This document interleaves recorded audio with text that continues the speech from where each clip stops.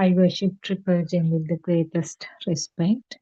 I worship Aryan Mahanse at his feet. Teva Sarmai Aryan Mahanse. We are very grateful for your guidance and the teaching that you are doing in very simple versions, what was originally taught by Lord Buddha. May all our listeners be blessed by Triple Gem, and may our Dhamma friends who are helping always with the background work be blessed by the Triple Gem. Uh, this is another session of our Buddothpado PeoTV 24-hour session series, and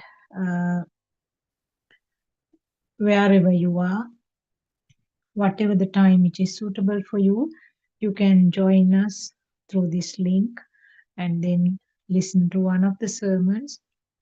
Sorry.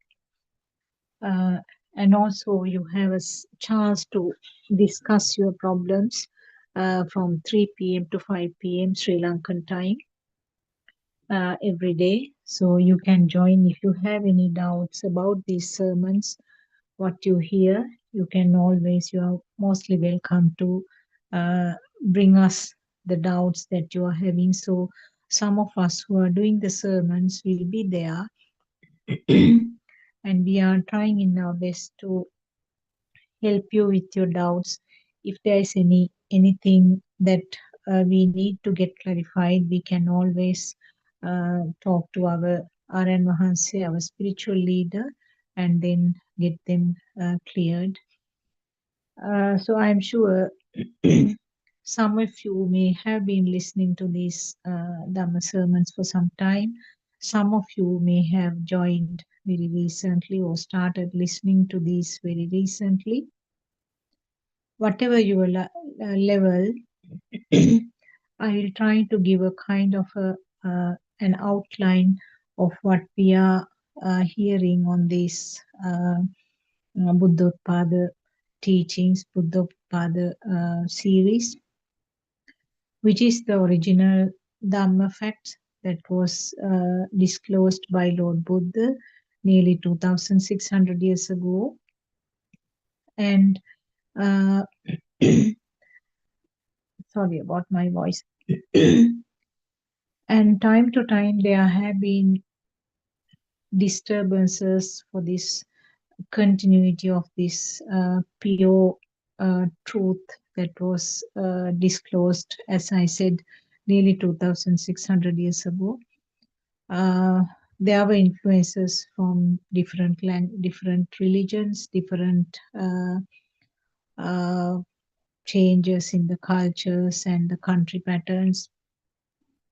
And the Buddhism, which was spread to so many parts in the world, got shrinked actually and confined to a lesser number of countries. And also there were kind of different diversions, so mixing up with certain other teachings. So what you hear may not be the true Dhamma fact that explained by Lord Buddha.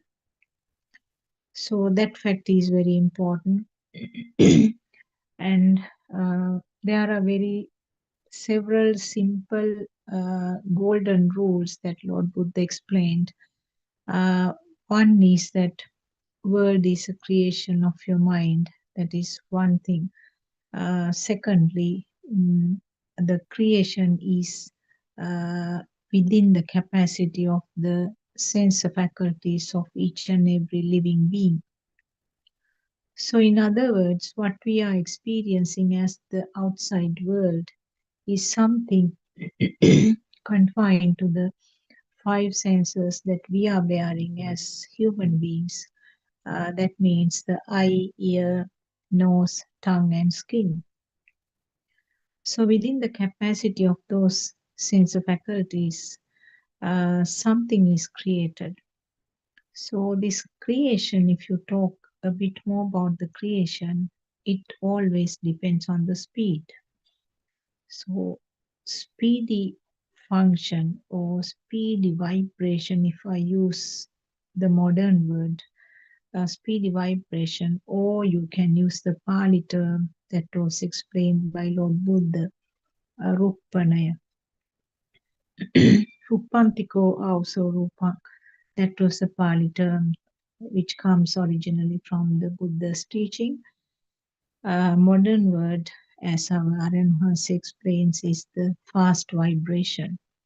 So, whatever the term you use, whatever the term you are familiar with, there's something, some functional change occurring with a very fast speed. Something which is not really there is created. So it may be in the form of a sound, it may be in the form of a shape, or also you can say shape of a light, a shape or a light, or it may be in the form of a sound, taste, or skin sensation in the form of temperature changes, hard feelings, watery or sort of liquid type of feelings, and air-like feelings. So those are the limiting factors for our creation. And also we know that our eye is capable of identifying only 7 colors. We don't really know whether there are more colors, but what we can uh, uh, create with the capacity of this eye is 7 colors. So similarly, there's a sound range, 20 to 20,000 hertz. That is the only range that we can hear. I'm sure that the vibrations beyond that, below that, or louder than that are there. But we think that this is a range which is permanently there in the outside world. So that is the illusion. So that is the phrase that Lord Buddha said, Salayatana loko loko. The 6 senses, the 6th one is actually the mind sensor. That is a time where you get certain stimuli just as a thought. We call it memory. It's not really something stored somewhere and coming up now. It's something created right now when the appropriate causes meet. And what is the next important thing that Lord Buddha preached was that this is actually what is happening is the cause and effect phenomenon. When the causes meet together, the effect occurs. But of course, if you do not realize this truth, you believe about an outside world. You feel that the outside world is real. And then, of course, the action and effect, or the karmic effects will play a role. So there are 2 categories actually. For a person who feels that the outside world is true, outside world is real, what is experienced by the senses is really, really true, then of course the action and effect, or the karmic effect will play a role. That is where we believe I am doing a good thing and I will be able to experience or get a good effect in return. If I do bad things, I will get the bad effect as a return. So that is what is actually taught in all the other language, all the other religions. So the cause and effect is completely a different entity that was disclosed for the very first time by Lord Buddha. So actually what is happening is cause and effect phenomenon. So the other important thing that we have to understand is that there's no person called myself. Now this might make a bit of surprise to you, especially for a person who has not listened to these Dhamma facts earlier. You might wonder, how do you say that there is no self? I am experiencing the things, I am seeing the things, I am hearing. All kinds of things might come to your mind. So, that is the most important fact that we have to understand. There's no self doing the things, there's no self experiencing the things. Self or myself was created again, like the creation of the world, through the five senses. If the senses weren't there, there's no creation of myself. There's no person that is named as myself. So we will go a little bit deeper into this fact. How do you say that there is no self? Uh, Before that, I think just uh, just turn the camera towards you. Don't you think that everything is existing or everything is experiencing because there's a self here? Everything, the center pole is myself, isn't it? Center pole for the living, all the experiences, all the sufferings, all are because there's a self here. So that is in Pali, it is called Sakkaya Ditthhiya or Mithya Drushtiya. That's uh, the perception, the incorrect perception of self. Uh, Actually, if somebody asks you, where is yourself? If somebody asks you, where is yourself? You will point out to yourself, isn't it? You will point out to your body. You will point out to the physical body and say that this is myself. How did that myself concept come up? If you didn't have all five senses, you cannot have this concept of myself. Because this concept of myself is there as a very strong pillar, we we are going through all these sufferings in this life. Is it confined to this life only? No, it is not only confined to this life. There is a current which is created due to this system function, and that current cannot be switched off at the end of switching off of the function of this physical body. That current will be communicated, or current will be telepathized to another, maybe a physical body, maybe without a physical body, but the current is not switched off. How can you switch off this current? It is by understanding how it is forming. So as long as you have the current, you will continue to be born either with a physical body or without a physical body. So being born again and again is actually suffering. It's a sorrow and suffering and sadness. So this is what we have to understand. There's no self. Then who is eating, who is drinking, who is talking? They are all functions of the five senses. Now, uh, if you say, you point out to yourself and say, you point out to your body and say, this is myself. Didn't you get that concept from the very small age? The small baby did not have the concept of myself connected to this body because the very small baby had no thoughts at that time. But when the thoughts are formed, when the baby is around 1 year, the different sensor functions combine together to give the concept of myself.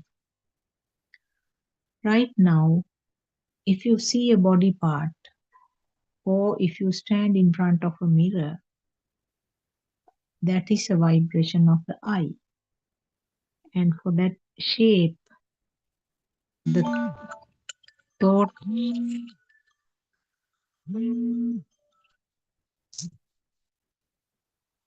and for the it's a thought, and the thought comes as a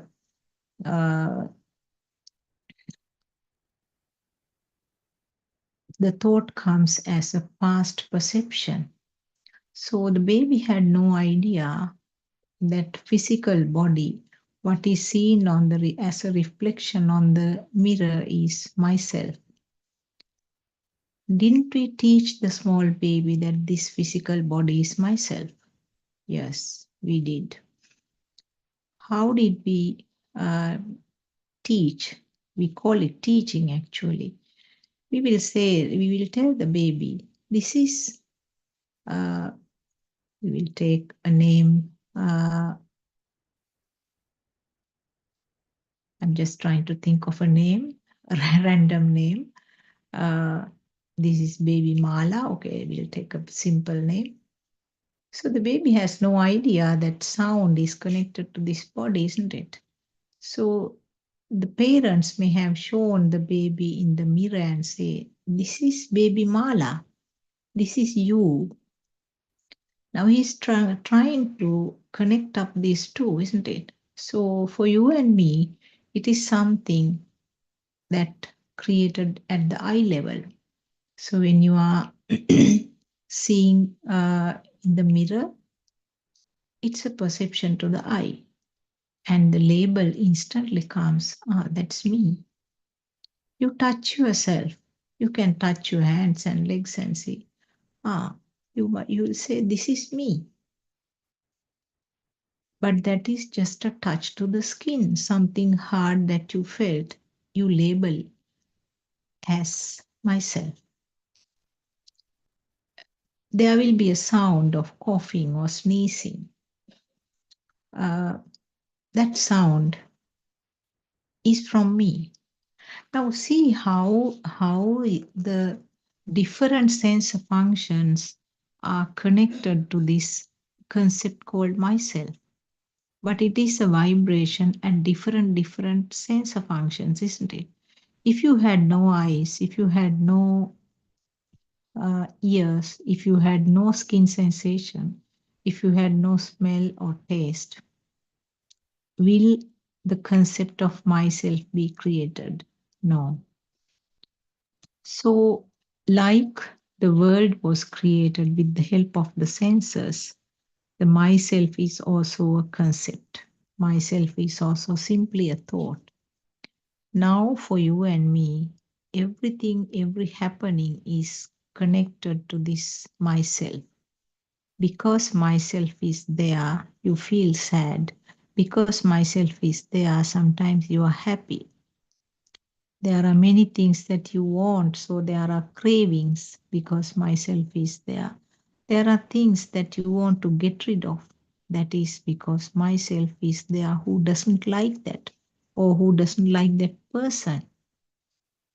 Now you can work out this and see how it is always centered around the person called myself. So this is how myself is created. Then if there's no self, what is this feeling? Now you and me always feel that I am here, I am seeing this, I am hearing this. So what is it felt? What do you think that feeling is the next question. So what Lord Buddha said, and now R.N. Mahansa is very clearly explaining to us, is that this is something very mechanical. This is just a system which is functioning. The system is functioning and certain actions are occurring. But for all those things, we are putting a label saying that myself. It's happening to me. So this is a huge myth, a huge illusion that we are sinking deep inside, because we always think that things are happening to me, and always when the self is there is suffering and sorrow. We think that when the happy events are there is no suffering.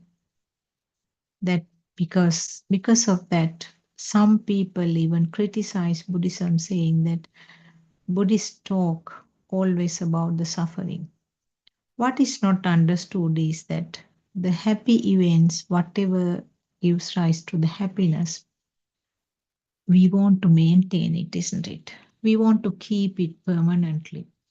When we can't keep it permanently, isn't there a sorrow or unhappiness underneath? Yes, definitely. So happiness doesn't mean that it is 100% happy. Under the happiness, hiding is a suffering. Because if you lose that happiness, if you cannot maintain that happiness, if you can't get that happiness again and again, you are definitely suffering or you are in the sorrow. Why do we have this suffering? Because there is a created self. It's nothing to do with the physical body. Physical body is actually providing a foundation only, a platform only. But it is mainly the mind, which is a fast flow of thoughts, which is manipulating this physical body. So the thoughts, how do we get the thoughts? As I said, the small baby did not have thoughts, but the the possibility or the necessary the potential to form thoughts is there from birth, not from birth actually, from the time that the zygote, the single cell level was formed. So this is the deepest truth of this one, this Buddha teaching. The suffering doesn't start when you are born. Suffering doesn't start when the thought starts forming. Suffering is hiding and they are from the level of the zygote. Zygote means a single cell, which is the combination of the two cells from the mother and father, the sperm and the ovum. And that forms one cell.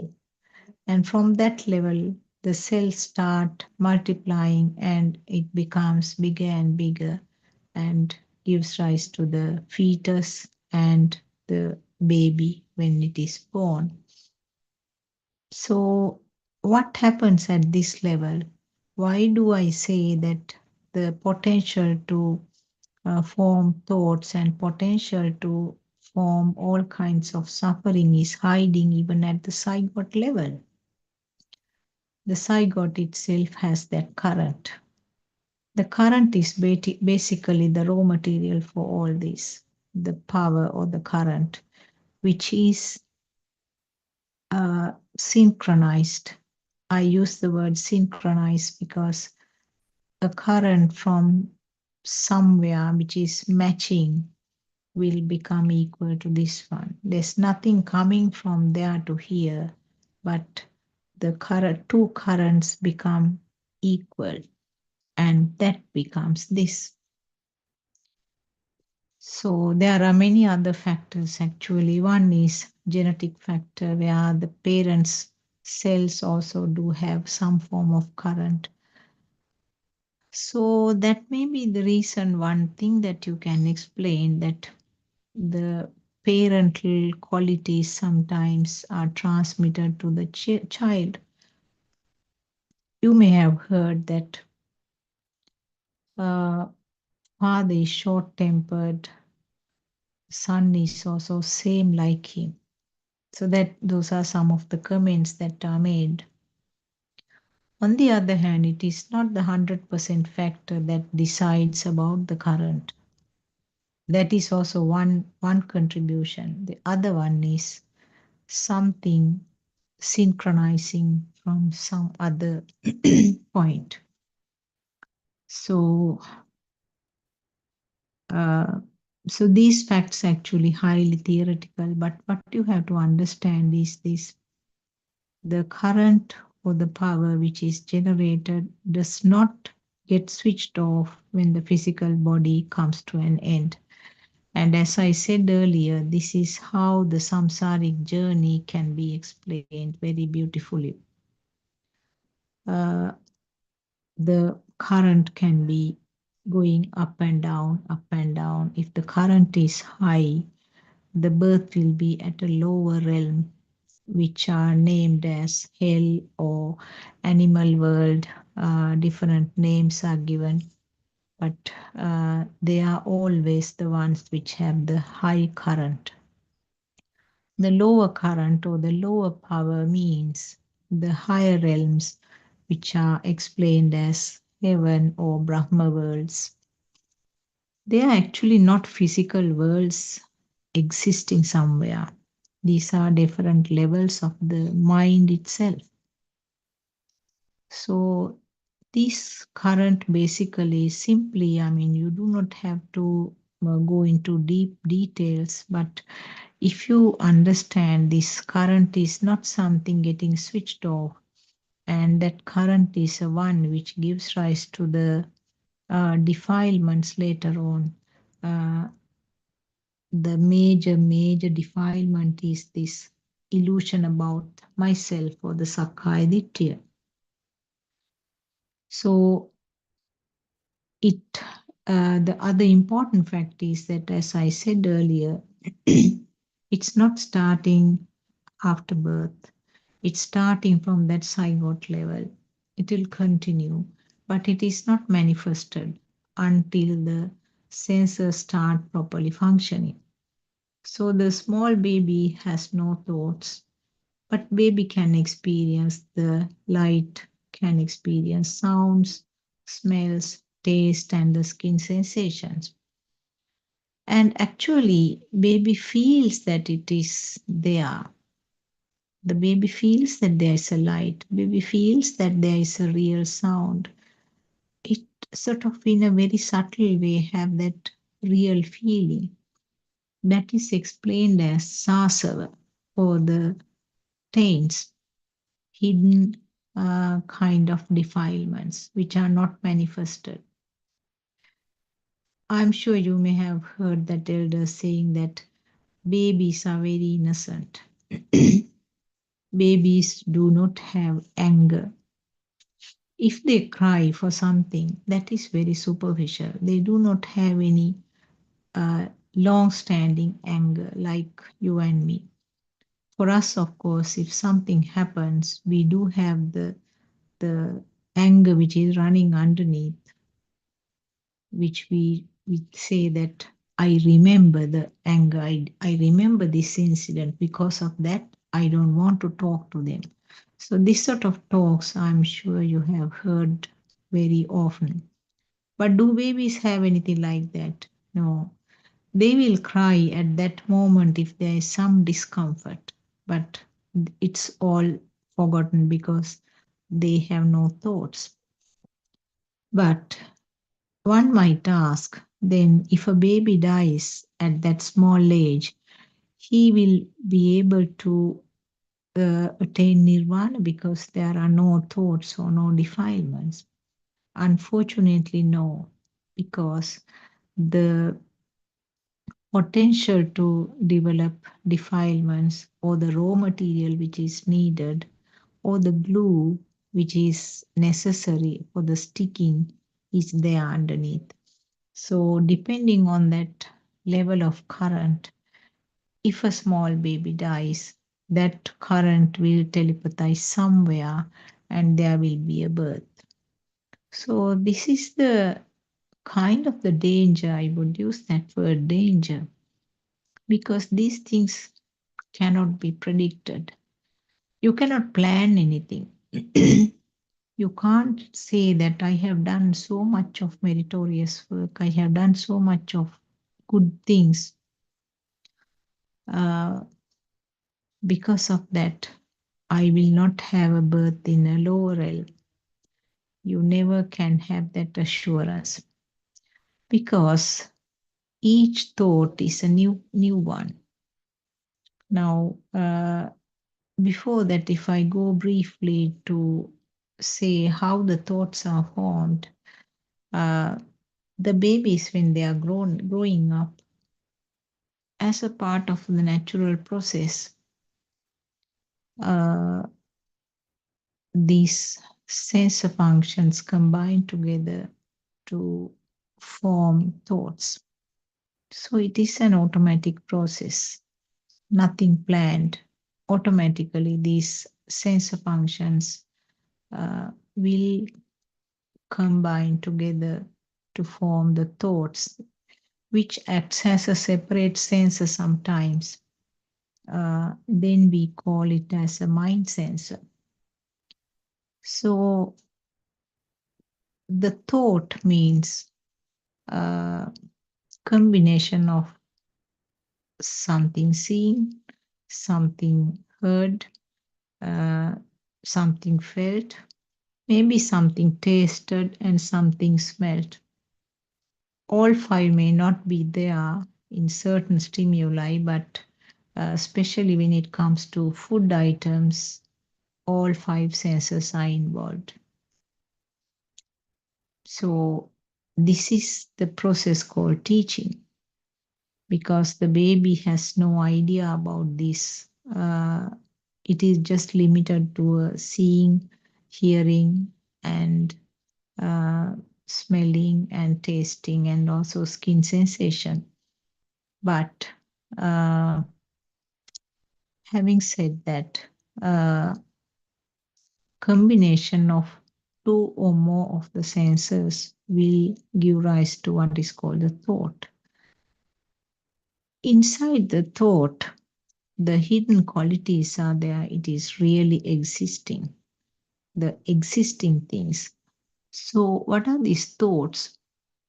Thought, in other words you can use are the uh, form and the name, or the nama rupa. Or you can also use the term mind consciousness. These are different words: manovinyana, or mind consciousness, nama rupa, or name and form, aramuna, or stimulus, or thoughts. These are all used to explain the same thing. Now, if I name few of the thoughts that I am seeing in front of me, a picture of a dog is a thought. Tissue box is a thought. Door is a thought. Bed is a thought. Pillow is a thought. A bag is a thought. Window is a thought. And sound of a vehicle is a thought. Smell of a perfume is a thought. Taste of a banana is a thought. So like that, you can go on and on and on. Everything is a thought, because it has the combination of the two or more senses. Now, if I take one example, the picture of the dog, it's a shape to the eye. If I touch it, it's something firm felt to the skin or the fingers. And the sound is the picture of a dog. That sound, how did I get that sound? That sound was something given when I was small, because when I was small, I had no idea that this was a dog. So to the shape and what is felt by the skin, the sound got combined, and it has become a picture of a dog. Does it stop at that level? No, it doesn't stop at that level. We talked about the speed at the beginning. Speed is always the cause for this creation. So when this thought occurs very fast, the feeling or the perception of this is real is coming up. So for me, a real picture of a dog is there in front of me. And does it stop there? No. And I am seeing it. I can see it. So that is how myself was created. It's something felt. It's a feel. I feel that I am seeing this picture. Feel, what is meant by feel? That is what is explained as the current. So, these things sometimes just listening to me like this may not help you. Just experiment yourself by seeing the things when you hear the sounds. See how you feel that I am experiencing.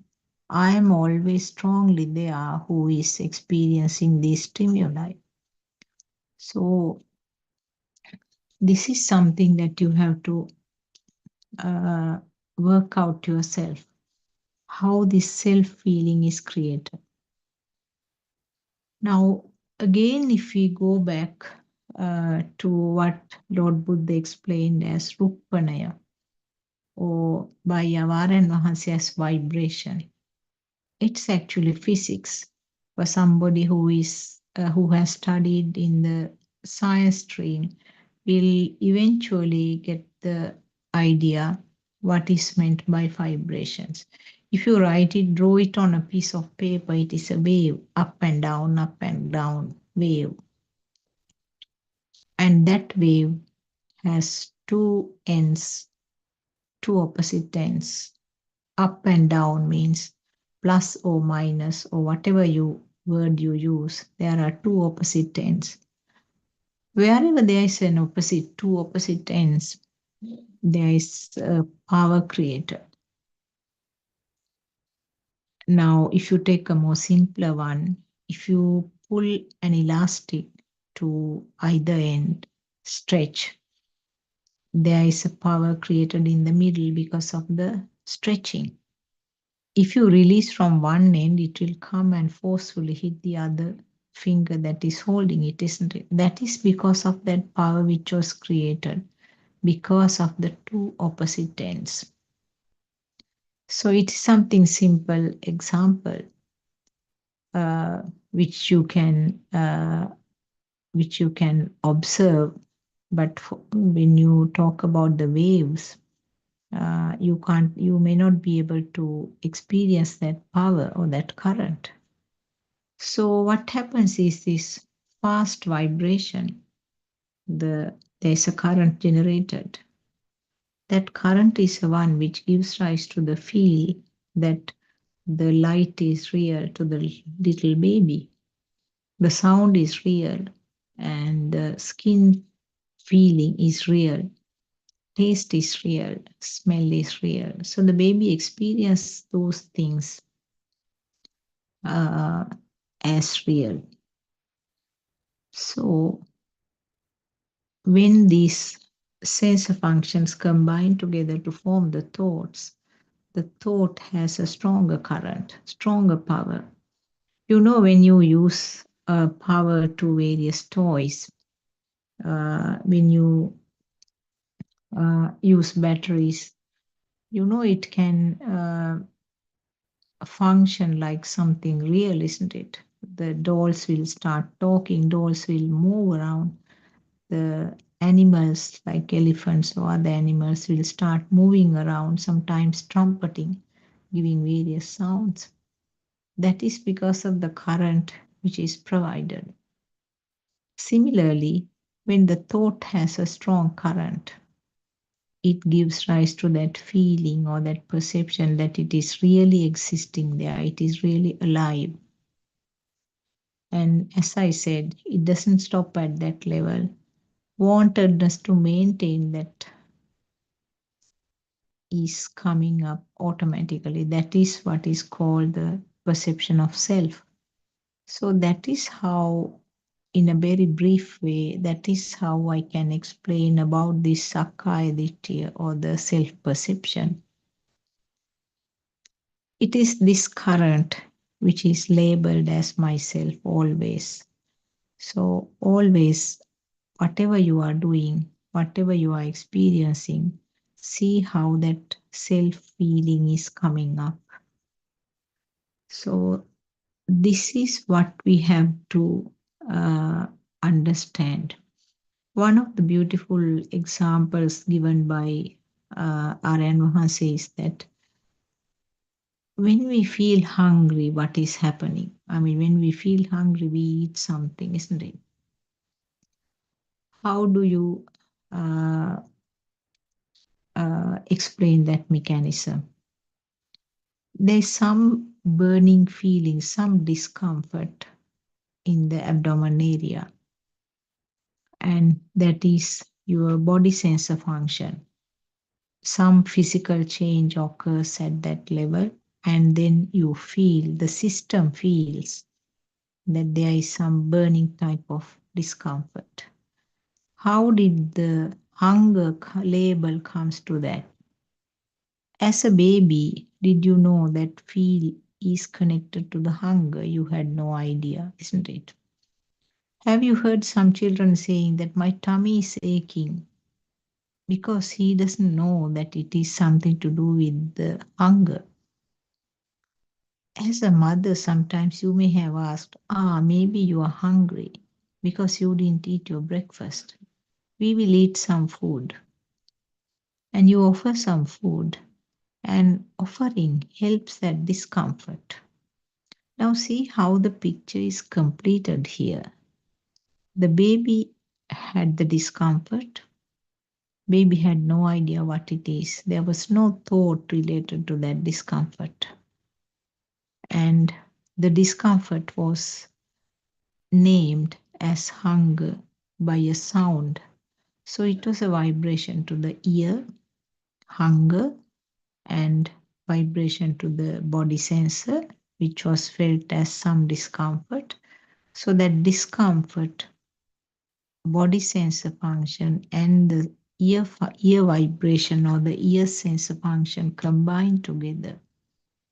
And not only that, the mother will show some food. So that is also connected to that. The eye sensor functions. And then the it will be felt by the tongue, isn't it? And it will be felt by the nose also if there is a smell. Now all this will combine. See how it is combined. And now the full picture or the full thought is formed. This is hunger, and hunger is settled by eating something called food, which has these particular tastes, which has certain smells, and the texture is soft or firm, whatever the food item, or maybe in a liquid form. So all these things, the sensor functions will combine to give the full thought about the hunger and eating.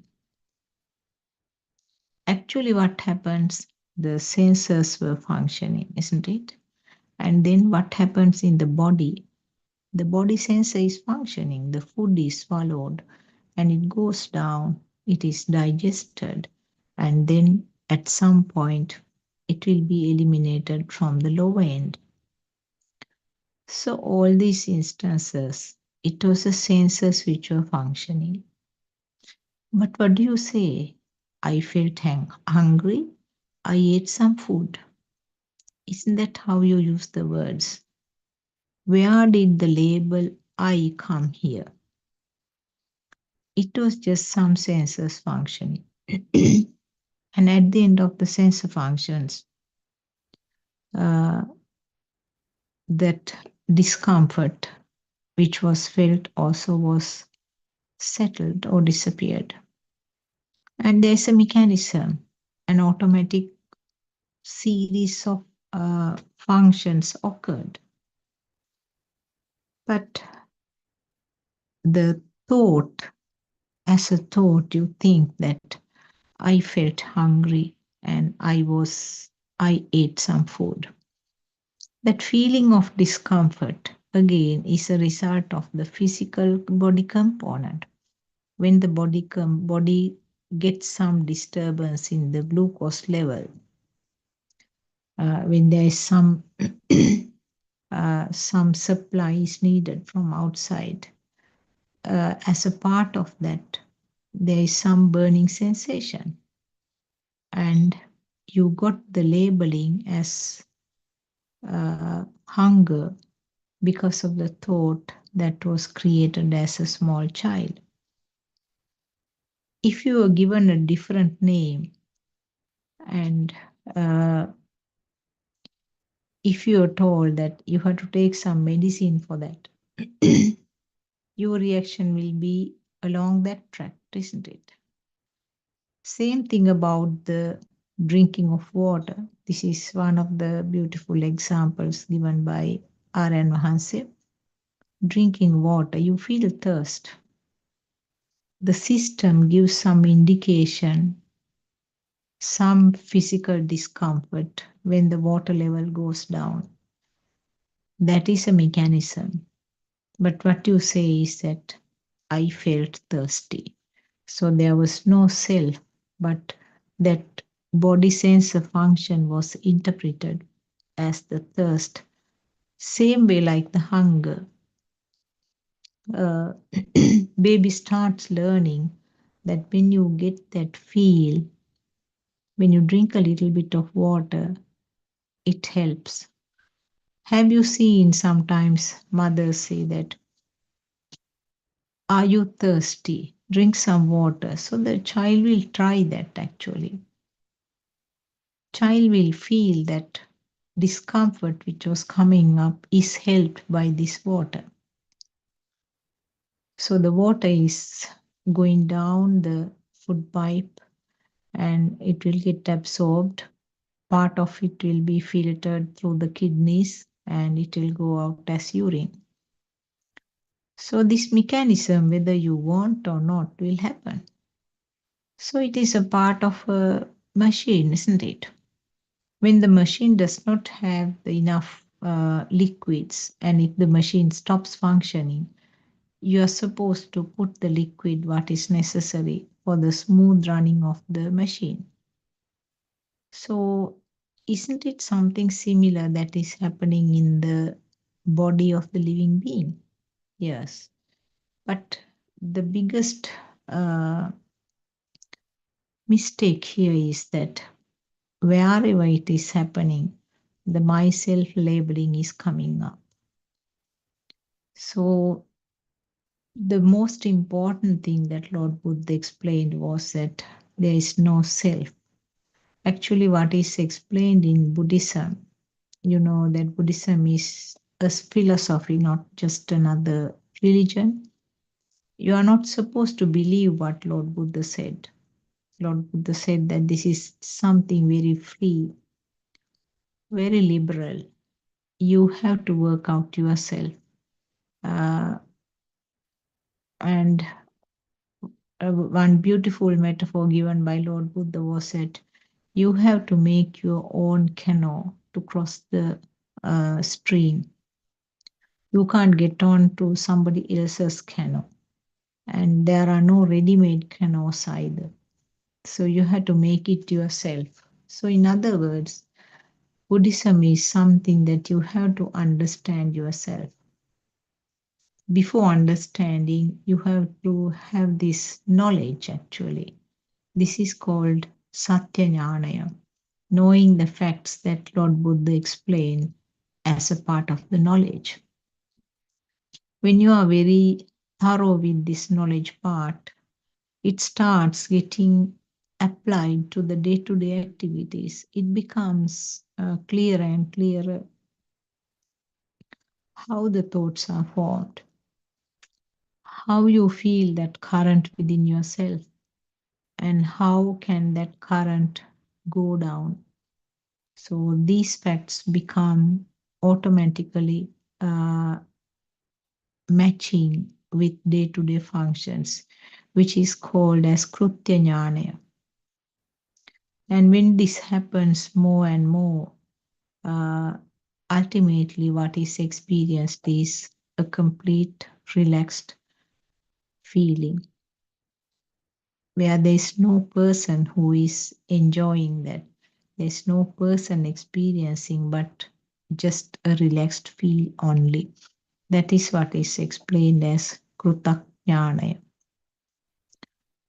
So it's only what you have to do is to know how this system is functioning. So there is actually no person here. Won't you feel quite relieved to hear that? I'm sure most of you. When you really, when you when it's understood that there's no person who is getting angry, when it is understood that there's no person who is craving for these things, isn't that itself is a great relief? Because always these uh, mind sensor functions are put to the bucket of myself. I get angry. I am very happy and I am craving for these things. I have a great aversion to these and I feel jealous. All kinds of names you can give. But what you feel is a current which is burning within the system. So when you understand that there is no self actually who is responsible for this, that itself gives a great relief to a system. The things are happening as a part of the system function, but without an owner. What happens actually when you understand these facts? Uh, the the word Pali term is the Yatha Bhuta Jnana. Yatha Bhuta Jnana means it's a wisdom that is explained what is really happening. The knowing the real truth or the wisdom of knowing the real truth is what is explained, what can be uh, explained to the word Yatha Bhuta Jnana. When you have this Yatha Bhuta Jnana or understanding the real situation, the current which was created in each and every stimulus becomes less and less.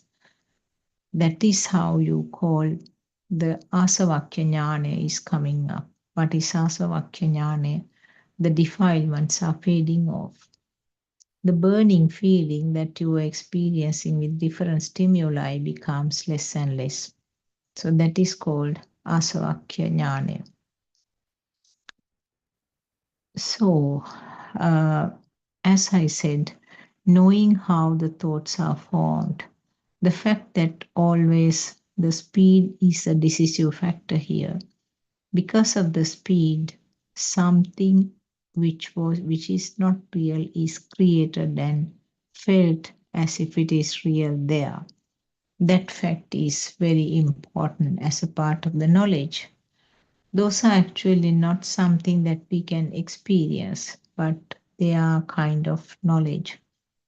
And it's a person like Lord Buddha who has the super wisdom could understand these deep facts.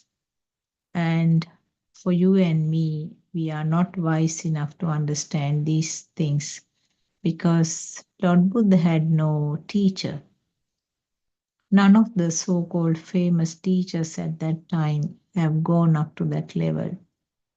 They were mostly concentrating on the meditation and they could reach different Brahma levels in their mind, but always the self-perception was hiding there, which they did not recognize.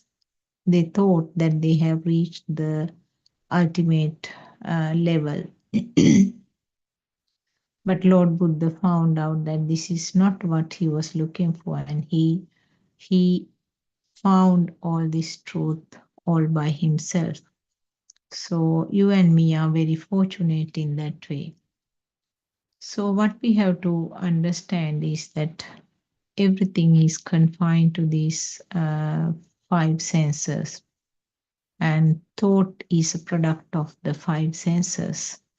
And not only that, the fast speed always is there, and it creates something which is not real. And also, the fast speed creates some form of current. And the thought is, when it comes to the thought level, it is actually powerful. So the thought is the one which gives rise to the feeling of real or feeling of existence.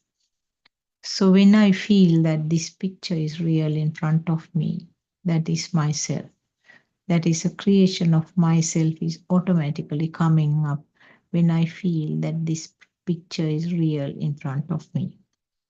So this is the basic truth for everything, all the thoughts.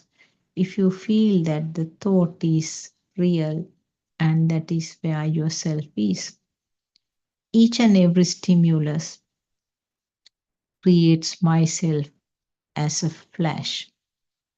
And when you are when you are awake, all five senses are taking turns and functioning. Each and every sensor function, the end product is myself. I am experiencing.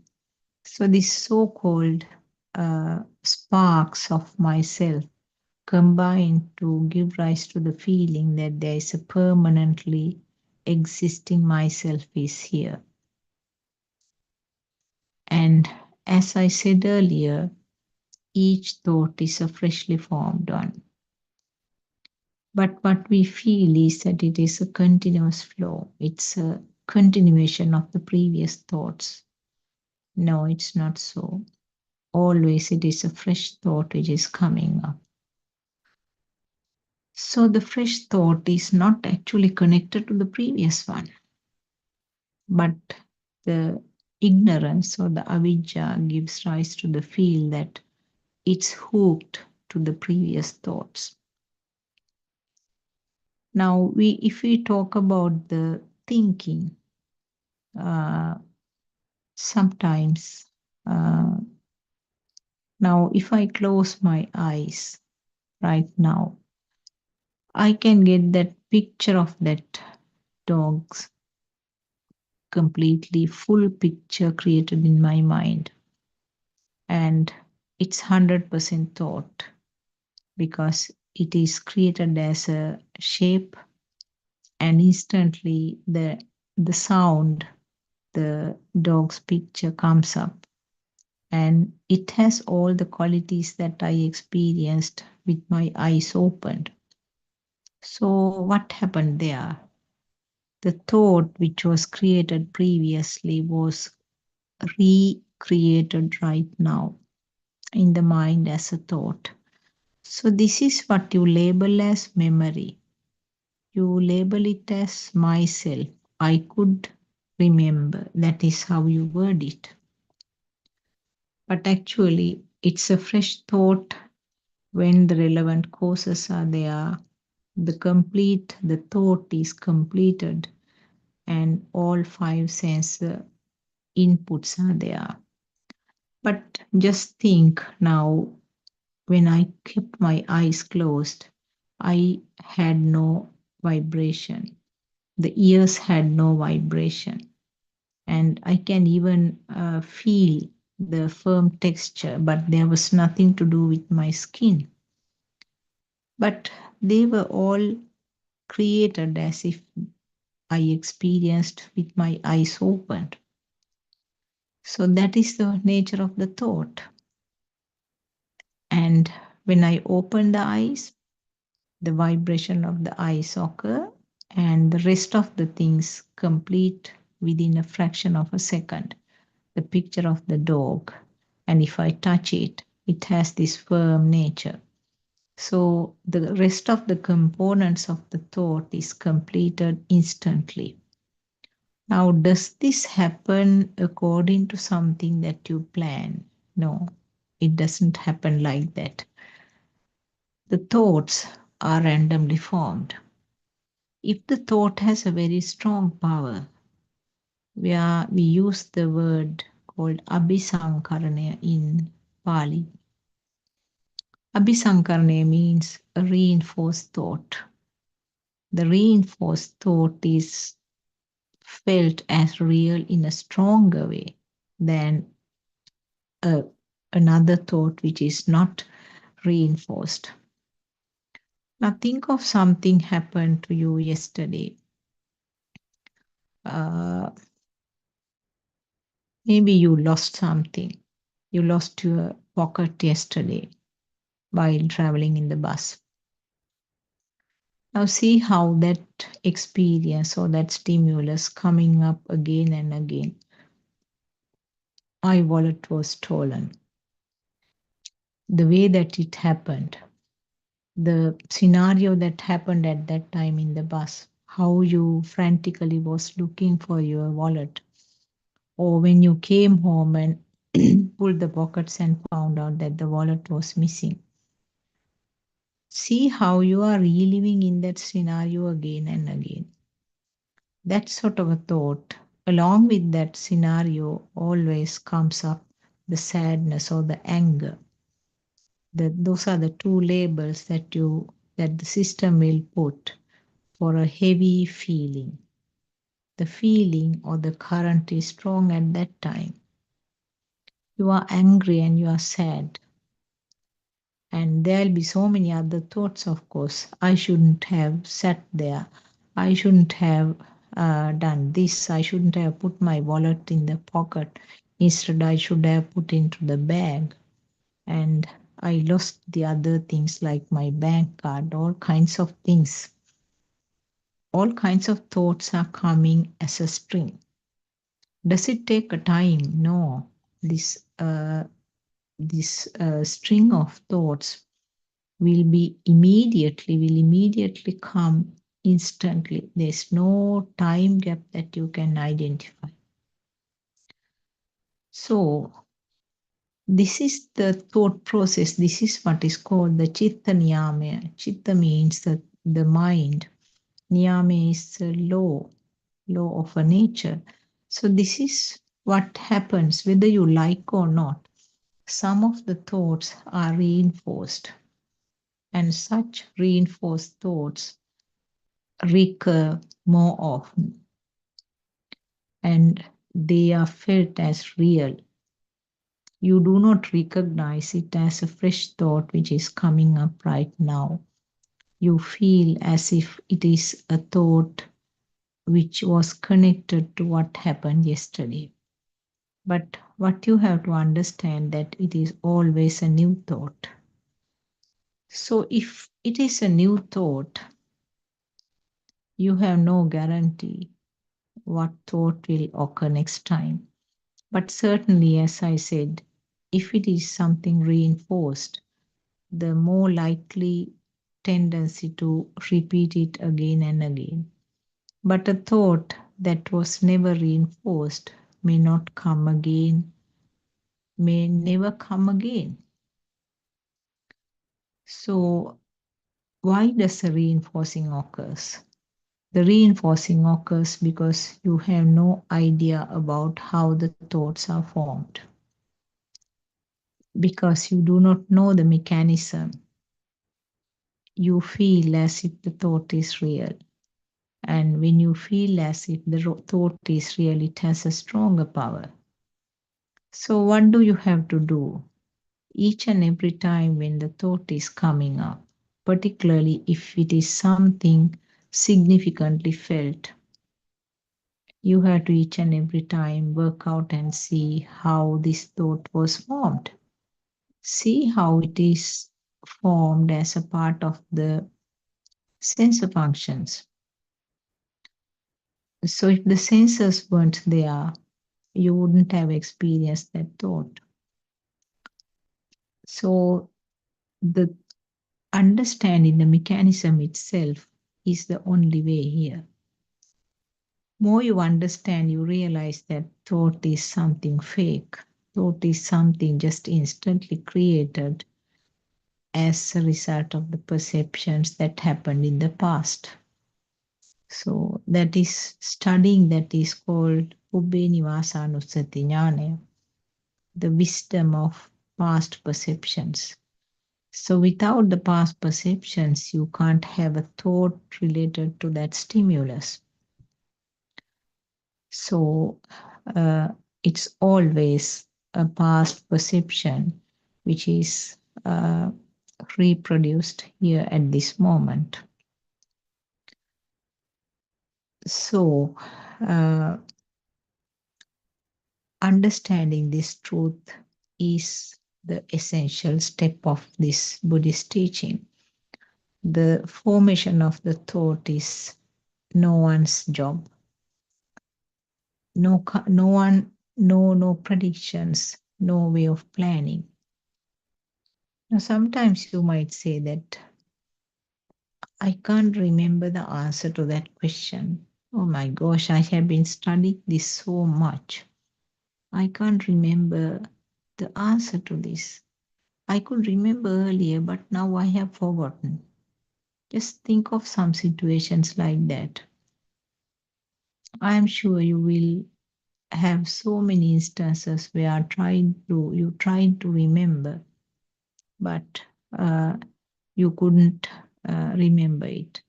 So if you had this stored somewhere, if you had this as a part of a memory, you should be able to recover it, isn't it? But when the relevant causes are not met, the relevant effect will not come. So that is why we say that there's nothing called memory. And also, there are instances where certain things that you want to forget, you don't want to bring those those matters up. But it keeps coming up. It's really troublesome. And in such instances, again, it proves that the thought formation is not under my control. If it is under your control, you should be able to put a stop to these troublesome thoughts. So the thoughts are formed as a result of the five senses. Always a new thought occurs, and reinforced thoughts will recur more often. But there is no way of controlling this thought process. The mind means a fast flow of thoughts, and each thought may last even a fraction of a second. But when you talk about the thought called picture of the dog, it may be about millions of thoughts together.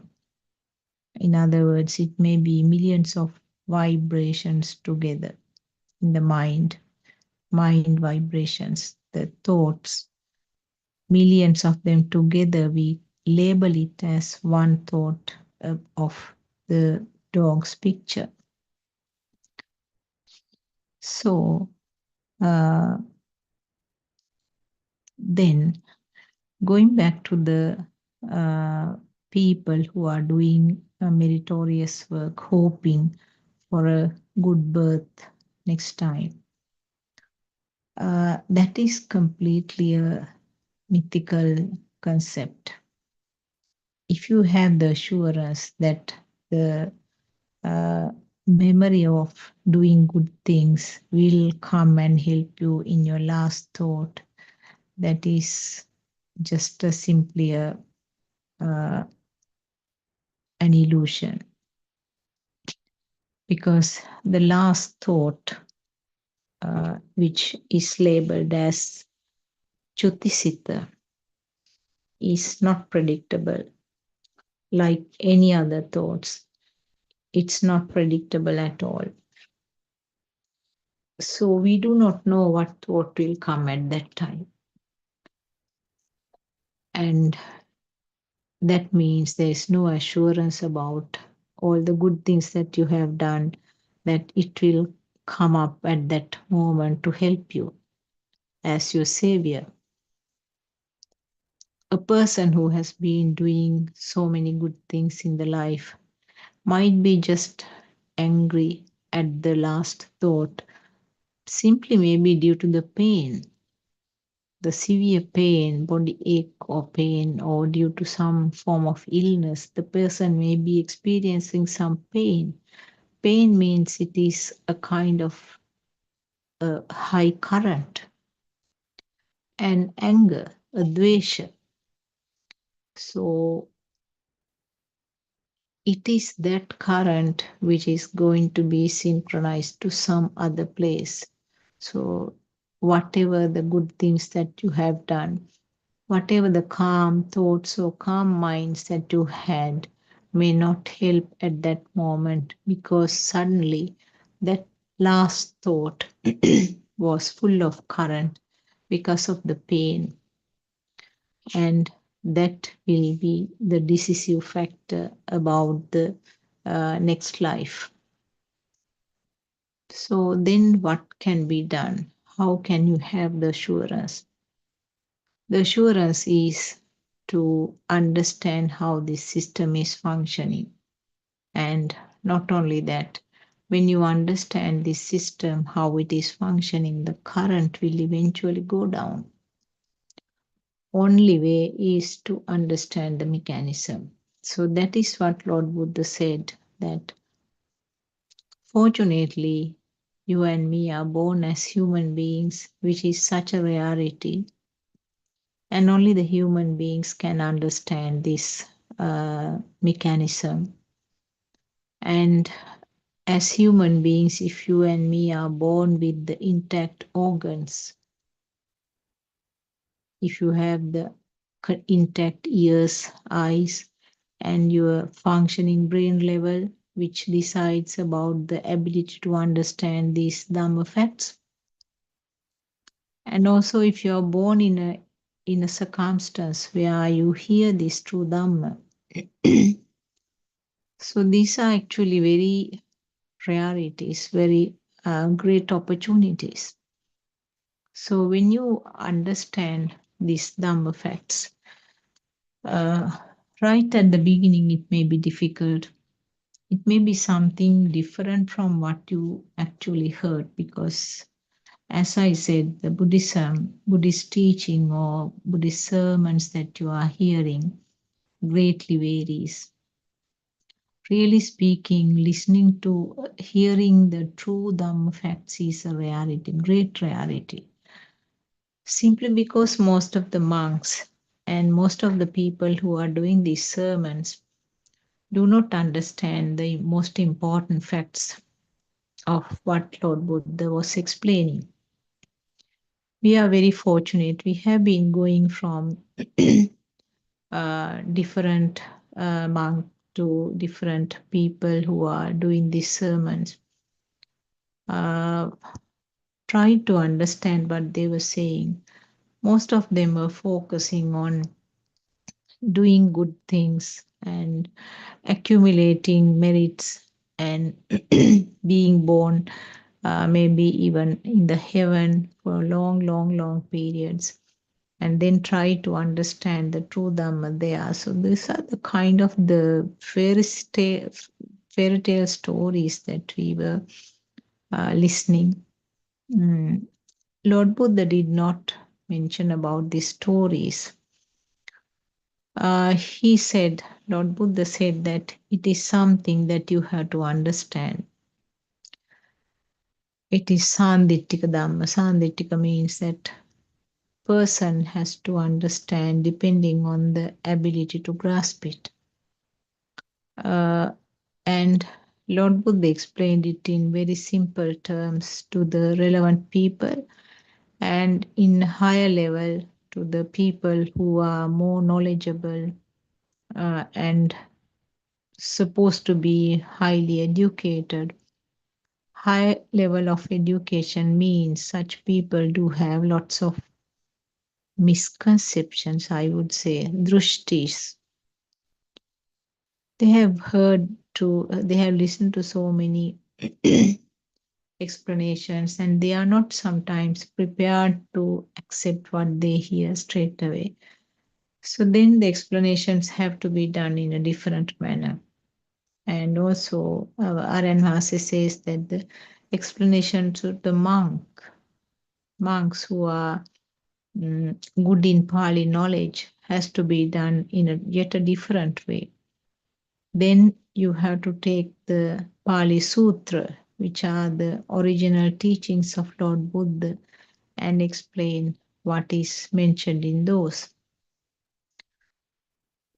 Apparently, there are 84,000 non non Dhamma sermons done by Lord Buddha, maybe more, because this is the number that we have heard from the Dhamma history, Buddhist history, but I am sure there must be more.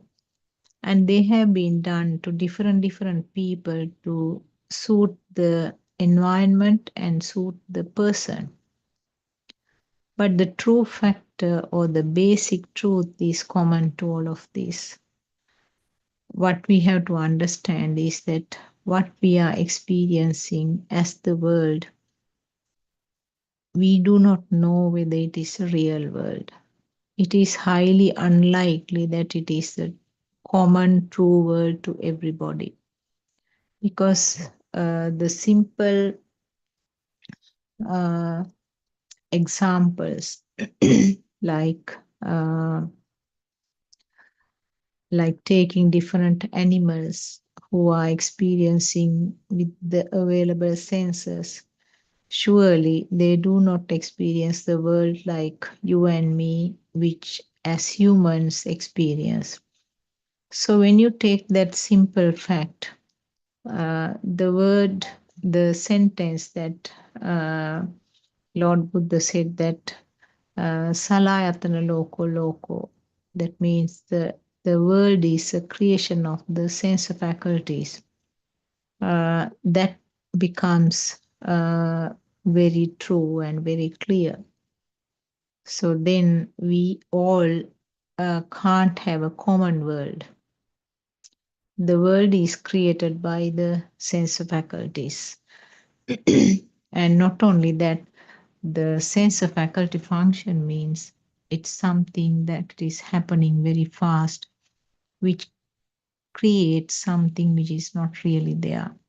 The Lord Buddha's beautiful metaphor to suit that time was that spinning of a fireball tied up in a wire, and that gives rise to the appearance of a fire ring. Faster you do it, it really gives rise to the look of a fire ring. But if the speed wasn't there, you can't talk about a ring there. Then it is simply a ball. So this is the if you tally with the two Pali terms, the perception or the sanya, the aggregation of the sanya gives rise to the sankhara or the construct. So sanya leads to sankhara. Sanya is the perception. Sanya is equal to the fireball. And fast occurrence of the perception of the sanya gives rise to the sankhara, uh, which you can label as the thought or a construct or aggregation if I use the English terms. So the fireball gives rise to the appearance of the fire ring, which is not really there, but it is experienced as a real ring. So this is a simple explanation to what happens at the sensor levels. The sensor faculty eye or sensor faculty ear doesn't mean the anatomical part of it, but the anatomical part is necessary for this creation to occur. So the physical component of the eye is necessary to create the eye faculty. Eye faculty means it is a function. So function of the seeing cannot happen without having this physical eye. So when the physical eye is intact, these things are created. What is created is felt as real because of the speedy occurrence, and the speedy occurrence of the sensor functions combine to form the thought, which is another form of speedy occurrence. And because of the speedy occurrence, it gives rise to the feel that it is really there. And whatever is felt as real, the other side is that myself. What is real is felt as something wanted to maintain, wanted to have it. That is the nature of the self. So always, when you feel that the picture of the dog is there, I like to see it more often. I like to keep it there. It makes the wall beautiful, and I don't like to lose it. So there, the self is coming in different phases. So apply this to any stimulus that you are experiencing. This is how the world is created. The world is created with the five senses, and because of the speed, something which is not there is created, and you feel as if it is real, real. Now, the the the so-called uh, world that we felt as real is the one which gives rise to these all kinds of defilements. We want certain things, we don't want certain things. We feel certain things are real. So all kinds of stories are coming up when this world is felt as real. So you can work out on these lines, that the things that I mentioned.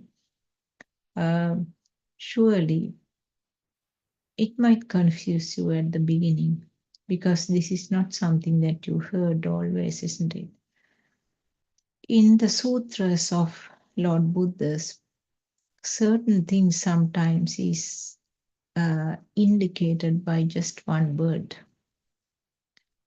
and sometimes the meaning of a certain word is clarified with the help of the same word uh, being used in different places in different sutras. So the teacher, the the person who is doing the sermon, who is explaining these Dhamma facts, have to be very thorough with these sutras. So fortunately, Aryan Mahanse has studied many of these things, and the things that he could uh, understand, he could realize, was very well matching with what Lord Buddha has explained in these Pali Sutras. So when you listen to these Pali Sutras and when you listen to Aryan Mahase's teachings, beautifully those things matches each other, and it becomes clearer and clearer. The nature of these thoughts are that the craving is there always behind that. The changing pattern of the thoughts makes it feeling alive, because you know that the thoughts regarding the same stimulus sometimes is changing, isn't it? The cravings that you had as a child has completely changed now to different stimuli. For a person who is for a mother, her daughter was not there when she was small, isn't it?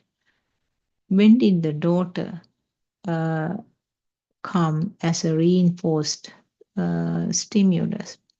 That was maybe when she was pregnant. And from that onwards, the thought called daughter became stronger and stronger and became reinforced. But always think about it. It was always the sensor functions. So the sensors were functioning to form a thought called daughter, and more data were added to this thought called daughter. So now, if your daughter is 20 years old, your thought collection is a little more than 20 years old.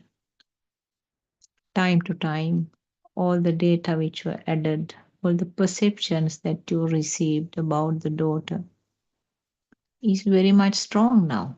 So now you have a really existing daughter.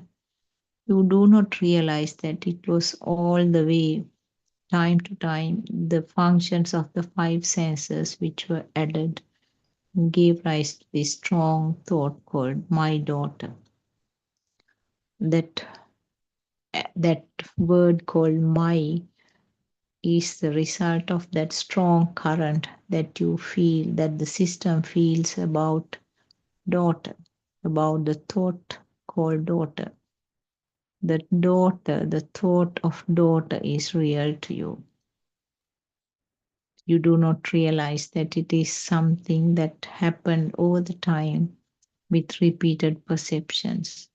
The abhisankarana, the contemplations occurred repeatedly and gave a strong current about the thought called daughter.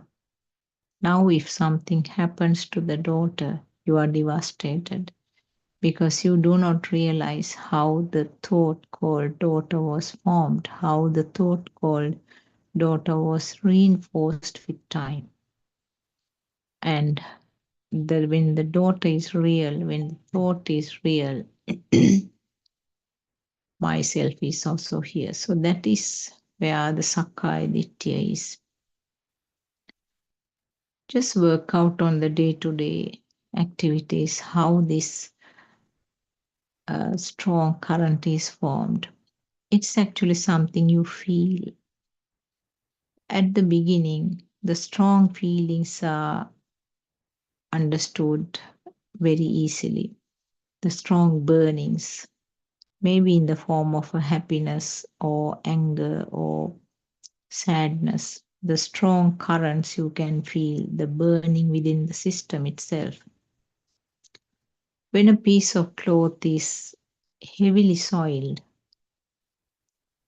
you have to first wash and get rid of the large dirty patches, isn't it? So those are your grossly identifiable defilements. You can label them as cravings, uh, overwhelming happiness, sadness, anger, all kinds of things. You can use those words. When you wash the cloth to get rid of the stronger patches, you might see some more which are hiding. Then you do a second wash. When you wash further, now you can see the fine dirt patches which were actually obscured due to the strong or the harder patches of dirt. Now, this is actually what is happening when you try to understand your mind. Using the thoughts, you are trying to understand the thoughts or your mind. And the major burning points are first understood. And then we hear very often the people come and say in the Zoom discussions, I don't feel angry now. I don't feel sad also, even at the event of a funeral of a family member. I was strong and I could tolerate that, I could bear up that. Those are your great burnings. Also, you might say that my daughter came home after several years from being overseas. I didn't feel sort of overwhelmed with the happiness. These are the stories that we often hear. Yes, that is the first step or the beginning of your path. You are now capable of identifying the uh, strong defilements. And when you get rid of those, then you can understand the less prominent ones, the times where you feel that myself is rising within the system. It may be something, some sort of more simpler events. Somebody whom you knew uh, met on the road, and then that person didn't pay much attention to you. That time you might feel a bit hurt. That is yourself.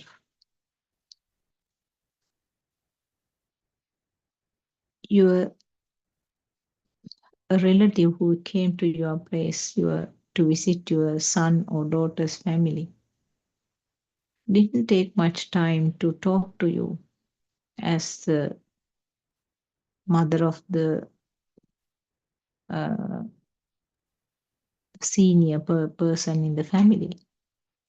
They didn't spend much time with you. They were enjoying themselves. You are kind of forgotten. How do you feel? Do you recognize that burn coming up within you? And those are the situations. I'm sure you can explain so many in your life, how you feel that your current was rising, how the snake was lying down suddenly raised and opened up its hood. The snake was all quiet and lying all this time, and you thought you were very happy, and you thought that you have no more defilements. But try to identify the occasional situations where this snake is opening up the hood. A teacher sometimes might meet some of the students in an office when the teacher goes to that office to get some work done. You see one of your students uh, in a high chair there, and he didn't respect you, or he didn't try to give you the due respect and attend to your work. You feel sad, isn't it? You feel sad that I took a lot of trouble to teach these people, and they have forgotten now because we are old people and we have retired now. See the pain that you get inside you. That is yourself. Maybe more simpler things. You will, when you recognize these incidents, when you recognize these fires, the currents which are coming up within you, that is the only way to get rid of you, get rid of that system, fire. It's happening. The fire is not something that you created. It's a part of the system. Your eye vibration and maybe your ear vibration combination creates the thought called student, my student, former student. And the fact that he didn't pay much attention to your job. So that is a thought, isn't it? So you felt that it was a real thought, a live thought. You didn't realize that it was simply the vibration of your eye and the ears. When you do not recognize how that thought is formed, you feel as if the whole scenario is live and real.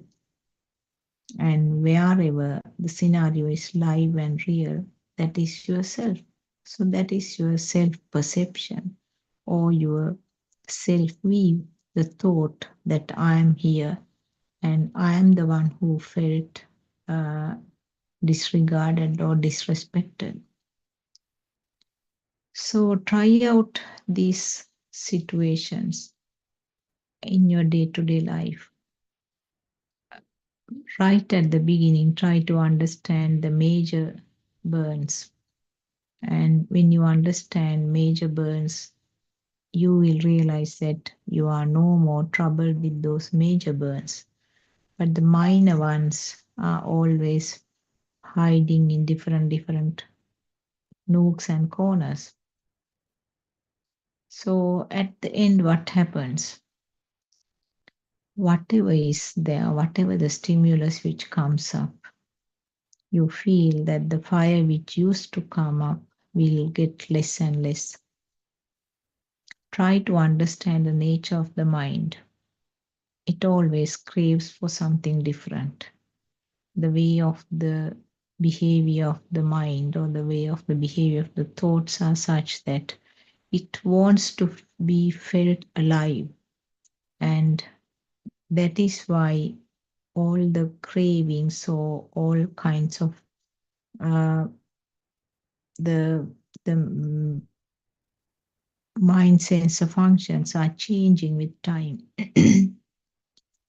Now, sometimes for something that you were very angry or very unhappy, the same thing is happening now. Now you feel that why should I bother? That is the nature of the thought pattern. But for something else that you didn't mind earlier, now you feel angry.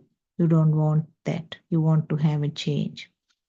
So that is the nature of the mind and the thoughts. So you have to accept it as a part of the system because that is not something that you can change. The system is functioning. There's a drama which is going on as cyber RN is explaining.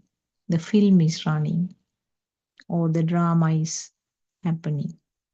And whatever happens, there's no person to worry about it. There's no owner to that drama. There's no director, or there are no, you are not an actor in that drama. The experiences of the five senses will be the same because we know as long as a physical body is functioning, the five senses will continue to function. So as long as the five senses are functioning, the thoughts will be formed. So you are not going to be without thoughts. You're going to have thoughts. Even Lord Buddha had thoughts because you need thoughts to live. As long as a physical body is functioning, you need the thoughts to live.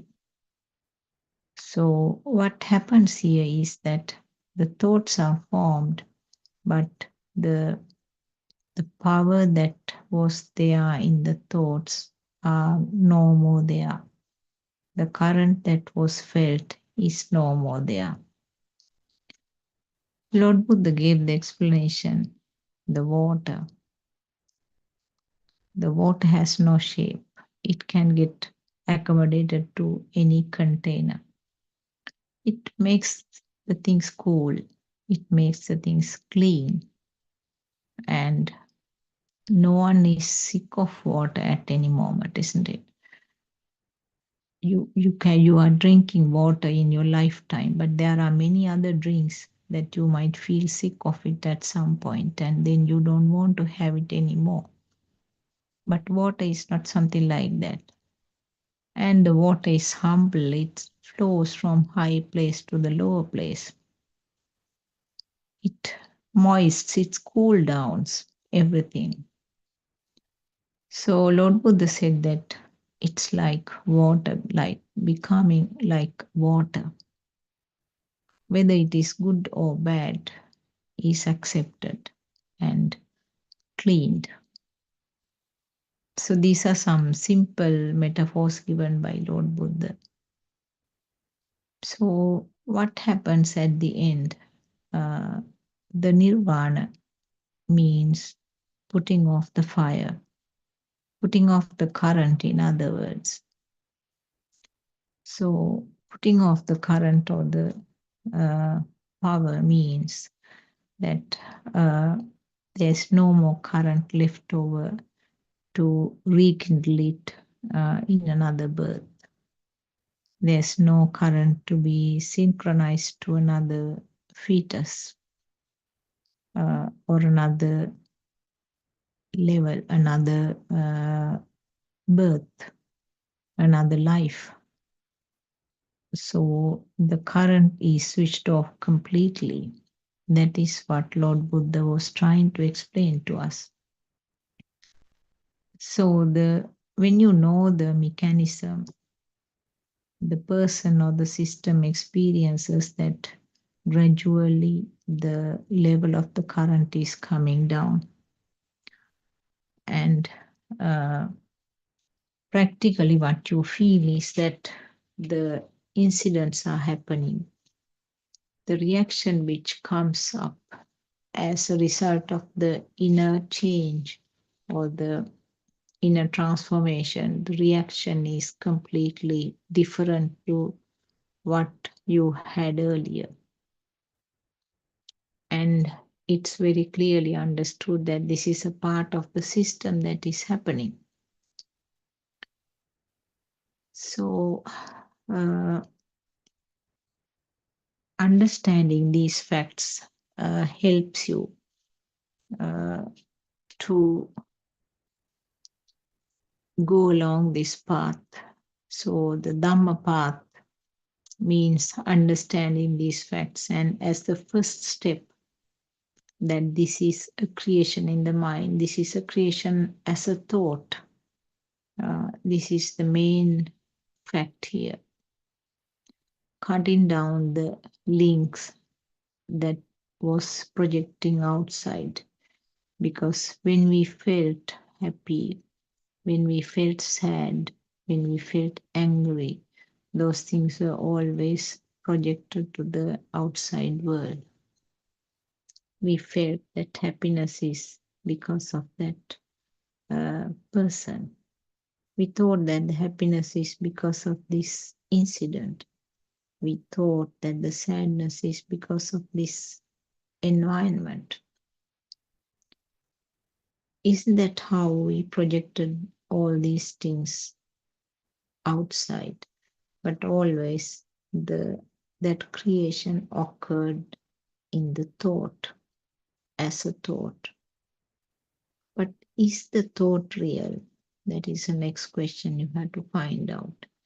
The thought itself is not real.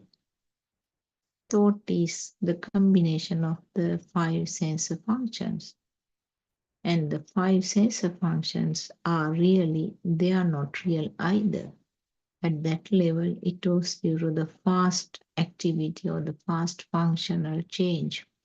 Something was created. So when you go to that level indicates that it is because of the fast vibration at that level.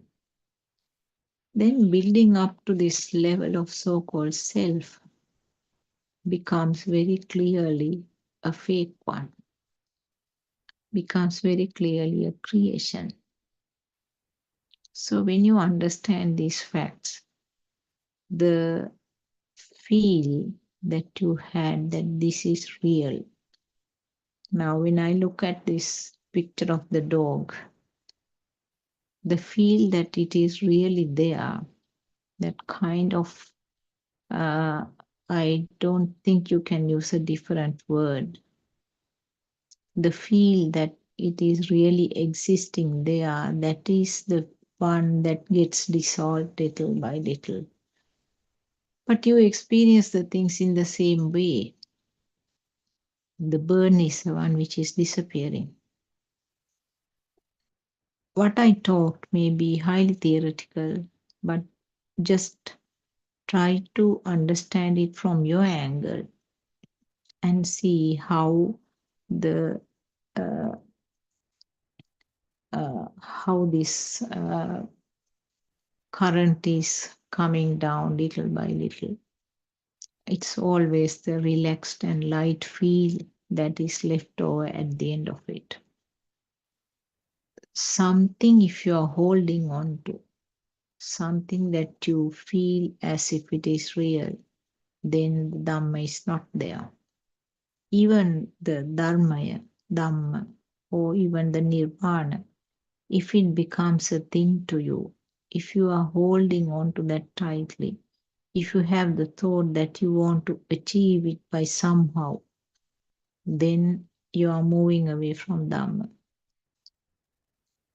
There are no strings which are held, no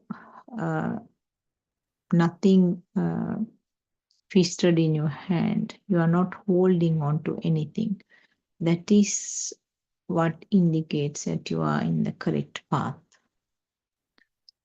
So, what we advise, what we have been doing is repeated listening to these sermons.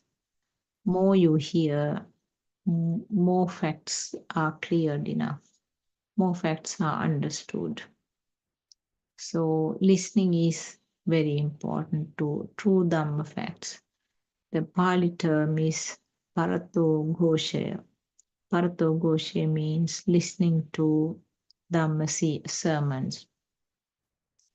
And Parato Ghoshaya is one of the most important things in Buddhist teaching. And the character called Kalyana Mitra, or the noble friend, must be there to guide you and help you.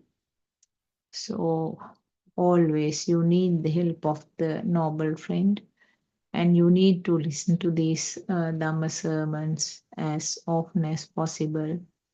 Try to understand the facts. For that, you need to have the determination, courage, and willingness. And also, you have to evaluate that yourself. What you listen must be reevaluate and see what is this, what is meant by this. So, Chanda, Chitta, Virya, Vimansa, those are the 4 steps that I just mentioned. You have to have the determination, willingness, and you have to research yourself, think of it, and then try to uh, analyze it by yourself, because those facts are very important to understand this Dhamma. And more you listen, as I said, the things become clearer and clearer, because the essence is the same and it is described in many words and uh, many sentences, many metaphors. It's explained in many ways, and different people will understand them in different levels. And more it becomes clear, you will feel that how automatically they are getting applied to the day-to-day activities. And ultimately, there's nothing to explain about your experience actually. It is just that relaxed feeling only. Nothing much to explain, but until you come to that end point, discussing and asking questions and getting the things clarified is extremely important.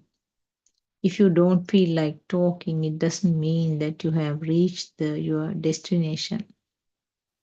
It may be still the self-perception, the self who doesn't want to get blamed for telling something wrong, or the self who is a bit shy to get embarrassed among the listeners. And maybe the self who feels that I know everything now, that sort of a mentality. So always the help of the noble friend or the Kalyana Mitra is essential, as explained by Lord Buddha also. So do not hesitate to join the Zoom discussions. There are so many Zoom discussions for the people who are talking Sinhala language. But for the people who speak only English, your time is from 3 p.m. to 5 p.m. Sri Lankan time. And join and ask if you have any queries, doubts. So these discussions are very cordial and helpful. Do not think that your question is just a simple one and it's not worth asking. The simple question sometimes leads to a very fruitful discussion. So these are few of the things that I wanted to explain. So I will conclude the session, and I worship Triple Gem with the greatest respect. I worship Aryan Wahanse at his feet, and for all the encouragement that he's giving us, all the corrections he's doing with our explanations, and all the strength that he's providing from behind. I hope as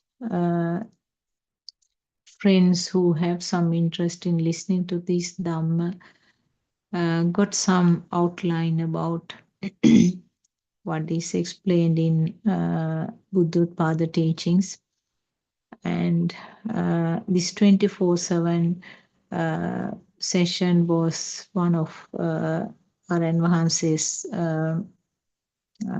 ideas to convey these true Dhamma facts to the world, because there are people who are thirsty actually to hear this Dhamma. They are trying to find what is the truth is.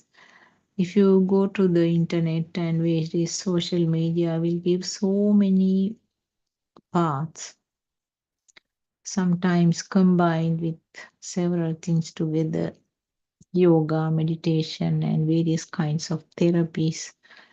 They are not actually Buddhism. So that time I have to very clearly say it's not Buddhism. So this is a reality that you are hearing these Dhamma facts. So try to take it up, analyze it yourself. And if you have any queries, we can always discuss.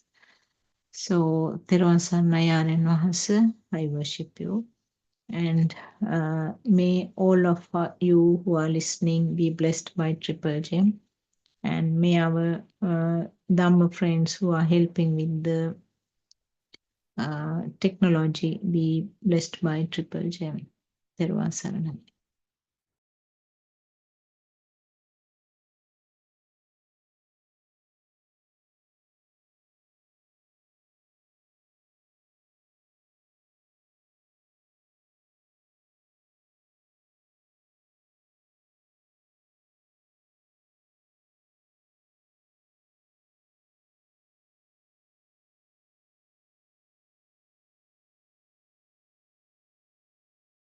Saranai. Before we begin, let us respectfully pay homage to Buddothpado Aryan Wahanse, our noble friend and teacher. Theruvan Saranai Aryan Wahanse. Your noble guidance has illuminated our path to Nirvana. Your unwavering dedication to sharing the ultimate truth and reviving the wisdom of the Arahants is a gift of immeasurable value. We are truly fortunate to witness the unfolding of this profound truth under your compassionate care. May you live long and continue to guide us. Aribo Veva and Theruvan Saranai.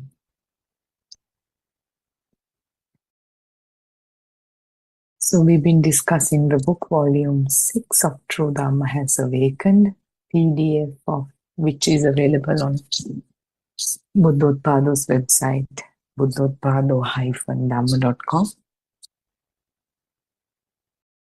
And we are starting with page 108.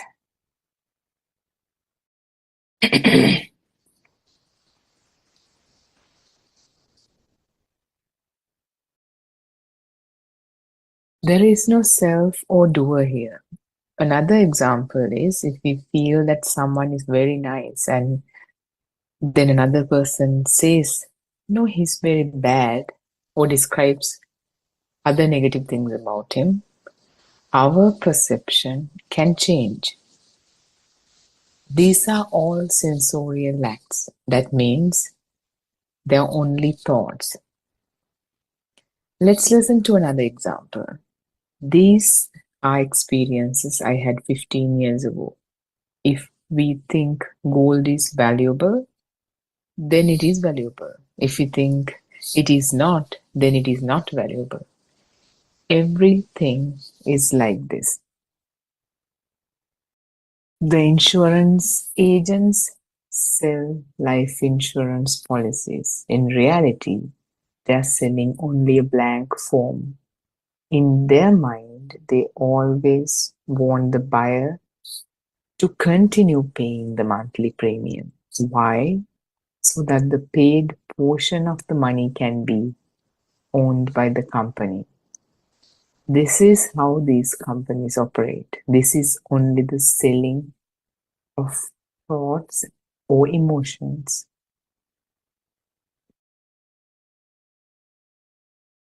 So when we understand and realize this Dhamma, what we understand and realize is that there's no doer here.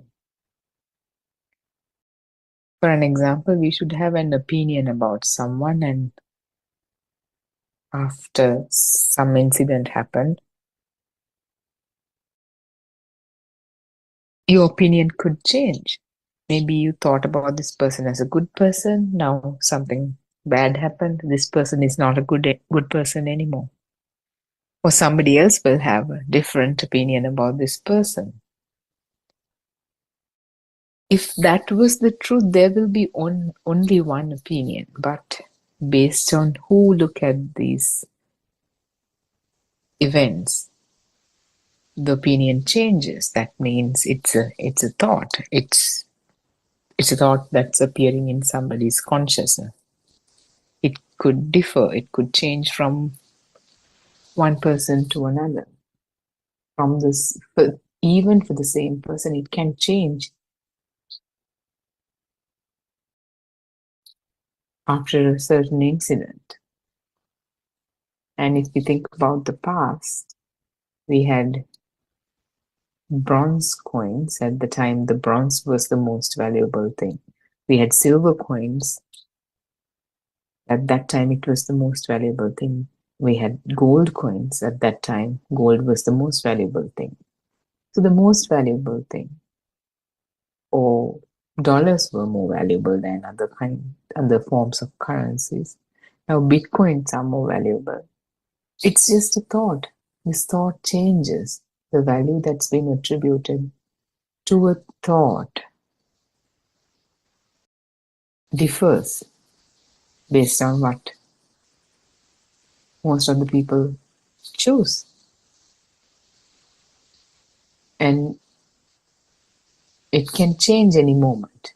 Now, tomorrow, if a different kind of currency appears, and the value that's attributed to that currency will be more than what we think of as valuable today, dollars or bitcoins or whatever it is.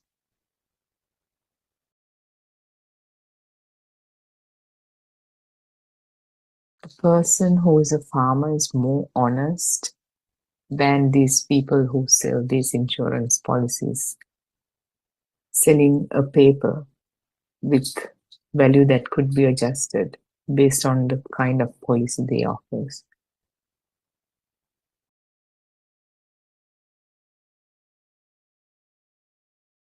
In reality, we run around the rupee. When family members, a mother or a brother passed away, the thought, what is the meaning of all this? came to my mind. Is going around the rupee the purpose of our living? So people have these struggles, the financial struggles. Everybody's running after money. They want to make more money, buy more things, more property. But this life is so fragile. It could be lost any moment. And in one of those moments only,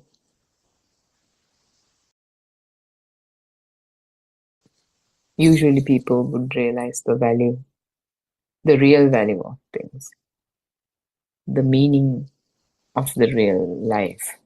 Because in this chase for money, people really get lost and they lose the purpose of living. Animals are at peace, but humans are not, because people are entangled in making plans and having hopes. True peace cannot be achieved. There is no rest, no peace, because they do not understand what peace and tranquility truly mean. They cannot enter the spiritual path. If someone correctly follows the spiritual path, he will attain liberation from this mess. What is this world? Are we truly advanced? We are always thinking of how to attack another person. People are lost in the illusional world created in the mind consciousness. Illusions are not real and cannot be found in the outside world or the sensory world. So, if we compare this humanity to other realms, even animals are at peace compared to humans, because the mind, this sophisticated mind the humans have, is capable of thinking endlessly. Therefore, they're always entangled in thinking about stuff, making plans, having hopes, dreams. So they're chasing something. With this mind comes the desire, and there's always something to be achieved. Therefore, the peace cannot be achieved. No rest, no peace. And before we stumbled upon this Dhamma, we had no idea of what real peace and tranquility means.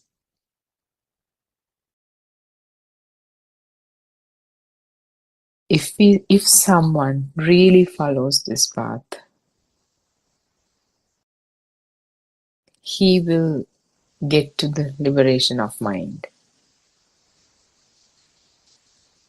We think we are advanced, but we are advanced in the sense that we are capable of making more money, making plans, creating things, creating sophisticated things. We are capable of attacking and killing other people and other animals. So to say that we are truly advanced is to be lost in this illusional world, this mentally constructed world. And illusions are not real. And all these thoughts that we have, all these things that we assume that exist, they do not exist. It's just a mirage, an illusion.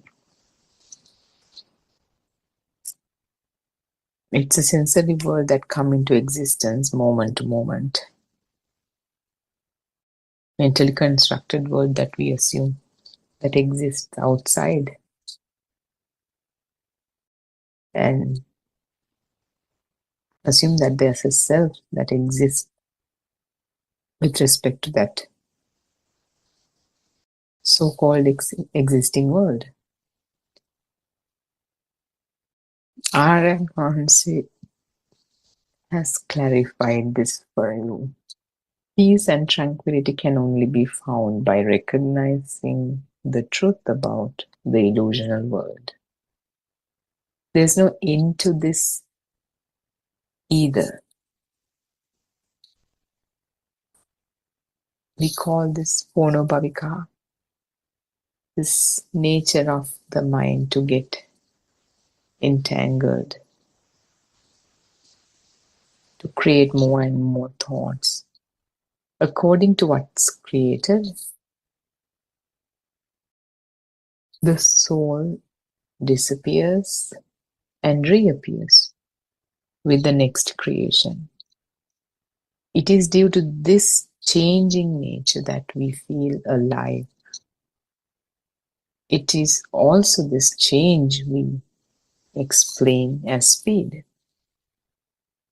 The changes that occur due to vibrations create these differences. This occurs because of the Chittanyam, the natural occurrences of mental formations, the natural order of mental formations. But within the power of reconstruction or recurrence or volitional formation, abhisankarane, the notion of a self appears. These are the reasons for the notion of feeling alive. So today, during the controversial discourses sermon, 7 o'clock, 7 p.m. Zoom discussion yesterday, an important question was asked: what is the truth?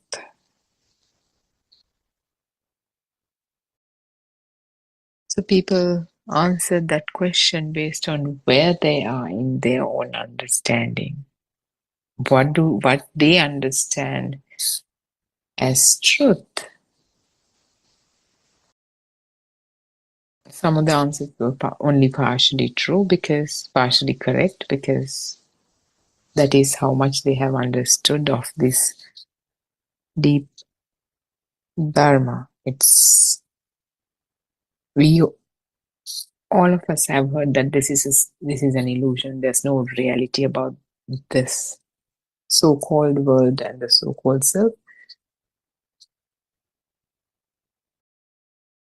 It's easily said in a sentence or so, but it's not that easy to understand it. After listening to these sermons for many years, even to just realize for yourself that the external world is not true, which is the first karma sthana, or first unique meditation instruction that's given in the practical approach, the practical program. It takes,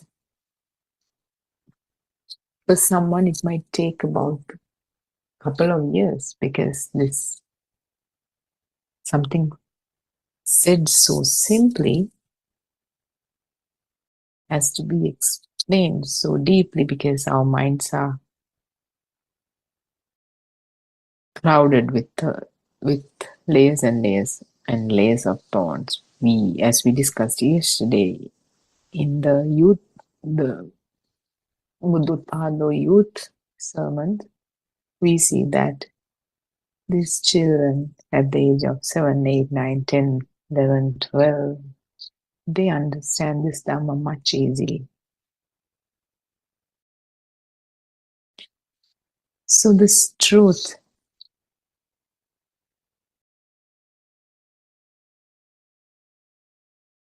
is,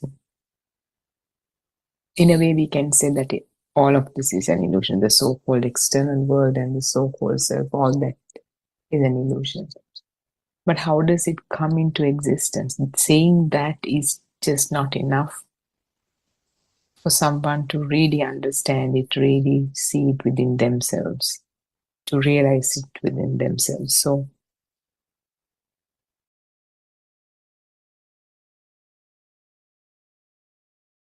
we know that there's no continually existing world or a so-called self. When we say the world, even for one, there's no continually existing world that's coming from some past moment in time to this moment in time, and that continues to exist from this moment in time to some future moment in time. What we think about right now is the world right now. And what we think about right now is just a thought in this moment. And in that thought, let's say there's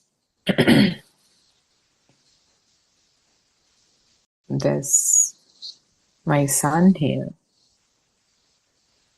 and I like my son. That is, if that is the thought that's running through my mind, that is my world right now. The son or the daughter or whoever or any object. That the fact that the sun exists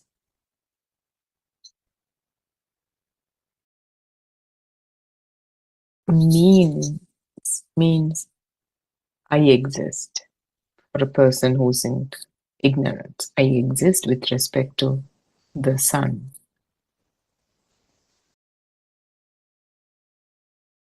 So if we kind of zoom in on this, the mental object of sun, the thought, the world that comes into existence in the moment,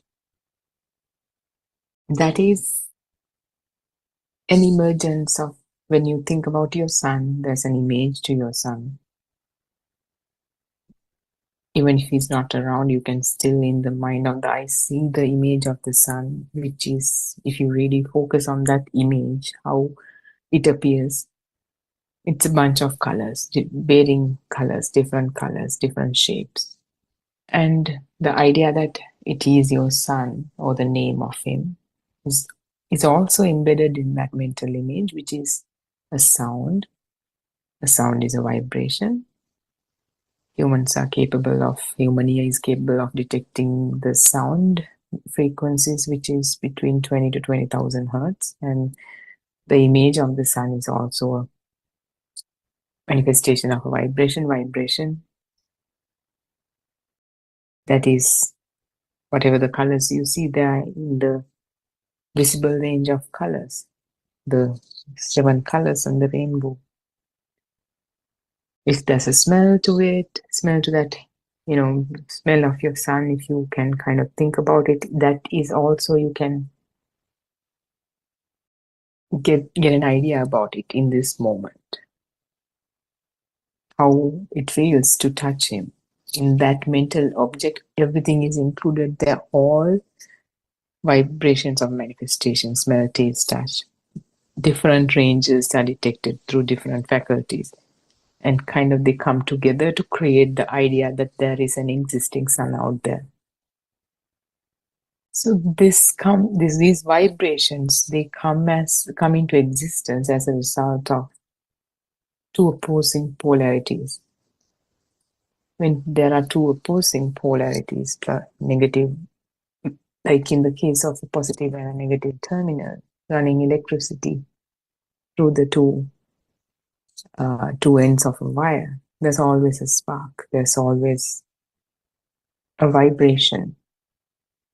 And that vibration cannot exist without a power that generates that. So these opposing polarities creating this vibration and the power, this happens so fast that itself becomes the image, that itself becomes the sound, smell, taste, touch.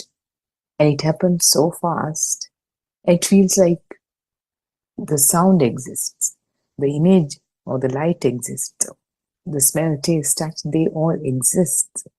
Even the baby, who has the radiant mind, before his mind is developed into a mind with language,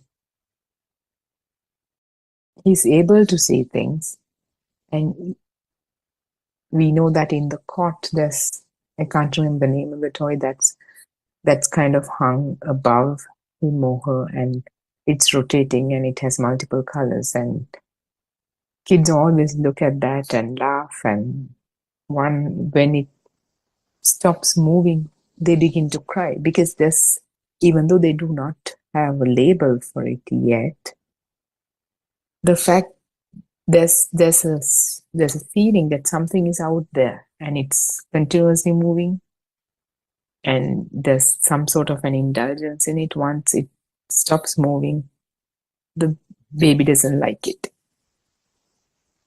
Not that he knows it to express it in terms of thoughts or whatever, but the response is he will start crying. Same goes with if you give a mobile phone to an infant. Once it's taken away, he will start crying. So there's some sense of something is out there. That sense is, it feels like the sounds are, the light is out there, the sounds are out there, smell, taste, touch, they're out there. And this feeling is the one that gets the labels, that gets labeled with the introduction of label. As the baby grow up, the labels are introduced: the mother, father, dog, ball, tree, all that. So the fact that something's out there now gets the names. Now earlier it was just sounds, light, smell, taste, touch was out there. Now with the developed mind, the child has the tables out there, the chairs, the mother, father. And then automatically by the system, the thought is created: if that is my father, if that is my mother, there should be a self to whom they belong to. And that is labeled as the self, but that is the feeling, that is kind of the same vibration happening, vibrating so fast. Due to that speed, it feels like something's out there. The table is out there, chair is out there. It continues to vibrate because of that speed. The feeling of the self, the self perception is also created then and there. There's no duality here. The feeling that the chair is out there, the mother is out there, it is the same feeling that's kind of extended to feel like I am seeing the mother, I am talking to the mother, I'm listening to the mother. But when labels are introduced, the duality is introduced, something exists now in the form of the mind. The chair is there. In reality, there's no chair. There's a vibration. There's a sense of something. The sense of something out there. And with the introduction of the labels, there's a sense that table is out there, which through the vibration becomes the feeling of self, perception of self. So that is the truth. There's no mother, father, dog, boy, house, sons, wives, husbands. Are out there, they just come into existence in the moment as a result of a vibration, as a result of two opposing polarities creating the vibration and the underlying power. And this may sound like words, but as you understand this truth, even though it's said in few sentences, it's much deeper truth we've been talking about. There's been talking about different aspects of it. How this is the case, how it is so, and when it gets confirmed to you within you as your own direct knowing, as your own direct truth, what happens is when this mind that comes into existence moment to moment assumes the existence of an external element, external object, and the fact that there's a notion of a self that is experiencing that external object, that begins to dissolve and diminish. We call them defilements. If something exists out there, there's either you like it, you don't like it, or you have a neutral feeling about it. Either way, whether you like it, don't like it, or you have a neutral feeling about it, the thought itself assumes the existence of something. When it is that, when that assumption is there, when that notion of existence there, automatically the notion of a self is created.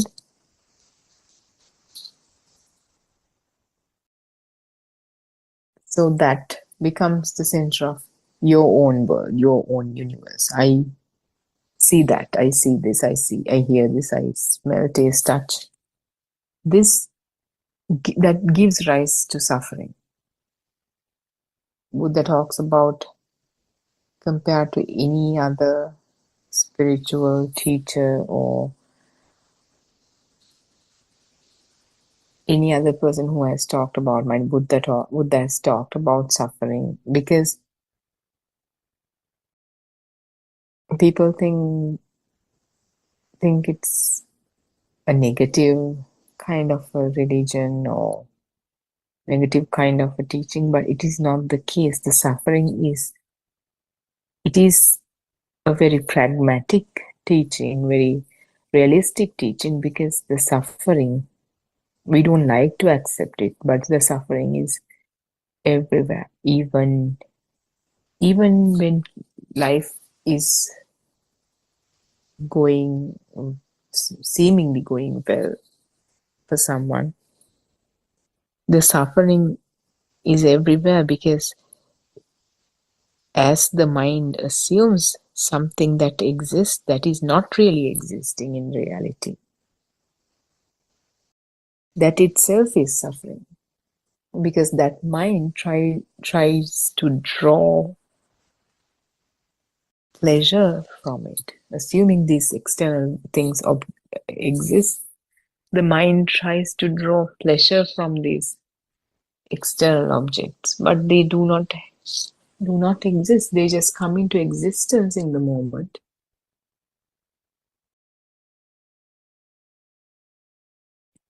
to moment, and that is the suffering. And even when everything's seemingly going all right,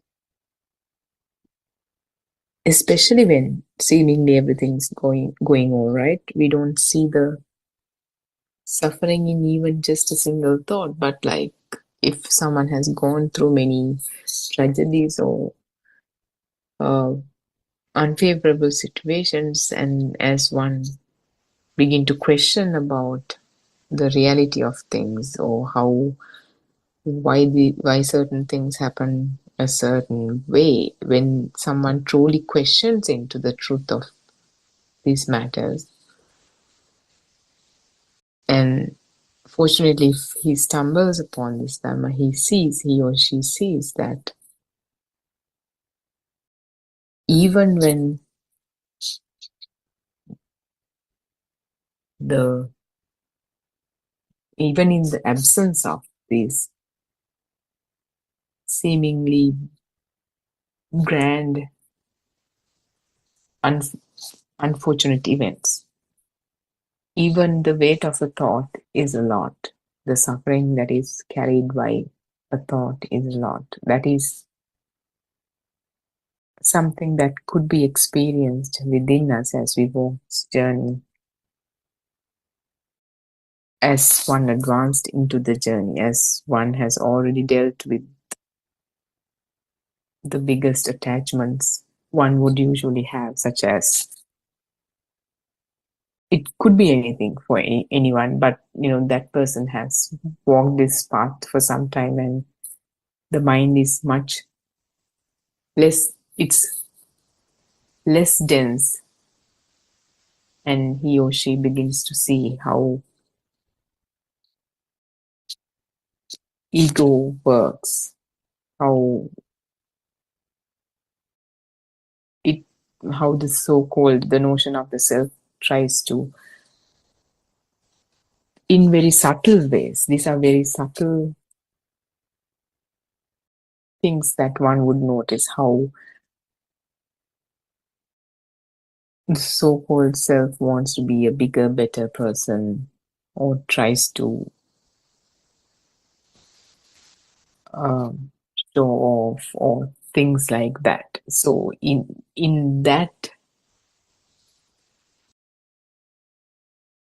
that effort to see the mind in these subtle occurrences, one can see how heavy a single thought could be. So I think we have Randima and Dr. Sakuntala join with us today. Randima and Dr. Sakuntala, we can start. Randima, Thiruvan Saranai Harshi, thank you so much for your very insightful review of what is the truth. Thiruvan Saranai Aryan Mahansa, please accept our humble worship. Yeah, so I think what is the truth? So yeah, I think that conversation was very interesting, but unfortunately, I couldn't listen the whole thing. But that really kind of gave some opportunity for everyone to understand: are they in the truth, like, or are they seeing the truth, like? So, as you very correctly pointed out, the answer to that question came up based on each one's experience of what it is. So, so that really indicates. So the truth, the real truth is not a kind of a thinking. The truth is seen within. So the right answer for such a question, um, in a way, like a bit of it's not easy to put out as well, but as long as if the path is clearer, like if it is felt like, so it is the feeling that is converted to words and put out. So truth is a feel. So truth is a feel, because until the feel put out, there is no guarantee that truth is seen. So it is not a question about whether someone put into words or not, because each words sort of carry different meaning, and people interpret the words also in their own mind words. So it is actually internal transformation, inside transformation. Uh, inside transformation is the truth. So it is very nice. I think it could have been. I think it may have been a very wonderful discussion. So so actually, the people, so-called people, in this human world, the human world sort of believes in a permanent world. permanency is a feel. There is a feel of permanency everywhere. That is the thing. So that feel of everything is real. So this is the endless samsaric travel where things becoming real. So any sight, any sound, any taste, so all that becoming real. Sometimes when someone try to understand this Dhamma also, like they stand in the permanency side and then try to interpret it. I think that is the error. Because for it, for example, let's say, uh, I seen, mind recognize. So I seen occur and mind recognize. So so now in that situation also one can sort of you see that as this I is real and so-called me real, and you see, and so we know very clearly I is a misconception, I is not true, mind is not true. But when try to understand this, sometimes one stand on there and try to interpret this. So then what will happen? It is already in the drushti, it's already in the misconception, and then it knows, it get to know like uh, it is not real life. So in that situation, that become a thinking. So then it become another drushti, and nothingness is taken as a thinking, and then that misconception strongly continues, and whenever the sight sound occur, that comes, and then there is a strong nothingness, but there is no real insight transformation. So this is the kind of error that can happen, because sometimes in some Dhamma forums, like we have listened to some speech, there is no sort of explanation about how these defilements are seen and how these defilements are minimized in the system, how it got liberated, how these defilements seen and liberation occur. But the speech is more or less on the nothingness side. So that is the problem.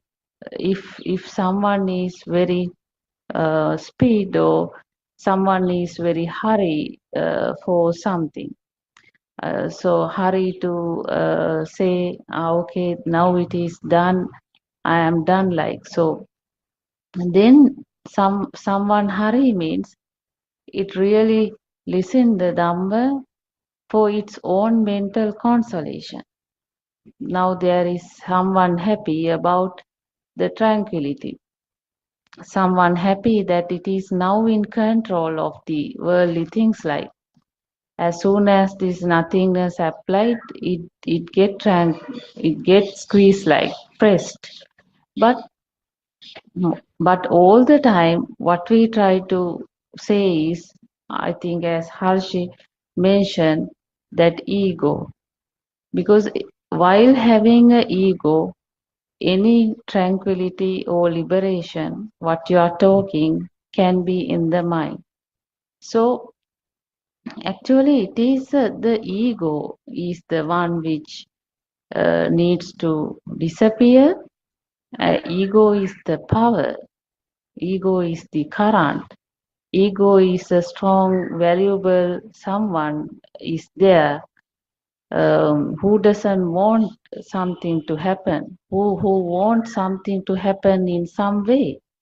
So this is the problem.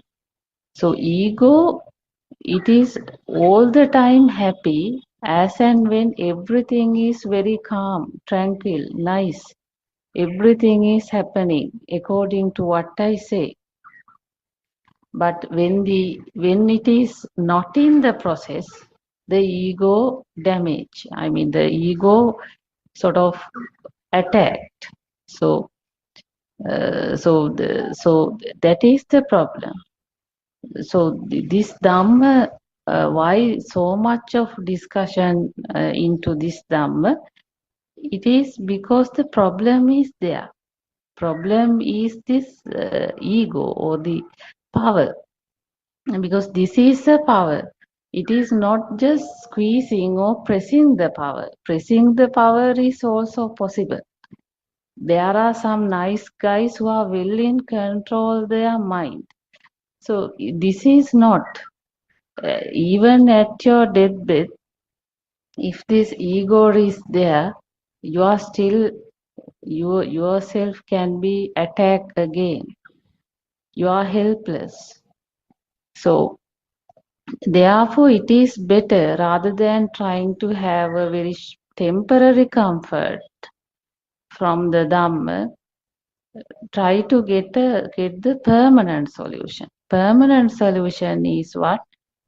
It is that the impermanency of the everything, including the self, needs to be seen.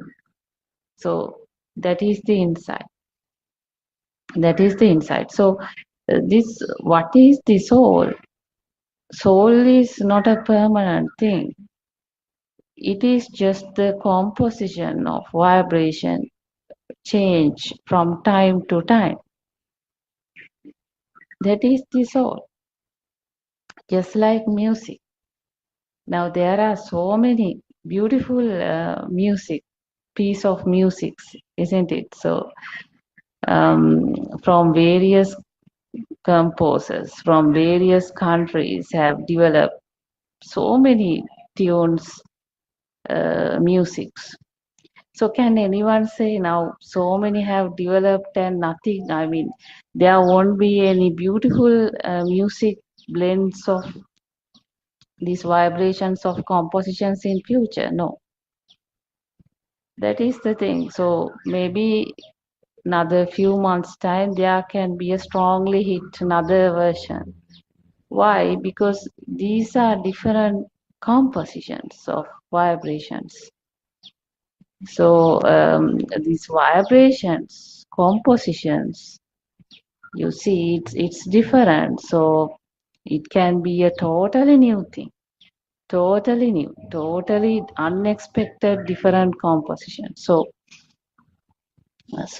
something like that. This power is also the next moment composition, how it can arise. It really is not in anyone's control. So it is happening.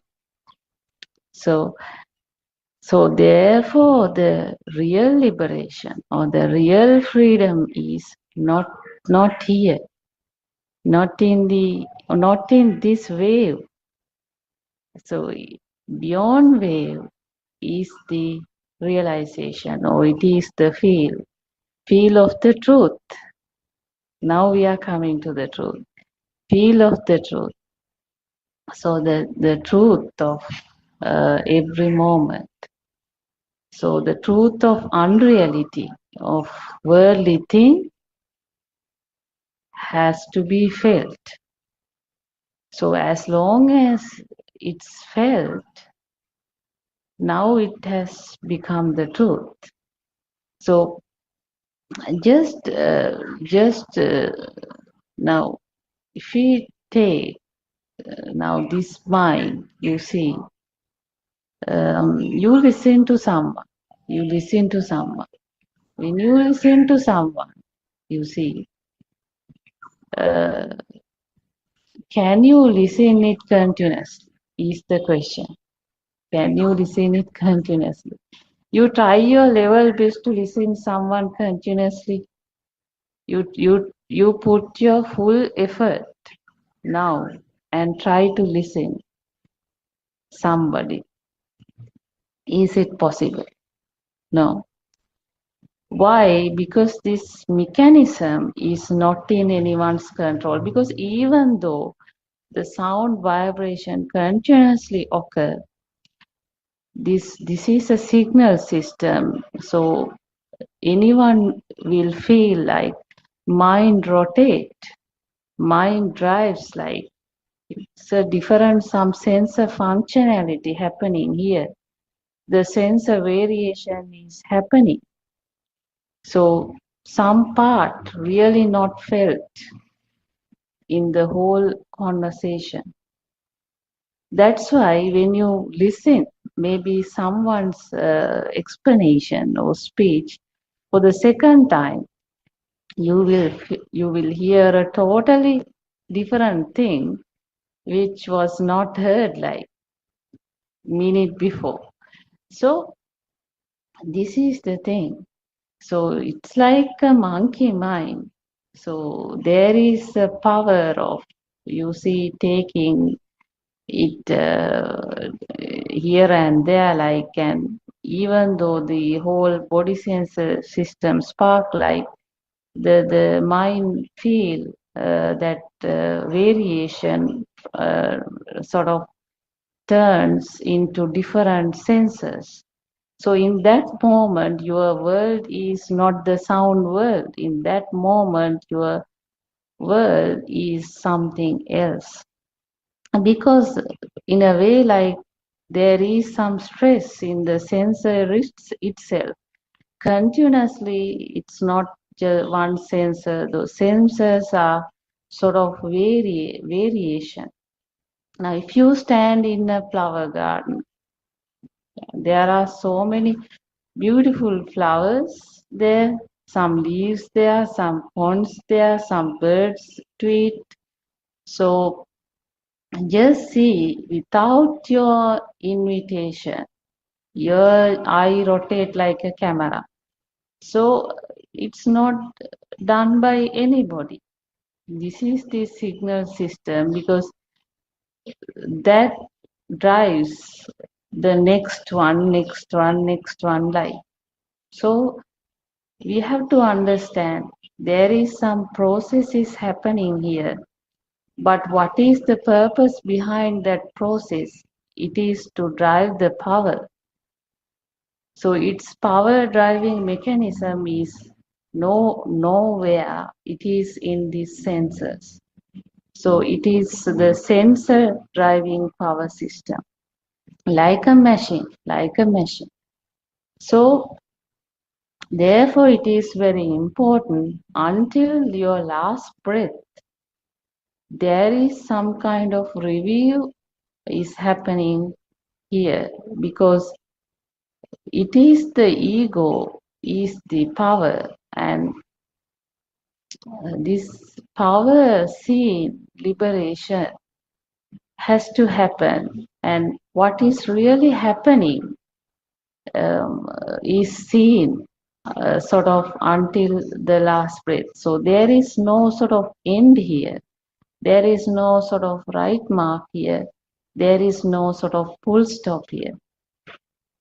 So the pratipada, or the practice, this practice is also at some point is a happening thing, and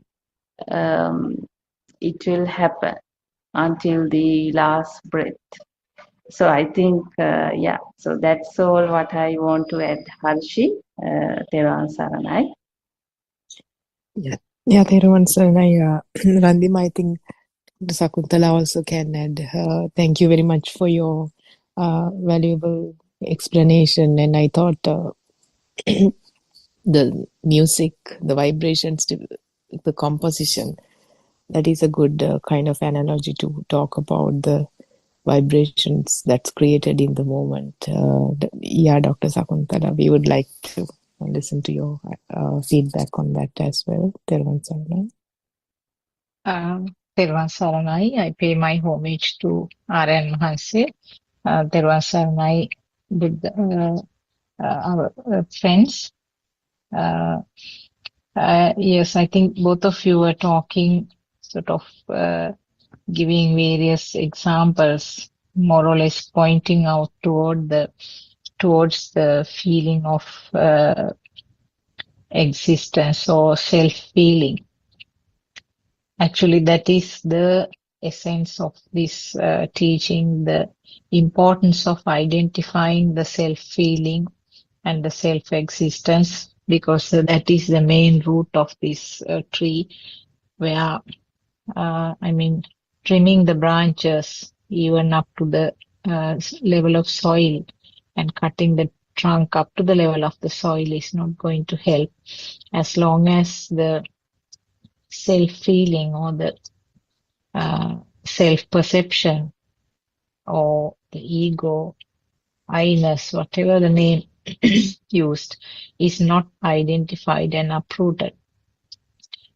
Because at some stage, this is what is happening with concentration meditation, and most of the Dhamma preachers that we listen nowadays, this is what is happening, because you are not uprooting the whole tree, but you are cutting it at different levels up to the level of soil, but it will grow by somehow. Maybe the time that to grow again will vary from system to system, but that is what will happen at the end. So, identifying and this self-feeling or I-ness and how it happens is the way to get rid of it, get rid of that misconception. So I think you can do it now. If you take the practical side, you can go backwards in the reverse gear. You can experience various now following certain incidents in day-to-day life. A system will experience a feeling in the sense it might be kind of heavy feeling. It can be interpreted as a fire-like burning sensation, fire or current, or we use various names. So that is what you feel actually. That is the feel where the system gives a value to the sensor faculty, sensor information, or the sense creation. So if you go backwards, once the system identifies this current, it can be investigated. How did the current happen? So current is always a thought, and different names are given to this current. Sadness, happiness, anger, all sorts of names can be given. But it is a thought. And thought means a collection of creations from the faculties, the 5 faculties. So that means the thought is, if you sort of spread out the thought, the jigsaw puzzle, you can see that so many pieces get together to form that final thing called thought. And when you give a value, when the system gives a value to this thought, when the thought is taken as real, in simple words, if you take the coconut tree as real,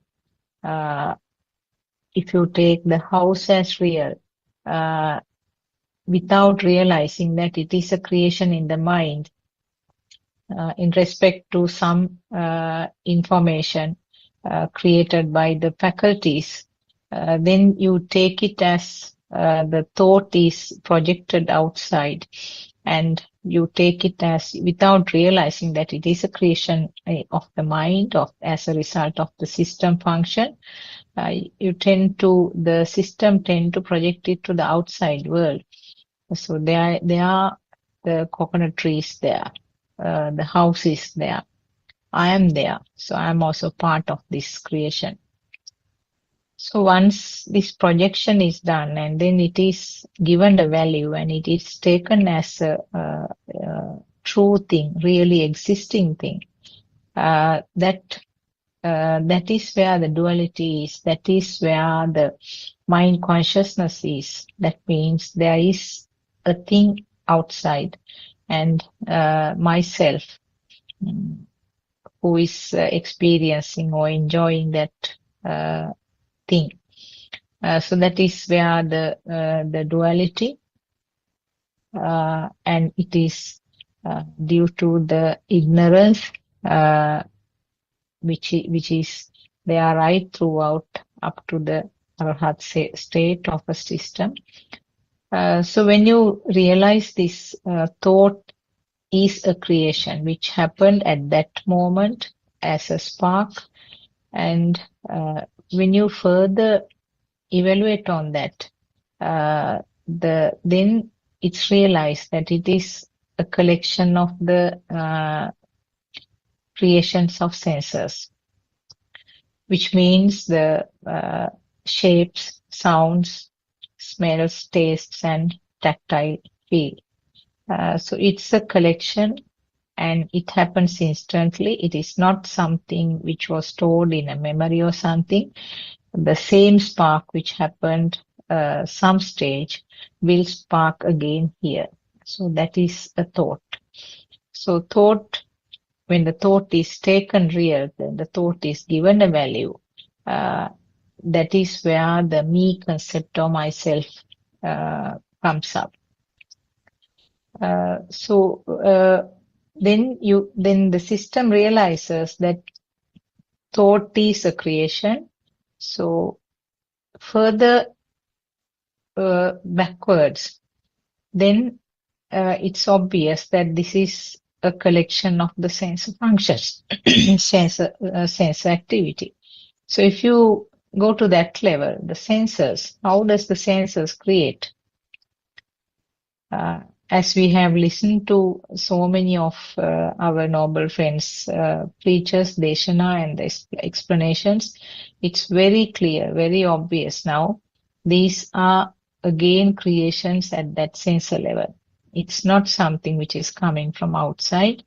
As we learned in our school, where the light rays are coming and the sound waves are coming, and because of that we can hear and see.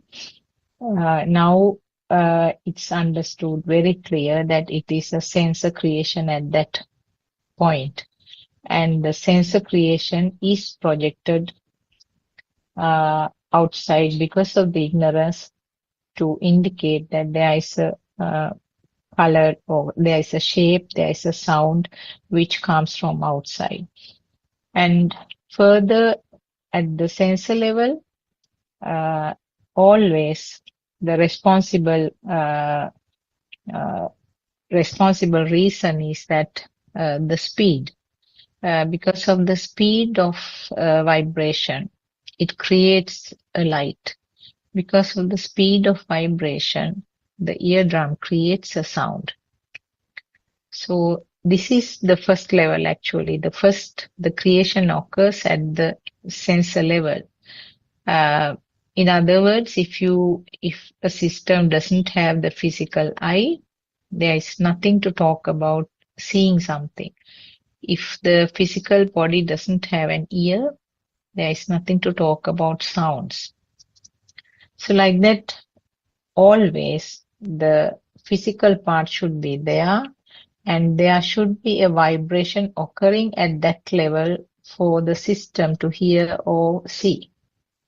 So those are two important things. So the organ should be there, and there should be vibration. There must be vibration of that part at that time to create a sound or shape or a light.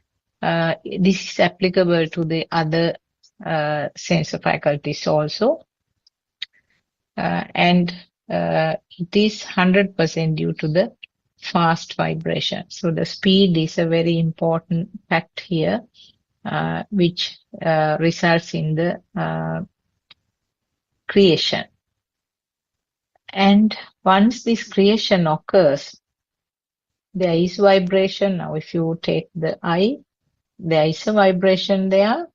And what happens in no time, immediately, along with that, what happens is that there is some matching of this vibration to a vibration that happens somewhere else.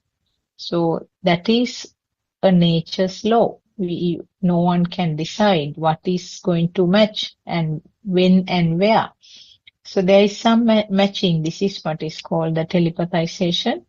And that is what we call seeing a coconut tree, because some form of naming is done to the shape or the light which was created, some form of matching and some form of naming. Now, this naming or this matching part occurs in relation to the previous data which has been put to the system.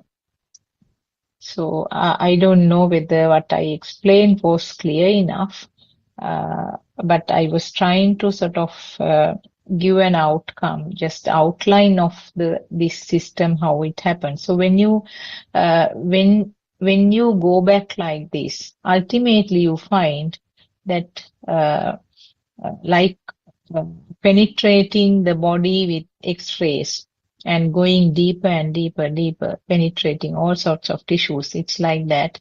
Here also, you end up with some vibrations. Now, vibrations do not have a color, no sound, and no smell, no taste, nothing. And that, because of the speedy occurrence, it creates something then and there. Now, this is a good example is that if you take a TV screen, this is one of the very beautiful examples given by our noble friend, R.N. Mahanse. If you see how the television set is working, it's again some waves or vibrations are responsible. So outside the screen or the behind the screen, you can't see anything. You can't hear any sounds. You can't see colors or smells or whatever it is. There's nothing. And the moment it is connected to the moment that the TV is switched on, that means the sensors are functioning there. Sensors which are compatible to these waves are set up, which represents the physical body. There you get a picture. There is some sounds coming up. So this is something similar to that. From nothingness, you create a complete story.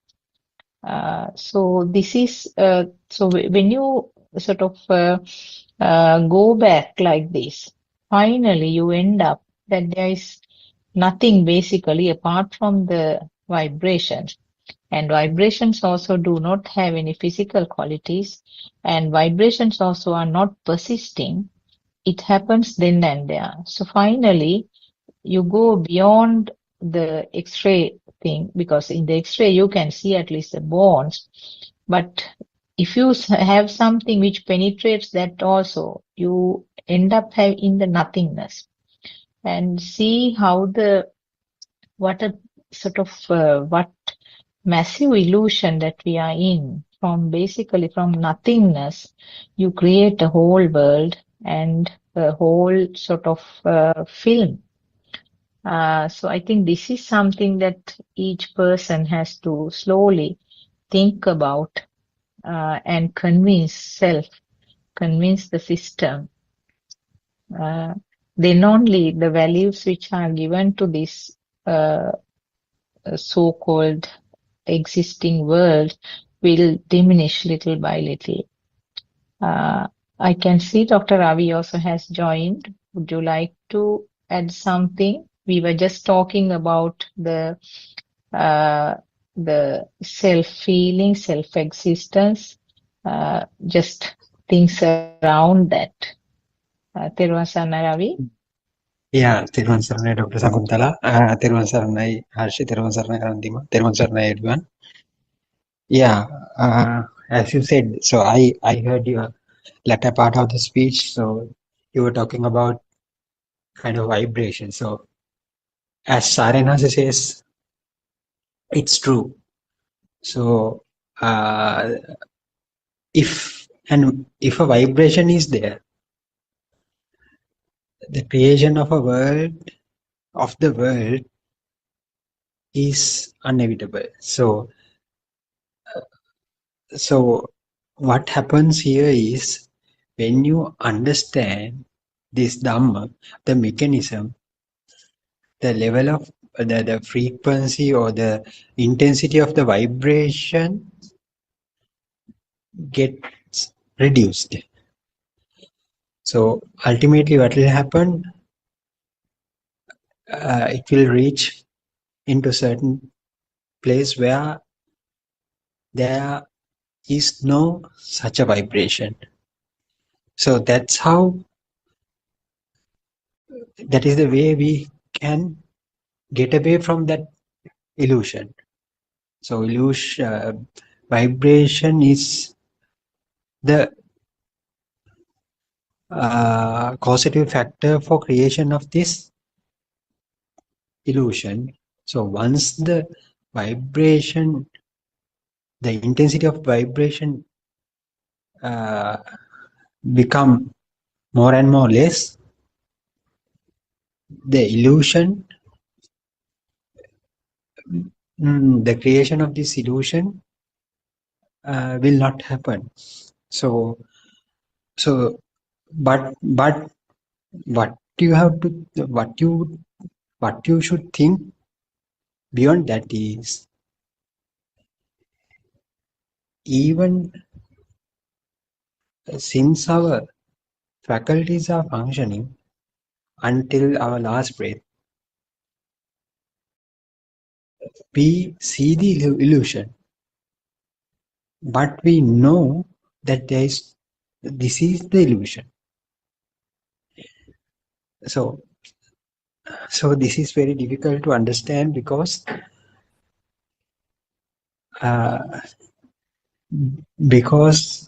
the initial vibration we had, the illusion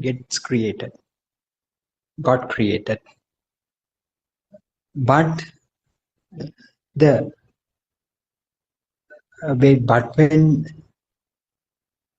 but after the understanding this Dhamma, the vibration gets diminished. So that there is no chance of creating this illusion. Yes, of course, that's true. But at that point, our faculties are already developed. I mean, external senses. So we can still see the illusion. Actually, in that point, we can't say that we are existing, because the vibration is not there.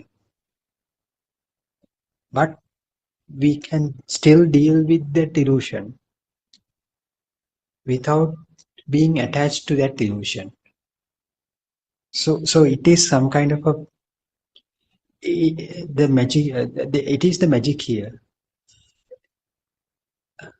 So yes, that's it. So as you explained, you all explained, I think you talked about this energy thing and all these things. What happens is, the energy that has been built within that particular vibration get reduced. So as energy dissolves, it has no capability of giving rise to another subsequent vibrations. So if vibration happens, so it gets diminished then and there.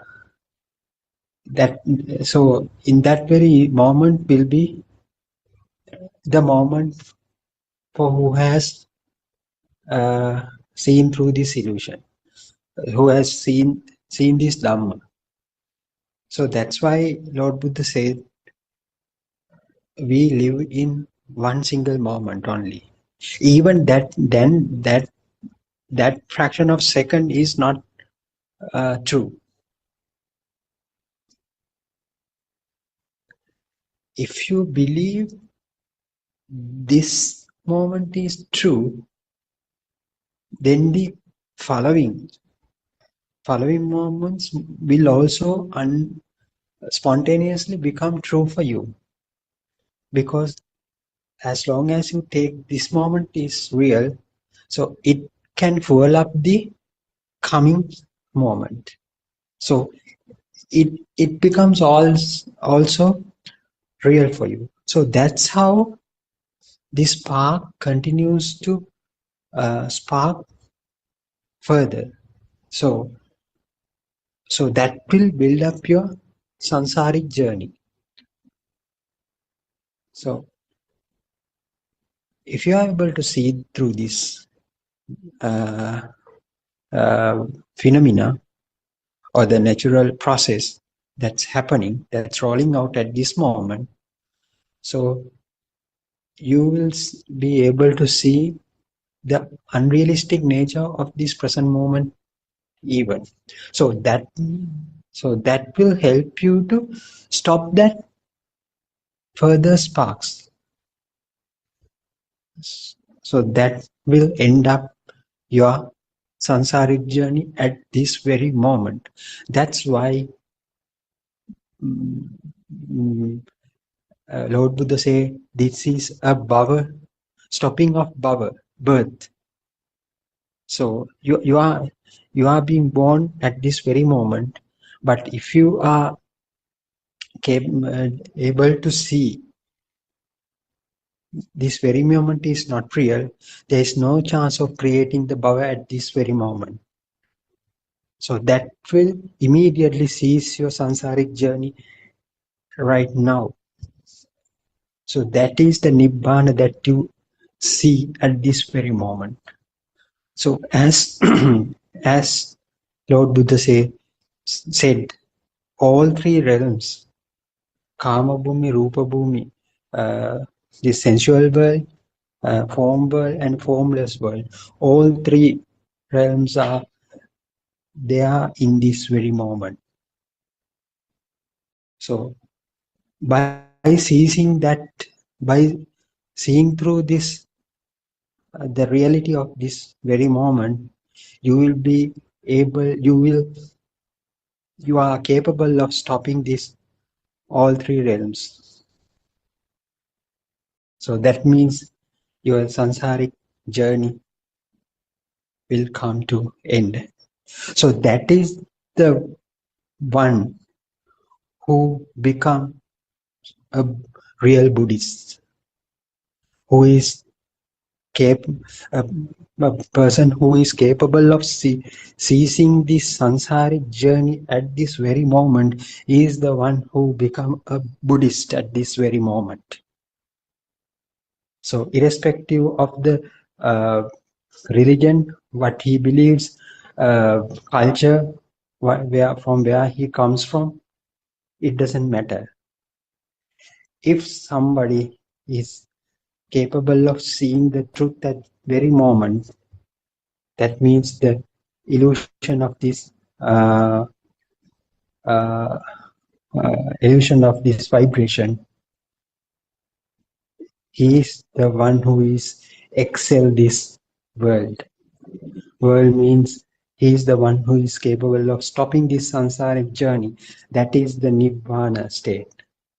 So that is the way how person can become a real Buddhist. So that message is very powerful, and let's say everyone say that will end the whole story. So we are explaining the story of ourselves, the story of our own life. So we are the one who is responsible, who are responsible for our own story, own lives and samsaric journey. So we have the responsibility of stopping or continuing it. It's in your own hand, in our own hands. So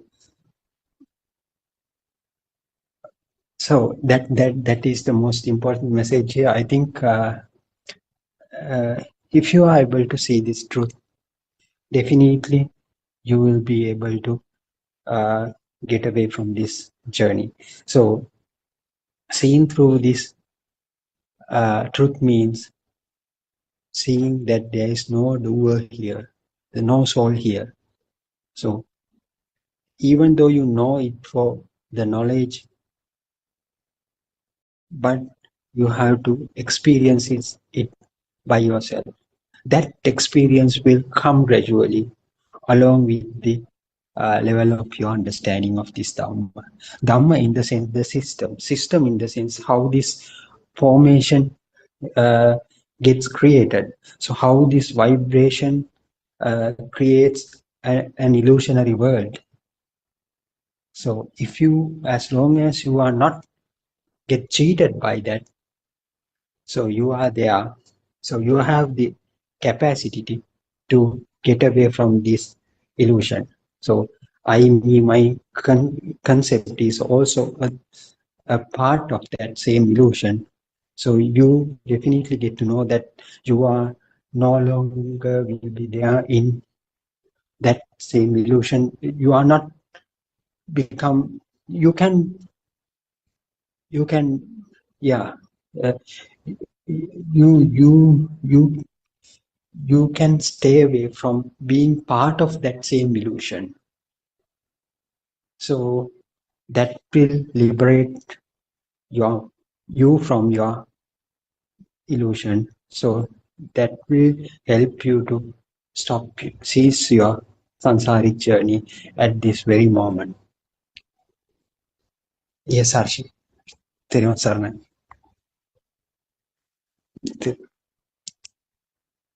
Theriyum Saranai, Arshi. Can you hear me?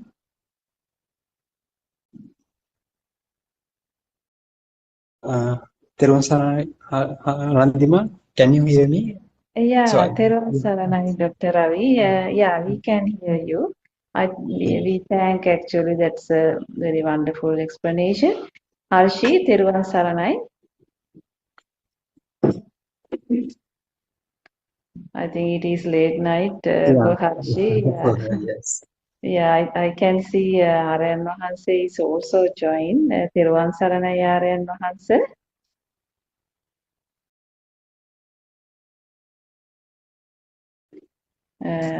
Yeah, Dr. Ravi, I think we have come to the end of the program.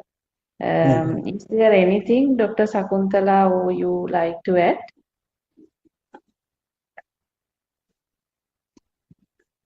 Thiruvang Saranai, I think a detailed explanation was given by Ravi also. Yeah. Nothing much to add for the moment. I think if Aryan Mahansi is not going to sort of participate, maybe with Unwasi's permission, we can conclude. Yeah. So I think, I think we can conclude the session for today and discuss tomorrow. So we thank Dr. Ravi, Dr. Sakuntala, and Harshi for and everyone who participated in today's discussion. We'll discuss tomorrow as well. Thiruvan Saranai Aryan answer. Thiruvan Saranai, all my friends. Theriyum Saranai, Aryan Thiruvang Mahansa. Saranai Aryan Theriyum Saranai, Mahansa, Thiruvang Randima. Saranai Theriyum Dhamma Saranai, everybody. friends.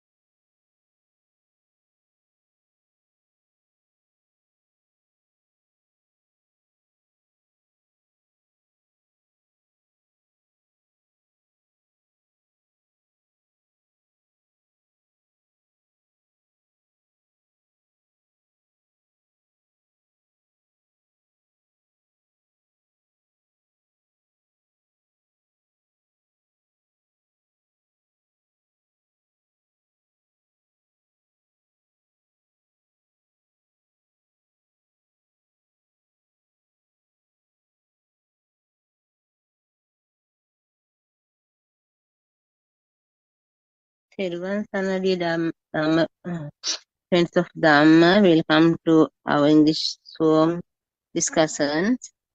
First, we would like to pay our Buddothpado spiritual Dhamma guidance teacher, and we also like to thank you all for attending this Dhamma Zoom talk. When our Buddothpado Arinathe until you join with us, we discuss about Dhamma. What the Buddha teaches us in the Vidarshana meditation is to see the pure truth in whichever position are in. That is to see or to be aware that there is no outside, no in there is an inside. Everything we expressing as coming from outside is actually only a thought, and that the thought is also a lie. We have to be aware about it while we are seated, standing, walking, or lying down. In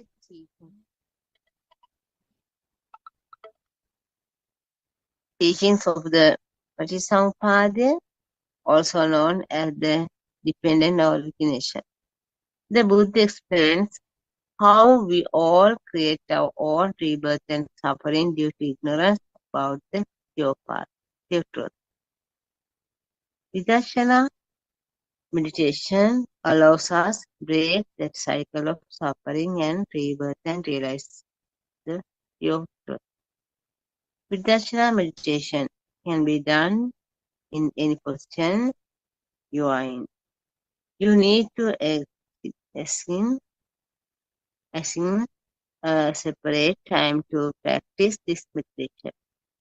Whenever you receive a thought, if you maintain an awareness and be mindful that what you see outside does not exist.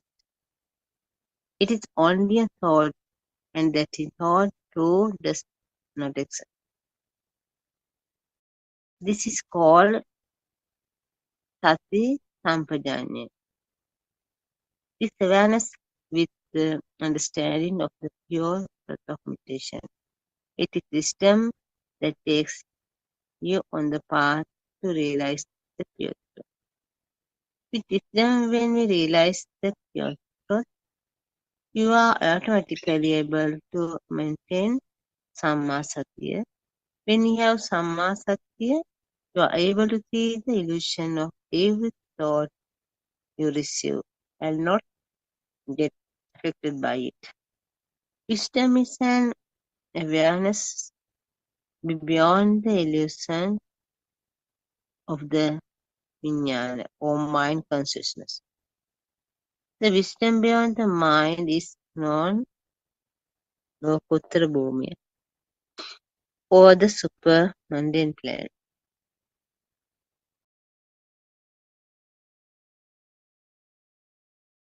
And there's no difference between the day-to-day living and meditation.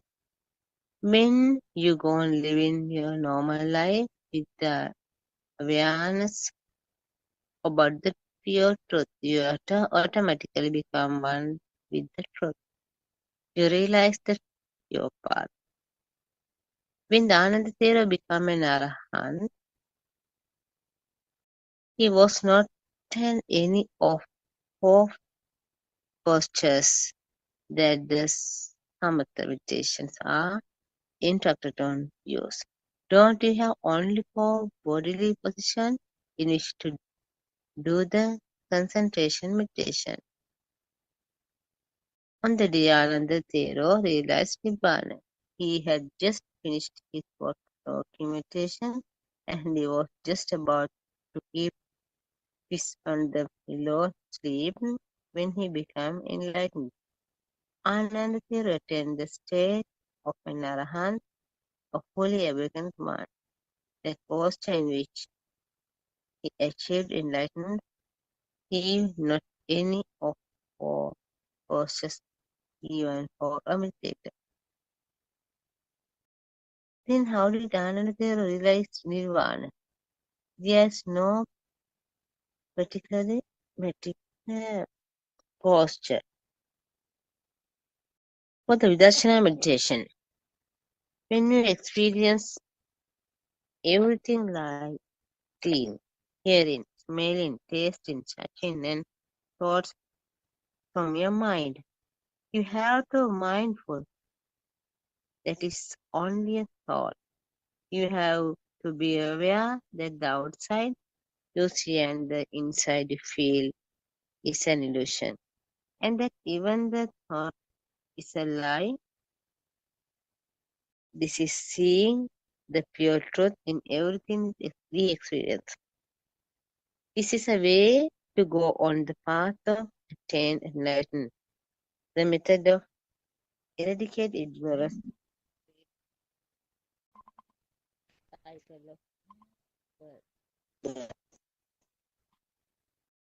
Another reason why we cannot assign a posture of the body for the meditation is because there is their mind. If you think that you can realize yourself from the mind, where is the mind? If the mind does not exist anywhere, is there a position in which we can find the mind? No, we cannot assign a position. If you think that you had the past that existed in the past, that will only strengthen your concept yourself. Your concept means that is called drishtiya. It is a false view that exists and of that exists in the past. The truth is that there is nothing as a past. At the beginning of the teaching of the Dhamma, we speak about things made up of the four elements. But as the teaching progresses towards the end of the teaching, we use sutras and explain to you now this status of four elements don't exist, but two are all the lie. Even though we talk about the past, there is no such thing. Even now, we can use words, but to have deep and clear understanding about the Dhamma when you speak. Like from what I did there, we believe past is. Dear friend, yeah, like this when we practice in Dhamma or Pratipada in our day-to-day life, sometimes we face of some problems or um, some problems. Then we also need a solution. Our Buddothpado spiritual guidance teacher, Buddothpado Arinhatsi, always try to explain the correct path to Nirvana. So, we will in a moment. Buddothpado Arinhatsi join the class. Thiruvan Saranai everyone. Thiruvan Saranai.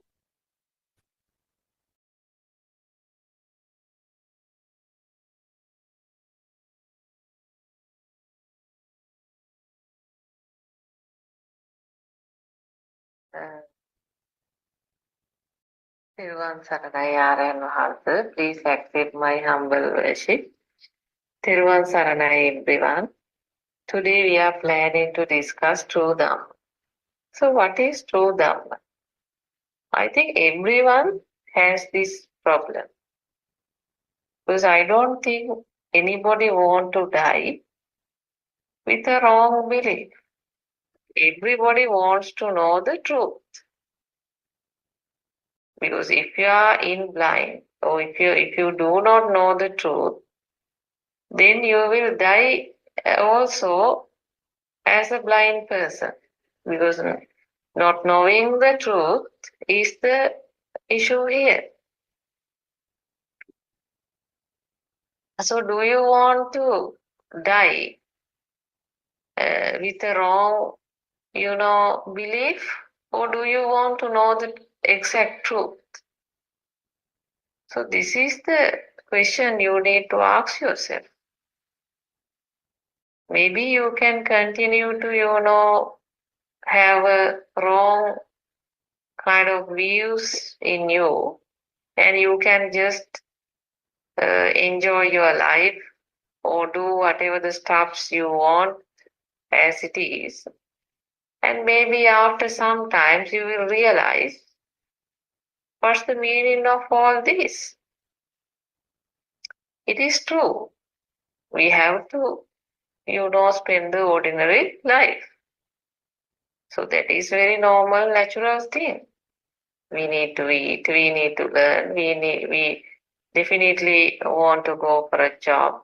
Otherwise, we do not have any income to survive. So definitely, we have to, continue the life in the same ordinary way. But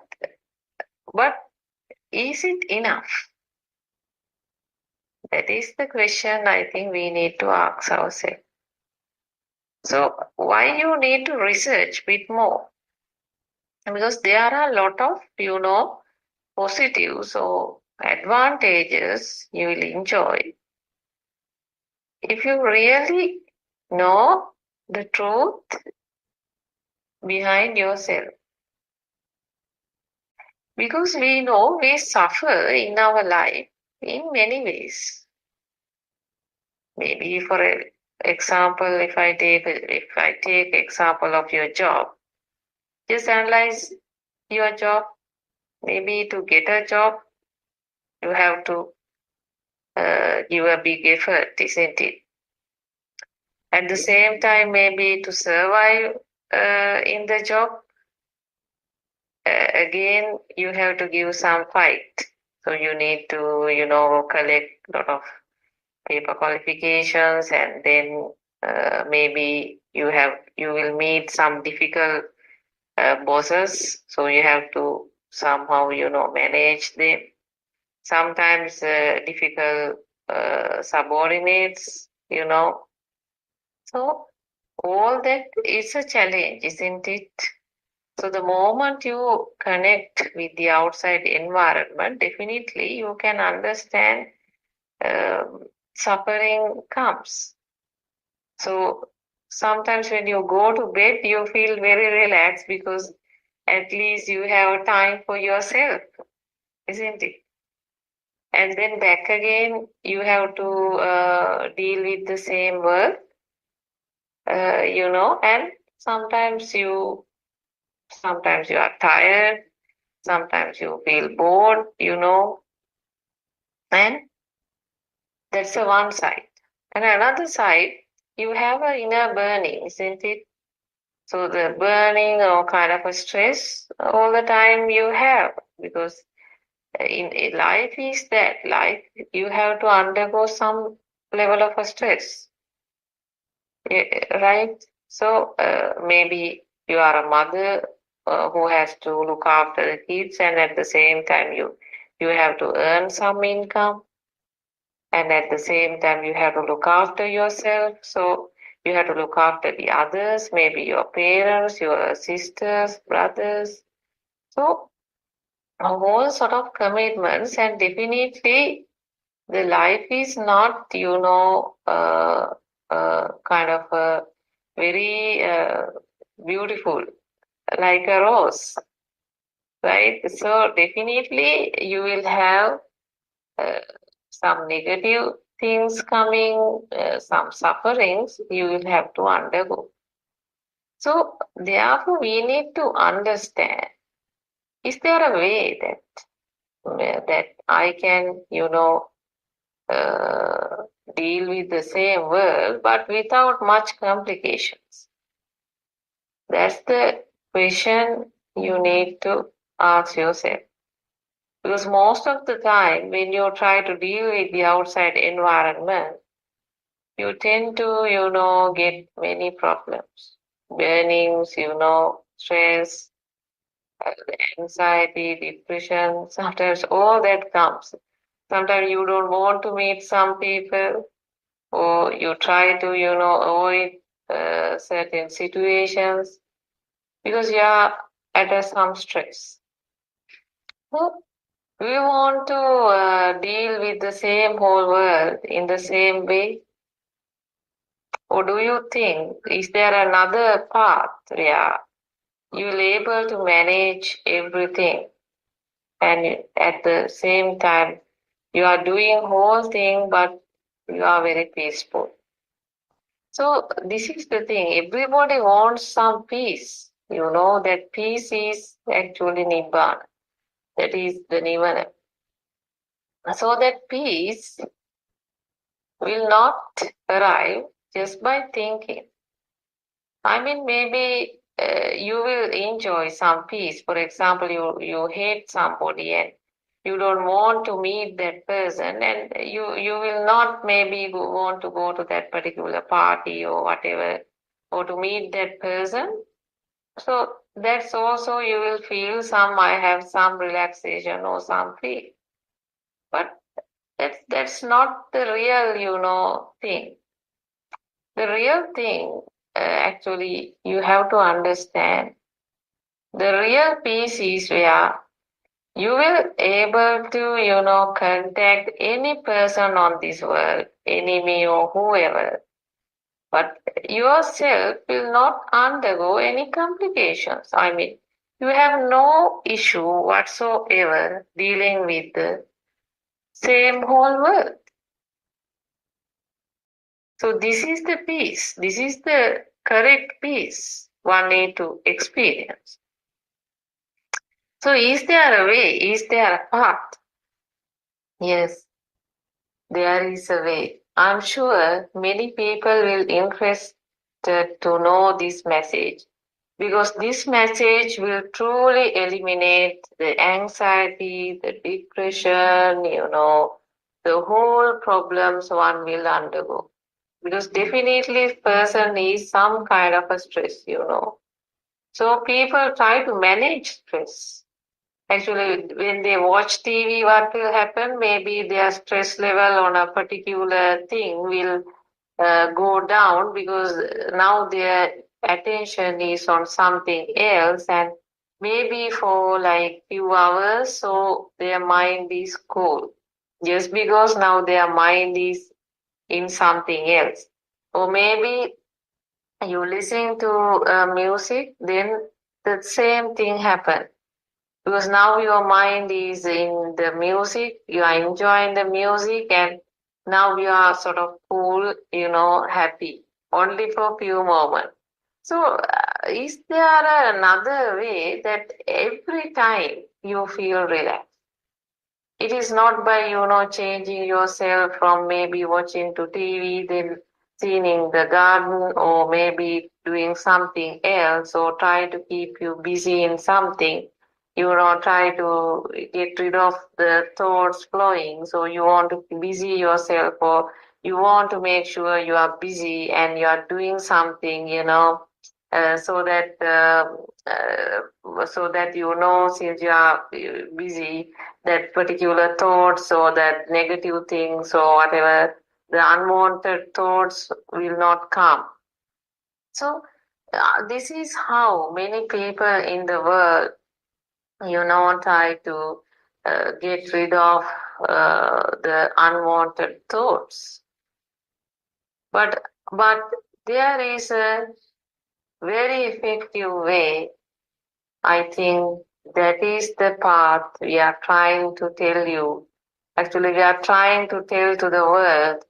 And even before 2,600 years back, Lord Buddha revealed the same, that particular truth to the world.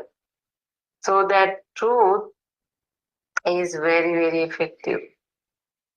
I mean, it's not another magic, or that's not the kind of different just thoughts, or a different subject, or it's not another theory you need to learn. But really, this is the science we are telling you, that the science of yourself.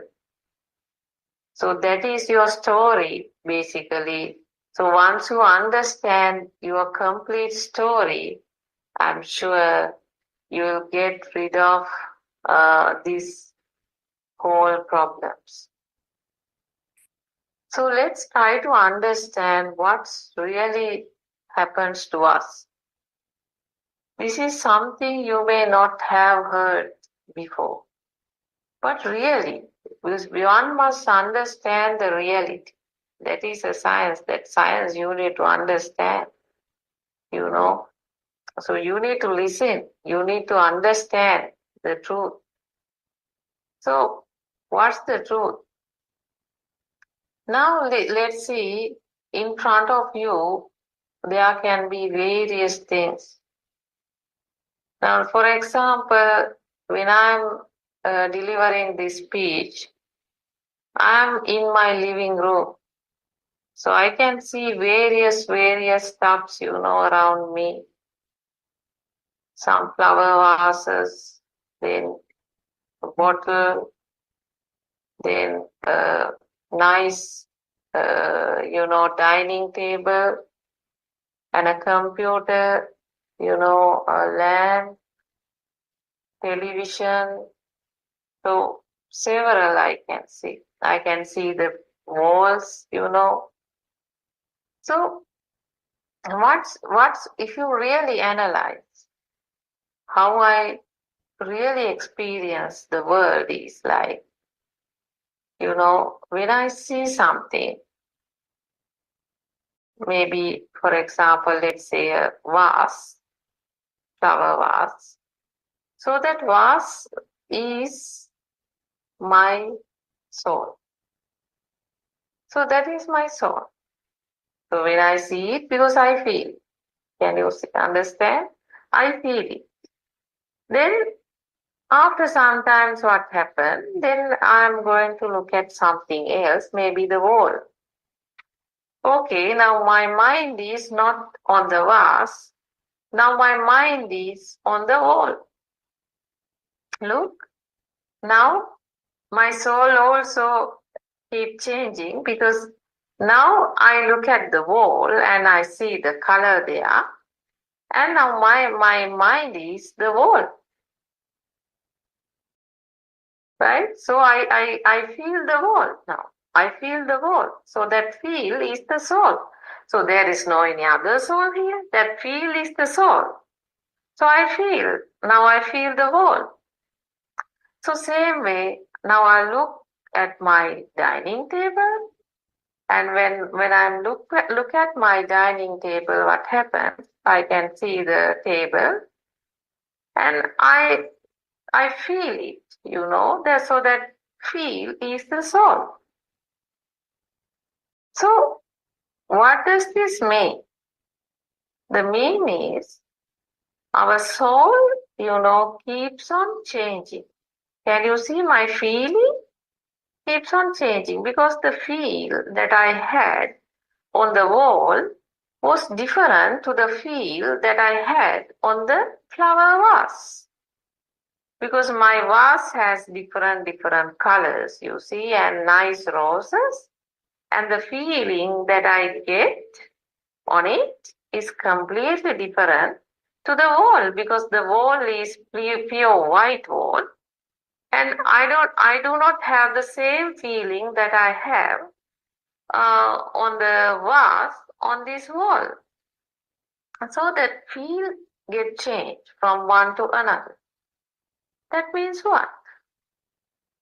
That is the change of soul. So there is no any other soul.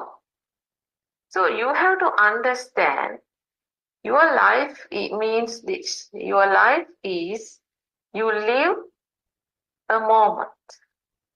So that moment can be a vase, or that moment can be maybe a wall, or that moment can be a dining table.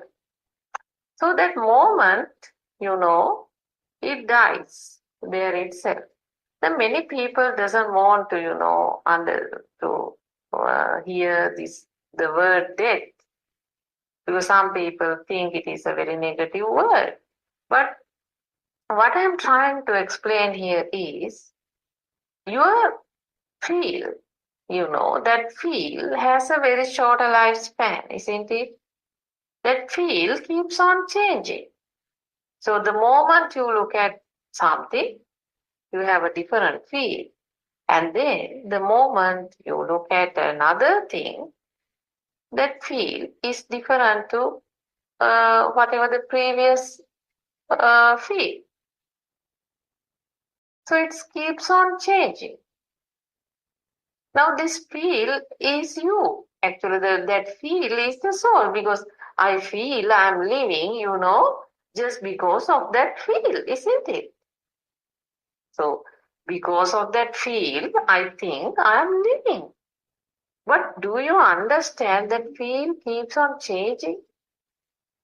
That change. Maybe now I remember my son, and then that image of my son, appear in the mind, and then now I have a different feeling completely when I remember my son. So now see, you have to understand. So this particular field has a very shorter lifespan, because at a fraction of second, this particular field will disappear. But back again, you are born in another field. Maybe, let's say, vase. And there you have a different feeling, but at a fraction of second, that disappears.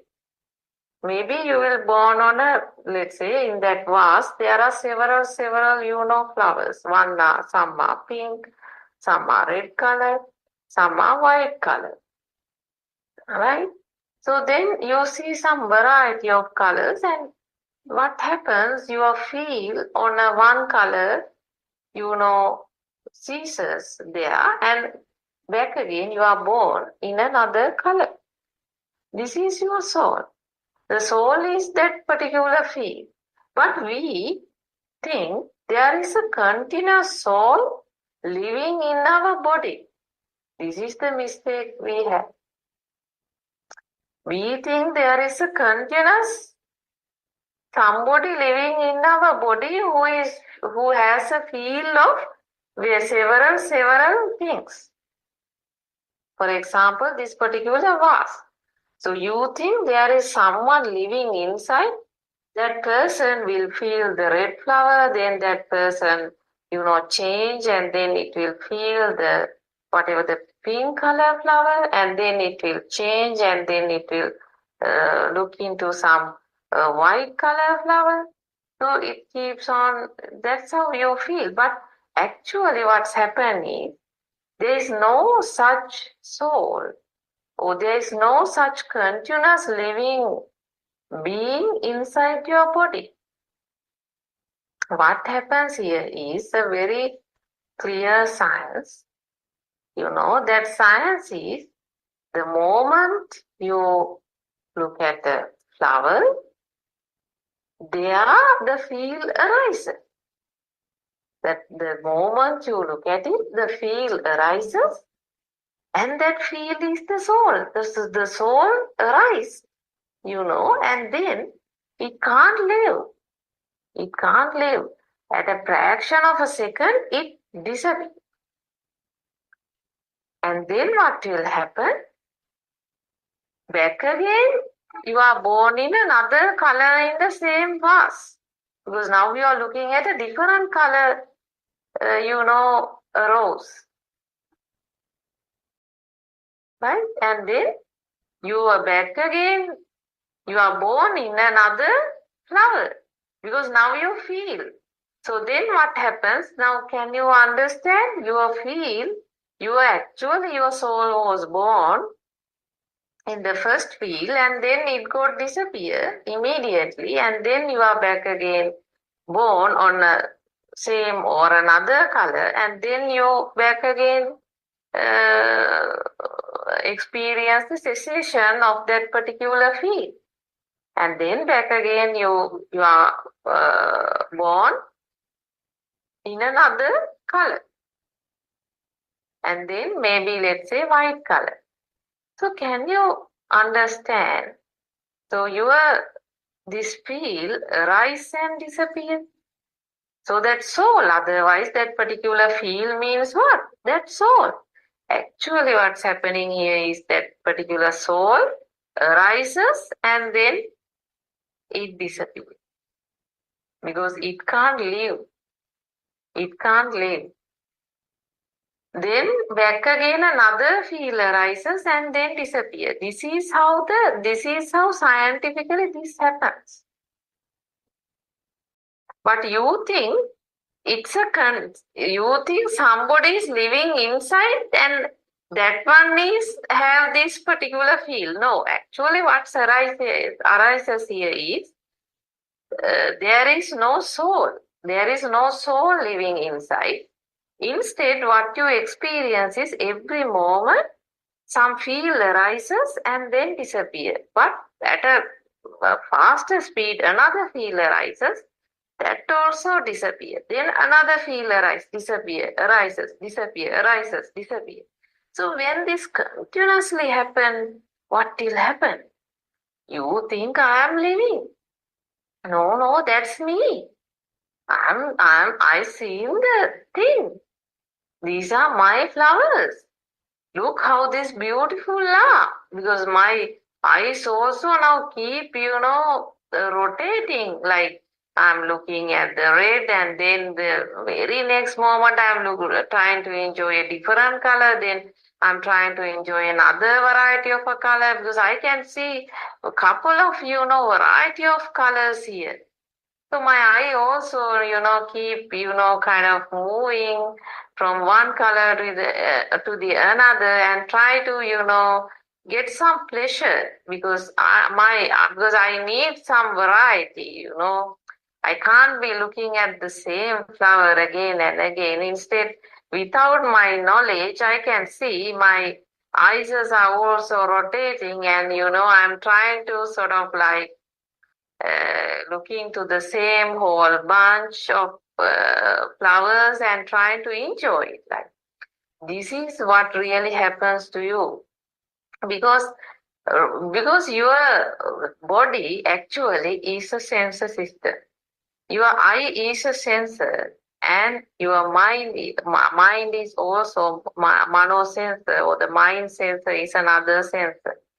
So what happens is there is a kind of a sense of pleasure, you see, and this sense of pleasure is the feel that, that will invite for us to look into various things and, so then we feel like we alive. So this is the secret behind everything. Because then we feel like we continue. Okay, now I see the flowers. So that automatically, that naturally, comes to you. But actually what's happening here is there is no soul. What's happened here? This is a system. This is a sensor system. And the sensors you can't control. So the sensors, the moment the sensors activate, what will happen? There will be a feel, but remember that feel is the soul. There's nothing else. If you think there is a soul, that feel is the soul, but that feel disappear there itself. That means your soul also disappears. It dies all the time. Every moment it dies. But we do not know this. We think there is a continuous soul, living inside, who is enjoying, each and every moment. No, each and every moment what happens is this system or these sensors, your body sensors will, continue to work and then it will generate sense of pleasures, and that sense of pleasure means what? It is the feel. That feel, it can't last for long. So it arises at this moment and then it disappears at a fraction of a second. This is what really happens to you. So the point we try to explain you is the Anatma doctrine. This is the doctrine even explained by Lord Buddha. before 2600 years back. The point is that there is no soul, but there is a system happening here and we feel, but there is no we. That is the message we need to understand. So this is not difficult. If you really get the true Dhamma message from a noble friend on how your mind is formed, then most of your problems will be solved. Because you need to now understand how your senses work and how this mind is formed. And I'm sure you have a lot of issues. You think that your mind is inside the brain, and sometimes all those are incorrect. Actually, there is no place for your mind. Mind is like a current. So that you have to understand, right? So it's like a battery, the battery and its acid will help to generate the current. But current is not belong to the acid or the battery, isn't it? The same way, your whole body or the sensor system will, will support the whole process, but your mind is the current. So, like the current in a battery, current generated by the battery.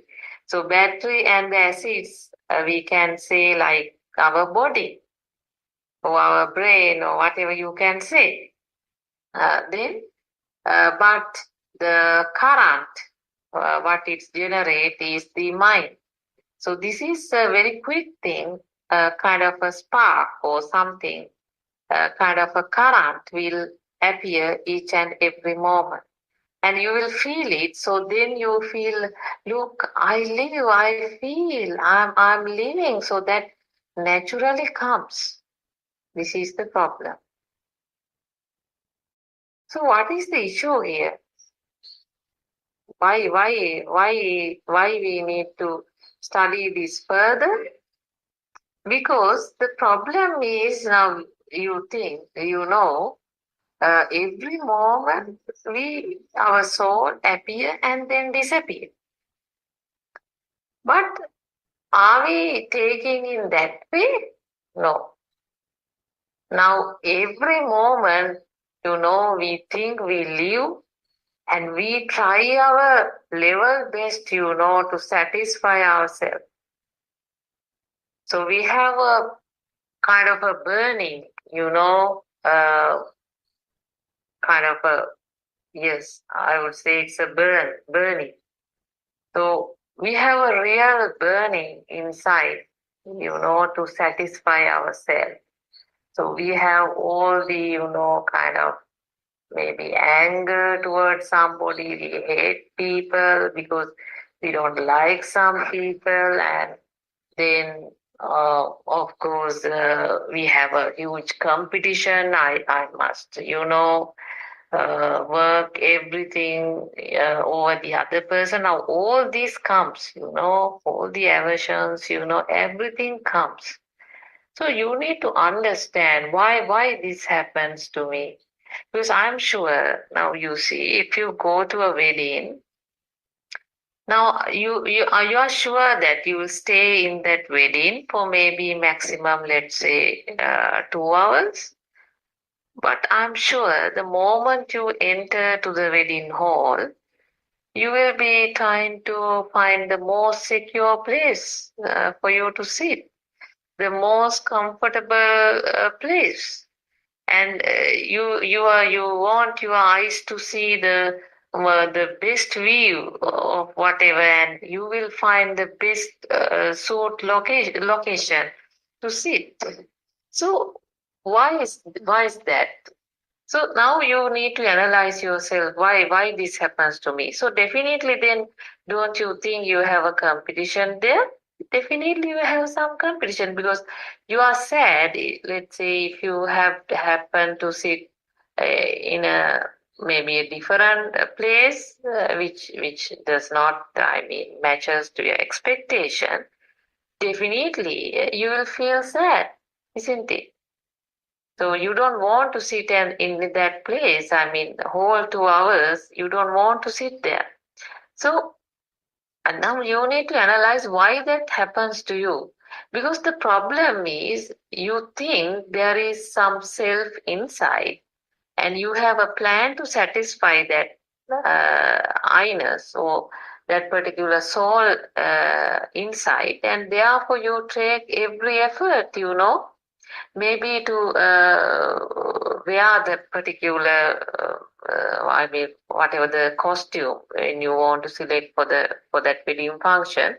I'm sure you would have gone to several shops and you may be wanting to select the very unusual or different kind of a costume. So you want to spend your time and also spend your money.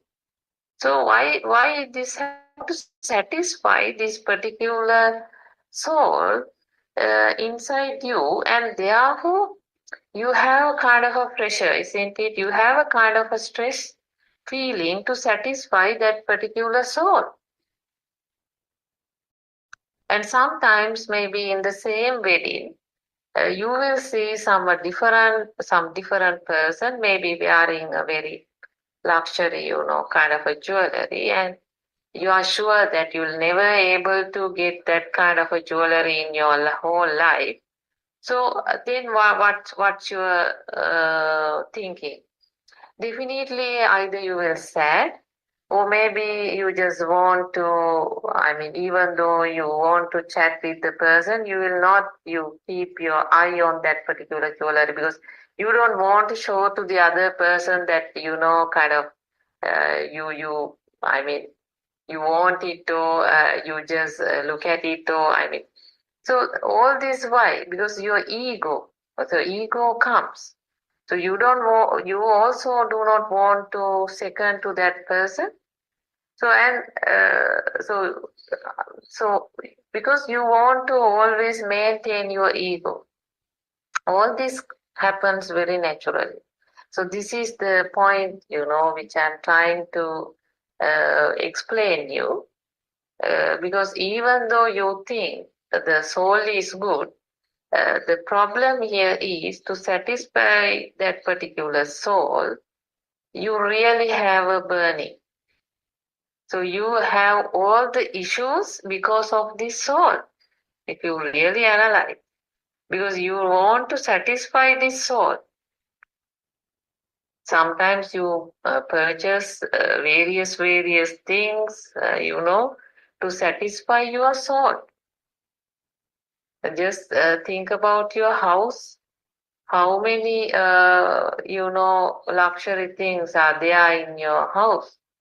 I'm sure one chair would be enough. One simple chair settee would be enough for you. But it's not the case.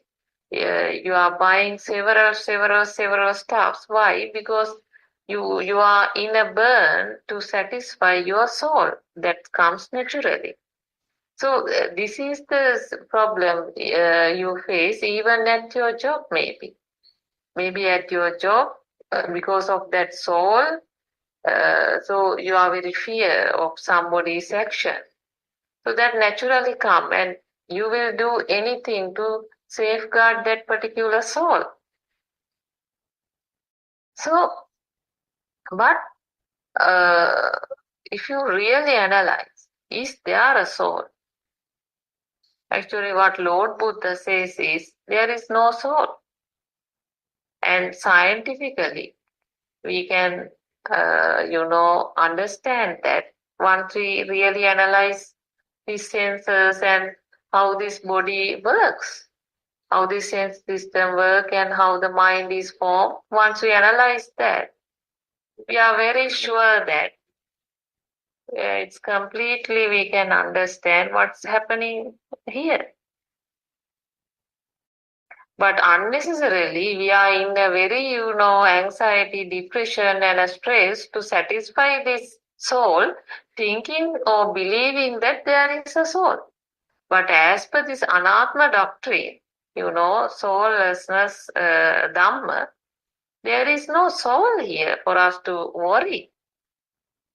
So is that a problem?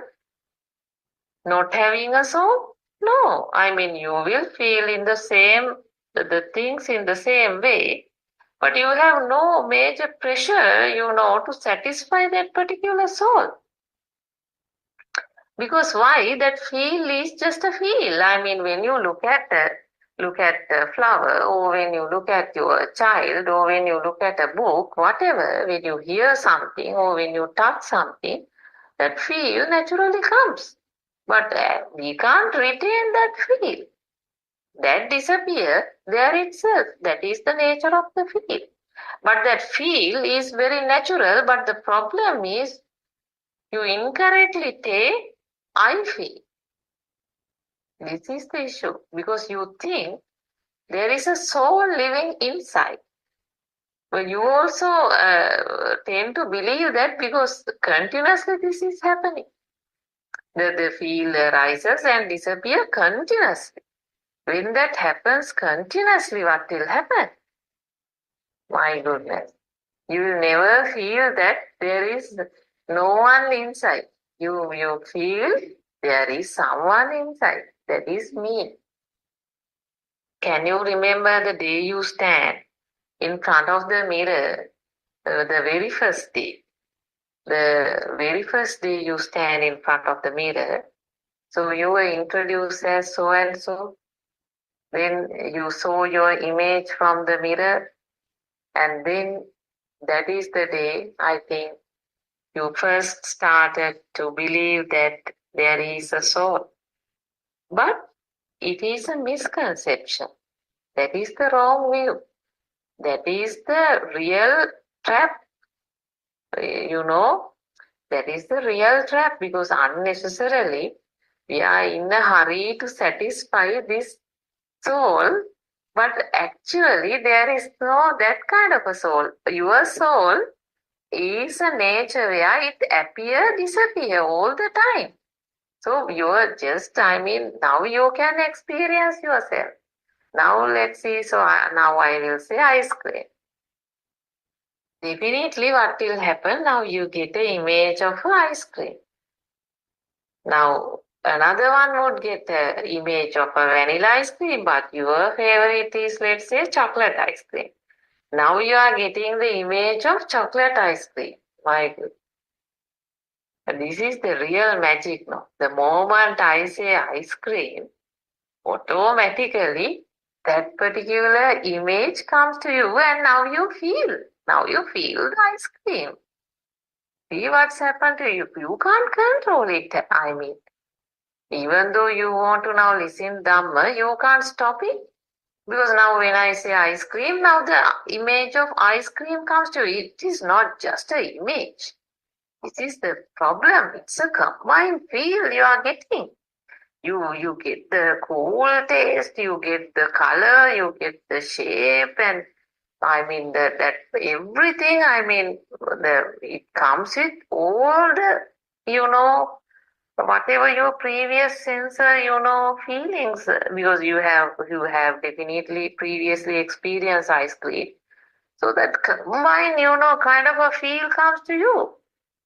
That is not just a word. So this is the thing that we need to understand. This is what really happens to us. So all the time, the moment when I say pineapple, now the pineapple comes to your mind, and now you feel. Because you get, oh my goodness, pineapple, I must have pineapple, this week. I couldn't have it last week. So all that comes naturally. So can you control? So this is what really happens to you.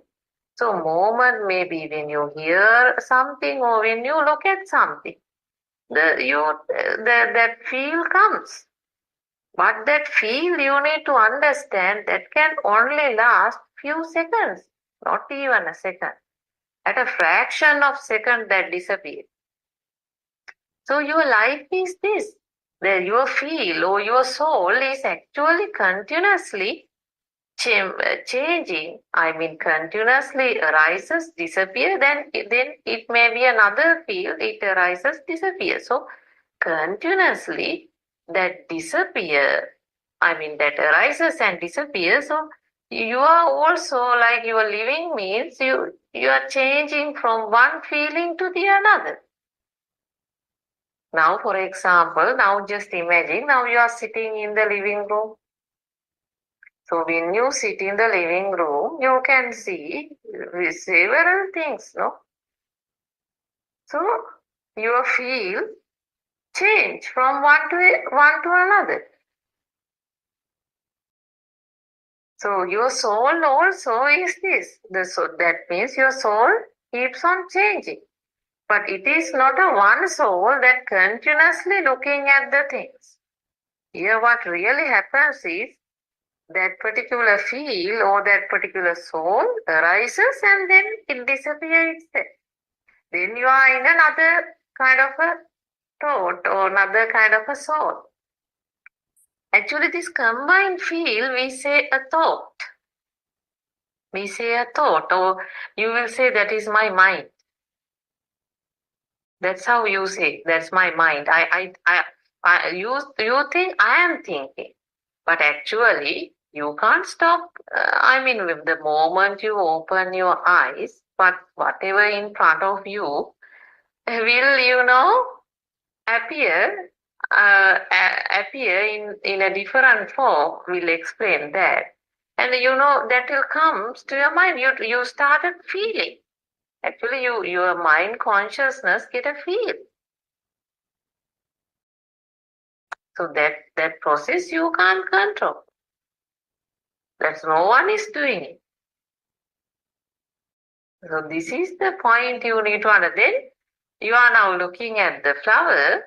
So, and the moment you hear a sound, maybe let's say whatever vehicle, sound of a vehicle or something, then now your mind or your mind or your thought is a sound.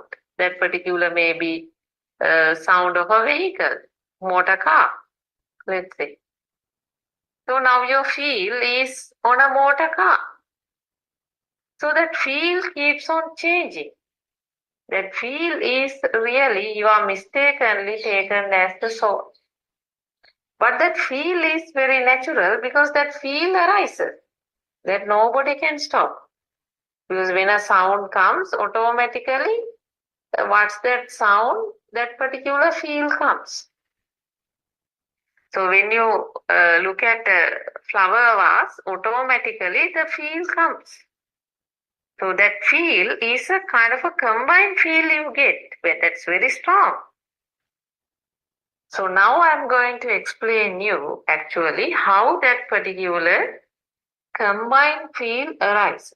There is another science, bit of a science you need to learn. So do you think you are seeing the same flower vase twice? No, this is the mistake.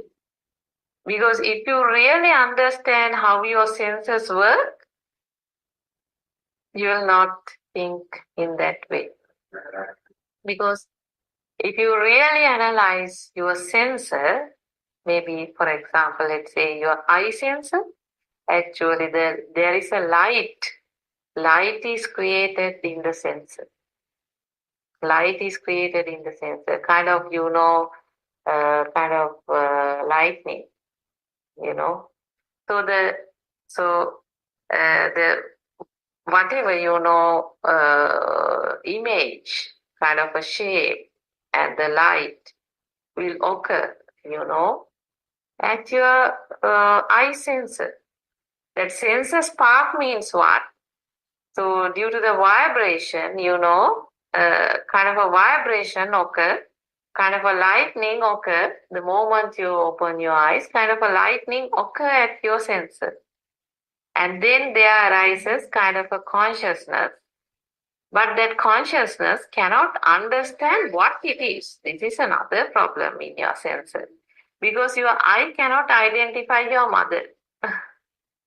Your eye cannot identify what are the colors of the flower vase are. No.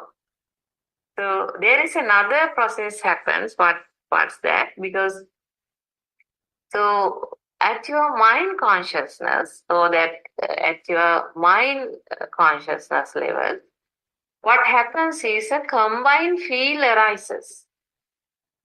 Right? Combined feel arises because I'm sure, for example, let's say your mother.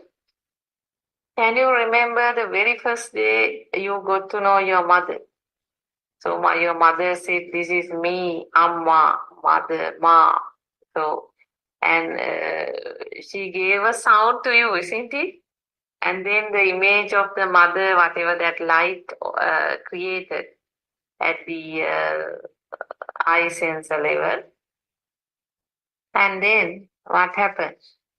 So that the mind consciousness kind of a recognition or kind of another vibration occurs.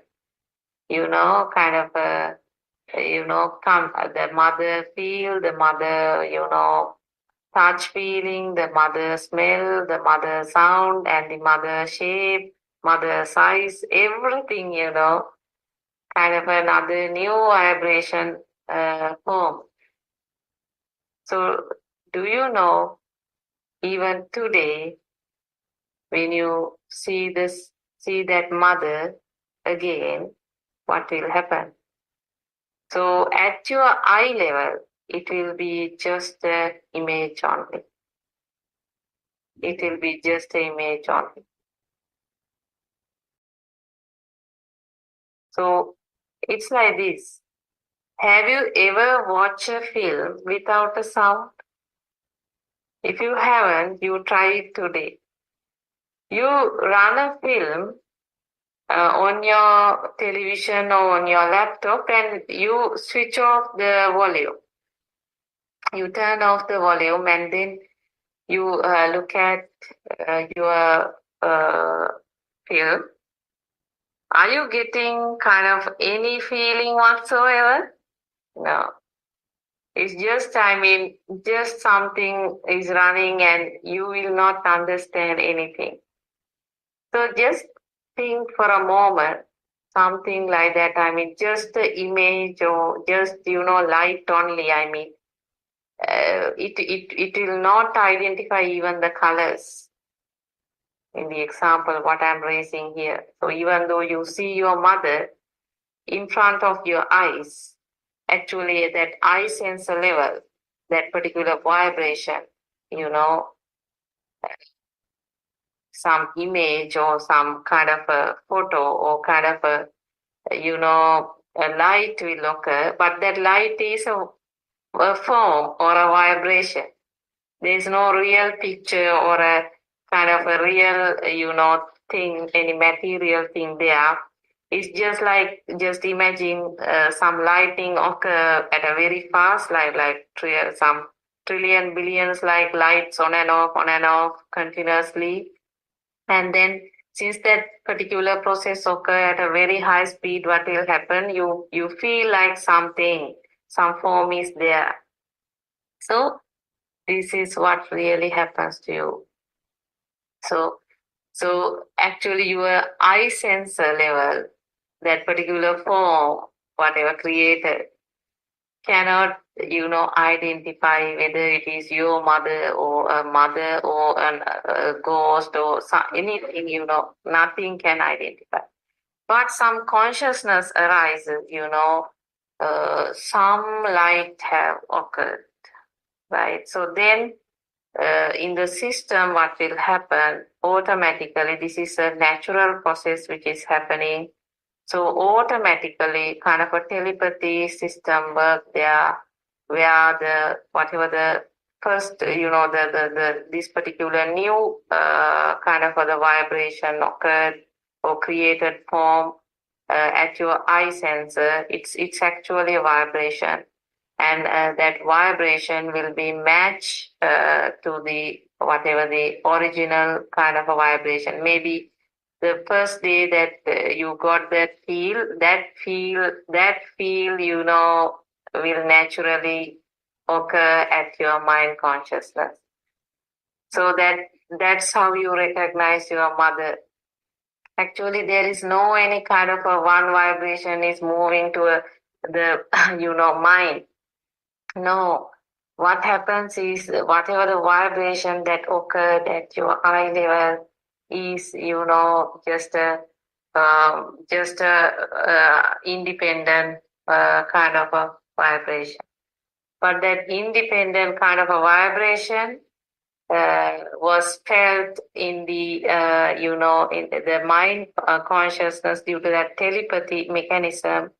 Mind consciousness kind of match the size, smell, you know, or that particular the new vibration with whatever previous, and then okay, there is a previous another vibration occurred to your system.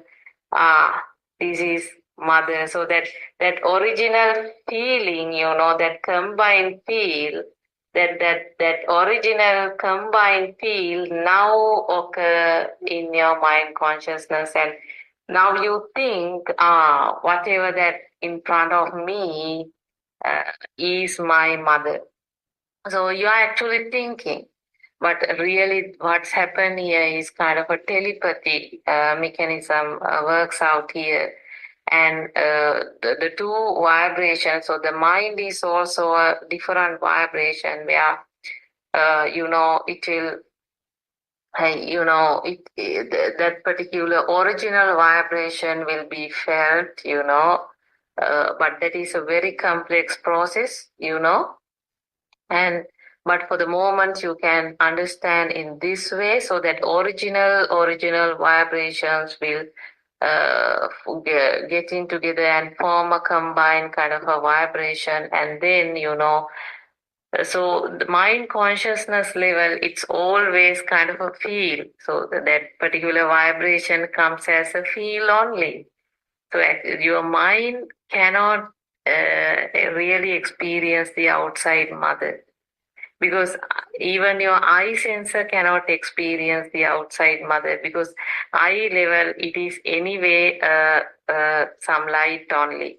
But that original, you know, vibration match to this new whatever the vibration occurred at your eye level, and then that original appear in your mind consciousness. So in your mind consciousness means that you have to understand there is no you actually. That arising of the mind consciousness means what? Arising of that particular thought or arising of that particular feel. That feel comes, that smell of the mother, that you know, the touch feeling, and the, you know, the sound of the mother, and the, you know, that figure of the mother, all that combined feel comes and stand. That particular combined feel is your mind consciousness, nothing else. But since now this happens simultaneously, what happens, you think that, no, I'm seeing outside, so that naturally comes, but it's not the case. And then one will still say, no, my eye can see, my eyes can see outside. No, just imagine there are colorblind people in the world. There are colorblind people in the world. So do you think if outside is red, they need to see the red color, but why they are not seeing it? Because their sensor doesn't support it. That means what? These sensors has limitation, and you have to understand it is the sensor that creates the world. Salayatana loko means that, because the world is created at this moment at the sensor. So that has to create, my friend. And even if you take another example, let's say you are eye sensor, let's say, your ear sensor. Now your ear, do you know, there has to be a vibration occur at your ear level. So what happens here is, let's assume if the hertz, if the sound, the vibration is more than 20,000 hertz, your eye sensor will not form form that particular vibration, or that particular form will not be created. So then you can't experience it. That's why all the time your body is like a sensor system, and if that creates something only, you will experience. And the world is created at your sensor. That's the point you need to understand. And there are clear limitations between yourself, the world you are looking, you are experiencing, and also the world animal experience. If you take cow, for example, cow will see a red world, but you will see a different world. But that is maybe 3D world, but that world would be completely, clearly, you have to understand, different. Right? So some birds have a clearly different view on the outside. So maybe you will rub your, dog's head, and you will say, dogs is in animal world and I live in the human world. Don't you think both of you are living in the same world? It is you think that it is a thinking, or it is a thought that you think you live in the human world and animal is in the animal world. That is a, kind of a thinking, kind of a thought. But actually, you have to understand there is no soul here. There is no soul. Your mind is actually a kind of a current or a spark. The moment your senses are exposed to vibration, what will happen? It starts to, generate current. So, and then you get feel, that combined feel, comes to your mind. Actually, I can't say your mind even. If I say that, it's wrong. Actually, the rise of that particular combined field is a very natural thing that happens automatically with your previous vibration occurred to your system. So that comes naturally. So the problem here is that disappear there itself, because it can't live. Chitta niyama is that. The thought means that. So that thought, it comes, then it can't live. So it disappears at a fraction of a second. But we do not know that. Instead, we believe that there is someone, living inside us, and that is the person who is keep on enjoying each and every combined field. No, that combined field rises as a result of a natural, phenomena, natural thing, natural sensor system. And that automatically, naturally comes, and mistakenly we take that as I see, or I feel, I hear, I taste. So all the time, every combined feel you get as the mind consciousness, you mistakenly taken as I. It is I see. But Lord Buddha very clearly explained to us, this is anatma. So this is anatma doctrine. There is no self. Soullessness. So unnecessarily we, fight for various things in our life, thinking that there is someone living inside, and we are in a major burning to satisfy that soul.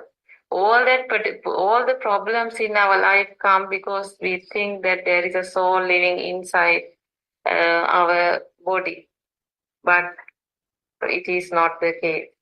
So the Satya Jnana, or the true Dhamma, or the, Darshana Jnana means this. Lord Buddha revealed this particular message to the world before 2,600 years back.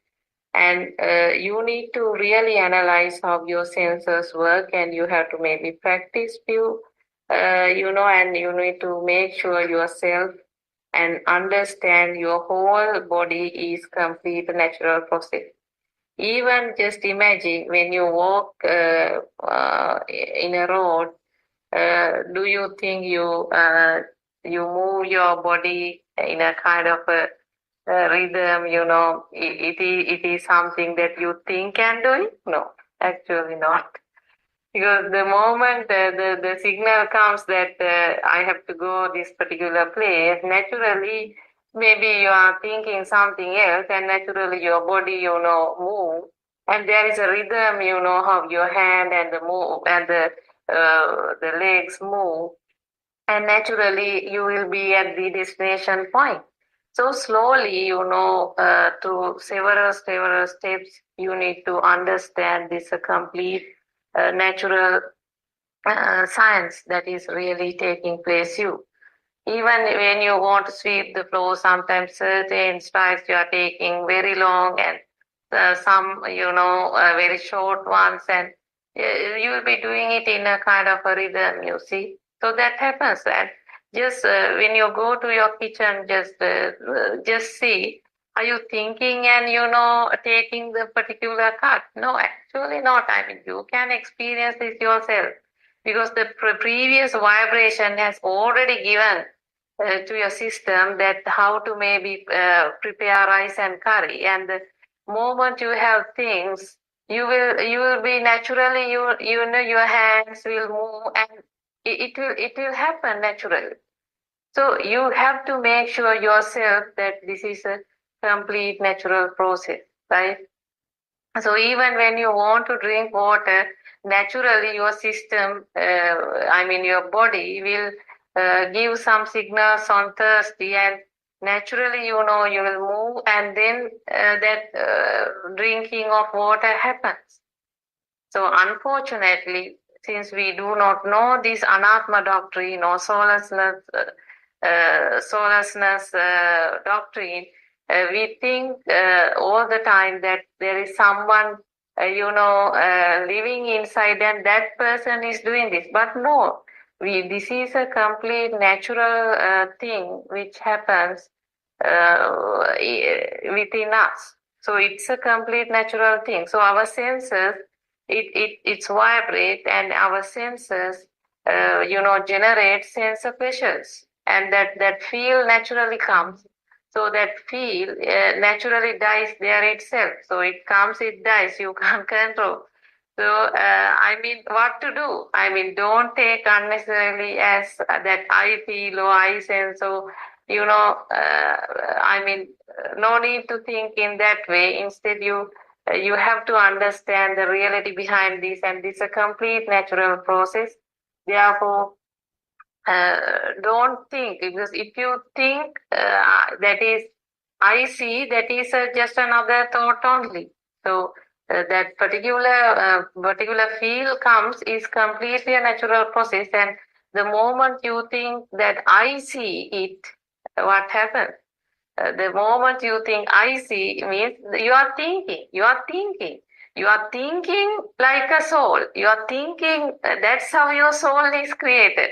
Your soul is just a thinking. My friend, you have to understand, you are thinking. I am living, I see that particular thing. You are thinking, but the rest of the things are really a natural process. So this is what we need to understand. I think today the time is over, but I'm sure we can discuss about this a bit more tomorrow. Teruvan Saranai, everyone.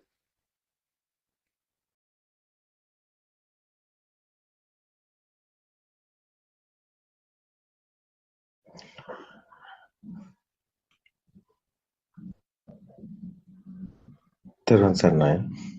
Teruvan Saranai ආරයන් වහන්සේ. I think today your experience is very good.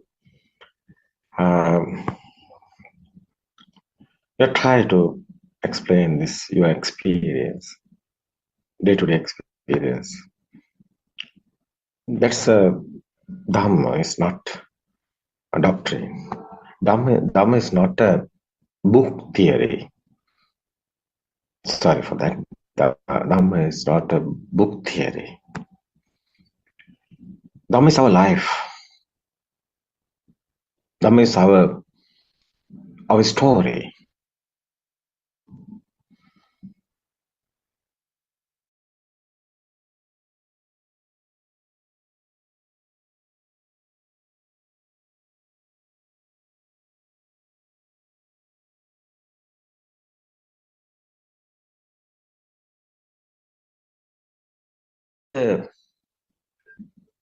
What is the truth here?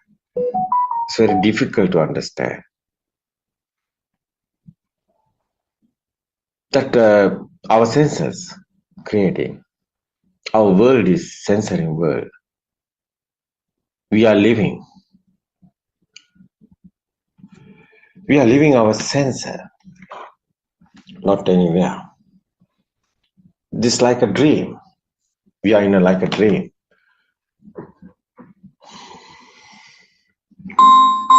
We are inside our dream. We are living in our dream, with our dream. We want to awaken our dream, but we don't know the truth, how we are awakened this dream.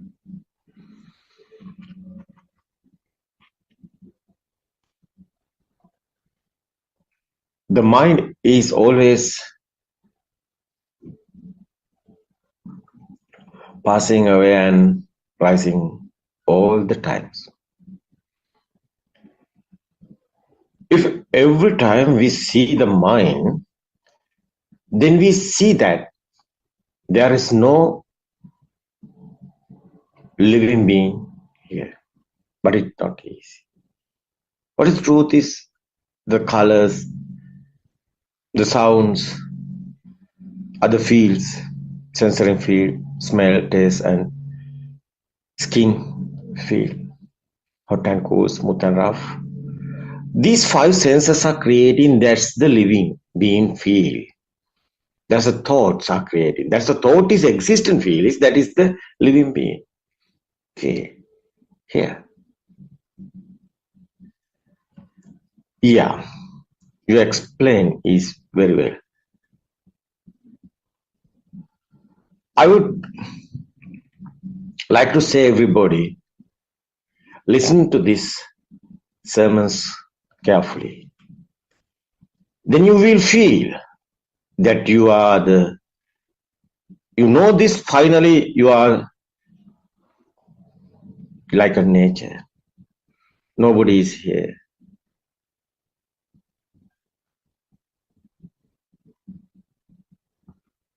You brush up this Dhamma very well. Buddothpado Dhamma discourses is explaining the truth.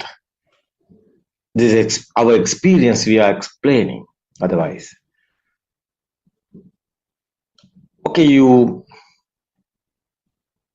realize.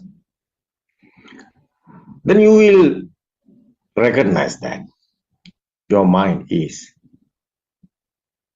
cleaner and calm. Then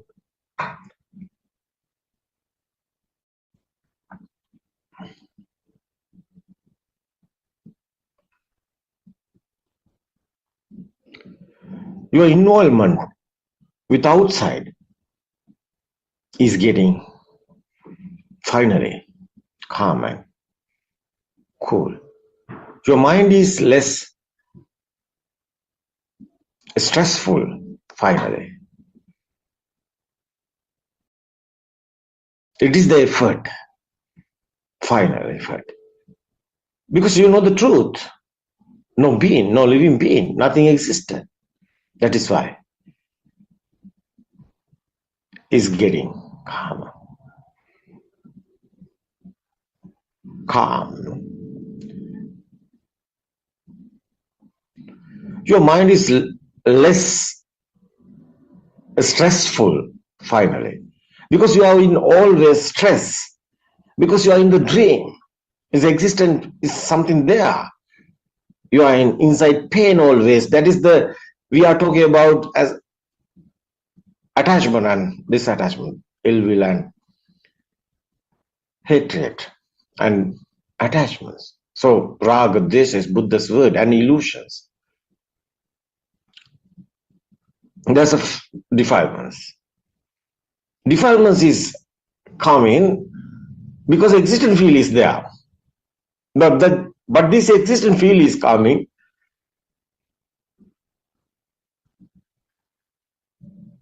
your thoughts. But this thought is not real. This is a system. This is a process. No one is doing this. It's happening. That's the, like a electric power, like a magnetic power, like this mind power. Finally, what happened to you? Your mind is less stressful finally. It is the best thing, I think, is the endless happiness is here.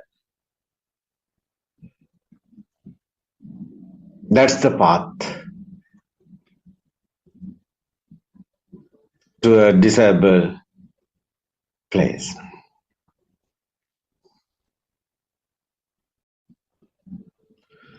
You are finally in the certain path of peacefully. That's the Nibbana. That's the Buddha's super worker. That's the, especially we want to tell you, no war, no fighting.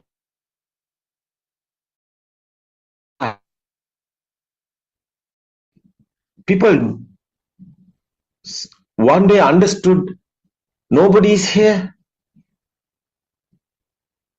How worth? Your thinking is a thought. Your birth also thought. Your death also thought. You realize this is not a belief. You can experience this. You can slowly see this. There is no person here as yourself. Every moment you see that there is no living being here. You are in the correct path. You are in the correct way. You are in the truth, final. That's the super weapon. That's the truth. You're like a nature, like a wind, like a feather. That's the tranquility. That's the path of Nibbana. You want to understood true Dhamma. You want to awaken to Dhamma. This present moment, only the moment, this is not a truth. Every time you are in like a, how is that? That's the Nibbana. That's the, we are talking about. Buddha's explanation is final, no death or no birth, no inside paining or anything. It is the way. It's a good thinking all of this world, people. You can realize this is okay. Everybody, today's time is gone. It's okay. That's our Dhamma friend is Randima is explains very well. Yeah, that's experience. She is her experience. Introduce everybody. It's okay. It's good. Very nice. Yeah, everybody. We can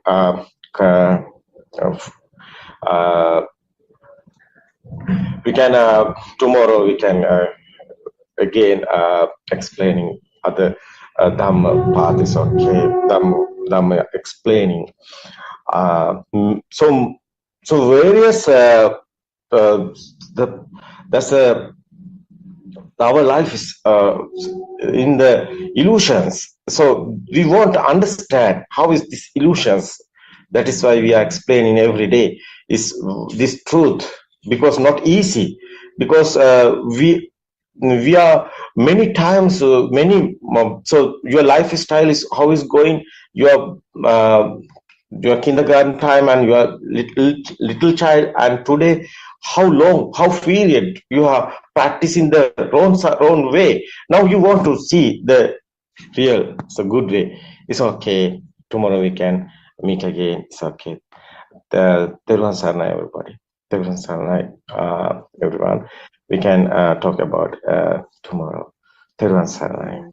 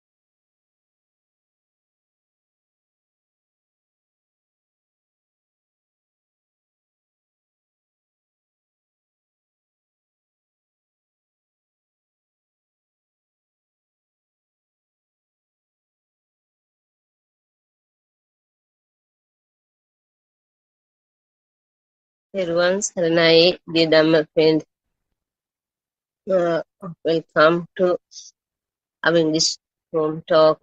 First, we'd like to pay our Buddothpado spiritual Dhamma guidance teacher, and we also like to thank you for attending this Dhamma discussion. Today we discuss about Dhamma.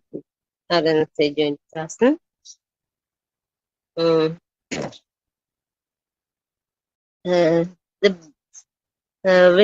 our supreme teacher Lord Buddha asked the monks, "Chakkum nichato anichato," they answered, "Nicham bhante."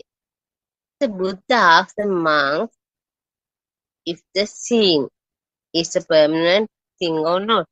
The monks replied that is not a permanent thing. It is an illusion that never exists. Seeing means what we see. They see a book, a table, a bed, a daughter, a son, the sun, the moon. The process of seeing means we see things, we see shapes. It is a rupa aramane, an input from the eye senses. After the monks replies that the seeing is not a permanent thing, the Buddha asked the monks, is the seeing a pleasure or suffering? The monks replied, Dukkam bhante. The monks replied that the process of seeing is a suffering. Then the Buddha asked, if your seeing is not permanent, it is an illusion, and if it is a suffering, then can we assign a life of what we see? The monks replied, no hetam bhante, meaning that no, you cannot assign a life to images. What the Buddha teaches us is that is an arhan anatma dharma. There is no life in what we see and feel. There isn't a self either. Ida pachitavi means that there are no things, nothing exists. This universal law is very complex. Now let us see, is there anyone anywhere? We think that the image we see in the mirror is me. That is only a thought. Just a thought, is it anywhere? Anywhere are thoughts too. Now you have learned to the practical. First, you need to have knowledge about the universal law. Listen to sermons. Acquiring knowledge is called Suttamenya. To be practical, you have a maintain an awareness about the thought. You receive at every moment applied the wisdom of Yatha Bhuta Jnana, which means you look at the thought and know that this is not something coming from the outside, but it is only a thought from your mind consciousness. Also know that this thought is also a lie. Do not accept any stimuli coming from your six senses as true. Nothing truly exists. There's nothing to believe in. Coming back to your question regarding Pratimoksha, the role of contemplation about the four requisites of a monk. Should you contemplate only on the four items, which are the robe, food, shelter, and medicine? What about the rest of the thoughts of associate with? You should contemplate on the food and apply that to smell the warm, to the cold, and to the touch as well. Contemplate and require it is belongs to you. And contemplate using the wisdom of Yatha Bhuta Jnana, that there is nothing outside, that it is only thought, and that thought too does not exist. It also a lie. See the pure truth in the thought. So coming back, whenever you get a aramunu or stimulus from seeing an image or color, you do the pratyaksha. See with the wisdom of Yatha Bhuta Jnana. Then when you hear a sound, you do the pratyaksha at this point by applying the wisdom of Yatha Bhuta Jnana. Apply the role of awareness of pratyaksha to the smell, to the taste, to the warmth, to the cold, and to the feeling of touch as well, and inquire, is the me feeling can be there? You need to apply the whole discipline only to the four expenses for robe, cloth, food, shelter, and medicine. You can apply the wisdom of Yatha Bhuta Jnana to each and every thought you receive. This state of nothing allowing ignorance to trick your belief in delusion is called avadya. Ashesha viraga nirodho. Avadya means ignorance. Avidya, sorry. Avidya. Avidya ashesha viraga nirodha. Avidya means ignorance. He is not believe in the outside, and he will not believe that there is life in what you see. When you understand that the outside and the inside make concept in illusion, and that nothing exists, he beings to get to of thing and get go of stimuli that comes to him. This state of letting go is called avidya ashesha viraga nirodha. So now we understand that design something using sound and image.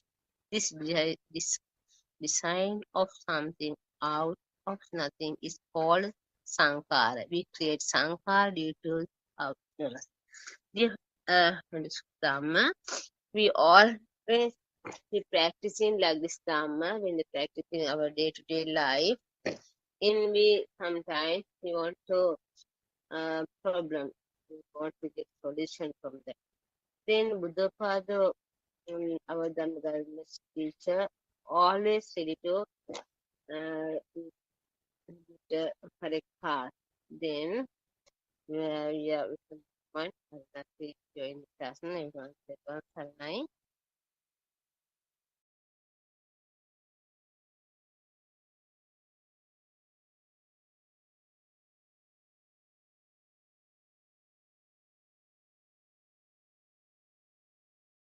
Thirwan Saranai Manian Mahansa.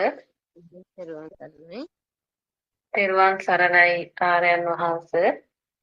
Please accept my humble worship. I think we have been discussing about how the mind is formed last couple of days. That is the true Dhamma. I think anybody needs to understand. So if we analyze these thoughts, we know sometimes in our life, these thoughts we feel extremely painful, isn't it?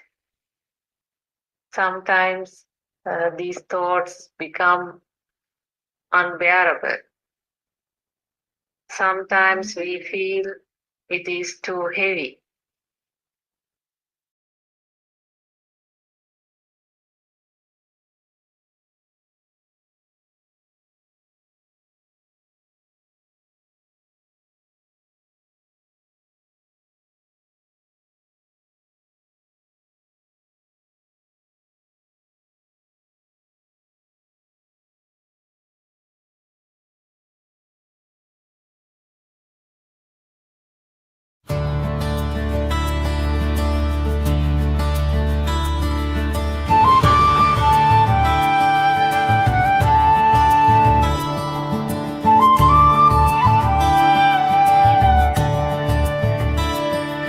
Spring of wisdom rising bright, spring of love radiant light, spring of joy that fills the earth, timeless heart of sacred birth, wisdom of Asia,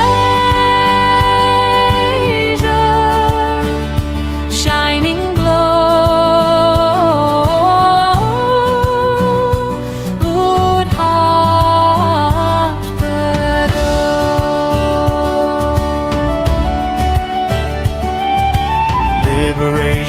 from all birth, liberative from mind's deep thirst, liberation from fear and death, freedom carried on each breath, wisdom of Asia, ever glow.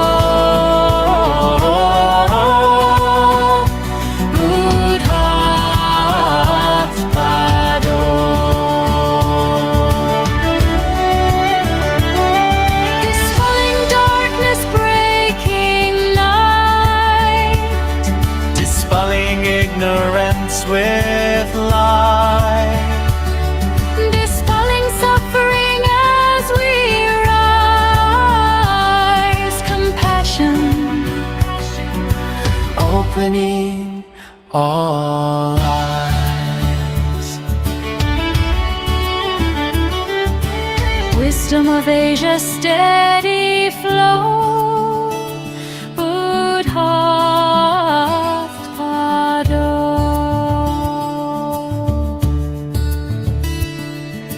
Truth of life and truth of mind, truth no time can leave behind, truth of birth and death made clear, the path of peace is always near, wisdom of Asia,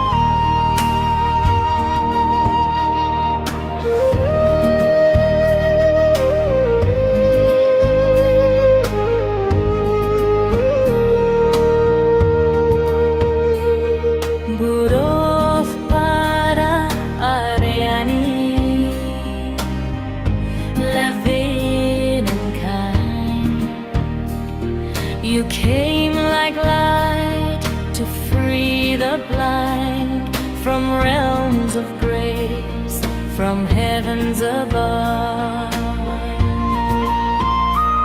You walked among us with boundless love. Buddothpado Aryani, Buddothpado Aryani. Seeing the sorrow of mankind, lost in darkness, confused and blind, you spread the truth so clear, so bright, the Dhamma's flame, the guiding light. You reawaken Buddha's way, the sasana shining day by day. Through your compassion, calm and deep, you soothe the wound that makes us weak.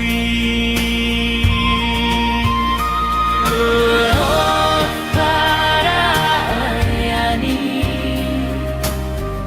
you show the path through gentle words and sermons vast, step by step.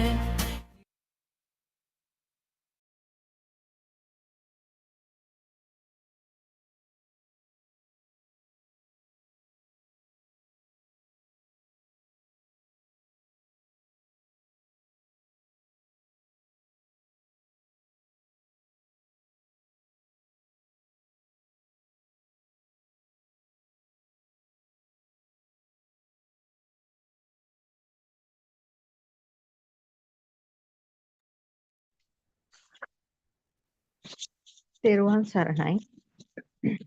I worship Triple Gem respectfully. Also I pay homage at the feet of our Kalyana Mitra, Buddothpado Aryan Vahanse, the great sage of our era, the most valuable spiritual master,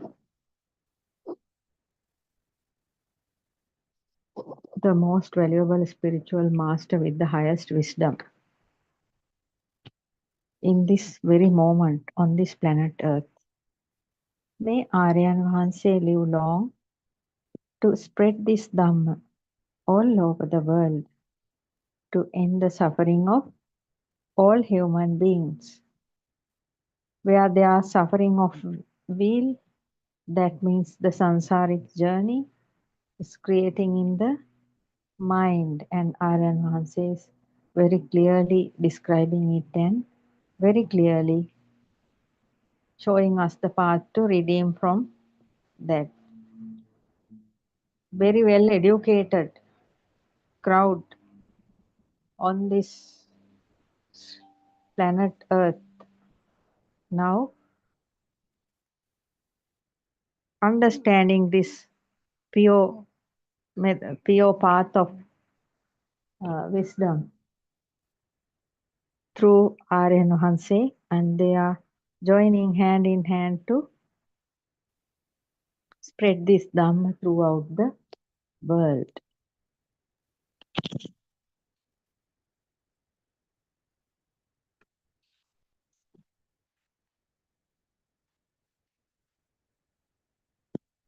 Today I am going to talk about the Nissarana Magga 3, continuation of Nissarana Magga 3. Aryan Vahanse has done this Dhamma discourse 6 years ago. The path to liberation, the way out, a drop of water for the 5 worldly cyclic existence. Aryan Vahanse is doing each and every Dhamma sermon based on the true Buddhist philosophy. Lord Buddha preached us 2600 years ago. And unfortunately, that true Buddhist philosophy and the true path to Nibbana was hidden for a certain time period, bit more than 1,000 years, due to the cruel and jealousy. People with wrong views has destroyed this pure Dhamma, the pure uh, truth about the humanity and how to redeem from the path to Nibbana. But with a great effort, Buddothpado Aryan Vahanse has fully realized this Nibbana in the year 2015 by following the Lord Buddha's Dhamma discourses in Tripitaka, with that means Sutra Pitaka, Vinaya Pitaka, and Abhidharma Pitaka, the Pali textures written in Pali. So Aryan Mahanse clearly understood that path to liberation is not based on the one-pointedness meditation. It's giving a small help to keep the mind to a certain awareness, to keep some kind of awareness. This one-pointed meditation is giving a little help.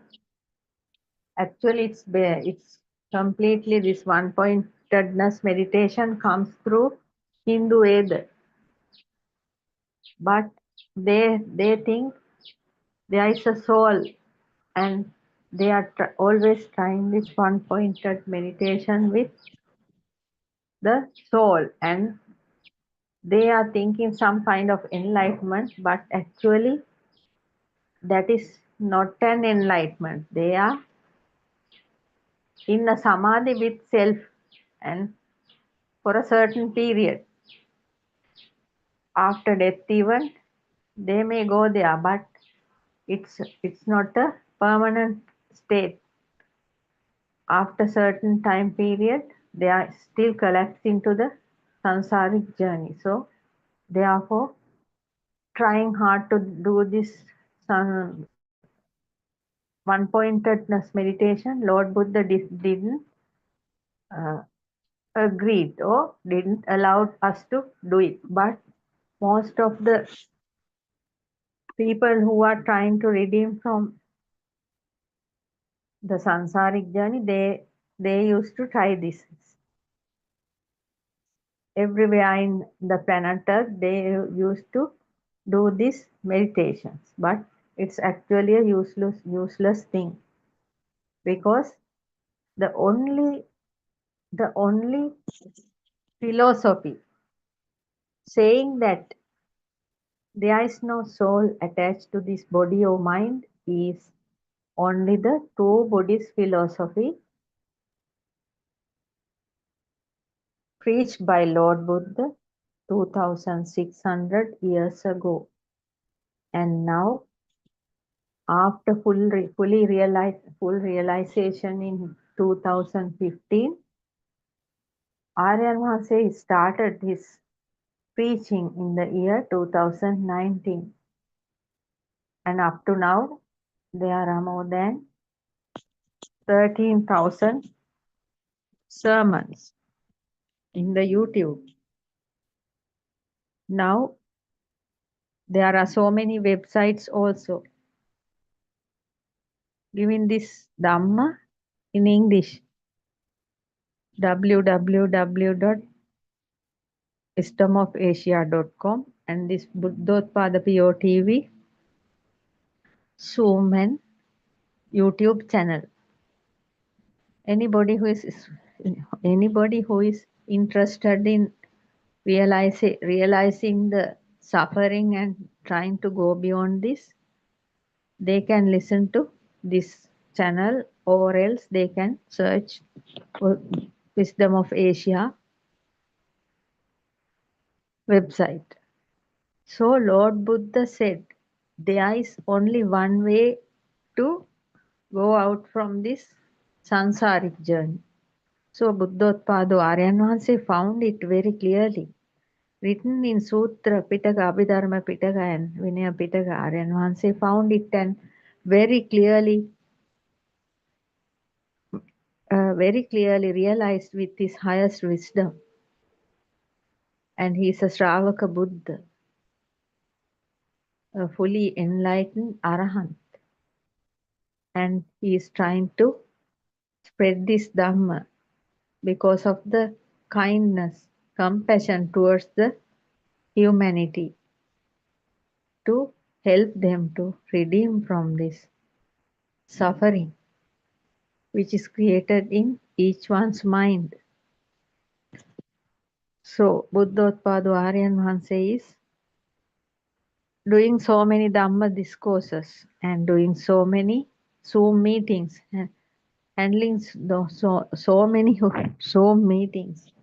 Each and everybody from each corner of this planet Earth, they can come and talk. They can talk to these Zoom meetings in Sinhala, in Tamil or in English. This is the channel where there is a Zoom discussion 3 to 5.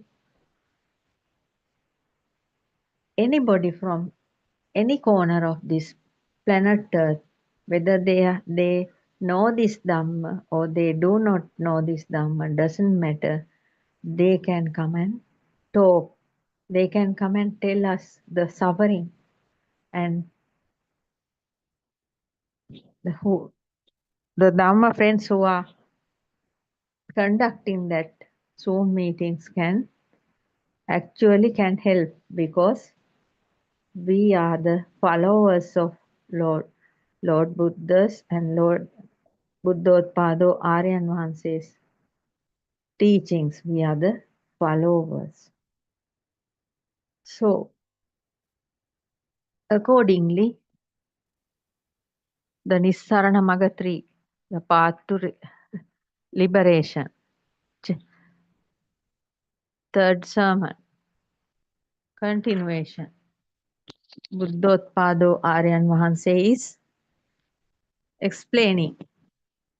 In Dhamma, we heard that people who have become enchanted have gone and born in Asanya realm, the realm of non-percipient beings. People who redeem from the body will be born in such a world. Yes, according to the one-pointedness meditation. So without practicing this insight meditation, there are a lot of people on this planet Earth tried this one-pointed meditation because there are people, they are actually have become disenchanted towards this form. The people who have become disenchanted with form because of the suffering. They know this body is a suffering. Therefore, they have become disenchanted. But without knowing the true path, true Dhamma, they have tried to go to this Asanyatala by doing this one-pointed meditation in the highest level. That means they are suppressing a thought and pointing.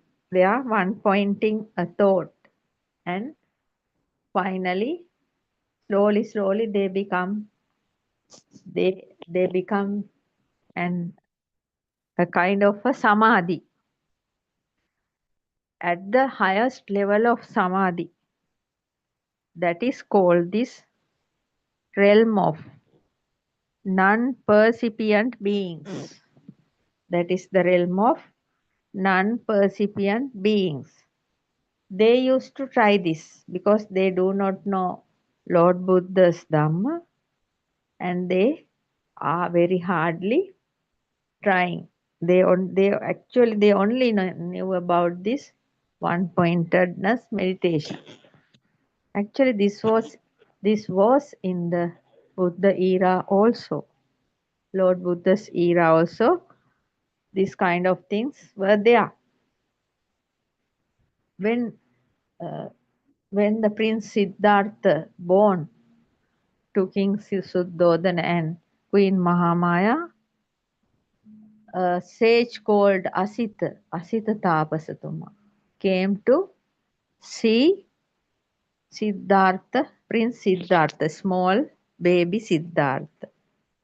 He came to visit, and then, according to his knowledge of this astrological knowledge, he found that he knew that by watching the body of Prince Siddhartha, and understood that Prince Siddhartha will one day definitely be a Buddha. So, at first, sage Asita laughed, and after a little while, sage Asita began to cry because he knew Lord Buddha, that means Prince Siddhartha will become Lord Buddha in the future, and definitely he will show the actual path to redeem from the samsaric journey. But until then, sage Asita can't live because now he is very old and he is going to die. So after death, he knew he will be in the realm of non-percipient beings. There may be 80 eons, more than 80 eons. They will have to be there because there is no stimuli appearing in that stage of mind. They used to practice here with the one-pointed meditation, giving such a effort, doing a useless thing. What a pity. Then after leaving the body, because they will be in that realm of non-percipient being. But it is not actually a permanent thing like Nibbana. It's for a certain time period, and they will be fallen into the samsaric journey again. So actually this people who have become disenchanted with form have gone and born in this may go and born in this realm of non-percipient beings, that is called asanyatala in Dhamma. Asanyatala means there's no sanya, that means there's no perceptions, there's no stimuli, so no vibration is happening. They will be there until a vibration is taken place. So we don't know in which time, in which period of time it may happen. 80 kalpa, that vibration may happen in more than that eons. Like that, they will have to stay there, but actually speaking, their self is hidden. That is the dangerous part. because they didn't know how to go beyond how to redeem from the self. They didn't know. That is what Lord Buddha said. It is a very pathetic situation for the people who are reaching the realm of non-percipient beings with such an effort. Then people who leave the body from will be born in such a world. Though we have heard so in Dhamma, in that realm of non-percipient beings, until feelings and perceptions, stimuli are not arising, they can live there. Yes, they are going to live there. Until there may be a feeling, until a feeling or a stimuli arises, the people who have gone to the realm of non-percipient beings are there with the self. So that is not a kind of a redeeming from this samsaric journey. It is like putting a plaster to a wound outside. After some time, the plaster will be dried and the wound is still there, like that. Without medicine, just putting a plaster. It's like that. But at any moment, if feelings and perceptions, that means stimuli, occur, fallen down to the circle of rebirth and death, even after 84,000 eons, when there is death, where there is death, yes, that is the dangerous part. That means at any moment, if feelings and perceptions, that means stimuli occur, fallen down to the cycle of rebirth and death will happen even after 84,000 eons, where there is death and birth. That is the pathetic situation. Trying so hard, with such an effort, doing a stupid thing is, we can call it like that. It's a very useless thing to do to redeem from samsara, because actually it is not happening. Lord Buddha is the only true spiritual master with the greatest wisdom, given these true teachings to the world, and now after 2600 years later, Buddothpado Aryan Vahanse, the great sage of this era, with the highest level of wisdom, now Aryan Vahanse is showing this pure Buddhism, pure path to redeem from the cycle of rebirth and death. Therefore, Aryan Vahanse is explaining, therefore, in these 31 realms of existence, wherever you born, there is a death. There is a death actually, coming into being and ceasing, origination and dissolution. Just that means, according to Buddothpado Aryan Vahanse's teachings, based on Lord Buddha's true teachings, there are 31 realms of existence in the human mind. So the thought process is circling towards this 31 realms of existence, each and every fraction of a second.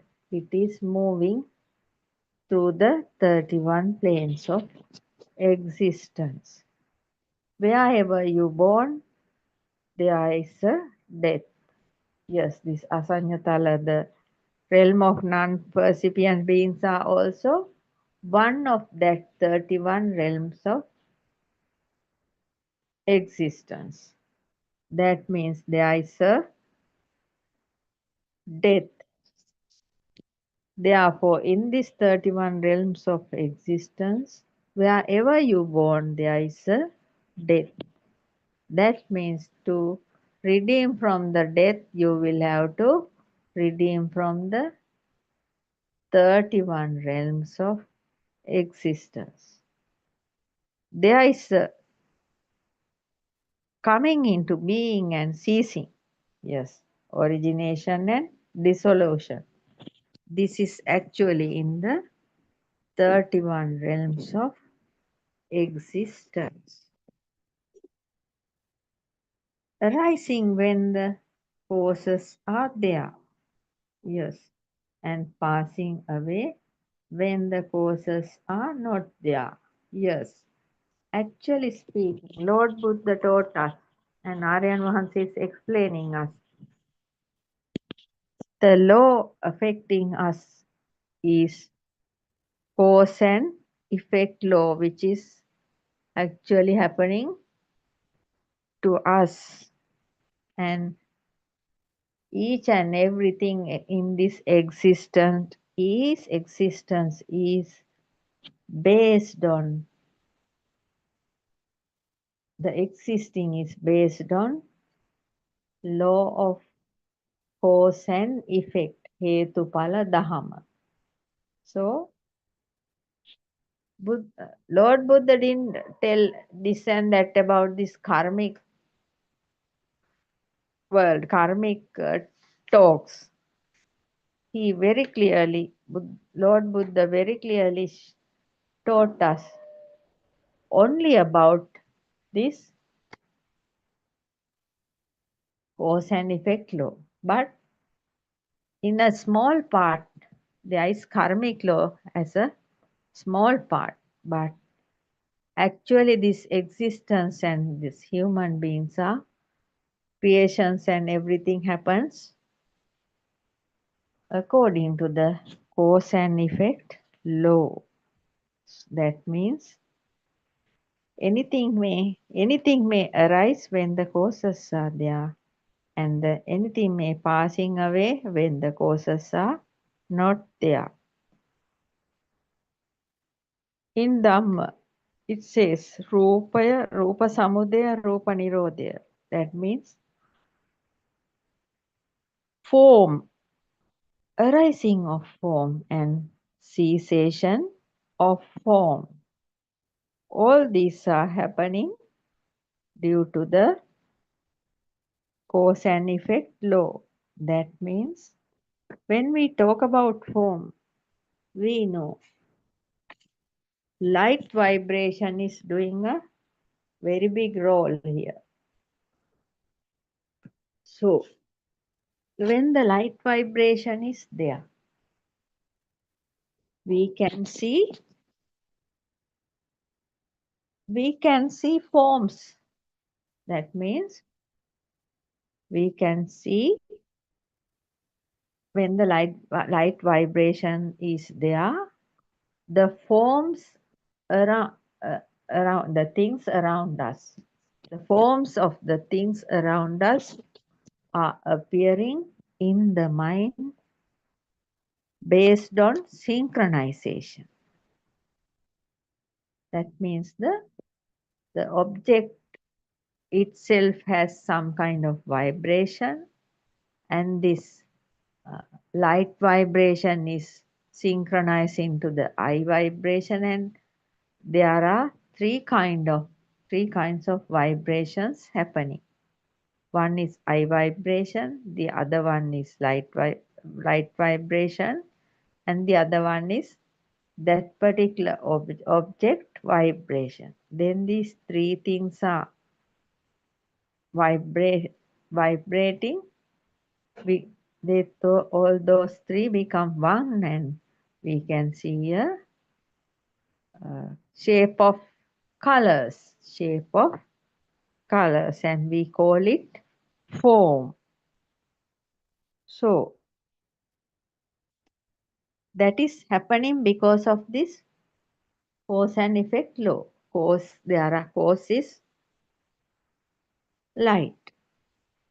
Because of light, now the form is creating, so light is the cause, and the effect is the form created in our mind.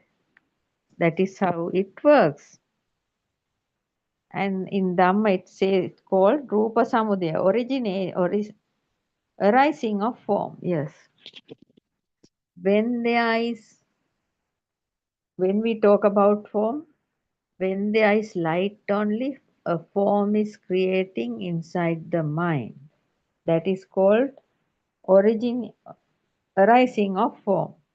And the third one is ceasing of ending of form. Because in this mind, that vibration is creating, arising and fading at the same time, and we can just see a form, but that form is not permanent in the mind. It is arising and fading at the same time. That means arising and ceasing, ending of that form. So,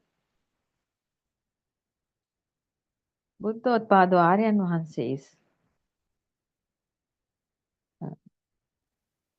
telling us about the form, arising of form and cessation of form happening inside the mind. All these three things are there because of the light vibration. But light vibration is also automatic. So the form vibration is also, the stimuli is also automatic. It's just appearing and disappearing, ceasing. So it's the way of arising a form, and it is ceasing according to the cause and effect law. When the cause, light vibration, is there, we can see forms, and the arising of form is happening due to the light vibration, eye vibration, and that particular form vibration, and those three things become one vibration, and we can see that as a form created inside the mind. So as it arises due to causes, it is, when the causes are not there, it is ceasing, because the light vibration is also arising and fading. Likewise, this form is also arising and fading. So this thing is happening, this particular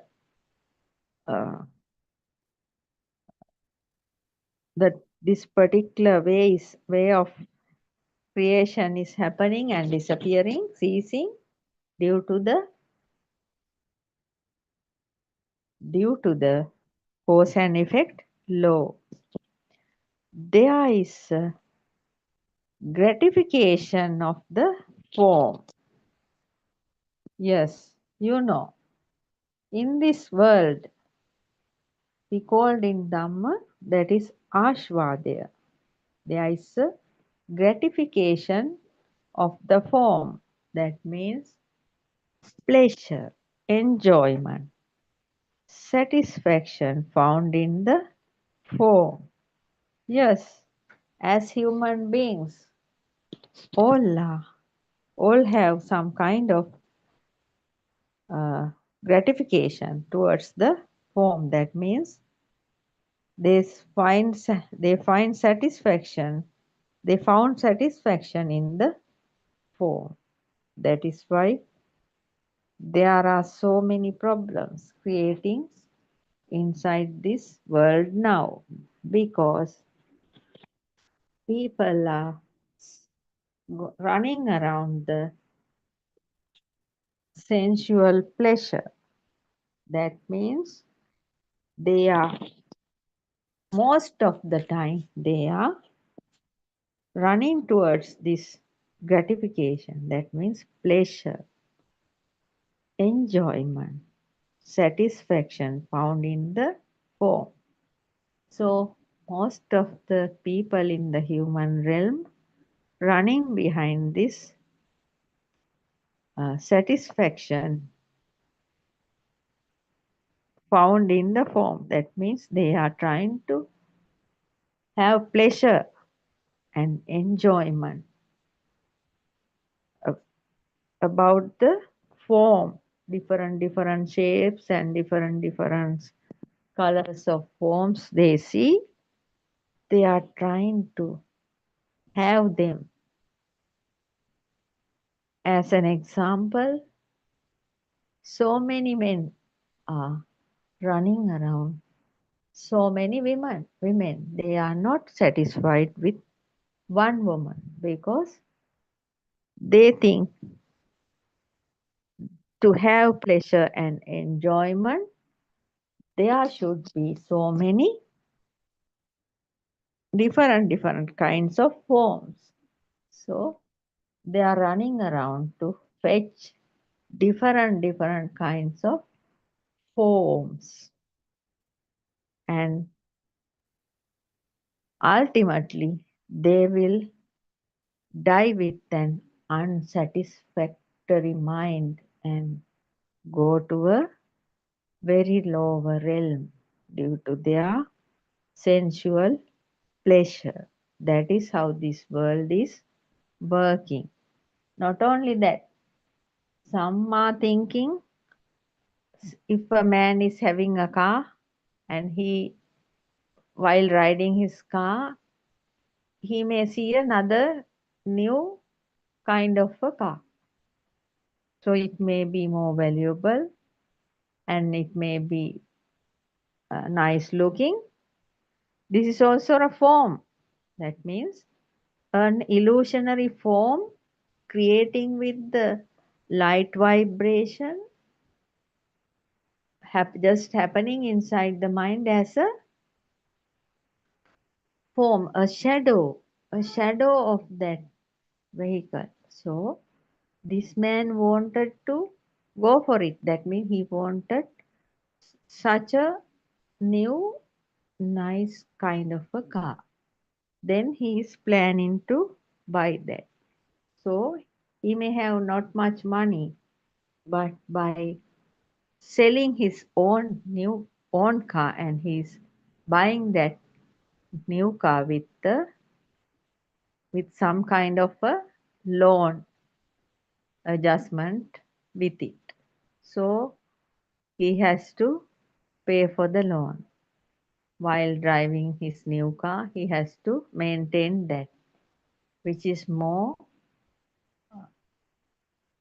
he has to pay more to maintain that vehicle, as well as he has to pay the debt. They call this financing. So he has to pay for the finance, and because of that unsatisfactory nature, because he actually wanted this gratification of form.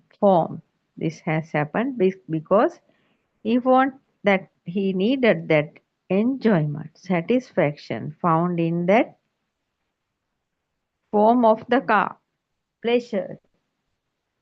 To have pleasure with that new car, this man is now have to spend more and have to earn more also.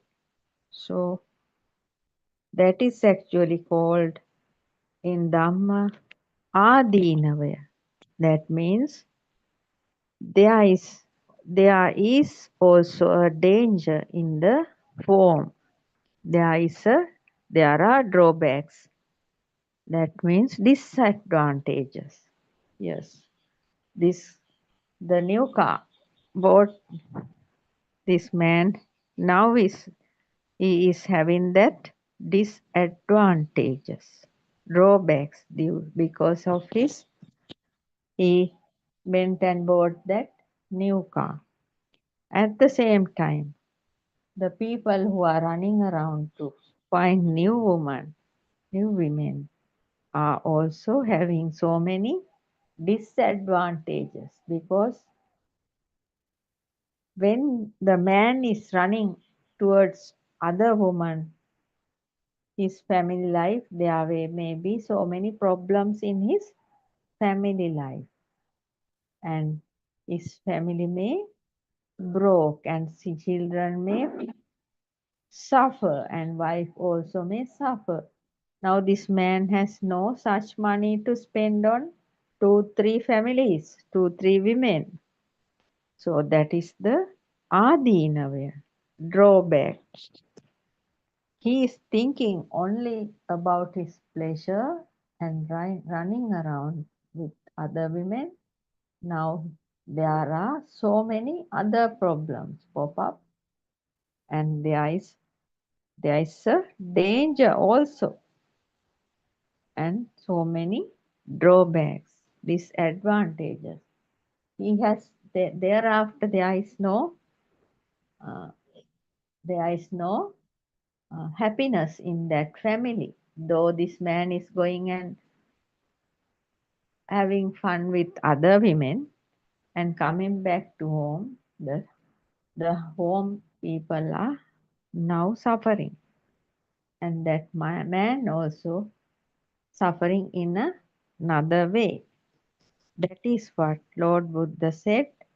There is danger in the form, drawbacks, disadvantages about this form, and Aryan Vahanse is very clearly showing us the way of those things are happening. Ashvadya, gratification, and adinava, drawbacks. So also Lord Buddha said that there is a escape, release, way out from this form also. Yes. In Dhamma, most of the time, Aryan Vahanse is telling, and Lord Buddha has told this, Ashvadaya, Adinavya, Nissaranya.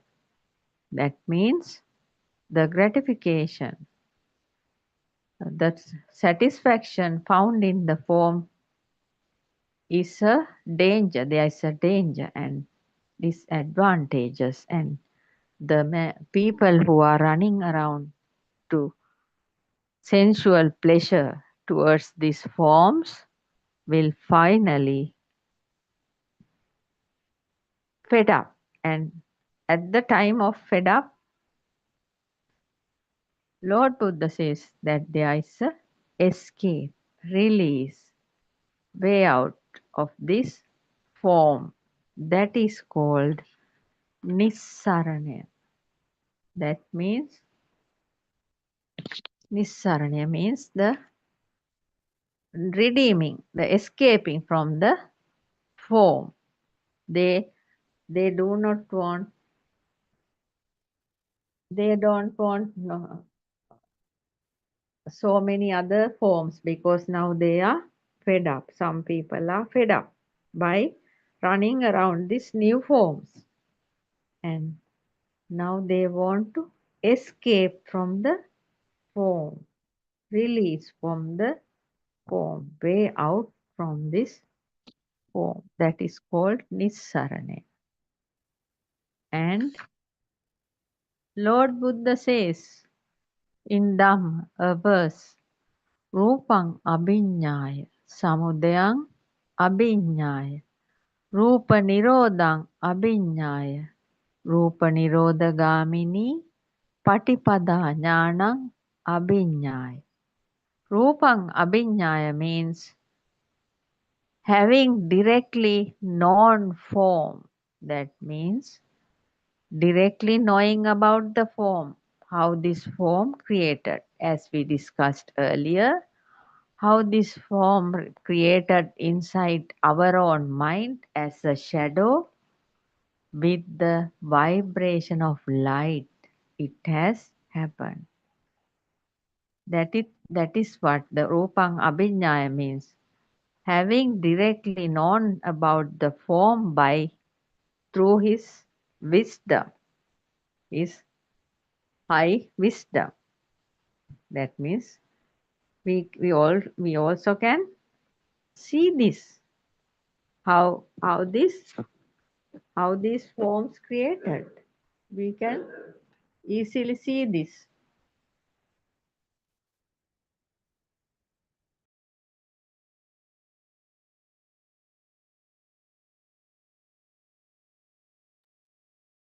Then Lord Buddha said, Samudayang Abhinyaya, having directly known its origin. Yes, when we see a form, we should know what is the origin of this form, how it has occurred, how it has arose. So we know, as I discussed earlier, we know with the vibration of light, with the vibration of eyes, and because of the vibration of that particular form, stimuli, form, the form has arisen inside the mind as a shadow. There is nothing outside. We are seeing from our birth to death. We are seeing only shadows. We are working with shadows, talking to shadows, and living with shadows. So there is no me also here. This is just like puppets. So it's a different kind of thing it's happening here, because these are only human machines. So there's no such me or myself also here. That means shadows are dealing with shadows. That is what actually this world, that is what happening. Shadows are dealing with other shadows. And Rupang Nirodhang, Rupa Nirodhang Abhinyaya, having directly known the cessation of form. Yes. Now we know how it creates, and at the same time, we have to know directly how the cessation of form is happening. Yes.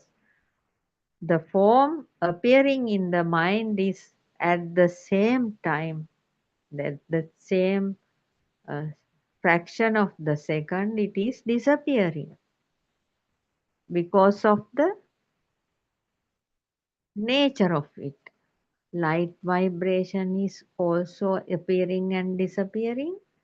Therefore, that form is also appearing and disappearing. These are happening like automatic bulb system.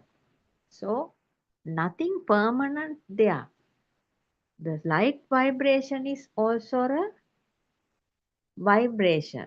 Nothing permanent in it. And the form is also vibrating, and it is appearing and disappearing. That is, it is also vibrating, just appearing and disappearing. Due to this arising and fading is happening in the mind each and every fraction of a second. That is why Lord Buddha said, and Aryan Mahansa is clearly showing us, having directly known the cessation of form. And then Rupa Nirodhagamini Patipada Jnana Abhinyaya. Having directly known the path leading to the cessation of form. Yes. When we see the magic, we will not be attaching or clinging to the form magic. Like this, having directly known the path leading to the cessation of form. Yes. When we see the form, we must understand how it has created. And we know that form is not permanent, it's appearing and disappearing. So, we know now the path. That means having directly knowing the path leading to the cessation of form. So now we understand the form. It is only a shadow. It is appearing when the light vibration is there and it is disappearing at the same time. By understanding this, we will definitely leading to the cessation path leading, we are in the path leading to the cessation of form. If so, we should know this form having directly. Yes. So in Dhamma, Lord Buddha says, we have to know so many other things also about this form. Rupaye kalakirima pinisa. Because our samsaric journey is based on this stimuli. No? So when the form stimuli are appearing, there should be disenchantment. There should be disenchantment towards the form inside our mind. Yes, it is sometimes it is naturally happening.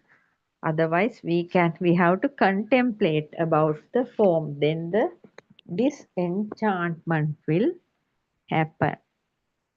The other one in Dhamma says, Aryan Vans is explaining, Rupaye noyalima penisa. For dispassion, enchantment. Yes. When we come across this disenchantment of the form, then we are not going to stick into that form. That means the dispassion, non-attachment will happening.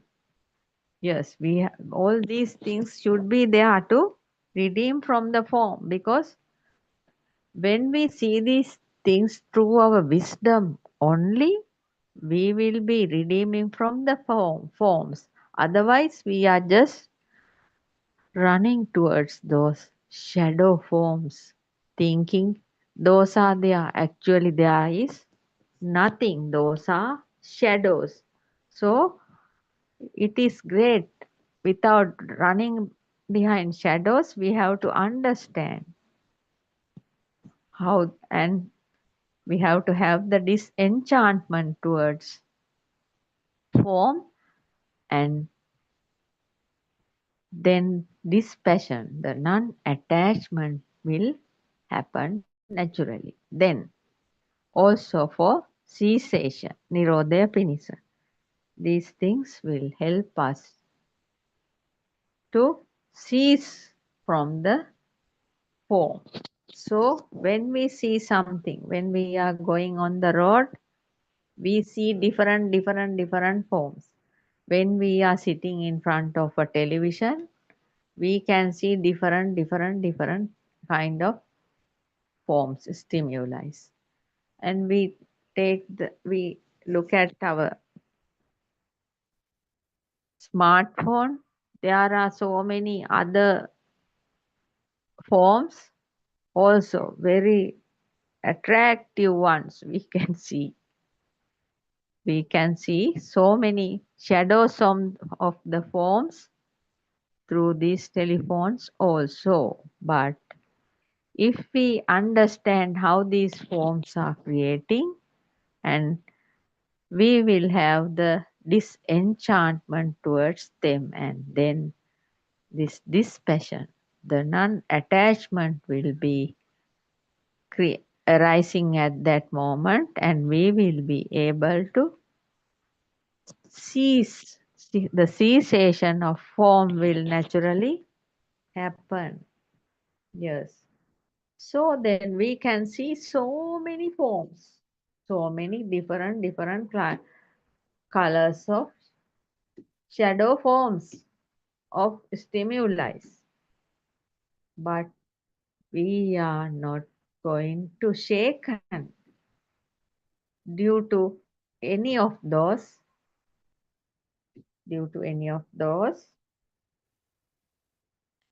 forms, the shadow forms. We are not going to shaken. That means, actually speaking, we are redeeming from the outside world, and we know that is only a shadow created in the mind.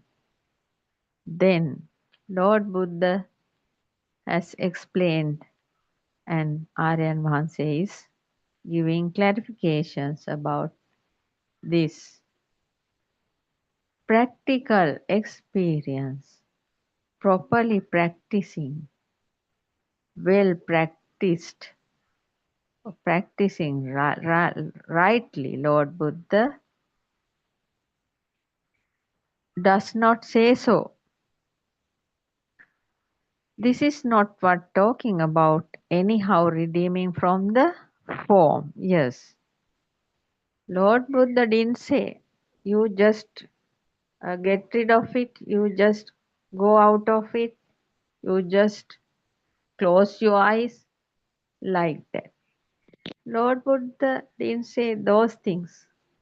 Nowadays, people used to go into ashrams in the mountains or the jungles. They used to close their eyes and sit down and trying to go beyond. That means they are trying to go out of this form. No, that they will not do it. They will not be able to do it, because by sitting on a meditative posture and closing your eyes will not be the way of redeeming from forms.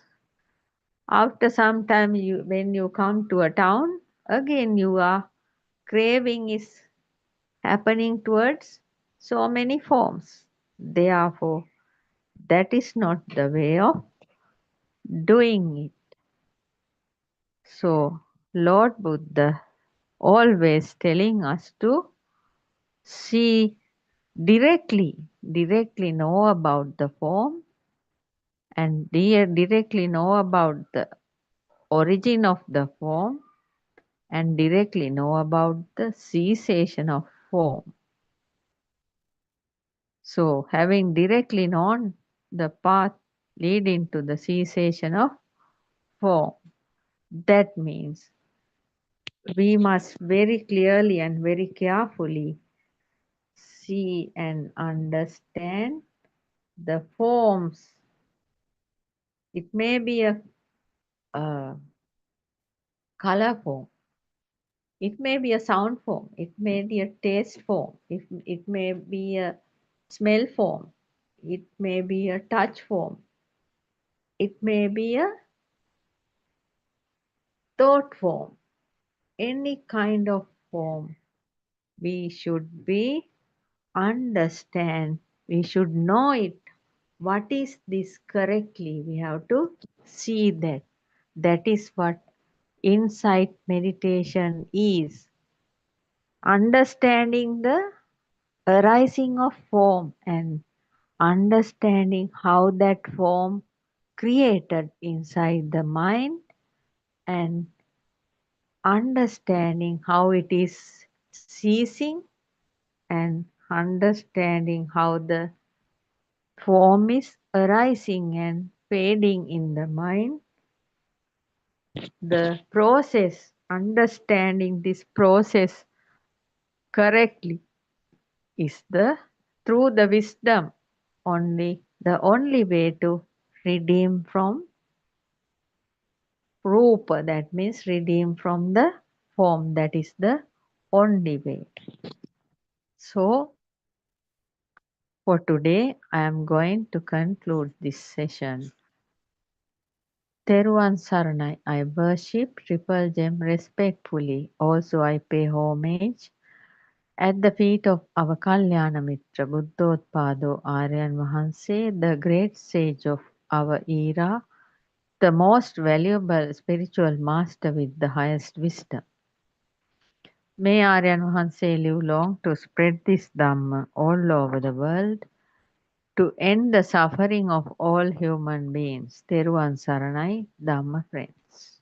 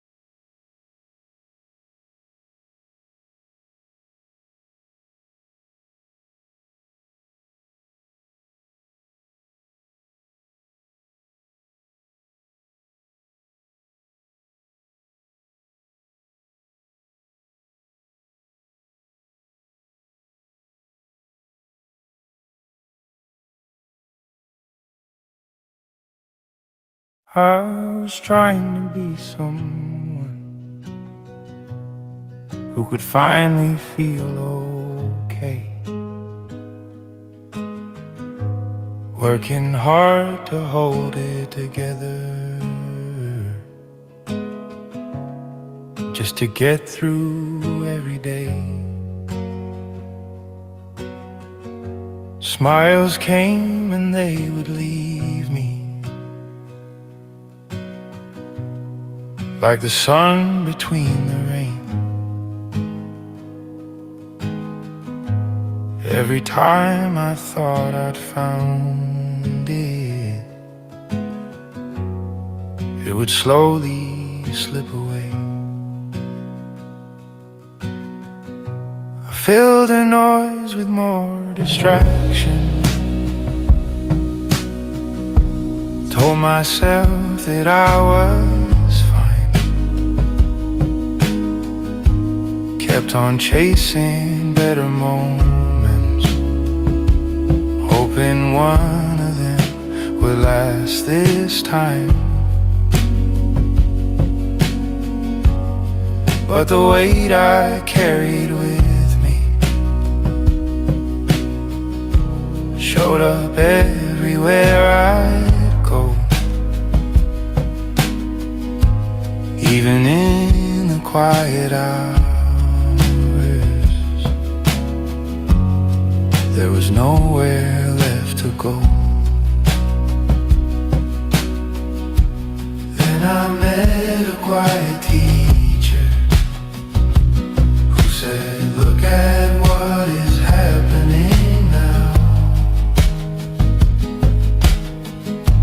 See how every thought is forming.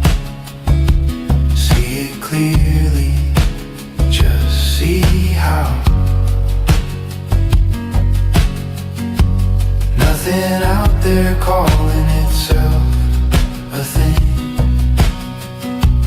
No one here that must defend,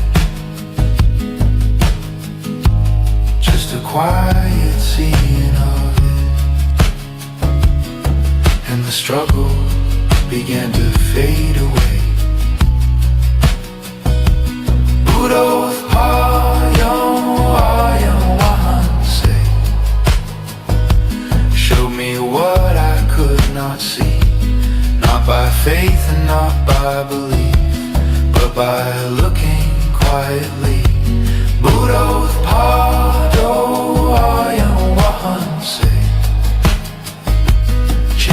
way this life is known.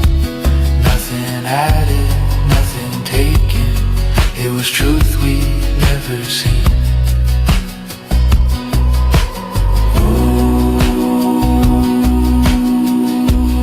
Nothing added, nothing taken. It was truth we'd never seen. Nothing added, nothing taken. It was truth we'd never seen. Buddothpado, Aryan Wahanse showed the way by asking see. When the search at last grew silent, there was space to simply be. Nothing added, nothing taken. It was truth we'd never seen. Nothing added, nothing taken. And nothing was the same.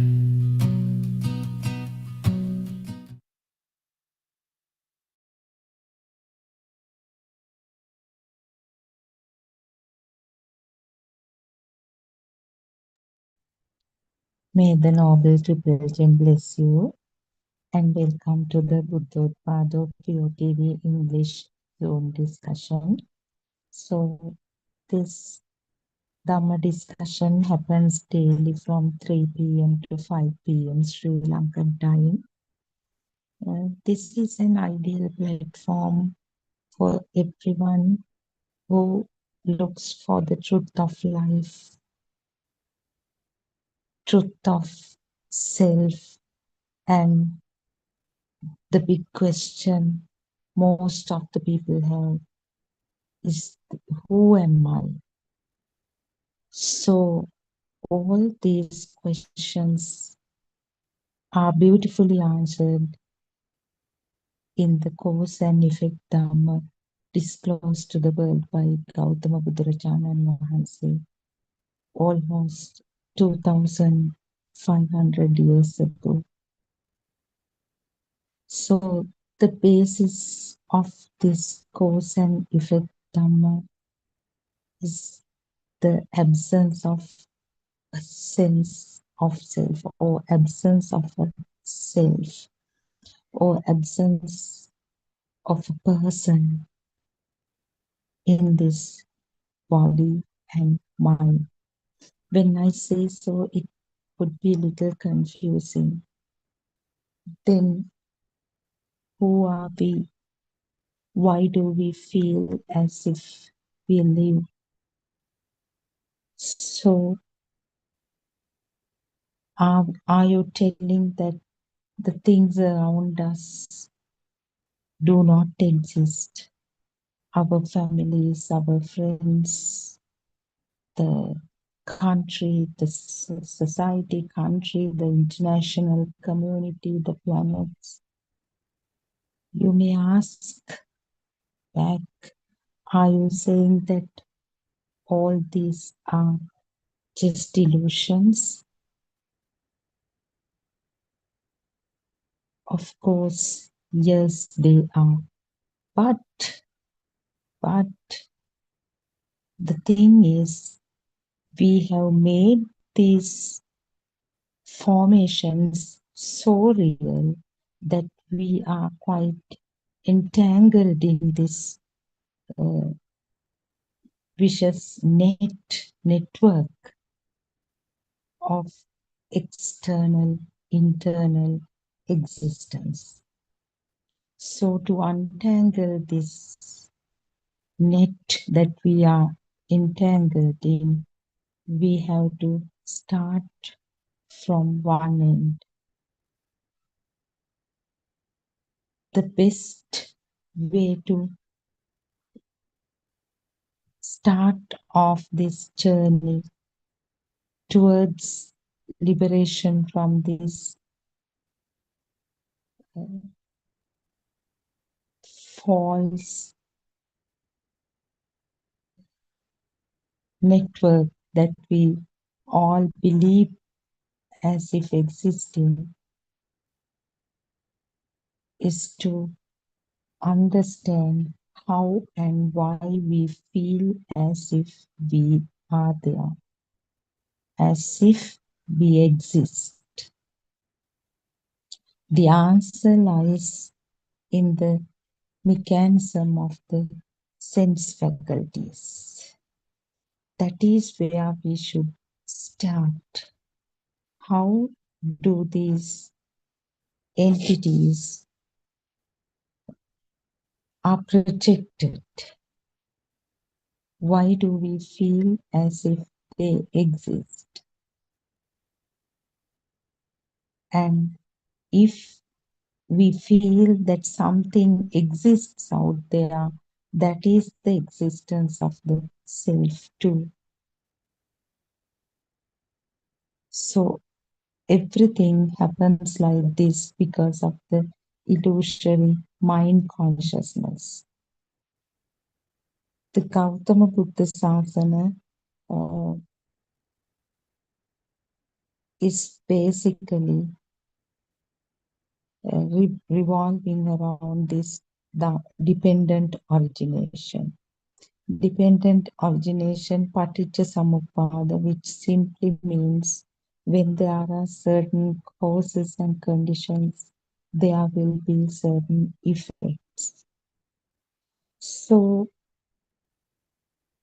why do we at all need to pay attention to Dhamma? Now you must be busy at your workplaces, busy with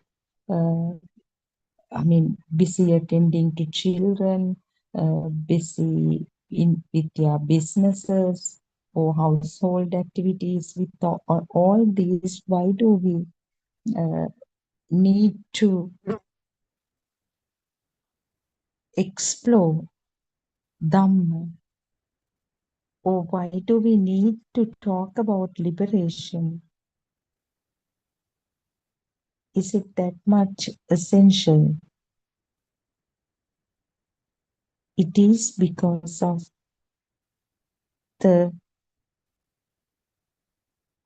deadly cycle of life and death. It is because basically that we are afraid of death. Is there anyone here who is not scared of death? But even if you say due to your adventurous nature, no, I am not scared of death, I want to challenge death, there is something called death for you. So to transcend death, you should realize that there is nothing called death. That is the beauty of this Dhamma. To achieve that kind of tranquility, that kind of liberated, awakened position, we have to explore this Dhamma through ourselves. We have to identify our own defilements, our own taints, and why we feel as if we are there and why are we scared of death. So in every Buddothpado sermon, which really shed light on the Buddhist philosophy, the common aspects that covered daily by our spiritual teacher is the existence field and the nature of mind, and why have we become slaves of mind, which is also illusory. Why do we act according to this illusory mind. Why is it so real to us? A thought arises, oh, there is a new version of the car that you are using. Why do you begin to burn? Oh, I must save some money. I must try to sell this car and I have to go. It was just a thought that arose. These thoughts flow just like wind blows. The thought process happens. Thoughts arise and cease. But why do we get shaken by the thoughts? Why do these thoughts become so real to us? It is because of the ignorance. It is because these formations of the sense faculties have become so real to us. So let's try to explore ways and means to liberate from this entanglement and uh, head towards the perfect tranquility. So until Dr. Kokila joins the discussion, welcome to the discussion. Champa Thiruvan Saranai, can we discuss? Teruvan Saranai Sudharma, thank you for your discussion. Actually speaking, did you listen to the sermons Aryan Vahanse has done last night and in the morning, Sudharma? Morning one I listen, Champa. I listened to it so beautiful because Yes, Aryan has started asking whether you are scared of death and what is death, and also about the taints, right? Four yes. types of taints. Yeah, I listened up to that point, Champa. Yeah. Can you please describe something about it, Sudharma? Actually, Um. that we spoke Yeah. know that What? Yeah. light vibration, sound Until Dr. vibration. Yes, Yeah. Until Dr. Kokila joins, we can. So Aryan wants say, actually, he challenges. I mean, challenges in the sense he speaks so bravely, directly. yes, He asks everyone not to deceive the innocent people. So yes, he asks whether you can prove that your phone, that is the yes, best example, is your taken, phone yes, does not synchronize with a certain vibration somewhere. If yes, what he says is, we all, I mean all 20 billion people may have 20 billion phones with yes, certain vibration, unique vibration, which yes, telepathize into that particular. That is why when somebody dials the number, the phone rings and we get yes, connected. That vibration. is the, Yes, it is the yeah, that vibration. is the synchronization. So Hmm. this synchronization Yes, can be discussed at various levels in this philosophy, yes, yes, especially life and death. The yes, biggest, I mean, the most important place, I mean, where synchronization is evident in Dhamma is this Chutisita and Pratisandhisita, the yes, last thought and the first thought of the next birth. There, yes. what happens is synchronization. Synchronizing. So, Yes, synchronization, because now the people ask why, uh, I mean, if actually, if mm. the power of the last thought is the same, so we would all may that power, may that thought or that vibration will telepathize into a similar kind of vibration. No? But Yes. it is not so. Yes. Now, somebody who has very thick kind of layer of mind, or for whom the Yes. world is so real, so the self power will be very strong, Very high. Yes. so very high, and that vibration, I mean, will have a different level of, I mean, if you use some unit, let's say hertz, I don't know what is, Yes. what's we normally measure electricity using such a unit. Yes. So very high. So such, it would synchronize with the same vibration Yes. somewhere. I mean, we Yes. cannot assign a place. It Yes. We can can't say yes. it can be being in a hell, very Yes. low Yes. Yes.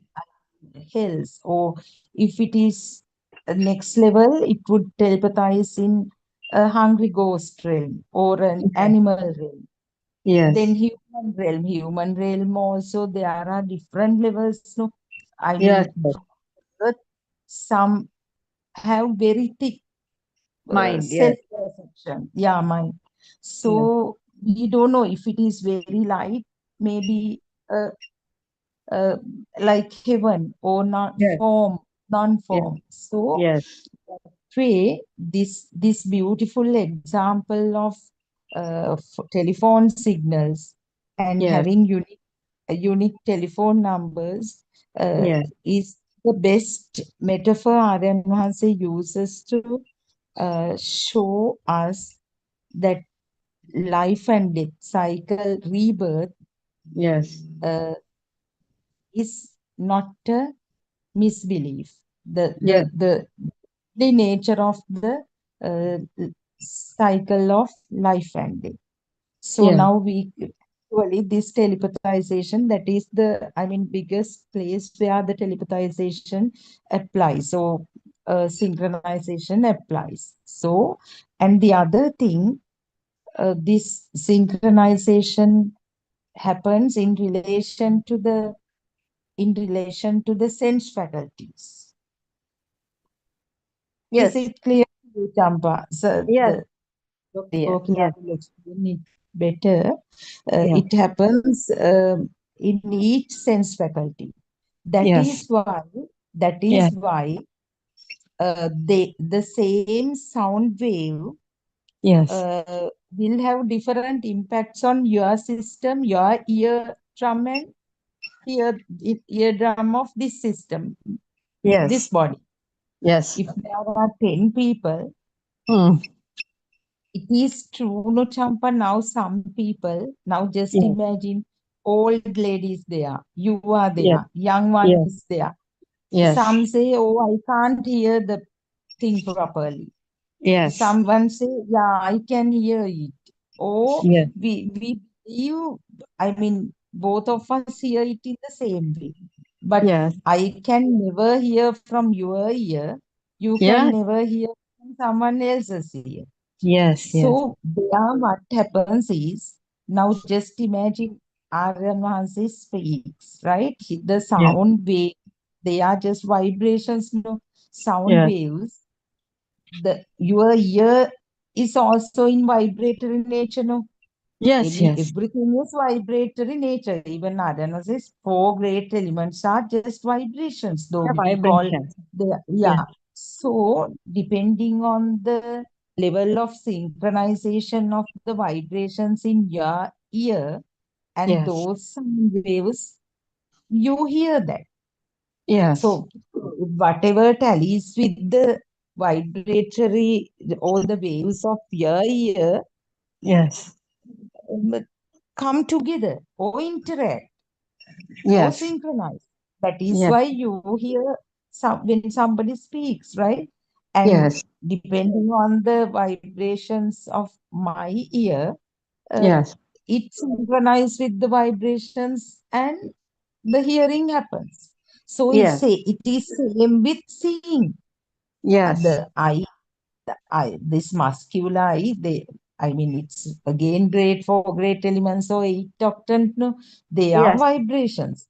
But Yes. depending on the power of the vibrations, whatever matches my eye vibrations, I am using my eye here again, but there is no other way to explain. Yes. So synchronization happens. That is how we see coconut Yes. trees. Actually, we don't see coconut trees. The shapes, certain shapes, visual, Yes. because seeing also differs. No, my grandmother sees a thing, I see the same thing. Someone else is the three of us.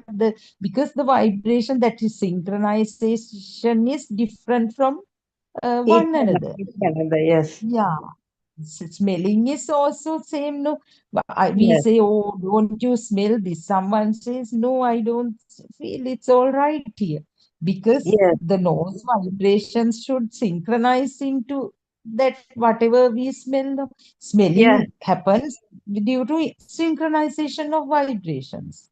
Yes. So body sensation, though we feel that we touch now, now the big mistake is we feel okay since the formation of the eye, um, we feel as if there's quite a distance. No, now if we are looking at something, we always see a space. But Yes. when it comes to touch, we don't see that space. No, Space. Yes. No space. yeah, Yes. it's Direct like, touch. but still that is synchronization. What happens? The Yes. Yes. the the softness or the hardness, Yes. my skin feels is not exactly the same as yours, because Yes. Yes. your skin vibrations should tally with the vibration of the mattress or the cushion or the floor or ground or grass or whatever. Yes. So Yes. this is According so to the beautiful. yes way of the skin, body skin. Yes. Skin in the sense vibrations, no, that Vibration. skin Yes. for great elements are also, we have named them as some four great elements. I mean, combination formations, we call them water, Yes. mountain, cushion, my body, his body, Yes. whatever it is. Ultimately the composition is Shuddhashtaka of four great elements, no? Yes. Each and So everything but has its own vibration. Yes. same composition, Yes. only we give names, but their Yes. ratio may be different. Now when Different. the water is taken, Yes. the liquidity percentage is More. high More. there. Yes. Yeah. Yes. So if you take iron, they are names, but the solidity percentage is very high. But Yes. what we should remember is all of them are vibrations. Yes. Since they vibrate so fast, we can't see it. If the human system had the capacity to capture, I mean, the vibratory nature, Yes. people will easily realize this Dhamma. Yes. Now, No. They can't see yeah, that. but uh, yes. So that might yeah, because but that is why.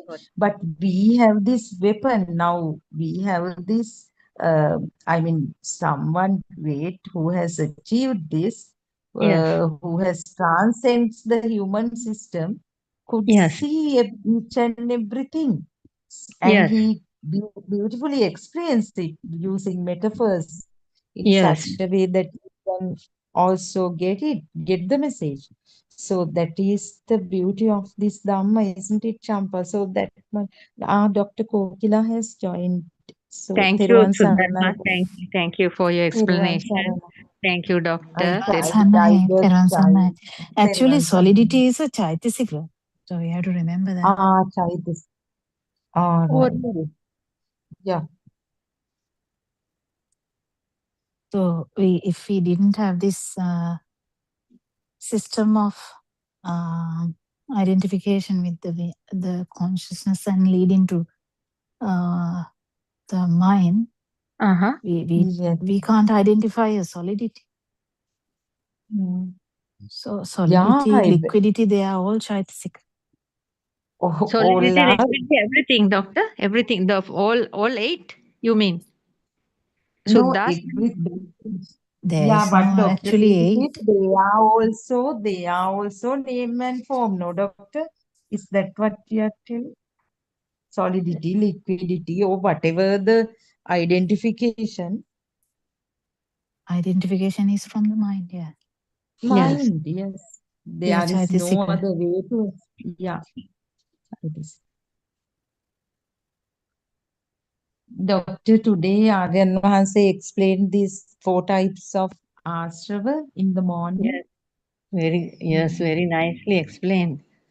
Mm. Did you listen, I doctor? actually didn't listen to that part properly. I actually thought to stop listening while working because it's not good to listen while working. Because Yes. sometimes I listen while working, in the sense typing and notes and stuff, but then I decided not to do that because it was a good one.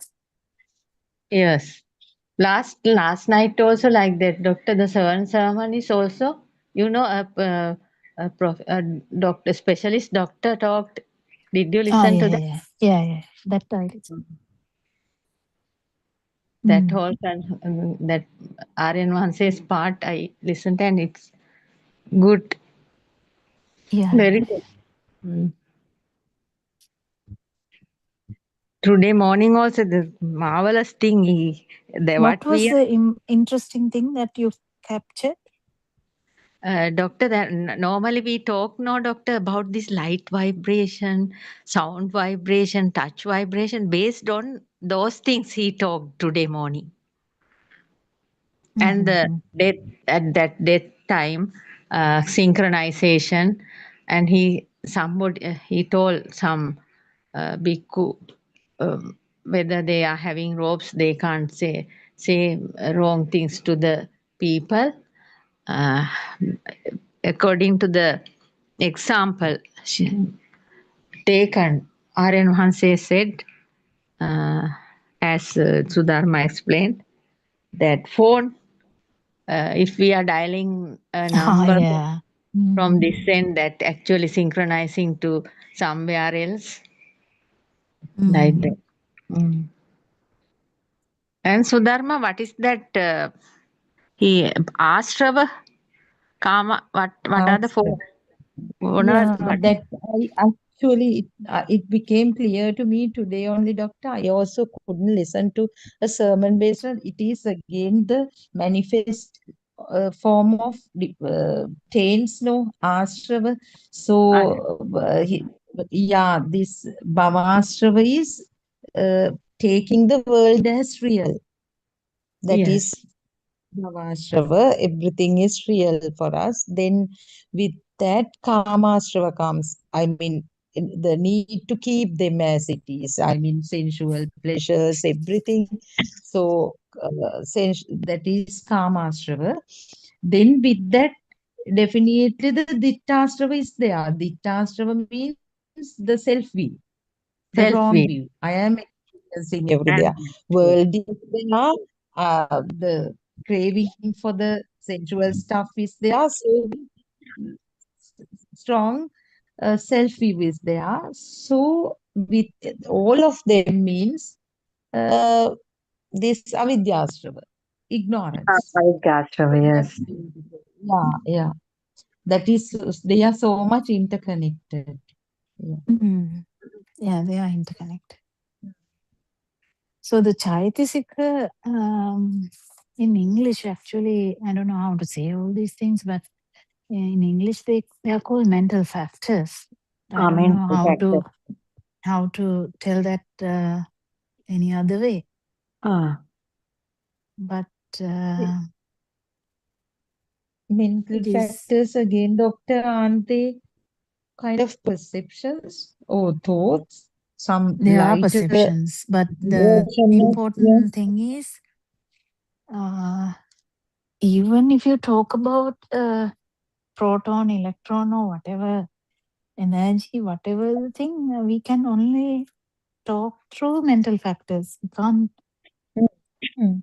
Yes, we can't see them directly. No, yes. No, we can't even if we try to describe, we do that through the mental factors. So we need to know whatever in the mind, that's just the way that it is manifested. And Dr. Aryan Mahanse often talks about death, the fear of death now. And Yes. actually, he was telling, okay, is there a death?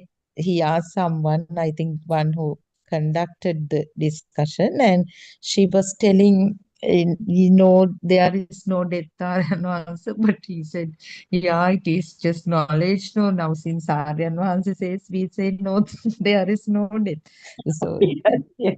we That accept. girl. Then Aryan Mahanse said, no, no, when you fully realize that there is no death, it's a different level. And then because it's like I felt that Aryan Mahanse feels it and Aryan Mahanse feels sorry for the others, like if they also experienced it, how would they be feeling, kind of tone was there. So he was laughing and telling, no, true that it's a kind of another thought, but still when you feel it, it's even we can't imagine, no doctor, maybe doctor can imagine, but I can't imagine like fully feeling that Yes, there Sudharma. is Yes. what kind of experience it would be like. Yes, in the morning he was referring to that as well. So the message is, what message is, doctor? He highlighted that we have to contemplate. Yeah. Yes. But he said Yeah, you haven't actually, contemplated. he is pushing everyone. Yes.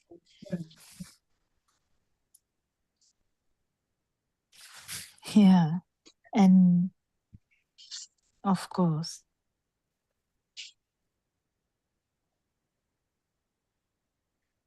we can even realizing that these are only like the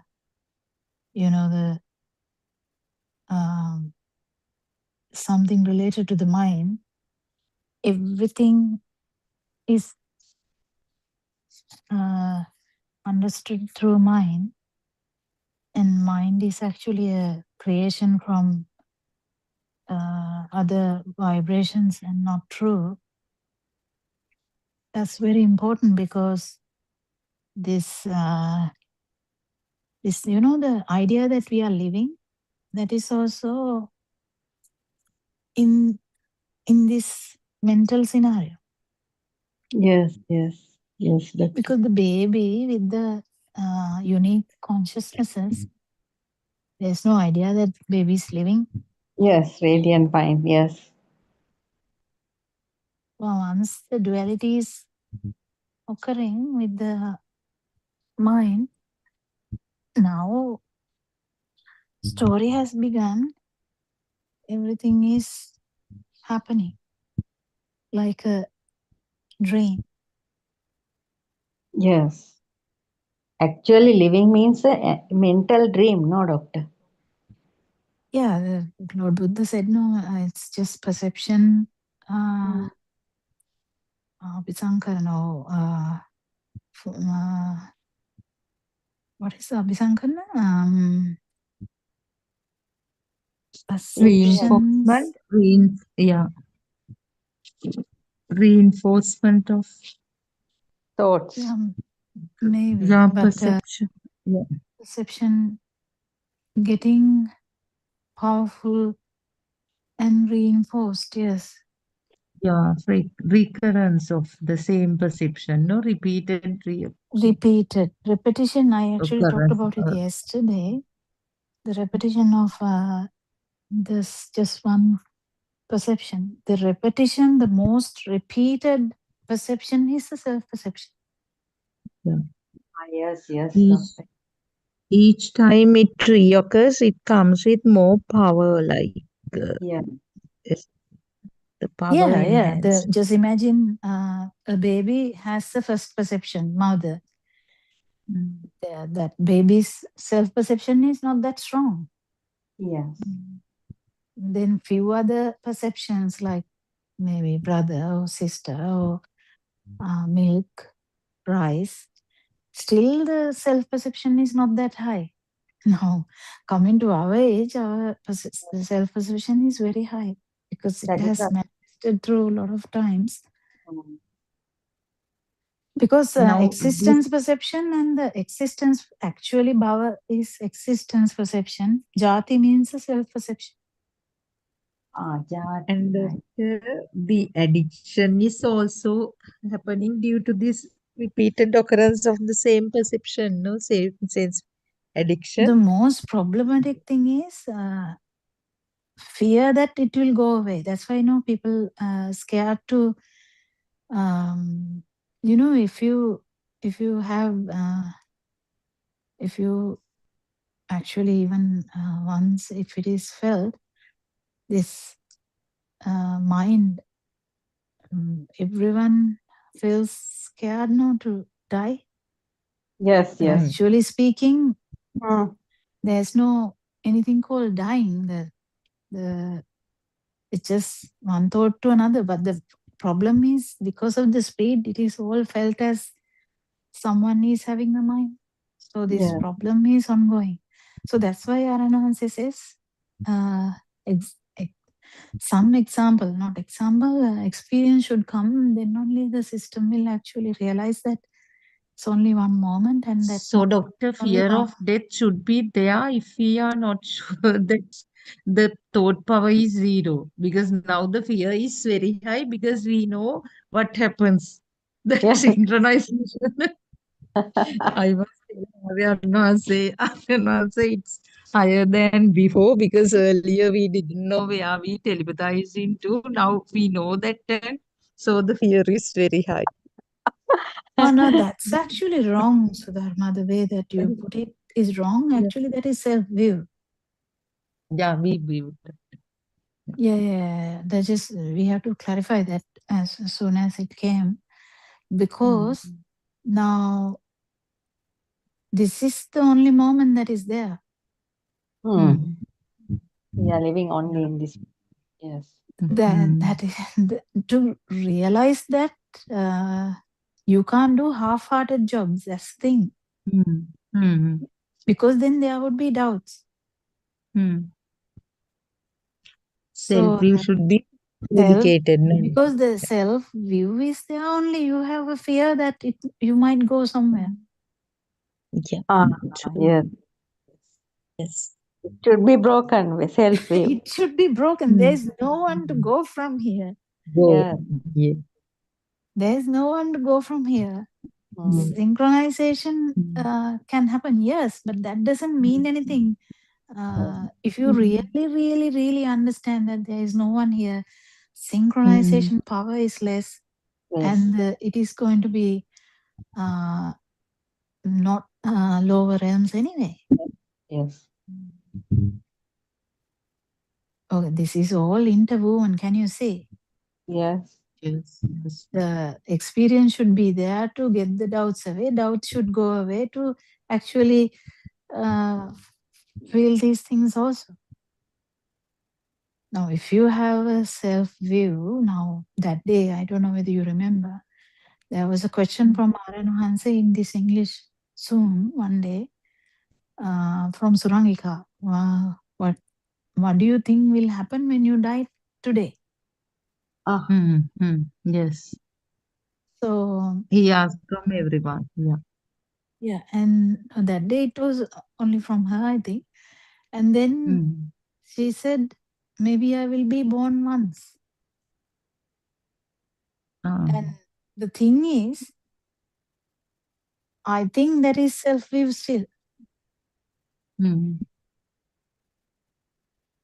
Because that's not how it is. The way you look at things should change. Yeah, in the morning, Aryan Hansi said, Doctor, it's like Indrakila. I don't know what it is. That is so confident, no? Not wavering, not oscillating. One who has got rid of self-view, I can identify because they are like Indrakila. Yes. Not shaken with anything. Shaken by anything. Yeah, now did you actually understand what I was trying to say? Now, if we have a self view, we have a view that this will happen, this will happen, this will happen, right? Yes. Yeah, got it, doctor. Then there is someone to go along the journey of samsara. Yes, Because that is the exact problem we have now. That even if you think there is a vibration to vibrate somewhere, still the self view. Yes. yes. That's what I'm saying. So what Sudharma said can be wrong. Even in vibratory level, if you're thinking, now I am a vibration, I'm going to telepathize somewhere as a vibration. No, that's wrong. That's again self-view.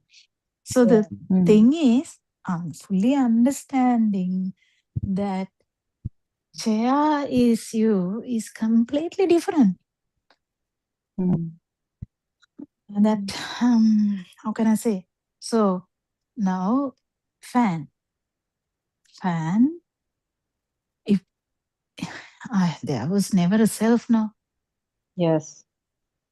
So the fan, existence of fan is felt as this alive field. That's all.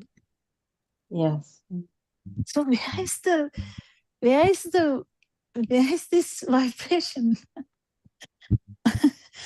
Where is this vibration to synchronize somewhere? That view should vanish. Yes, yes. We shouldn't think about that. Not think about, you have to understand this. That's the thing. Your wisdom should improve. Yes. If it is the fan, Yes. the whole problem is the fan arising and waning, and there is never a self. What is the big deal now? Yes, yes. There is someone to vibrate somewhere. No. No. It's just a machine, no, this. Yes, human machine. It's six sense No, of system. even if you say human machine also, No. it is actually wrong. It is also another mental picture. So if you say, okay, now see, if you say it's a mental picture, that's, if you actually feel that is you. If you say Vellavahung, and if you really believe Vellavahung is there, that is you. My God, right? yeah. So if you are saying something and you really believe in that, if you really feel that is existing, that is you. I mean, that is you in the sense there is no you, but that existence feeling is the feel that we feel as we. Yes, yes. So what's the big deal now? In front of me there's a window, closed window. So if it is actually existing, that is the existing feel of this system at this moment. Next time it can be a door. Next time it can be a fan. Next time it can be a bed. What else? You know, when the self-view is applicable as a bread, and bread, we can apply butter like that. The self-view is applying everywhere, ruins the picture. Yes, doctor, that is true. Even if you say this is a machine, it's still the same problem. Yes. We You're can say. feeling that it is a machine, that it is the machine is just another thought, no? Yes. Can't say anything. Can't say vibration. No, it's okay to say vibration, but that is said to understand that actually there is never a self. No, we agree on that. We all agree on that. Yes. There never been a self. Yes. But there is a misunderstanding here now. Yes. It's a misunderstanding, complete misunderstanding. So what did we feel as we? That is the problem. That is the fan. That is the fan. Stimuli. That is the fan. That is the stimuli. Stimuli, if you feel like it is existing, yes, of course you are there. If the child is existing, you are there. My God, yes. So good. Otherwise, you go on thinking about other things. How am I going to kill myself? How am I going to get rid of my self-view? How am I going to get rid of this and that? Yes. The thing is understanding this Dhamma, which is beautifully explained by Aryan Hanse, but it is a bit confusing sometimes. But still, it is the best thing. If you can actually understand. Now imagine teacher or doctor or for 40 years of whatever you did and everything. So these things, if you actually feel like you're teaching, of course that is you. That is the thing. What mental factor is, not mental factor, what perception is becoming true.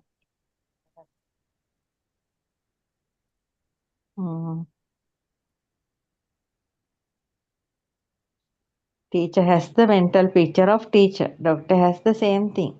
Mother is a, I mean, worst case scenario, mother is a very bad, not bad actually. Being a mother is okay. What I'm saying is, it's a very strong perception. I'm the mother, I have to do this, I have to do that. It's my thing. It's the way I am. I'm the mother like this, I'm the mother like that. I mean, I don't have any, nothing comes to my mind. So any example, you can keep saying any example. You act like a friend, you act like a doctor to a patient, you can act like a sister to the siblings, you can act like as a Dhamma student, and you can act like a daughter to the kids, daughter to the parents, mother to the kids. If you really believe that you are that, then of course that is self. This is the thing, how strong the repetition is. That yes, yesterday I was talking about repetition. It's the same thing. 40 years you are the mother. Mother is suffering. Because mother is feeling as the mother. 40 years you are the child, you are feeling like the child. So these bonds are ruining the understanding of Dhamma because it's so heavy, the mind can't be liberated. The main thing is, doctor, that we are thinking of the self-view is the biggest problem. Biggest problem is self-view. Yes. Actually, after that, there's nothing. I mean, Aryan Hanse always needs guide. I mean, Aryan Hanse is guiding. Yeah. But the main problem is in the first step, because that is where Aryan Hanse is trying to clear each and every time. Yes. Yeah, that means the outer world is becoming true, means the self-view is there, no? Each and everything. Yes. Even a flower. If the fan is true, anyway, self-view is there. It's applying like a paint, it's applying here and there. But the knowledge is the problem. The knowledge is in the sense actually knowing from a noble friend that there was never a self, but this chair, existence of the chair was felt as existence of me. That is a very big problem. Revelation. Yes. Yes, yes. But the thing is, even if it is repeated 1,000 times a day, it's not that easy. Yes. That is not. Even understanding that chair perception is not true. I mean, of course, okay, you understand, okay, the chair is actually a perception in the mind. Then what about that? The understanding that it is not true and it is not there. Yes. Actually, there's nothing called jhana. Yes. At that point, the self-view is... there's nothing called vibration. Do you get it? Yes, yes. Yeah, just using those words to understand this. That is it. Yeah, just trying to understand something from mind, mind, using mind to understand the mind. Yes, Sudharma.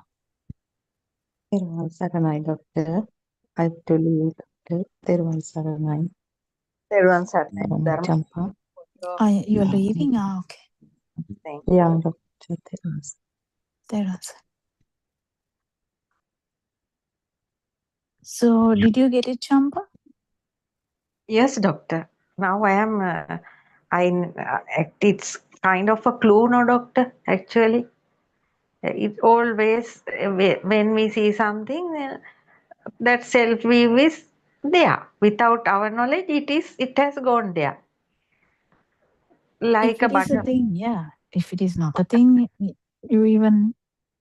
But yeah, it is very, very needs to repeat this.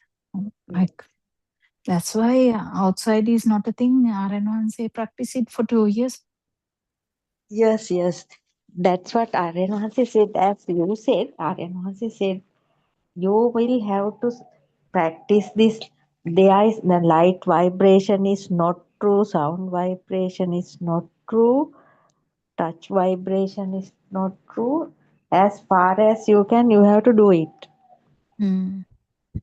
Because he said, you know that there's no light. Actually, it's happening on your eyes. If you can't see, there's no light. And the same way the sound vibration is happening in your ears. If your ears are, that means if you can't hear, that means that is also gone. Like that he said, no.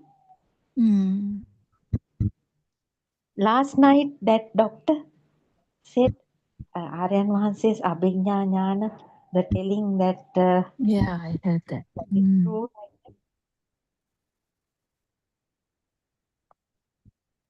Yeah. Inside the ear, some kind of cells are there.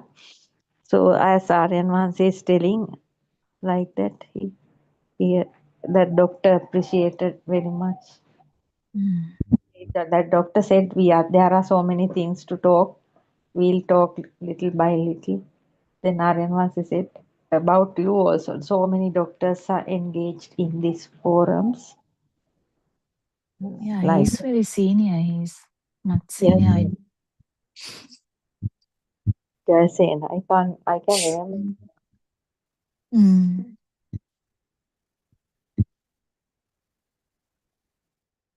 He had listened to so many Dhamma sermons from other monks, and now he is telling this is the correct one. Now he is understanding. He is about 74 years, he said.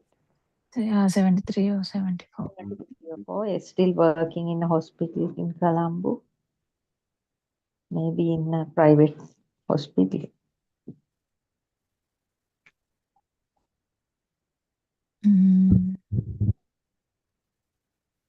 And it's to good, that, I mean, yes. Yeah. That girl from Italy, did you hear, Doctor, that her part? Yes. What did Aryan say to her?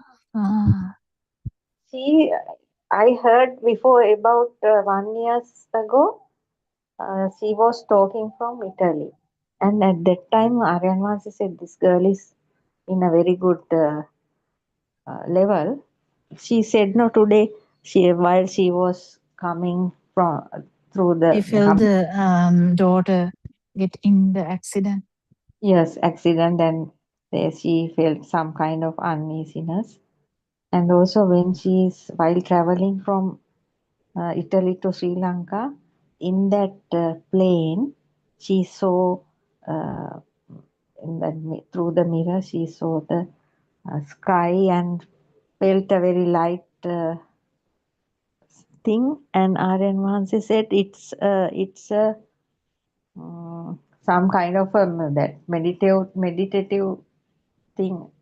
The samatha. Yeah, samatha. He said it's like something like samatha. Of course, it's very understandable because this Sangitte Nibbida means with so much wisdom, you know. Yes, doctor. Actually all the time, most of the time, seeing through wisdom only we can do. Yes, Nothing yes, else. nothing Is- else. Yes, Everything else is useless yes, because you can see only through your eyes yes, yes, and the self view. So the or self perception. yes, So when wisdom and jnana work only, that is good. Otherwise, it's useless. So that's why I'm saying any experience, if it doesn't give you any insight, it's been wasted. yes, yes. Whether it's a fan, whether it's a window, whether it's a toad sound, it's been wasted if there is no insight from that. Yes, today I If the went. wisdom is improving with that, then it is good. Yes, That is the kusale. yes. Today I had some kind of marana. This thing, doctor. Today I went to Piliandal today morning, right, to the bank. So when I was in the bank, I went to see the doctor. Also, I had some kind of pressure in my stomach, upper stomach, like. So when I was in that bank, I couldn't even stand. I had some very uncomfortable feeling. So there are some tax returns or something they were asking, and I told that girl, I don't know whether I die here. It's very difficult to stand and wait. Can you do it this for me? Like that I told him. Anyhow, I managed to get that work done, and I came to the doctor, our family doctor. And I said, Doctor, I'm feeling like I'm going to die. Right? Some kind of uneasiness, pressure came, right? I thought my pressure is high. So doctor checked my pressure and said, no, you normally have that mild pressure. There are three categories of pressure. You have this mild pressure and now there is no pressure. I said in the morning I have taken 2 pills because of this pain. I have taken 2 pressure pills. Doctor said, no need of that. And he checked my pulse also and said, there's no problem. Doctor, you know what has happened to me? I normally sit down for a long time to do these things. Some kind of cramp or something is happened to the If you upper feel part. if you're feeling chest tightness, you should get checked with a cardiologist. No, actually, doctor, there's no chest pain. Actually, that doctor is checking each and everything, and he is our family doctor. If there is no problem, he is not telling us to go. He's normally checking our blood checks and everything. Oh, good. He is maintaining each and everything because he's not allowing us to go here and there because in Sri Lankan private hospitals, so many money they are taking without a reason. We have to spend without a proper reason. So many things they are useless things happening there. So this doctor said he was treating us for a long time, both of us. So many people are coming to him. He said he's a very elderly doctor. He's nearly 80 years, I think, but he is very fit and doing his job very well. So he said, no problem, nothing to worry. But when we sit for a long period, some kind of things are happening. So I thought it might be the reason. And at that time, doctor, when I was in the bank, that with that uneasiness, I thought, I don't know whether I die or something like that. But there's no much of inner shaken. But I am not sure whether I am going to live or not, or something has happened at that time. But actually, there's not much about it. So doctor said nothing to worry and you just relax, don't sit too much. We have to walk and things like that. Then I came.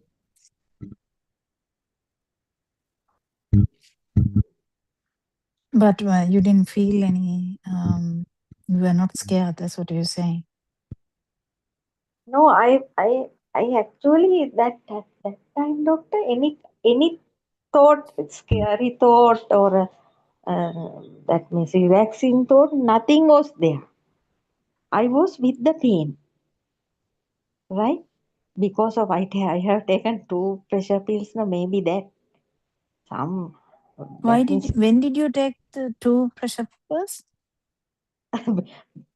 In the morning, this. Before going.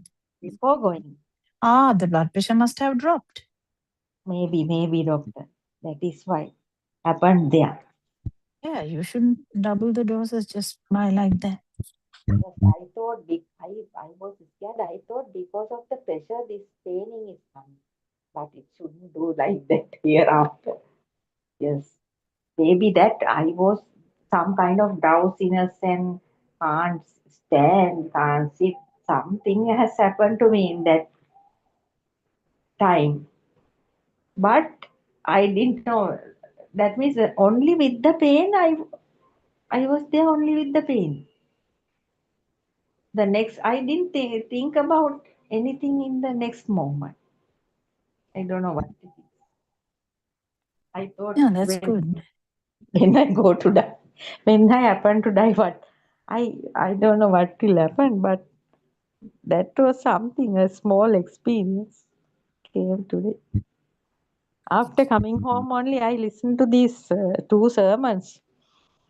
That's marvelous, doctor. Today morning one also. It's actually the what you are telling me is describing in that. He says more than that, but we get only what we know. That's the thing. Aranghanse always says more than that. We gather things that we kind of get, No, doctor. Actually, he gave a detailed description of what we are talking now, right? That is the thing happening. And in that he said that what Sudharma told, taints. Yeah. He said taints are happening due to Sastrava. And like that.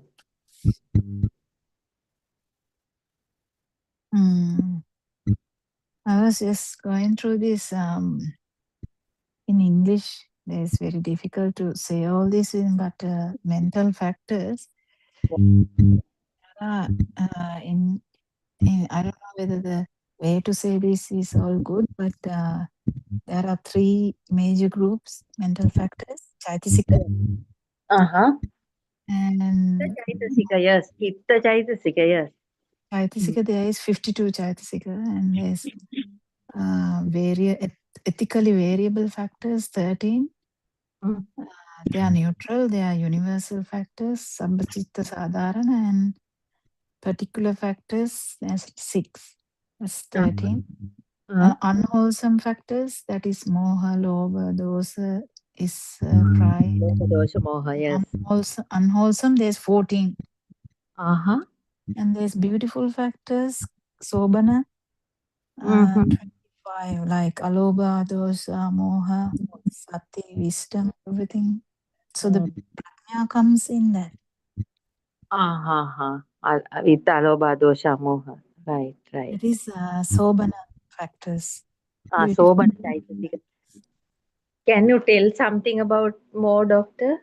No, not really. I just looked at it because I used that word. I was like wondering, what am I saying? Because I just remembered Dharan Hanse saying that even everything is mentally. No, we can't really say anything. Yes. You are understanding something, it is only through the mentality. Yes. Yes. We can't know anything other than that. But I don't know whether I use the correct word for that. So I'm still not sure. But because if I have used wrong, I should clarify that. So, It's but okay. when I check that, I can't find it. But it only says the 3 major groups: ethically variable, that is Saman or something. I have heard about those words. Yes. And unwholesome, that is akusala mental factors. And sobana means beautiful factors. Right. Beautiful factors purify the mind, bringing clarity, peace, and positive.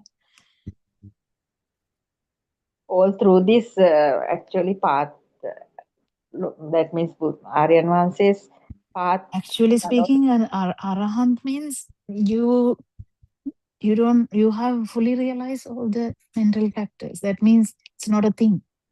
Yes, yes. Yeah, it's not a thing. Good or bad, it doesn't matter. No? Yes, yes, yes. There are no two ends. No, yes. Yeah. And when they talk about the chitta, I don't know whether this is true in English.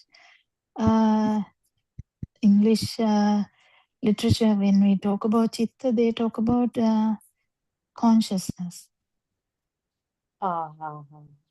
Because they don't know, no, describe it. Yes.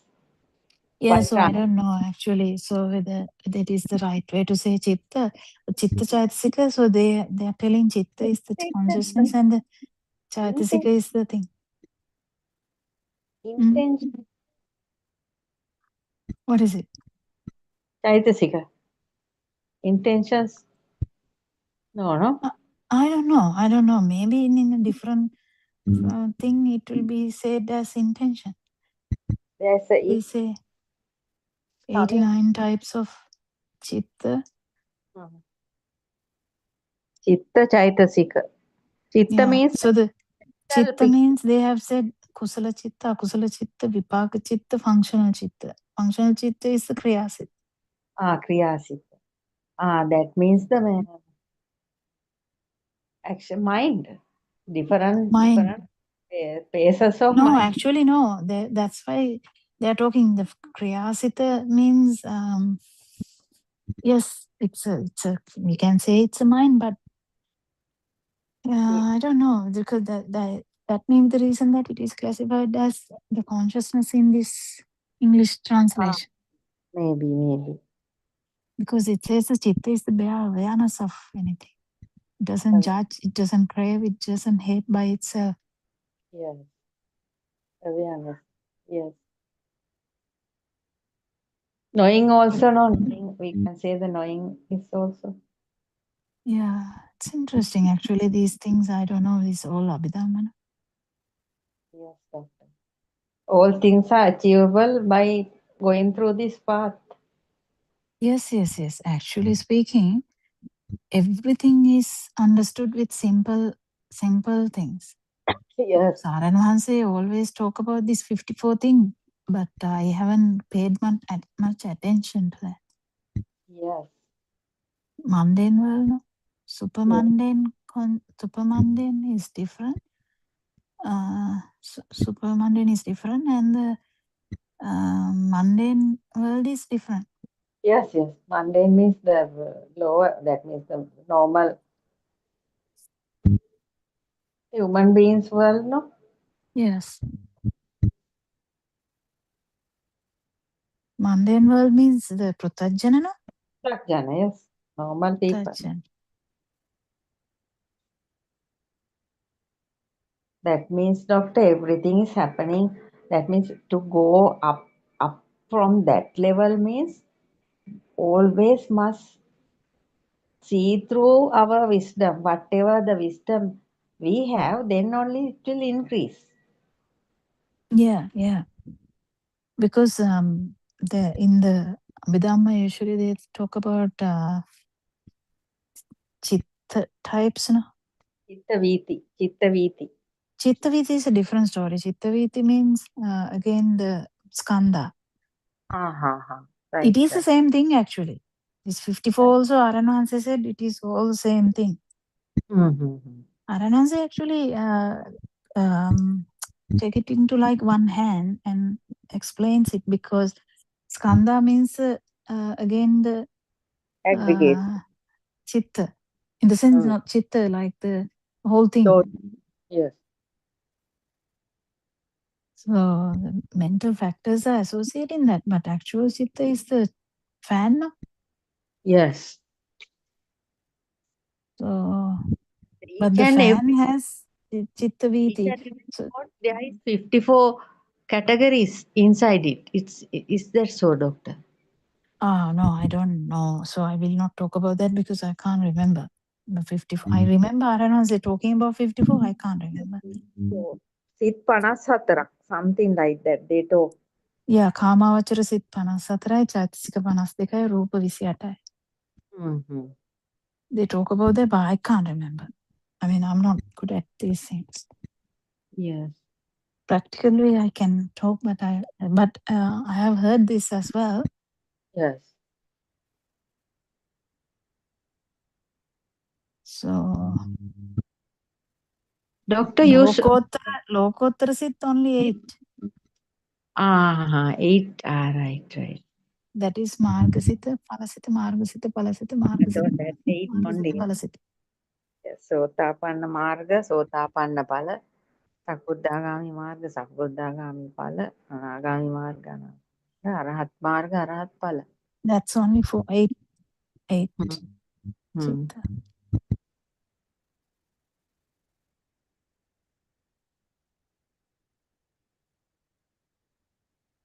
You said, no, doctor, 4 great elements are some kind of chitta or something? No, it's actually Aranhanse at one place, in actually the one you handed me to listen. In one place he says, even 4 great elements, even though you say it is soft or hard, it is also from the mind. He used the word Chaitasika, but I don't know. I have to double check with that.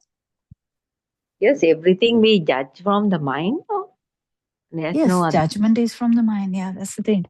So whenever you say that, when I joined, you all were talking about this solidity with the vibration example.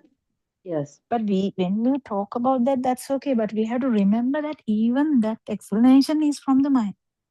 Yes. Otherwise, we stick into that vibration. Otherwise.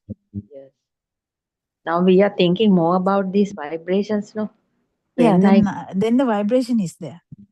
Yes, when I go on the road, when I see things, even with that pain, I was thinking, this is light vibration. What I'm seeing things. That's what I'm saying. Too much thinking actually spoils the soup. No, not too much. Until I get into a 3-wheeler, while going, I just 3-wheeler. Yes.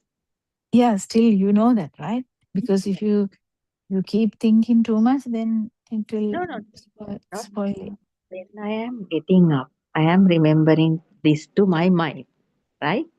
The culprit mind I am showing. There is no self, you remember that, and this is what happening. This is the actual picture. That's all. Then I am with all my other work. Today I had to go now. So when going, just reminded few things, and that's it. Then while this doing that contemplation thing is happening, then at that time of the sleeping, remembering that again and sleeping. That's all.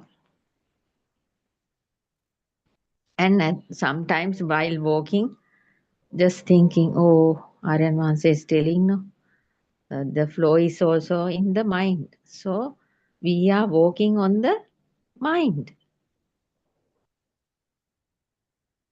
And so Aryan Vansa is telling, no, you are ඉර්දියෙන් යන්නේ, ඔගොල්ලෝ ඉර්දියෙන් යන්නේ, you are No, that means you are going on your mind like that he's telling. Mm. Vibration. I used to when I watch something or even Yeah, but don't forget, yes, this thinking is going to actually hamper the experience. yes, not all the time. No, Once if you fully sure, you have to drop that habit. yes, but it's still not, doctor. That mind actually like teaching to a small child. No, now it's happening, doctor. This mind is like a small child, small baby running here and there and uh, taking him closer and telling, "This is what.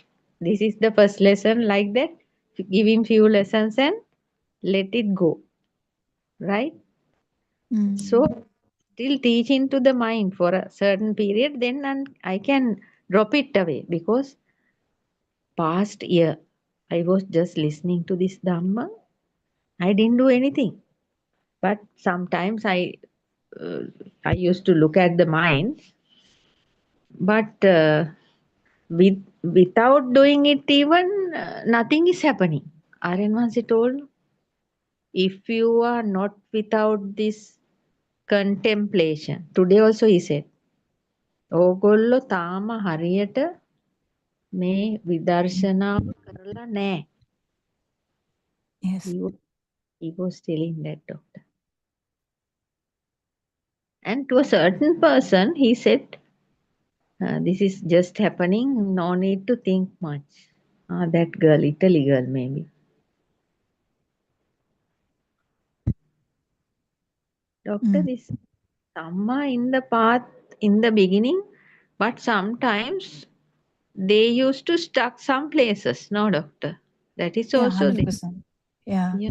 If you actually don't persevere, you can actually get stuck somewhere. Like, Aranansi says, no, once, so Nama Rupa, you can be not in the Rupa side, but in the Nama side. Still you are stuck. Yes. It's still not in the Rupa side, but sometimes getting stuck to the Rupas even. Yeah, that means Viv is there. Yes. When very clearly see that view is there, I am watching the view. That is the main thing I used to do. When it's appearing, I used to judge it, or not all the time, sometimes only. Here and there, everything is doing here and there, not with the schedule. Yeah, true. Actually, that is a good one that you said. Even, I think, even problem with long time listeners would be that because we don't really follow. We think that it will follow anyway, but it doesn't happen like that. Doctor, we have to actually follow up about the self view. And Yes, we have to keep doing it. yes, show the mind. There's you whether you are showing me this and that. There is no me or my or mine here. There's no self actually here.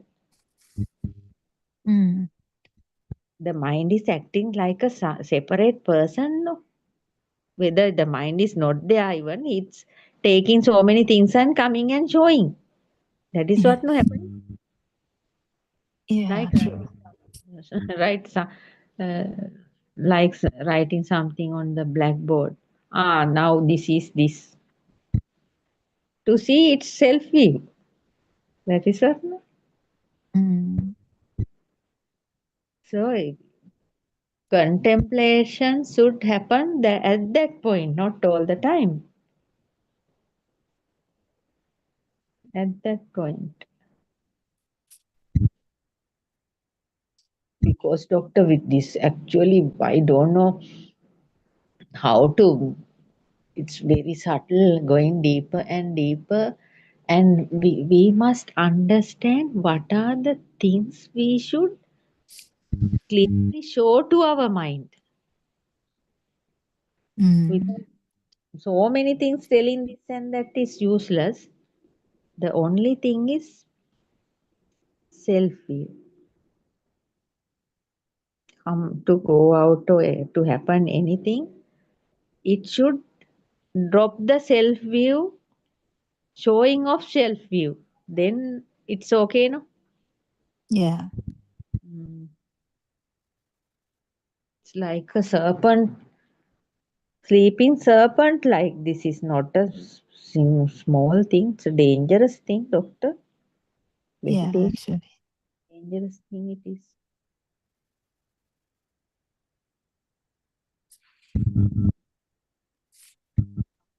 But the thing is,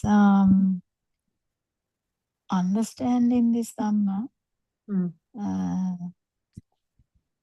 is unique. I think once you fully realize that the mind, the way Aranwansi put it was very easy, no?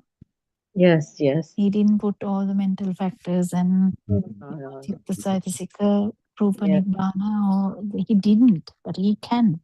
Yes. He didn't, so that any mother can understand that it is not outside, it is the mind. Mind is not true. Then there's activity and there is no self in it. Yes, doctor. I was wondering about those water contemplations, doctor. How he had done it. See, will you? It's covering the whole sansara and taking out completely out of it, no, doctor? Huh? Yeah. With such a wisdom, he has created those 4 contemplations.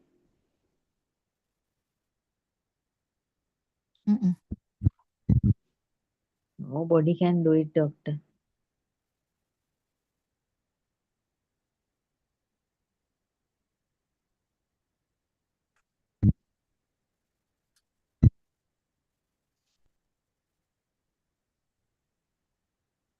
Even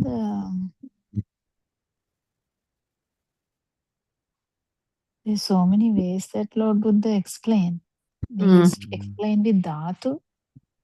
He explained with Salayatana. Yes. There are so many ways he explained. Yes, that is, doctor, due to the different characters of the people, he used to separate Dhamma. That is what. Yeah, true. And So there, what did I say? Nibbana. What did I say just now? The Chitta Chaitanya. Rupa Nibbana. Rupa Chitta Nibbana. Chaitasika Rupa Nibbana was another way that he taught. Yes. That was one way of him saying. Lord Yes. Buddha's explaining something. According to that person's mentality is differentiating the Dhamma. That is the Lord Buddha's greatest ability. So I don't know whether the Rupa, the 28 Rupas come into that category. So because Chitta Chaitasika Rupa Nibbana, when we talk about that, it's a different thing. I have never actually discussed this deep Dhamma, in the sense Abhidharma part with him. Never ever done that. He does it with the Mahanses, yeah. Because they know all about these things. Yes. They know all about this 89 Chitta, 52 mental factors. Yes. Matter 28 and Nibbana 1. But we don't know these things. Yes.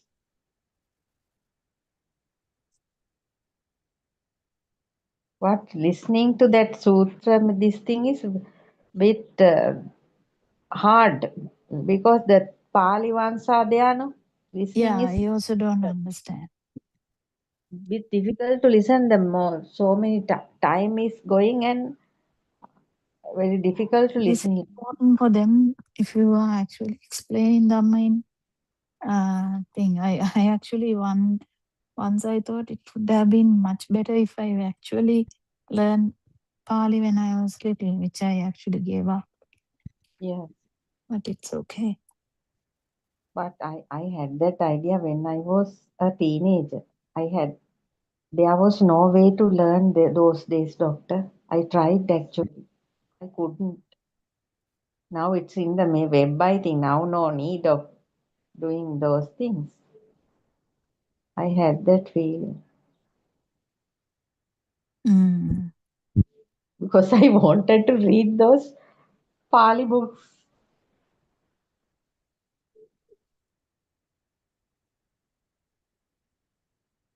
Yeah, because the 5 aggregates also, Mm. it is Rupa Rupa Vedana means form, Rupa and Vedana, sensation or feeling, perception, perception. mental Sankhara, formations. mental factors. Mental formations, yes. Mental formations. No, but Aranhanse actually corrected it once, saying in light consciousness, it is not a mental formation. It is just the formation. Uh-huh. Just a formation. Because baby doesn't have mind. No? Yes, yes. Ah, right. It's not a mental formation, just a formation. Yes. Yeah. Because the baby feels the light consciousness without the mind. Yes. But at that before consciousness, at that everything circling is happening, I think. No, that is a speed. Speed, yes. Sankara, yes. It is a speed which gives you the light consciousness. Yes. One day Aryanwansi told me, to contemplate on those light vibration and sound vibration. I didn't know about it clearly. Now only I know it through you. And Aryanwansi said, there are only vibrations out there. That means the outside world is dark. He said so. If you are, that means because of that light happening in your eyes, you can see. Otherwise, this whole thing is dark, it seems. He said like that. Mm.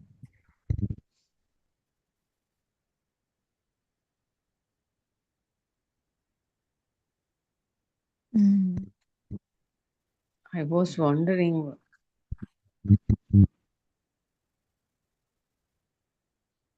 It's useless to wonder. You just have to experience it. Yes, yes, yes. Not just to imagine that the outside is completely a darkness. No, anyway, the dream that we experience is through the 5 sensory organs only. Yes, yes, yes. If you hear only from one ear, you can't even locate the place that the sound is coming from. Do you know that? Yes. True. If just imagine you have only one ear from Yes. childhood, Yes. then you can't actually locate. That's why we have 2 ears, just to Yes. make it easy to locate project the origin. Even though it projects the origin, sound actually happens in the vibration happens in the ear. If the vibration is not happening in the ear, there is no sound. Yes. Touch is also like that, no? If Yeah. the body is numb, can't feel the touch, no?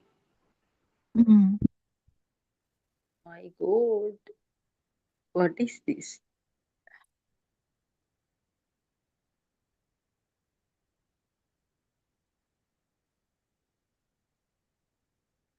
It's interesting. Interesting, sir, doctor. And can it feel the dangerous interesting to go beyond? Mm. There's a danger, no? There's a danger underneath. That is what Lord Buddha said. Even for a fraction of a second, do not think this world is good. What you see and feel and hear is good. Yeah, the good, bad, everything is coming from the mind. Yes. Their awareness has nothing like that. Like Yeah. consciousness actually doesn't have anything to do with anything. Yes, yes. It just shows only, no? It just help us to show something, see something. No, not even that. It is a feel only. The baby feels things, not actually see anything. Yes, yes. Seeing through the It's mind. their feeling, yeah. Yes. Seeing is happening through the mind. Yes. Duality is in the mind. Mind. The creation, understanding the creation is marvelous actually. My God.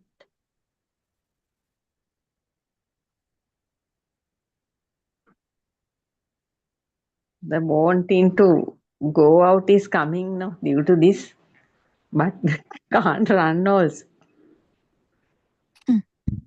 That is, if you feel like running also, that is another thing. Yes, that is also self, no? Self view is the Maya. Evil one is the self view.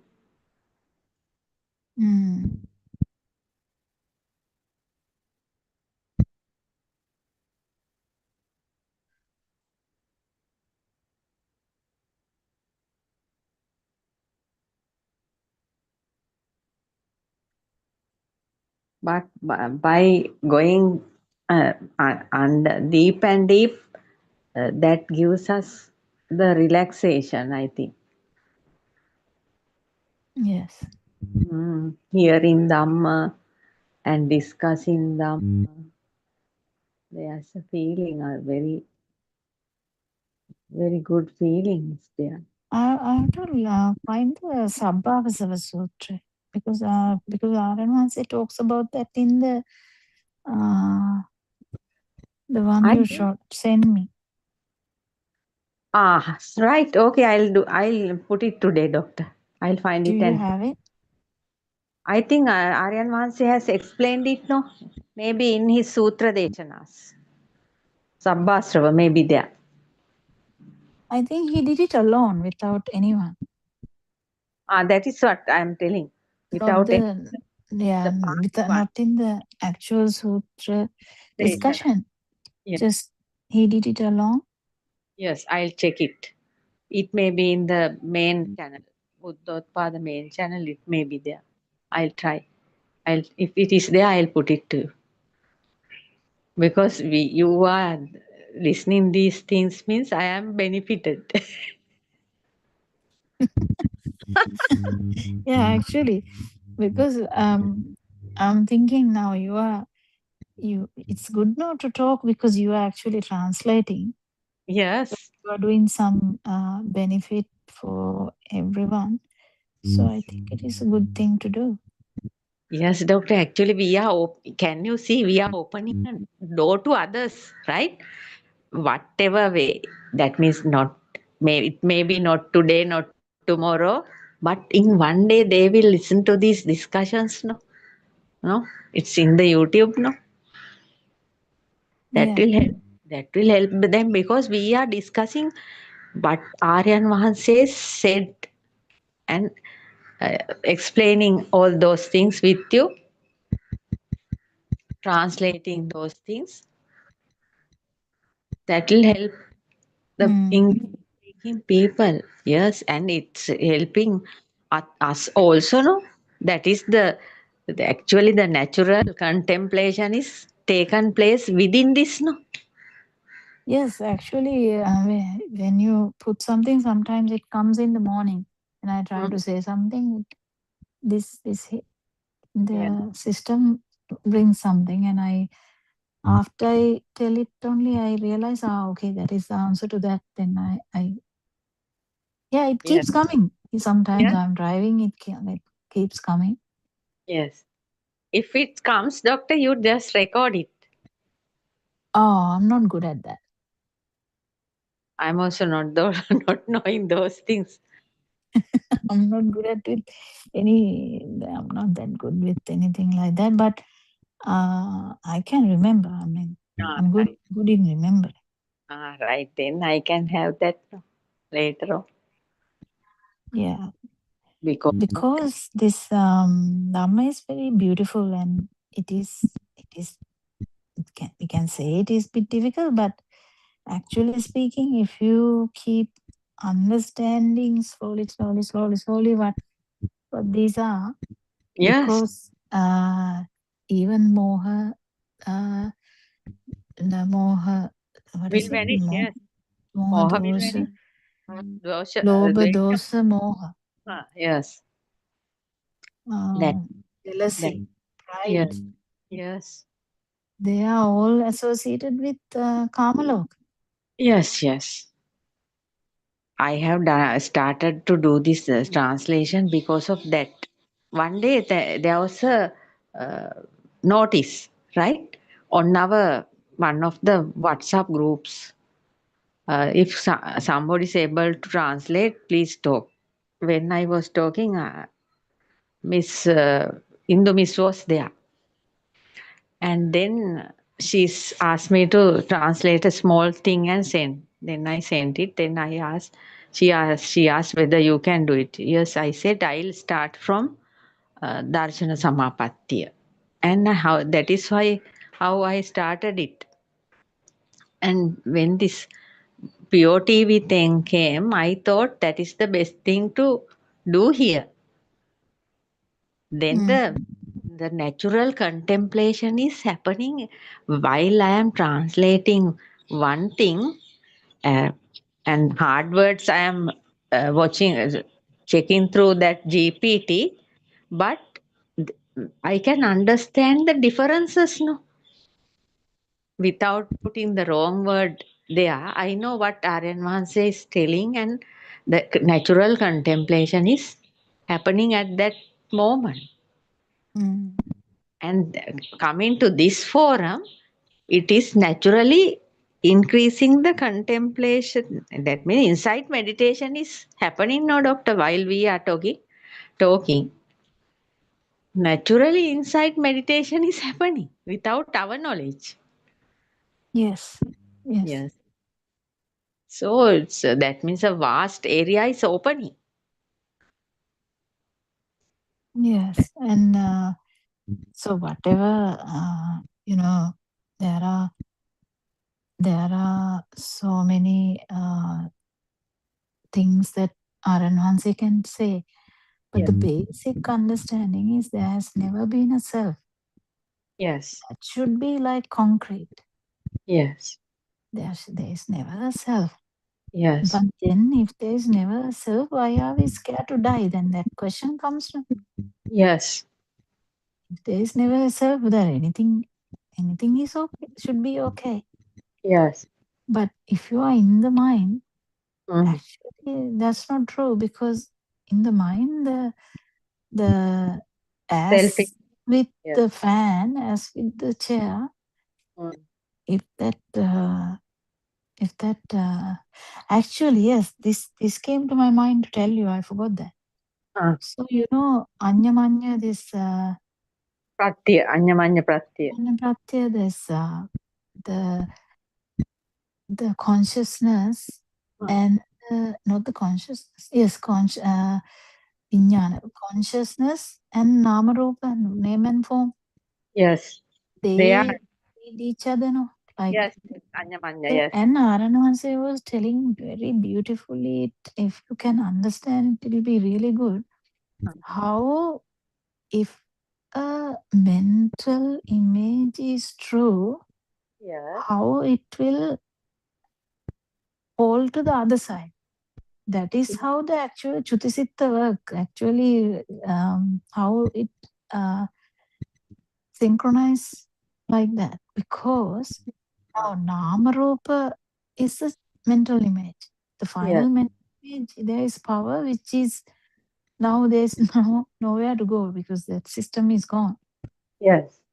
So just see, if it is related to sensual world, and if it has such a power, 100%, if it is about seeing something, eating something, drinking something, or touching something, or hearing something, ඇස හදාගෙන බලනවා. ආරයන් වහන්සේ says it in Sinhala. Yes, yes. ඇස හදාගෙන බලනවා. That means actually in the last moment it will be happening anyway. Yes, yes. Due to the consciousness, again the eye is appearing. Yes. Yeah. And in the sense, Jyotisita means that power has no place to synchronize now in that body. Yes, yes. Then Right. it will be synchronized to somewhere else, like the phone call that Aran once said. Yes. So it will synchronize somewhere else. But the thing is, because this side, the actual the ice cream, if the ice cream is true, yes, then we need to touch the ice cream or eat the ice cream or everything. No? So the sensual organs will be formed. Yes. But how much you crave for that is the level of the sensual world. Yes, yes. If it is Synchronized. very high, then it will be Pereta. Yes, yes. Pereta. Definitely. Oh, if it is worse than that, then that's how it differs. Preta, Yaksha and everything is like that, no? Pisacha, all are coming that category. Preta, Pisacha, Yaksha. Lower realm. Yes. So the Gati and Gati Nimiti Kamma Nimiti Yes. is actually like that. Right, right. Yes, yes. So Gati. you asked, no, that sentence came up about the vibration at the end. Yes. And I cut it because then it has that view. But Yes. actually, in a way, it is true. Because if it is the fan, now imagine I like this fan. Yes. I keep talking about that fan. Maybe I like it. I'm joking. But the fan, now if it is the case, like the robe to the venerable.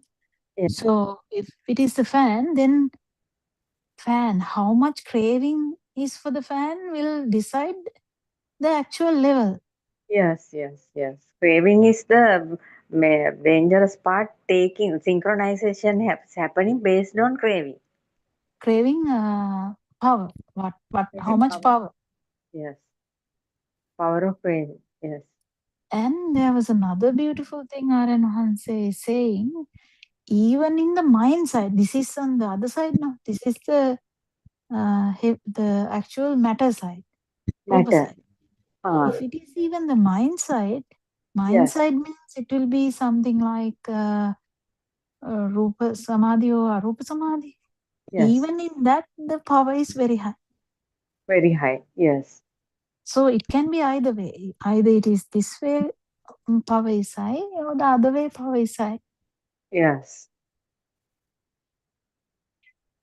That's the thing. So whatever the way, whether it is the mind, that's why he was trying to tell me, if it is the mind side also, it is very high. Yes. If it is form side also, so Nama Rupa, Yes. Rupa side also, it is very high. High. Yes. Either corner. So this 31 realm is actually this either corners. Do you get it? Yes. All the time, doctor, this mind is, that means thoughts. Because the Brahma will not like ice cream, that's a different thing. No? But Brahma likes the meditative state. Yes. That's a different thing.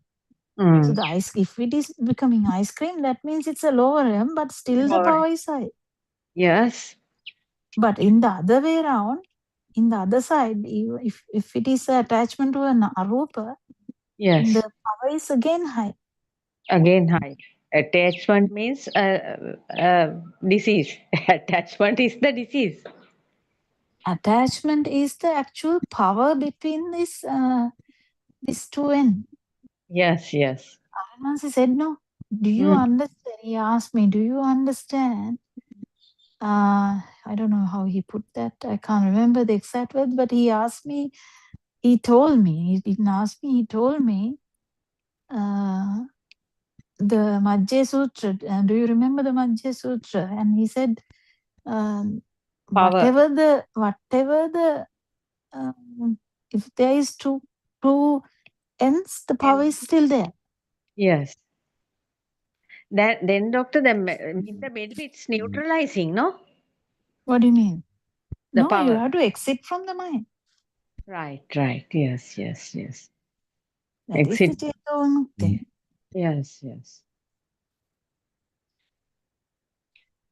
Yes. That is the radiant mind. Yes.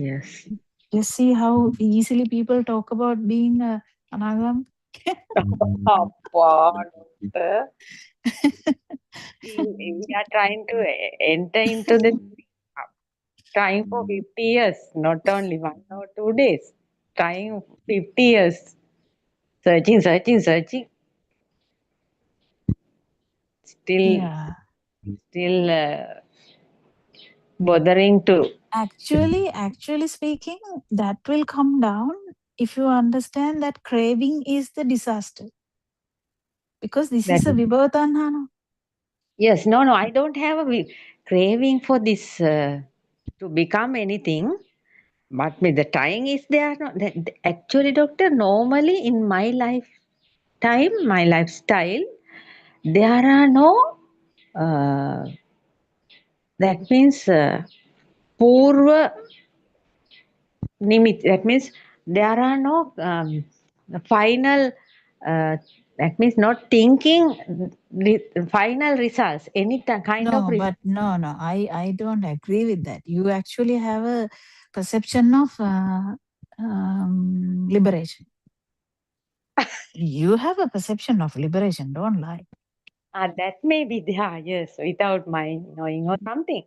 But no, liberation means liberation of this. You talk about the suffering now. I also tell you have a very fast mind and the power is high. Yes. Yeah, that you actually wanted to liberate from that. Yes.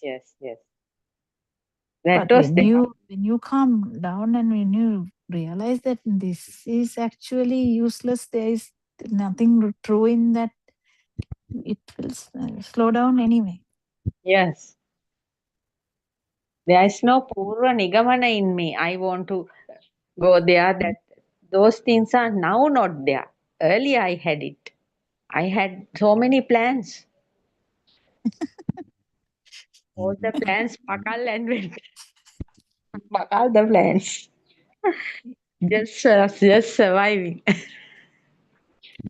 No, that's still, I think once we fully realize there's nothing that sort of thing is not there. Actually, this is fully understanding thing. Then, nekkammasita domanassa. Yes. Somanassa. Somanassa is also there, and domanassa is also there, and then only it will come to a actual level of realization, because we have a sensual world thing. We like to entertain that in the beginning. That is how it is, and then we get so sad about it, and we want to get rid of that. Nekkammasita. Yes. Now, doctor, I don't have that nekkammasita domanassa. I always have this somanassa thing. I don't know why. Nekkammasita the domanassa should come. No, domanassa is finished, I think. No. Nekkammasita, domanassa will not come first. Usually, so the nekkammasita, what is the other one? Nekkammasita. Nekkammasita. Other one is geyasita. Gehasita, somanassa means you are enjoying. Yes. But it came to nekkamma, the gehasita domanassa, no? Yes, that is what came to. Then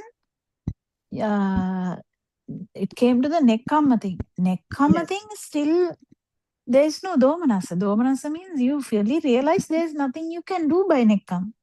Yes. That means those days some bhikkhus had that, no, because they couldn't achieve it and they had this domanassa thing. No, even it is related to us also. Yes. Because Not doctor, only bhikkhu. whether achieved or not, that means So that craving for nibbana will come down. yes, that means the confidence is there. No, whatever happened, confidence is there. That's all I know. That's all I know. Yeah, confidence will be there until Aryan Vahanse shouts. He shouted at me, no, doctor. So that also he told me, no, you are still not right, right? Better than those days. But now you are still not right, he said to me. Yeah, yeah. But there's no shaken happen. No, it's good to be shaken also. No, really.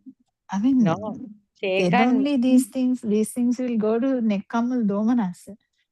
You know, doctor, shaken happen like nothing. No, now shaken is not happening, I think. No, I think we all should have that feel, like we shouldn't be numb.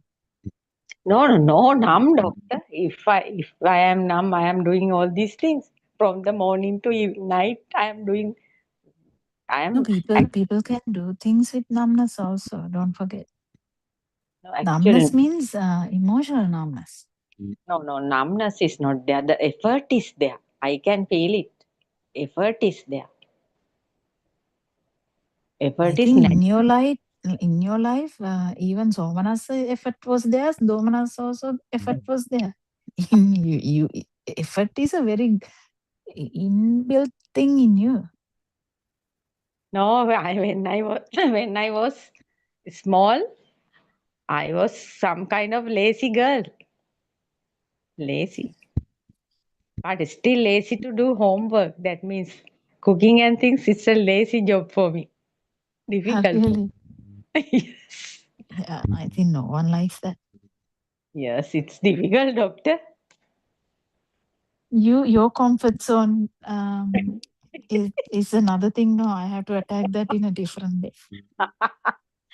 No other bondages. Only the comfort is coming through protection and comfort. Comfort zone should be like attacked in different ways so that you will be like, oh my god, this is done. He's just there like a guardian. Or that's all, helping. No. It's not about husband. Actually, comfort zone is different. You come back home. It is also a comfort zone. Yes. Home, village, your own room, Yeah. everything. Known people. They are the repeated ones. I told you about the repetition. I told Doctor. about that to show that the repetition makes it appear as known Yes. people, known things, known areas, known house. Everything But becomes known, so you become comfortable with that. no, I am not having any connection with outside world now. No any connection. If somebody comes home only, discussions. If somebody calls only. Otherwise, no connection. Not going behind and talking. Not those things are not happening. Because always I like to be alone. Aloneness. Is that a new thing or an old thing? No, that is the first priority. I always like it. I don't know why. Aloneness. Then the most important thing is to put you in a very busy area and let you live for about 10 days in that. Then we can see how the Nibbana is. I went there in Candid during Aurudu season. Nothing happened. But all the time I like the aloneness. Yeah, that is liking Arup, isn't it? Yeah. Maybe, But doctor. it is okay. It is okay. It becomes like that slowly. It is okay. Yes. But if you are attracted to that only, then you have to be careful. Not attracted. I always like to be like that. Without talking to somebody. That means I don't like seeing. That means I like to be without showing myself to others. some Again, kind of, it's a sickness of me, I think. maybe I don't know Yeah, what it is. it is an attitude, no? Mental attitude then. Yes. Yeah, Always trying. useless again. It is a dream, part of the dream, whether you like it or not, it doesn't matter. Yes. You know, Aranwance's thing is ice cube in fire, not in between ice. Yes. Example is ice cube in fire. Yeah, yes. So you can't judge by if you are in a very calm and quiet house and everything, no one comes, everything is very cool. You can't judge anything. Yes, very true. Today morning So if 100 people come and you have to cook for about 10 days, then you might be wondering, oh my God, when are they going? Suddenly one thing something happened like that when my husband was away. My sister-in-law and brother-in-law from Australia, right? They are in their 70s, 80s. They said they want to come to Sri Lanka for a visit, and they had booked somewhere. And about 3 days, they have to be with us. So I was alone at that time. My God, I tried so many, cleared and everything, done everything, and I asked my husband to get leave and come. Otherwise, difficult for me. That happened once. Those things happening at once, doctor. Yeah, No, so then only we can actually find out how much the burning is gone. You can't judge when everything is good. That's what I'm saying. yes. We can't judge anything. Yeah. Yes, whatever. Still, we can't say no. If something happens, only we know what is the burning. What is the Yeah. level of the burning? Other than that, we can't imagine. No. Yes. And I think today our time is gone. So we'll I talk tomorrow, Chamba. Thank you so much for Doctor, thank you coming to very much. discussion. And thank you, all. Aran Mansa.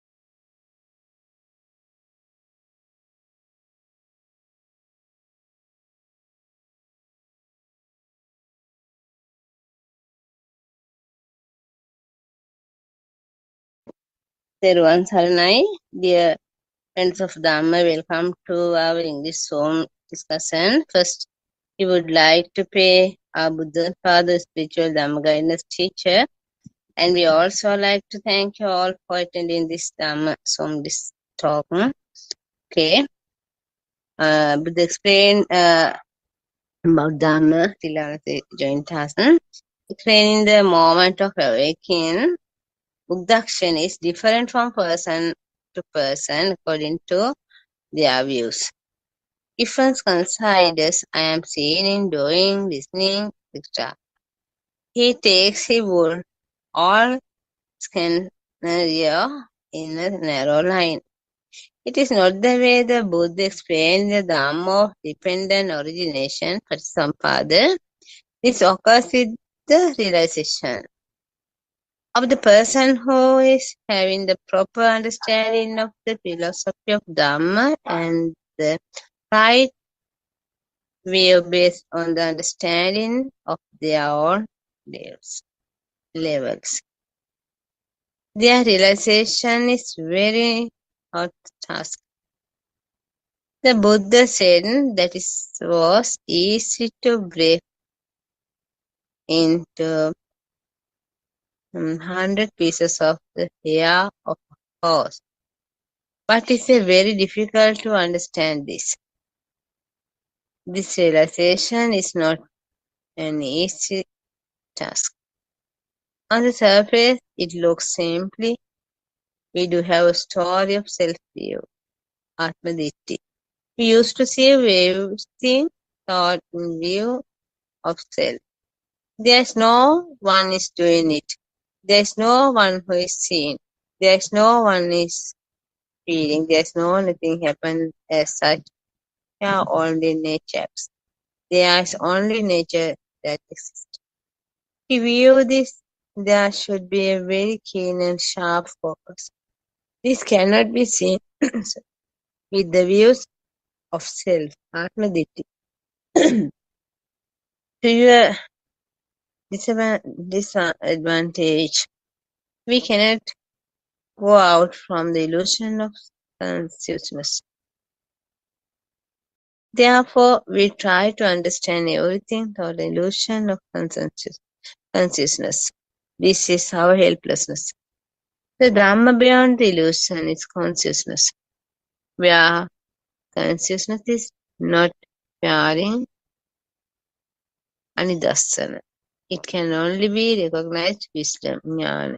Wisdom and consciousness are two different sensory canaries. We emphasize frequently wisdom jnana was not consciousness jnana. That is why the Buddha told jnanasa adhigamaya, not the vijnanasa adhigamaya. We can understand clearly that all this depends on the wisdom acquired from listening to the noble friend Kalyana and reading Suttame Jnane. Why are this called wisdom jnana? This is very delicate matter. The Buddha could have told some more wisdom jnana, only a word. Now we have told consciousness vijnana, it's also a word. It is not tied anywhere, this consciousness with the eye. And those are the just feelings which we experience through those faculties. This do not really exist, just puts them in place to ourselves. Why we call jnana after everything when we talk about different kinds of wisdom? For example, wisdom of arising and passing away. Dravya jnana, and acquiring wisdom through listening and reading. Suttame jnana, it is the book. It is called knowing specially. This is completely against Dhamma. It is hard to write in word. For an example, nobody can explain the writing to taste of salt. That is why we tell you that this wisdom has to be realized. Actually, wisdom is awareness. After we see an object, we have an awareness that we saw it. It is called Sutamejnana. When we listen to something, we know that is the truth. Then we try to understand what we thought we correct by this listen and treat the knowledges as wisdom. But what we thought is not wisdom. The Sutamejnana is acquiring knowledge is listening. Then there is a sense of feeling. There are two words called Janato, Passato, knowing and certainly. Then a Deka. These two words take you to the whole journey. We sharpen a knife by scrubbing both sides in a stone. The sharpness is not related to be act on scrubbing the sides, but the sharpness is the realization. It is wisdom. Wisdom is not the knowledge. One forgot what he read or listened. He doesn't remember that sutta, but he knows the higher. It is something like this knife cuts when it has sharpened, but the one who sharpened the knife but the one sharpened the knife doesn't remember which side it was scrubbed. Most of the people say Arinhans. We cannot remember the sutta, but we do not have attachment or aversion with anything. We feel that there is a reduction of defilements. That means it was quashed. The wisdom. Can anybody tell that he does not reach the realization? It cannot be explained what it is. If someone asks, in every direction illusion has been coming to the Dhamma. There are wrong views. This is the set of views. Therefore, we have a journey to go carefully. To go very carefully. We cannot believe anything. We cannot judge anything. Even cannot follow on individuals. It is not possible to do so. The Buddha has refused those following to the Buddha. Asked Bhikshu, Vakkali, that are you doing be looking at this decaying body? Don't attract to the form. What is the message the Buddha was giving over there to the Dhamma? Not anything else. Freedom from the samsara is our progress. It is freedom from thoughts. Very moment it has to be felt that we are free from the mind. Then, I like our friends of Dhamma, we always try to practice it in our Dhamma, in our day-to-day life. Sometimes we want to explain some Dhamma errors. Also, our Buddothpado, the spiritual Dhamma guidance teacher, ready to explain to our correct path and real answers and solutions. So, in our friends, we are with a moment or listen to Dhamma talk, join our Buddothpado and Hanse. Everyone, everyone, everyone,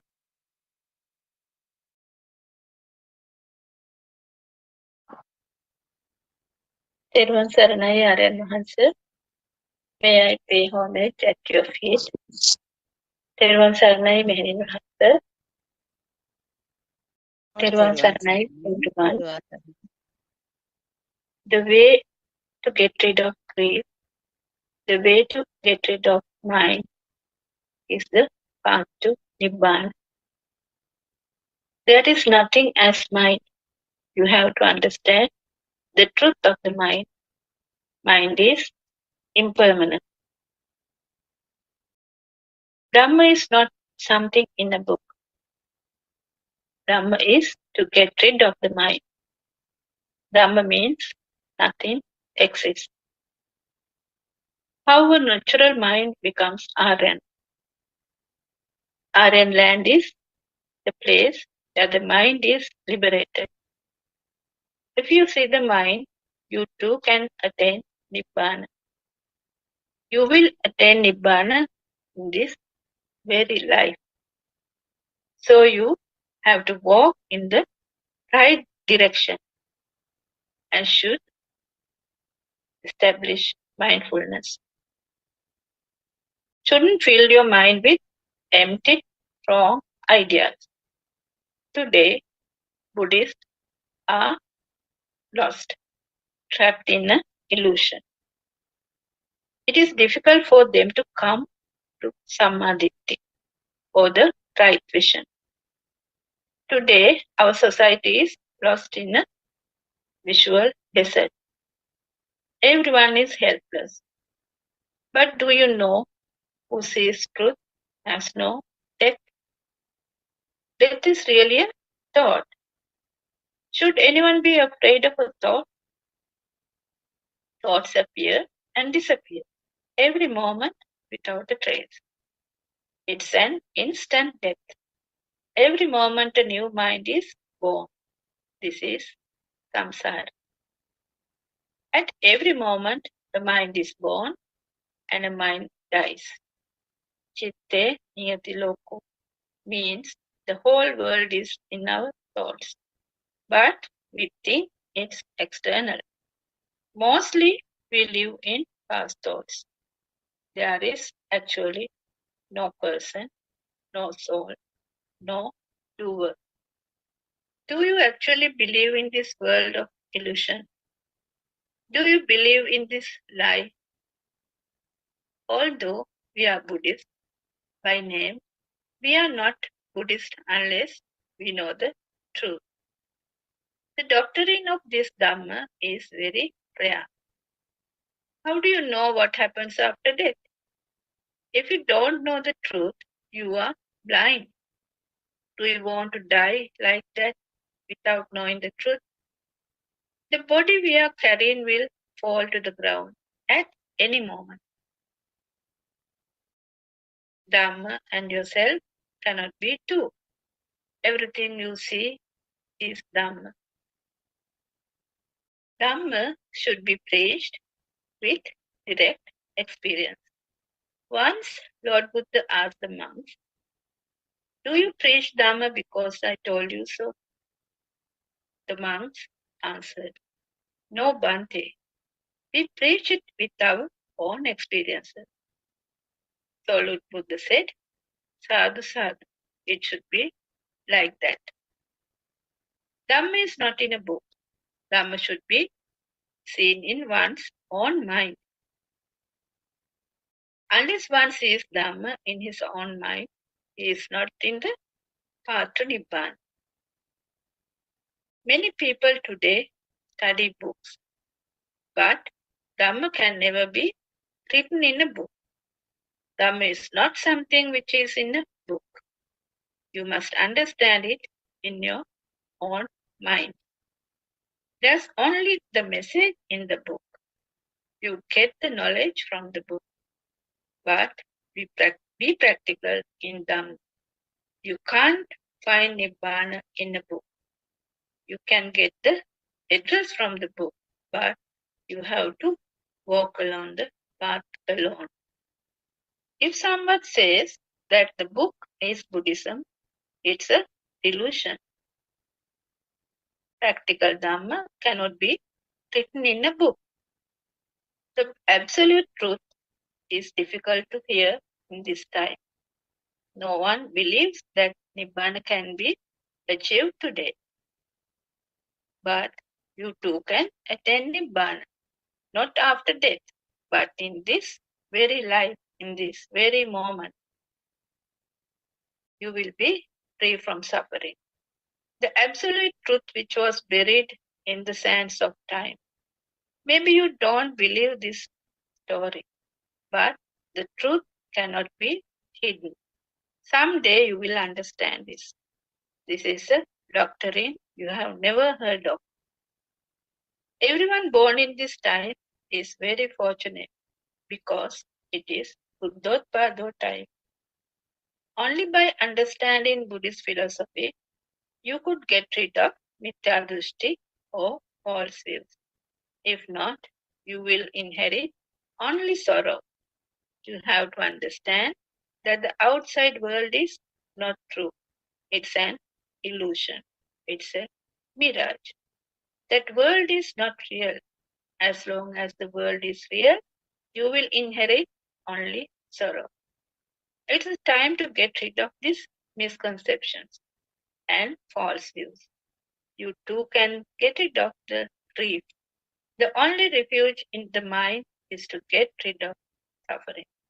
Buddha said, Nakti me saranam anya, Buddho me saranam vara. Take refuge in the Dhamma, true Dhamma. Dhamma is taking refuge in path to Nibbana. Now it's the time to open your eyes. The Buddha Shasana has fallen into a childish possession of worshipping. So let's get rid of the mundane world. We have to understand the true Dhamma. That is, the outside world is not true. It's an illusion, a creation of your own mind. Did you know that our world is magic or illusion or Maya? And our job in this world to find the magician behind the magic. If we don't understand the magic, we will take it as reality. Today, the whole world has got caught to this magician. But if you go behind and see what the magician is doing, or if you at least listen and contemplate to what the spiritual guidance teacher is trying to convey to us, don't get caught and cheated to this magician. Still, are you listening to it? So, the only way to catch this magician is to understand the dependent origination Dhamma, which Lord Buddha has revealed to the world, and it was under the sands of time. So, if you see how your mind is created, and once you catch the magician behind it, the so-called vijnana, magic won't be magic anymore. It's not easy to do this. It could be only be done by people with great wisdom, not great knowledge. So our spiritual guidance teacher, Buddothpado Aryan Mahanse, who lived in forest monasteries in Sri Lanka for a long time, searching for this pure truth. Actually, one has to achieve great wisdom or jnana. One has to do a lot of sacrifices going through this Dhamma path, especially the practical path to Nibbana. We too were listening to many Dhamma sermons, doing rituals, going to temples, worshipping, praying, doing various kinds of puja, meritorious deeds for several years. I think who are listening to Dhamma have gone through the same rituals. But I ask you one thing. Did you ever find solace, end of suffering, end of dukkha, end of samsara? Yes, you might say you found, but it is temporary relief.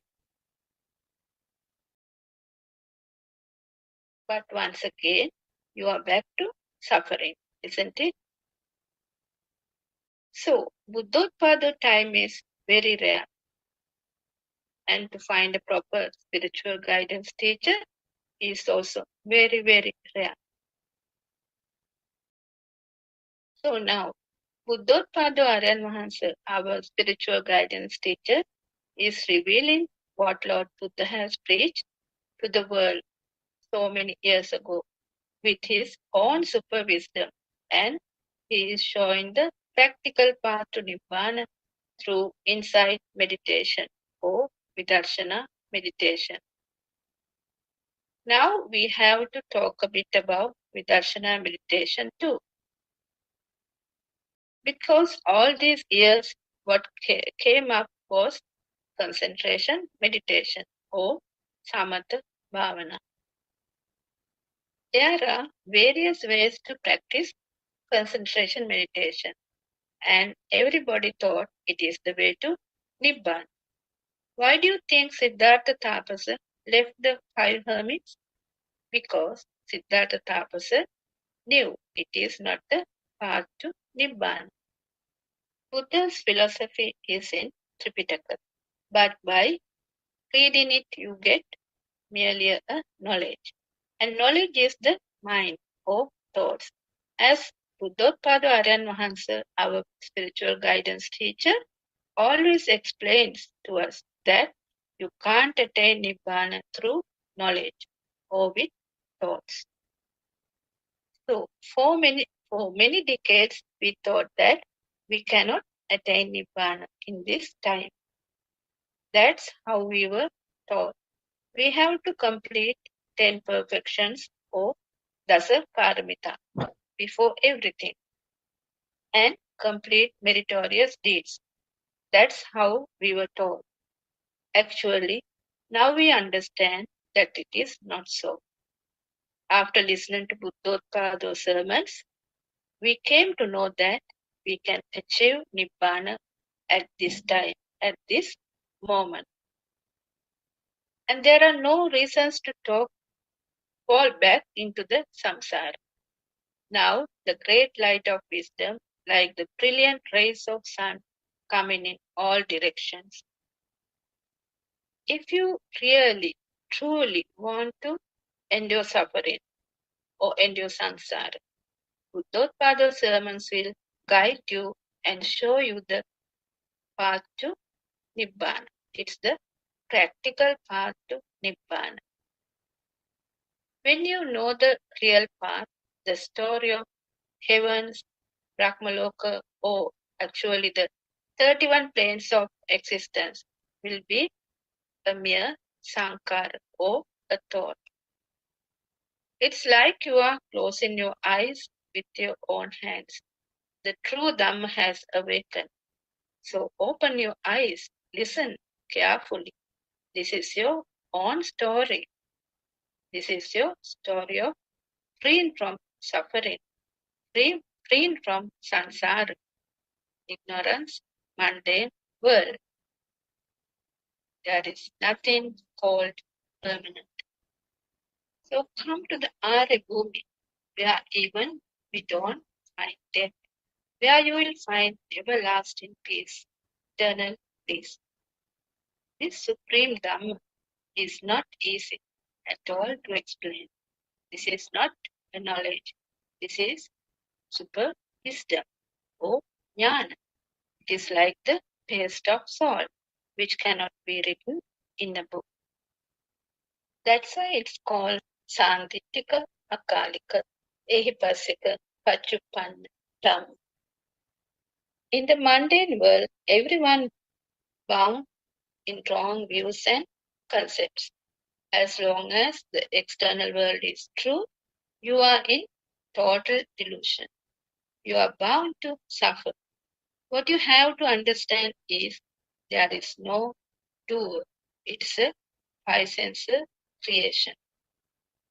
Actually, we don't say that outside world is existing. We don't say that outside world does not exist.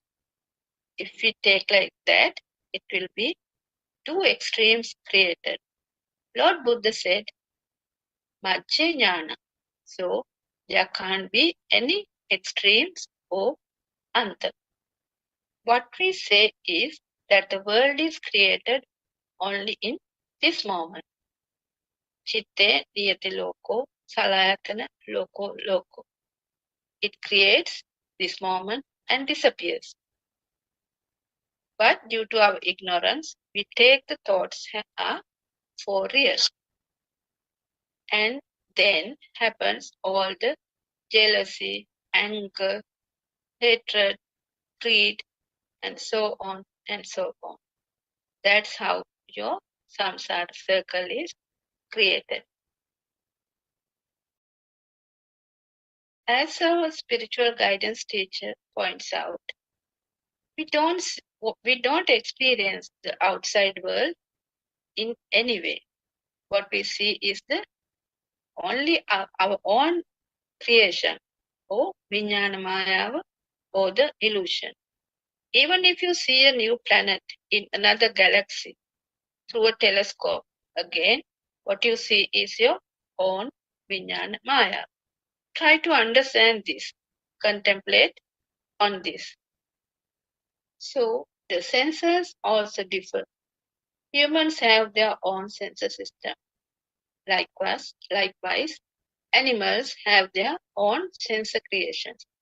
So they see different dimensions. For example, cow sees only red color. The bee sees the world in another different shape. The worm only has the skin feeling. The cats have night vision. Dogs can hear far better than humans. Even a small ant has his own world, isn't it? All different dimensions. Animals, like human beings, build houses, have families, have their own children, and so on. So, some animals, like insects, cockroaches, have feelers. Bats have some radar system, and so on. They are in their own worlds. Take the weaver bird. Who has taught him to weave the beautiful nest? It's the feeling. Nobody taught him. See how the termites build their castle. Nobody taught them. Isn't it funny that the humans think they know everything? We can learn a lot from animals as well. As humans, they love their children. They protect their families. They like to live in peace, isn't it? They also have feelings. When you come to know this true Dhamma, you see everything as oneness. The path is very pleasant. You don't harm anyone, even with the word, even with the thought, because you have the universal kindness and love. So how beautiful is this Dhamma? Lord Buddha has shown the world about this universal kindness and love in examples like Nalagiri Damana, Alavaka Damana, and even to Angulimal, Patachara, Kisa Gotami, Sunita, Sopaka. What this world needs is not mere technical knowledge, but love, humanity, freedom, kindness, and compassion. Isn't it? Can you see what happened to the world because of these defilements? There is hatred, jealousy, greed. Because of that, wars between countries. For what? Just because of the thought. And because they think the outside world is true.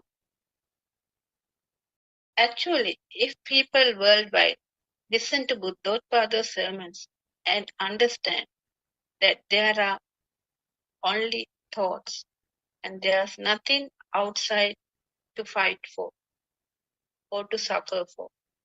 There's no one to kill outside. Imagine how beautiful that would be. That's what our spiritual guidance teacher, Buddothpado Aryan Mahansa, always explains to us. Actually, there is no doer, no soul, only a sensor system is working. It's a process. The listeners of Buddothpado sermons know this truth. So they understand that it's only a system working, and their defilements starts to fade, and they feel peaceful and calm. In the mundane world, there is always fire. Now we feel that the fire is slowly diminishing. It does not happen overnight. It takes time, but it will happen gradually and steadily. So what you have to contemplate specifically when in the Nibbana path is how this so-called soul is made. How is this existence feeling came? We have already talked about this several times, but this is the main point or the key point we have to understand. And our spiritual guidance teacher always express this point. How do we get the alive feeling? Now we know that our six senses make the world. Salayatana, loko. Whatever the aramuna or the thought comes to one of the senses, it generates power. And all the other senses get together and create the mind consciousness. The vibrations, the sparks or the waves happens very fast, and the illusionary chair, tree, mother, father, everything is created. But it's an illusion. Likewise, we get the feeling of existence or the feeling of me due to the speedy vibrations. It is actually an illusion or a chittarupa or a mind creation which happen naturally. But we think it's real, and either we get attached or disattached to that mind creation. This happens due to our ignorance. Because as a Buddhist, we don't know about Paticca Sampanna Dhamma or Hetupala Dhamma, how the mind is created, and we take the outside world as true. If someone sees this as a natural phenomenon, no doer, nothing exists, and it's a creation of senses happening automatically, no one is doing this. He is out of ignorance. He has wisdom and will have a calm and peaceful mind because there are no defilements. If you don't know how this power is generated, his defilements are more. He will do anything to get what he wanted. He is always burning with inside fire. You must have seen people like that around. They are always angry of something or someone. Always find faults with someone. They are restless. Always want to do something. Find fault with others. They don't like to share things with others. They don't talk kind words. Their actions, words, and thoughts show that they are burning inside. If they stop for a moment and think, this is my mind. Why should I do this? Nobody is doing this. This is only my thoughts. Then the whole world will be peaceful.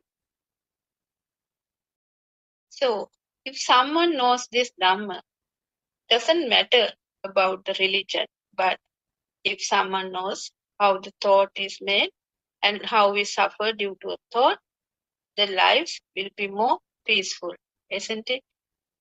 If you go back to the radiant mind of the baby, it is so pure.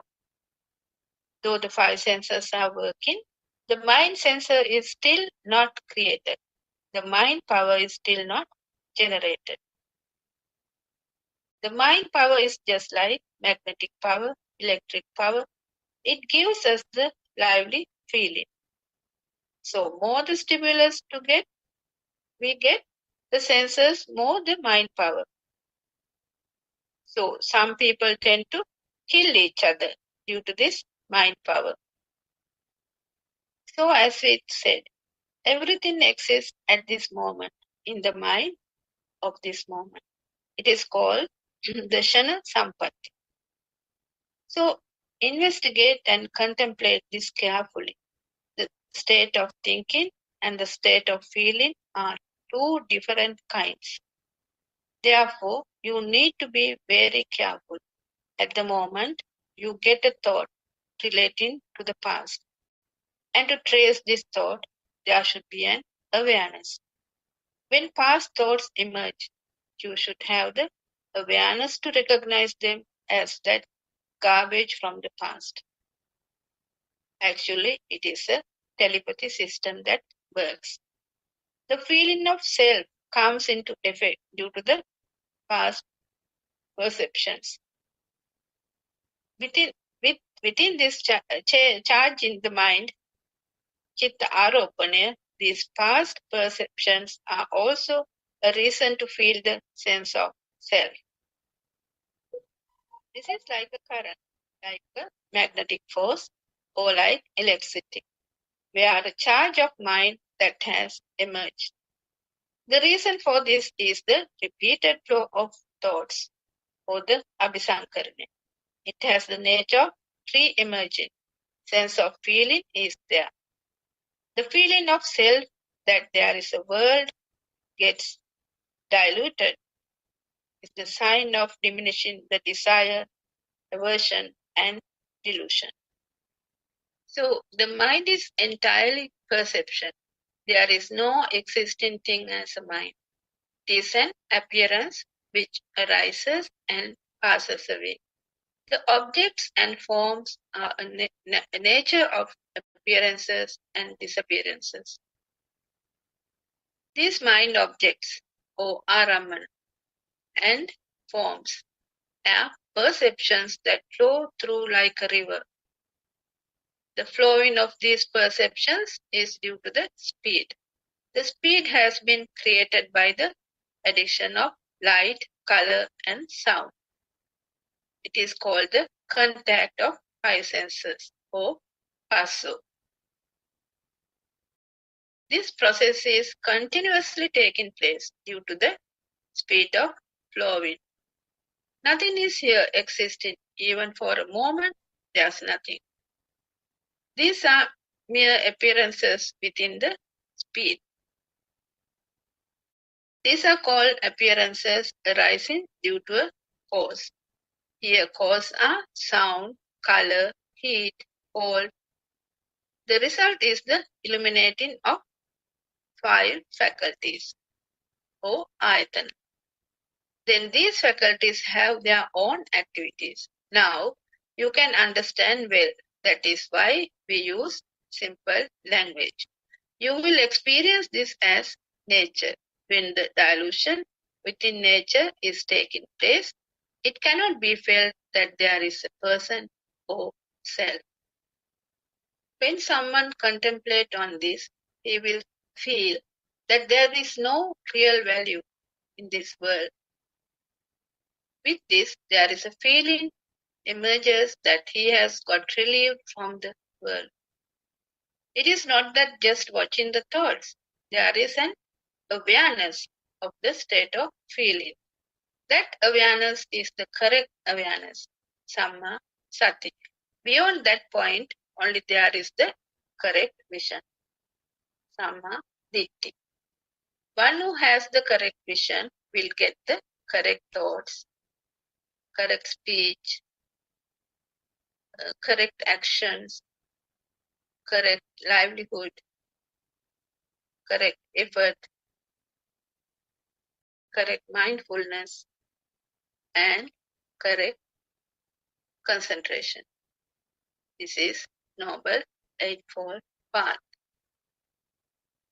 This will not be met by the one who lives in the material world or the mundane world. If he sees that this world is unreal, Then he will meet the Noble Eightfold Path. So, Vinaya Loke, Abhijna Doma Nasana, Kaye, Kayanupasi Viharati. The one who will meet the Noble Eightfold Path meets these four foundations of mindfulness, or Satara Satipatthana. The meeting Noble Eightfold Path is the meeting of the four foundations of mindfulness, or Satara Satipatthana. Then he knows that this world is not true. To see this, he practices the contemplation of the body, or Kayanupassana. The Indriya Bhavana, Dhatu Manasikara, Anapanasati Bhavana, or Navasivataka are a few of them. When like this, divide the body into different ways and thoroughly investigate to see whether there is a self anywhere in the body. Then he sees that there is no place where the self is. This means he realizes that there is no real world and there is no self. Actually, there is nothing about sattva or person. Investigating this Dhamma in this manner leads to getting rid of the wrong view of there is a sattva and a person, sattva puddgala bhave. When you look out and if you feel that there is a thing, then there is also the feeling of self coming into force. If it is taken as a book, table, or bed, then there is I or self.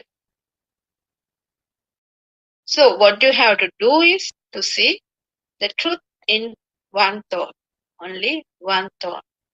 When an object arises and is taken as a book, means that it has already become a thing. Then the self is also there with the thing. If there is a thing there, there is a I here. Here I am is the book. I am is the book. The book is I am. The book is there, meaning I am there. However, when we practice this practically, the chair, the table, and the book are all we see as usual. Nothing is lost. Can be seen everything as usual. Not blind. Can be heard in all sounds. Not deaf. But it is coming to the point of seen as mere seen. Ditte, ditte mattan. Though it is seen as before, there is a state of which that not belong to anybody. No any value like before. It is a feeling of emptiness. Being in that state is awakening to the moment.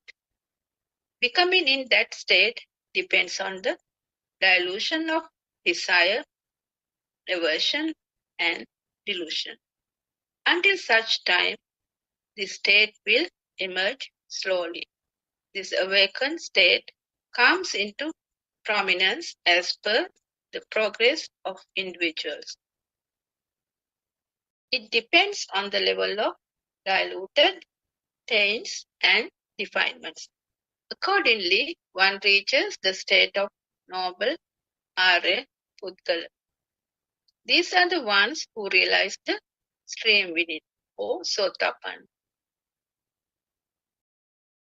Now you know where to go. The path and the address you know. Walk on the path carefully. This sermon is enough listening to this again and again until you get the clear path. Why this Dhamma is Akaliko? This Dhamma is timeless. That means Akaliko. This Dhamma is to see this moment. It is called momentary sampatti or Shana Sampatti. Seeing this moment is the scene of Nirvana. For that, it is necessary to see the Dhamma, which is the scene of nothingness. So this means there is nothing as much as such a mother here, instead seen as colors and sounds. Then there is no self in the colors and sounds. Seeing the Dhamma is seeing this truth. It is the Sat Dhamma or Satya Dhamma or true Dhamma. The realization of Dhamma is the realization of nature. That is why it is called Durlabam Sat Dhamma. Savana Durlabam Shana Sampatti. It is seen in the way the mind is forming at the moment. Only this moment is existing. In every moment, there is a mind arises and passes away. Until there is breathing exists, the mind arises and passes away. The sparks and charges of the mind are taking place. These sparks occur in the five senses. The aggregation of sparks of the five senses is the mind. In other words, the addition of sounds and forms is the mind. Other than that, there is nothing as a mind anywhere. Actually, this mind is not the brain. The getting together of sounds and colors is called the mind. Nothing else. This means the knowledge of feelings, perceptions, formations, and consciousness is the mind. This knowingness comes from the mind's consciousness or mano vijnana. There is nothing like mind consciousness. The sparks coming from the five senses, sound, color, smell, taste, and touch. Due to the illumination or prasada of them and added together is the mind consciousness. This happening is a system and it is nature. The feeling that there is a thing outside and getting deceived by it is the origin, samudaya. If so, likes and dislikes arise. Then we get the current of milliwatt 5. It is the feeling. We call it charge of the mind or chitta aropane. It is something like a magnetic charge.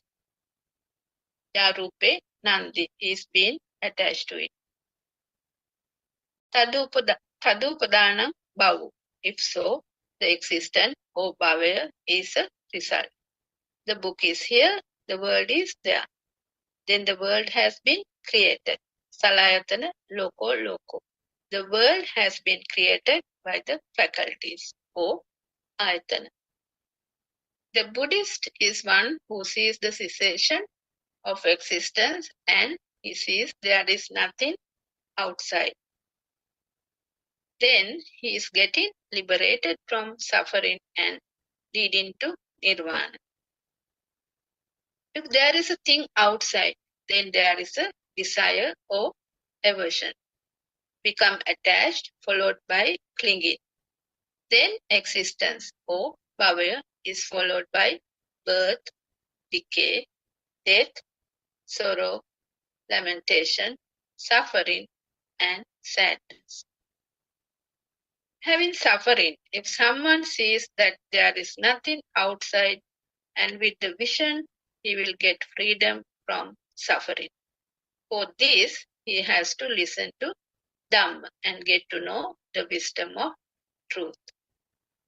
Oh, Satyajnana. The one who has the wisdom of truth, the wisdom of action for him, what is this truth? It is the message from the noble friend, our Kalyana Mitra, Buddothpado Aryan Hansa. Once this Dhamma is heard, it starts to feel him every moment that there is no world outside, there is no self or Atma, non-soul. And these all are sounds and colors.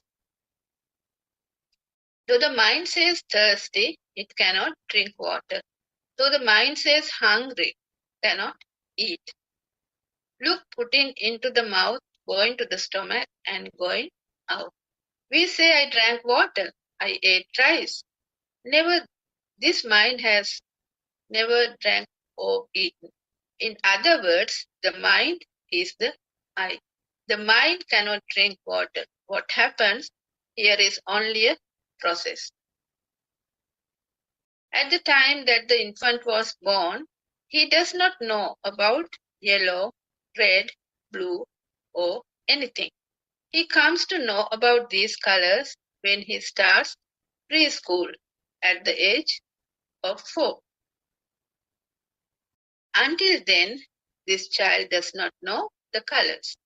This means the teacher is showing colors and making sounds while trying to relate to each other.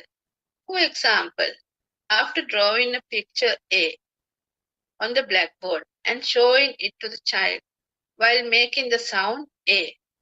If you say A to an English national in Sinhala, he doesn't know it. Even this is the same for Chinese national because he does not have a picture or form for that sound. Likewise, the picture or the form gets added to the sound is called the mind or the chitta. The thought that everything is there that we came to know due to the above process is the reason for such deception for a long time, or the anusotya. Within this, we had a burning. We went through lots of suffering. We saw externally that everything exists. The mango tree does not say that it is a mango tree. We say it is a mango tree. If some other national comes, he does not call it the mango tree. He uses a word that he knows from his own language. So this example shows us that there is no external things as we think. Here we associate with only our thoughts.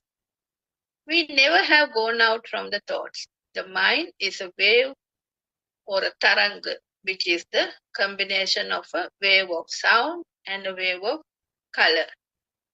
In other words, it's a frequency system. In this wave of the mind, there is nothing as thing. There is nothing about the self. If this is realized, then it comes to ditte ditta mattang, sute sutta mattang, mute mutta mattang, viññate viññata mattang. There is nothing to be seen. Nobody is seen. Then the seen is only a seen, nothing else.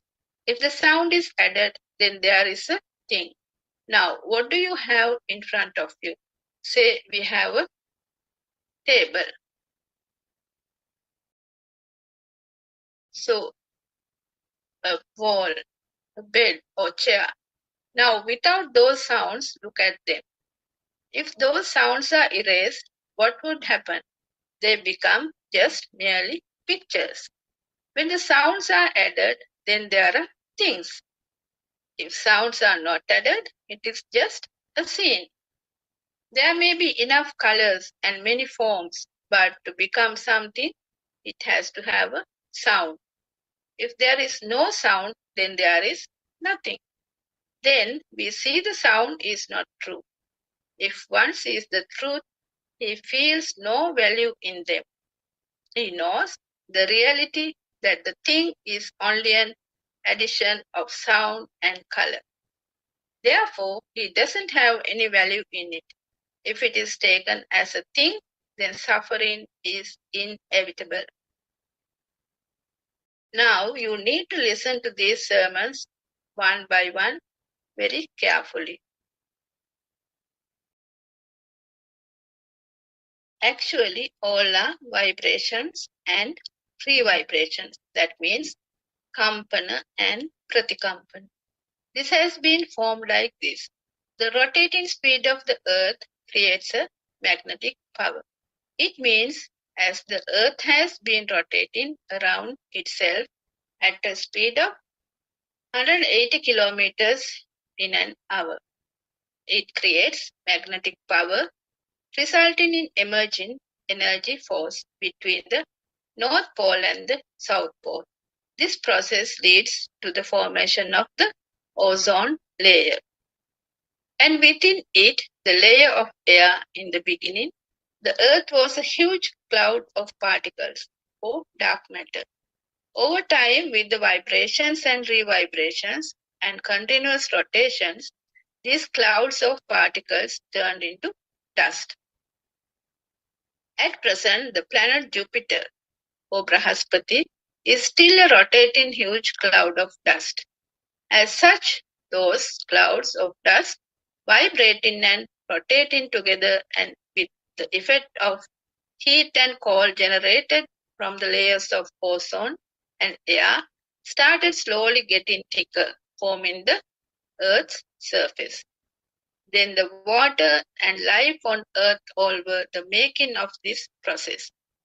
Though the Earth and its surroundings were products of the dark matter in the universe, the nature of the Earth is different.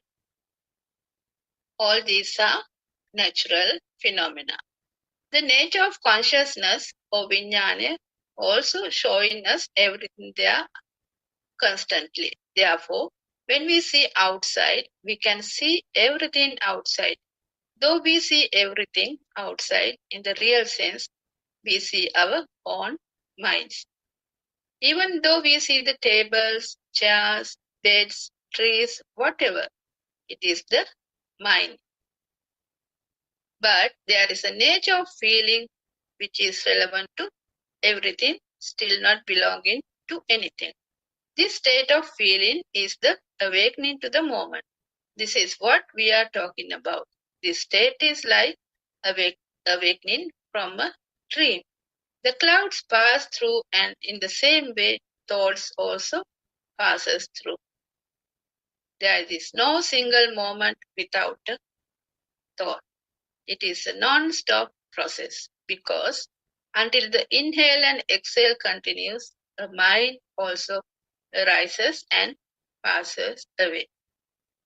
Though the clouds continuously pass in the sky is beyond the clouds. Likewise, the awakening state is beyond the thoughts. Though the thoughts are continuously passed through, this state of awakening cannot be taken by thinking. It can be experienced only if you get into that state. It is something like one gets the experience of the taste of salt. He can feel the taste of salt, but it is unlikely to explain to another the feel the same experience. Within this state of awareness, realization will emerge. This cannot be taken merely by thinking. If it is a thought, then it would be an illusion of consciousness or vijnana.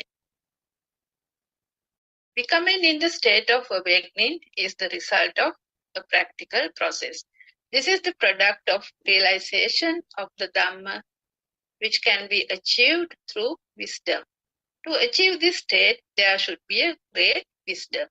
This process is not simple like doing samatha meditation, focusing on a single object. We also did this samatha meditation for some time, but ended nowhere. After all, we realized that it was not the correct way to find the truth and started practicing vidarsana or insight meditation. Today, we can see that there are some efforts among the people to find out the true path, to prevent from suiciding, stealing, murdering, and hating. A child to be born tomorrow and turn towards great kindness. It is the need to express true Dhamma. Now you have a work to do. If you see the mind, it comes one after another continuously. This happens within a certain speed. You can find this explained by the Buddha in Kalchaniya Sutra. Also there are a lot of sutras which explains this. The Buddha has said, Rupantiko also rupam vaditi. It means the form or rupa is being formed due to the collision, the spark or light flashes of five senses. Due to a very sparking speed. This spark happens in the five senses and it creates a feeling that there is something.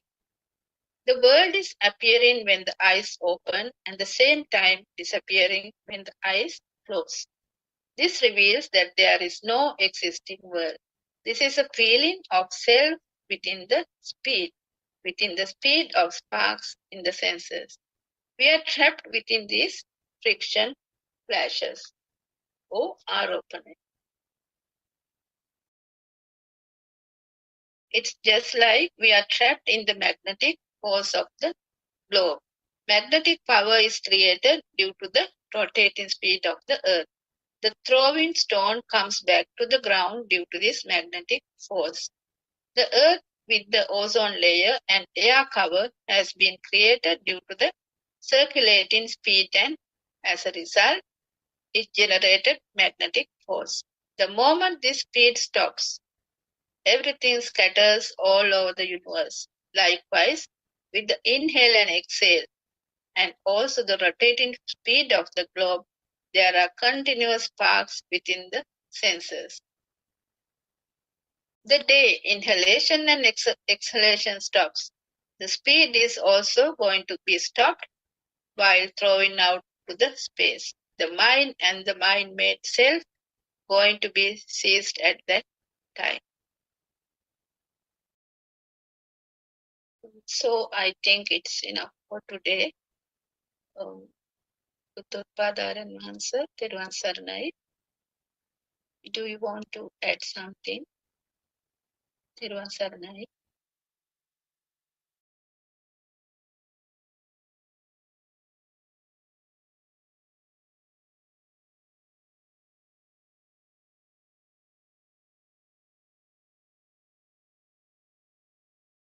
Theruvan Saranai. Theruvan Saranai, Arulin, sir. Yes, I think it's good explanations. But I won't practical side. But yes, explaining is very good. But people won't experience. They won't experience. They won't practical. They won't be practical. Not a thinking. Not a knowledge. I like to say the whole everybody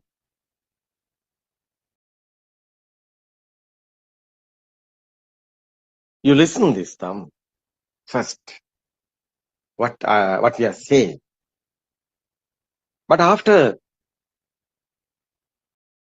you realize what is our life, what's happened here, why I was sometimes suffering, why I have sadness, why I am thinking about the death. Actually, what happened?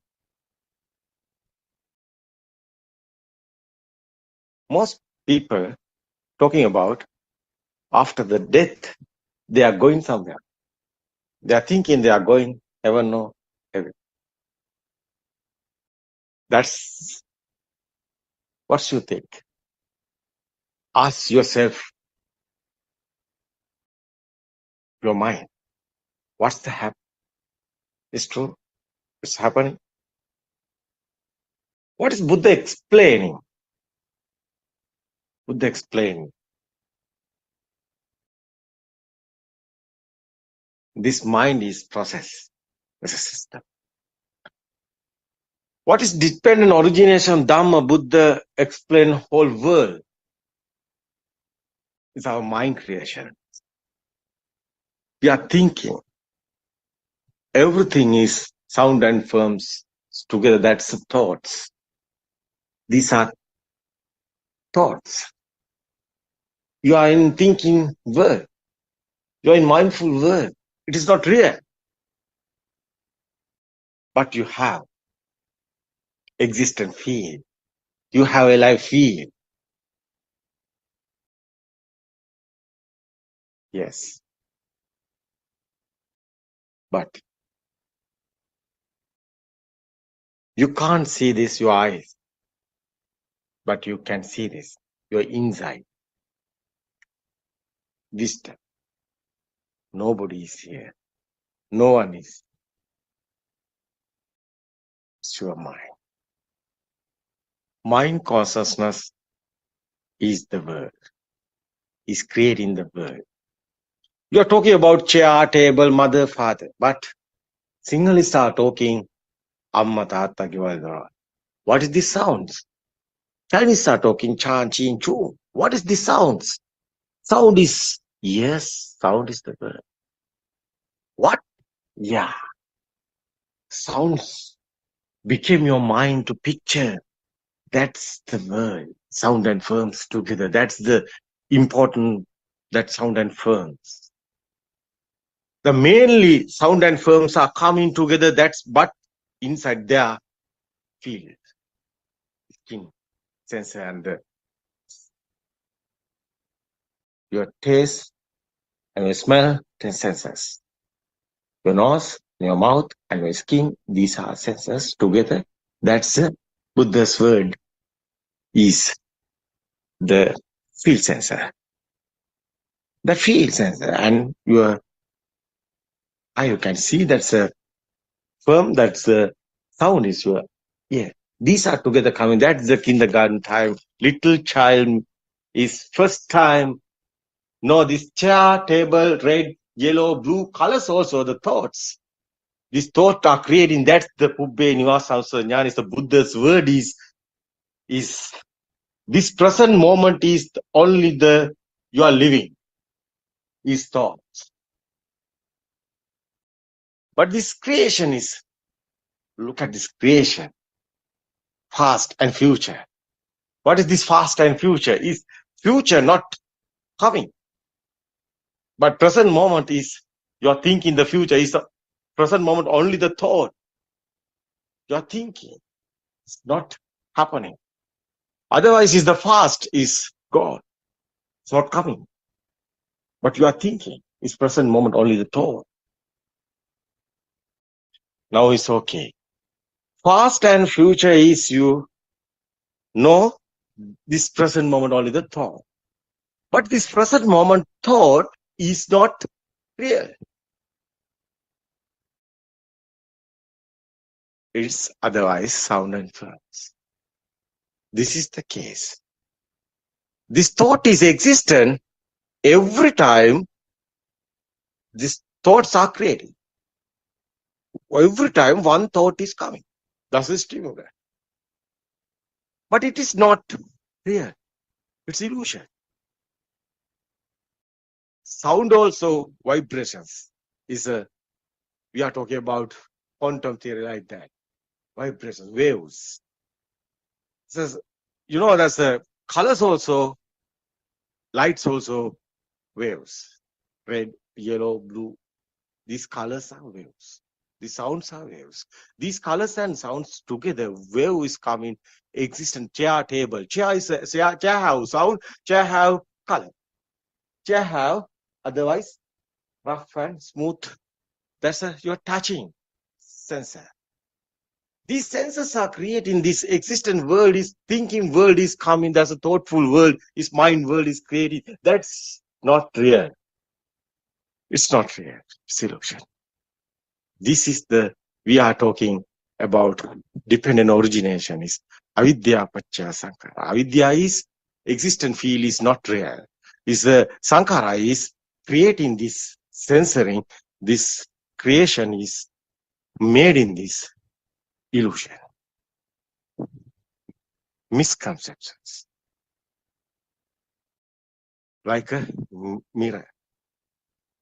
You can see your face is mirror, but mirror have something? No, like this. So you know this Dhamma, the value is not coming. The existent field is the value. Every thoughts have value because existent field there. That is the value. Value is not something you thinking. These are permanent. That's the value is coming. But you know, you understood after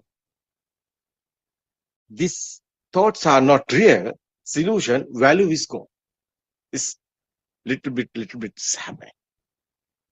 Value is fading. That's the defilements are fading. That's the attach and disattach. Attach, ill will, that is the words. Ragakyo, deshakyo, mohakyo, nibbano. Attach and ill will, and that's the illusions are fading because attach and disattach is value.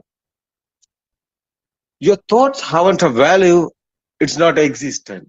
You know it's not exist, it's not real, so value is God. That's the defilements are fading. That's finally your suffering is gone. Fading. Sadness is gone. Because you know the truth is no one is here, nobody is here. It's a system, like a robot, this creation, this body. The body is creation, the senses are creation. That's the body. How is body is creating? This body wants energy. That is your energy is how is coming. The senses are creation. That's the your neurons are your body. It's like a wiring. Yeah, that's a system. It's energy, power. It's sensory. Is happening. That's the power. Your body wants this power. The movements won't be happen. Power won't somewhere coming. But it's not somebody is doing. It's automatically natural phenomenon here. Automatically is happening. That's the alive field. That's the living field. That's the being. But this one understood. Someone know this. No living being. No being, no living being, nothing exists. Nisato injurious. But everything is normally happening. Normally you can see, normally you can hear, normally you can. That's a normally senses are working, thoughts are coming. But it's okay. Why? No any inside paining or vibrations. Thoughts are happening. But you are like a feather, like a trees moving branches. The leaves are moving because no pain, like a wind, like a feather. That's the tranquility. Finally, but you know the truth, Satyajnana. This is the truth. So Krutanyana. Now you can experience. Yeah, no one is here. What is the Krutanyana is tranquility. There's a peaceful world is coming.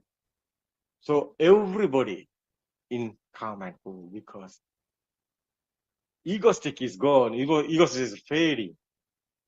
No inside paining or inside vibrations because egoistic is fading.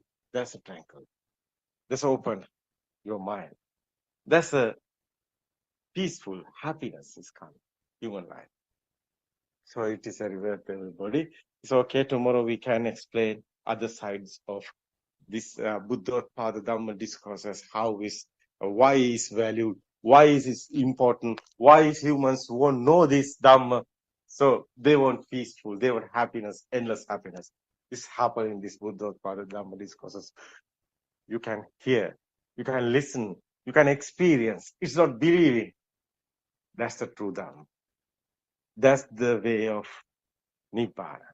True Dhamma has awakened to the moment.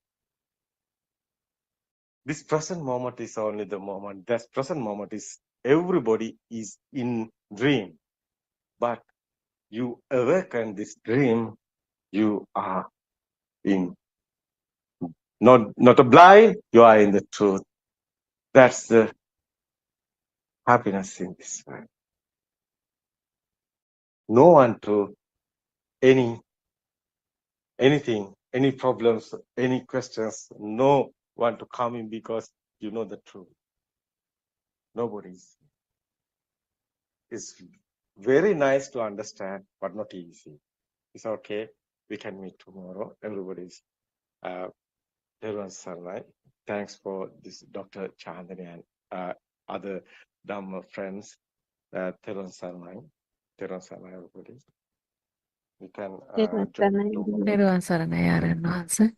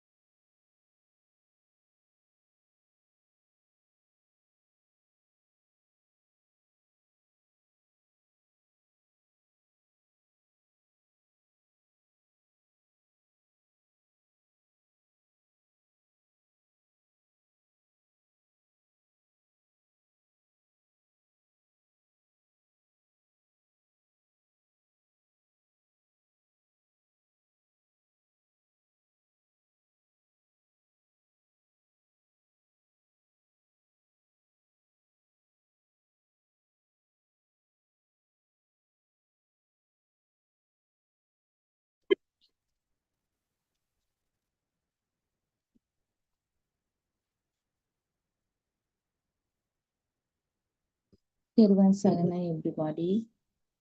First of all, I would like to pay my utmost respect to our Kalyana Mitran Hanse, Buddothpado Aryan Hanse. Pada Namaskara Karami, Buddothpado Aryan Hanse Avasarai. So this is another session of Buddothpado PeoTV English channel, where you can listen to True Dhamma. So when we talk the last few decades, we used to think that Nibbana is something which we have to go and find. So to find this Nibbana or to eradicate this samsara, what we did was from going temple to temple, listening various types of sermons from different monks, reading plenty of books to gather knowledge.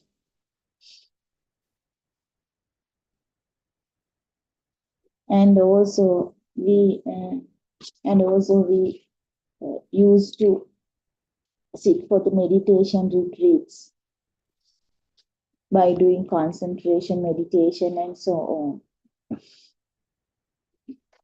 So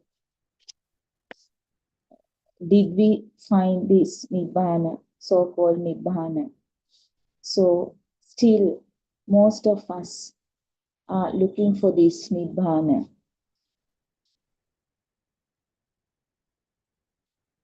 What we thought was after that, going to the heaven, there we'll find Nibbana, or once we come back to this world, we'll meet Maitri Bodhisattva, and there we can attain this Nibbana. That is what we thought. So it was there in our mind. But what happened once we met these Buddothpado sermons, we suddenly knew that this is what we were searching for all the years. This is what we needed. This is what we looked for. So while listening to these Buddothpado sermons, we got to know that Nibbana or liberation of mind cannot be gained by knowledge. It is something within you. So it is something within yourself. You have to gain it. It is a realization beyond thoughts. So to know this, first of all, we have to understand how the mind is created.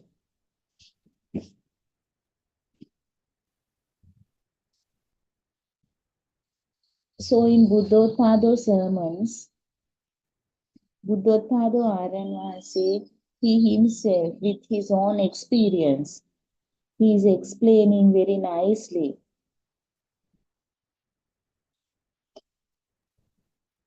how the mind is created. So this is the most important thing in these Buddothpado sermons, where the Buddha's philosophy, the practical side of Buddhism is taught. So it is not written in books.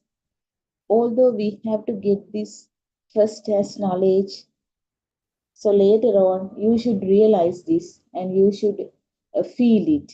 That is what it always says. So to realize how the mind is created, we have to go to the radiant mind of a newborn baby.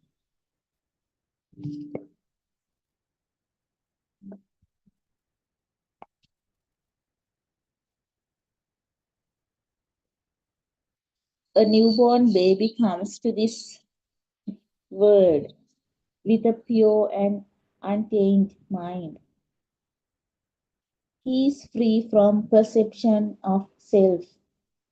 There is no duality for the newborn child. Do you think he knows his parents? He knows his mother and father. Do you think he knows his family? No. He does not know anything around his family. Although mother feeds, the newborn baby does not recognize mother as mother, father as father.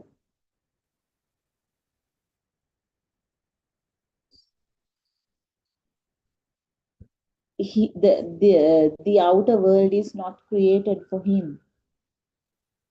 Only what he has is the sensation of light, sound, and feel. That's all. Other than that, the mundane world, he doesn't know what the mundane world is. So, what will happen when that baby in the cot or newborn baby, the infant, grows up? He is introduced to the world by giving a name and sound. For example, showing a toy and giving the word sound bear, or showing mother giving the sound amma or mom. This is done repeatedly until the baby get it or grasp it. So this is what happens. The learning starts there. Until then, the baby in the cot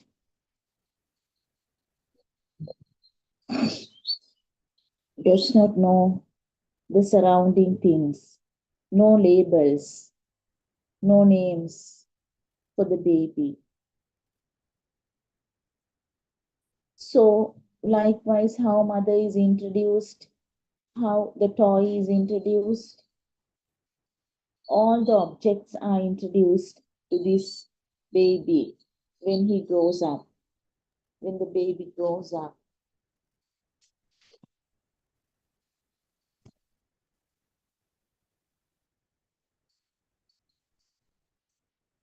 So, building up the child's world, all the things, objects are introduced with these concepts, language, the me or self also created, and so is the duality.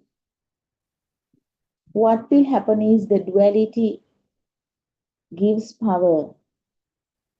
It is there and I am here.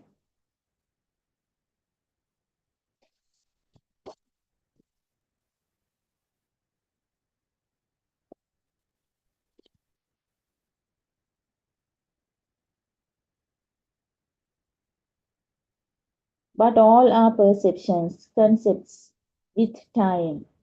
These perceptions gain power, and all these perceptions give the feeling that there is an existing external world.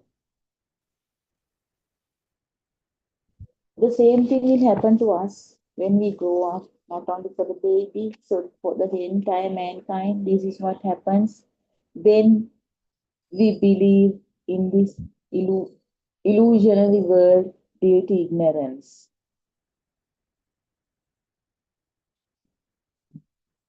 Due to ignorance, we tend to think that an external world exists, and with that creates defilements towards objects. What will happen, with the radiant mind will be covered with defilements. As you all know, as long as the defilements create, no one can achieve Nibbana.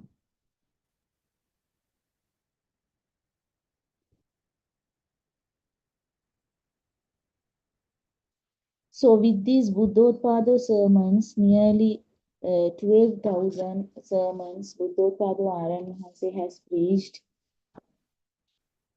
So if you can listen to this through the Dhamma, so it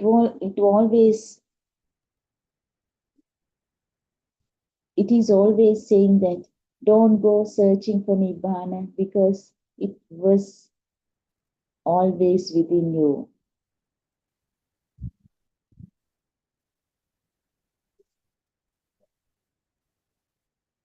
So this is the same thing what Lord Buddha has preached 2,500 years ago. Although Lord Buddha has preached this thing, it was covered.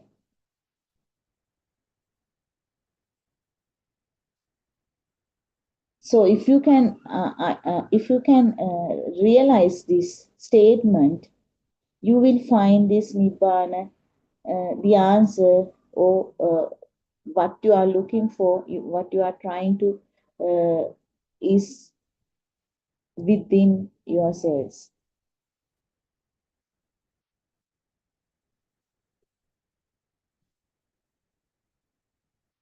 What you have to do is, you have to listen to this two Dhamma with the correct vision and wisdom.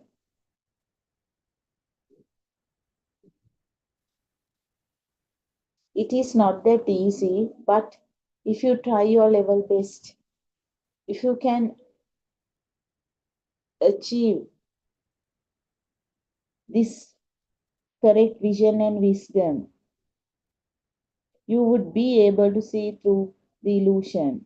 Also, you will feel it as a direct experience.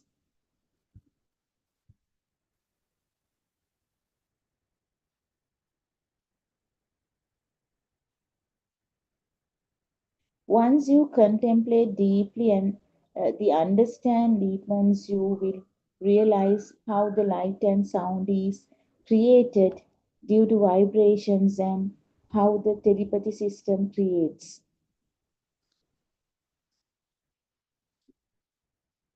Not only that, you also realize that this is all a natural phenomena.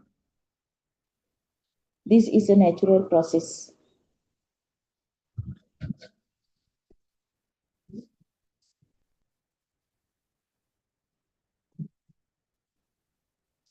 As the wisdom transcends the ignorance, the vibrations loses its power to telepathize, and the illusionary self begins to dissolve slowly but steadily. And you are in the path to liberation from mind. So, because of that, you don't want to go anywhere else. Because it is within you, always within you. You will not feel any burning sensation.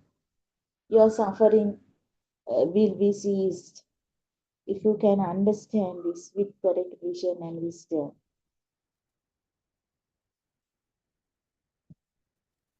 So all these Buddothpado sermons will help you to find this liberation, how to find this liberation from the mind. Not only all these sermons, nearly 12,000 sermons, but also there are places where you can have your practical sessions in Mitmal Mehini Aramas and also Mitmal Vivekashramas. So daily in different places of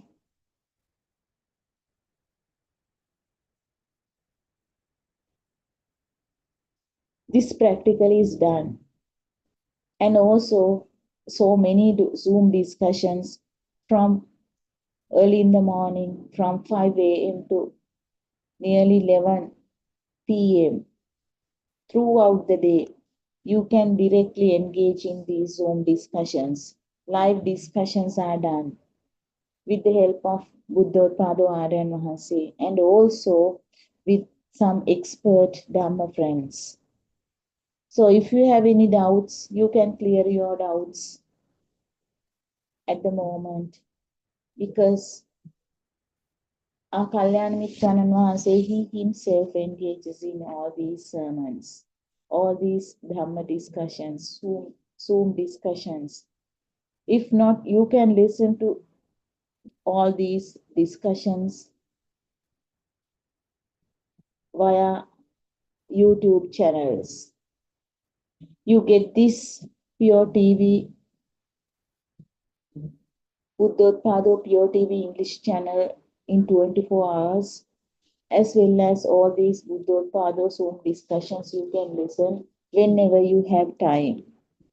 Whenever you are free, you can listen to them with the help of this YouTube.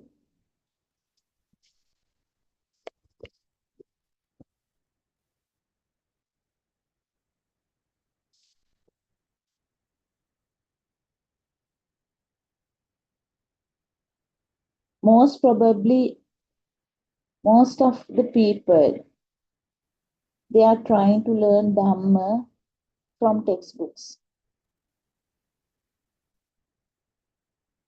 What we gain, the knowledge, they do not become practical. Only a significant intellectual knowledge we acquire from these.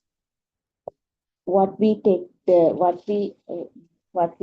from our textbooks. So, as I mentioned earlier, the practical sessions are done very neatly with all these Dhamma friends and also Buddothpado Aryan Mahanse in this Buddothpado, under this Buddothpado family. So most people run after this intellectual knowledge. But if you can realize, if you can understand, if you can recognize the fact that the Dhamma is not in textbooks,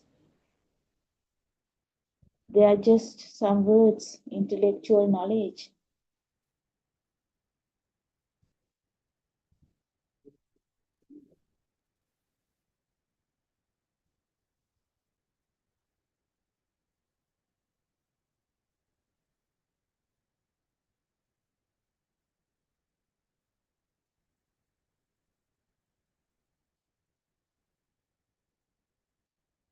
Even 2500 years ago, Lord Buddha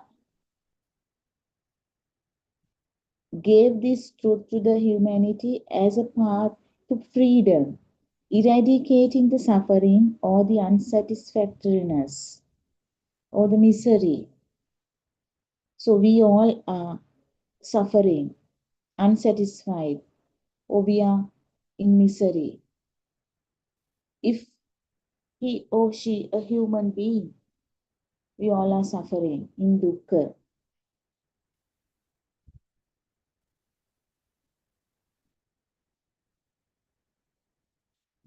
What we really need in this life is the freedom from this dukkha or suffering, and uh, to lead a peaceful life. At last, most probably, all the people, although they try to lead a life by eradicating suffering until the death, they will not find it. That is the misery.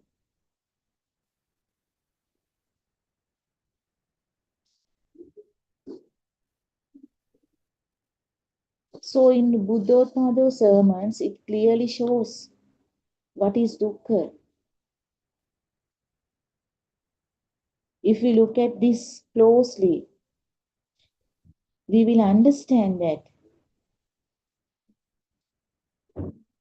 this suffering or dukkha or everything what we call is due to the existence of the so-called me.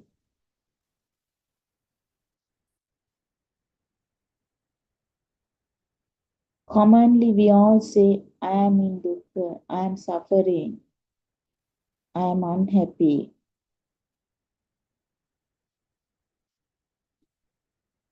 I am suffering because of you, because of such things, because of him, because of her.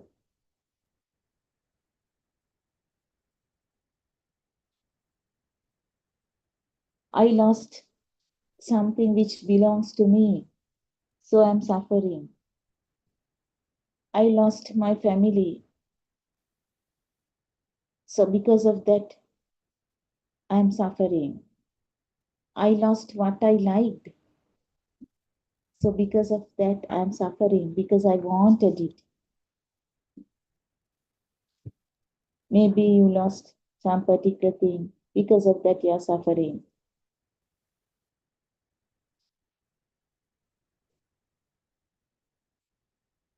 So in this manner, we attribute the arising of dukkha to various things or people or situations outside,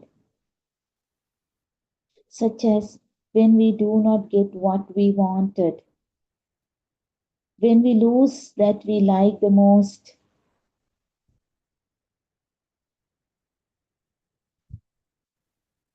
so we think that in all these situations,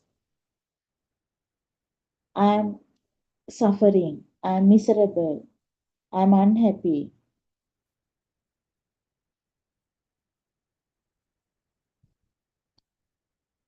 So likewise, we think.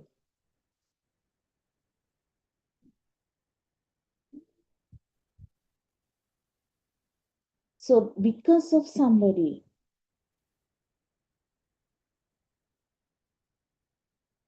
there is dukkha. If there is nobody, then how can there be any dukkha? This is very deep insight, which we usually do not see.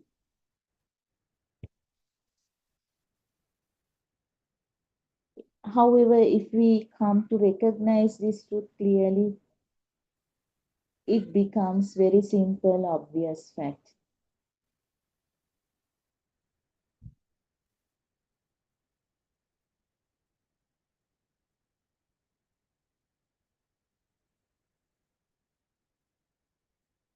When we talk about Nibbana, many people try to attain Nibbana, or in other words, to realize the truth.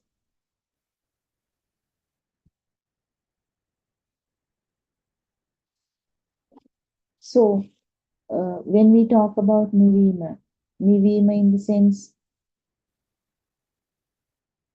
extinguishment, when there is fire, there will be an extinguishment of the fire as well.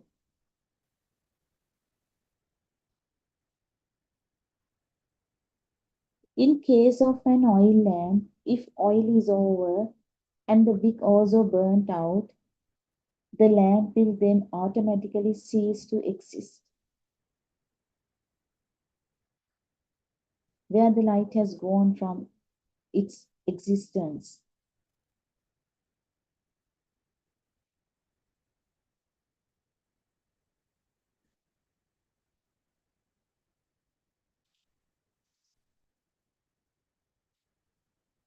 This is a simile.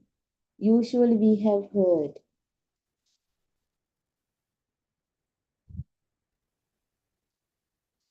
So this is very common simile actually. We almost have heard this. As long as one puts fire, dry leaves, dry materials into the fire, it continues. There are, in this manner, there are many similes given. However, these are mere intellectual knowledge. Isn't it so? Even for a moment, have you ever felt that you have a mind? Often we say, I have a mind. My mind is joyful. My mind is miserable or unhappy.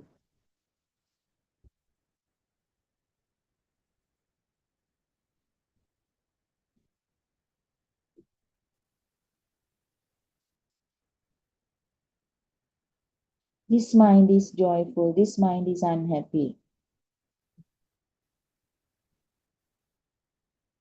So, wherever the mind is, there is dukkha, unsatisfactoriness, misery. So, everything is there. So, whenever mind exists, there is joy and sorrow, the duality. So, this is very deep understanding about the duality. When there is mind, when there is joy and sorrow, the duality is there. The mind is existing there. So as you all know, mind never stays at one end. It always oscillates. If there is one end, it implies the existence of the opposite end. The duality is the nature of the mind.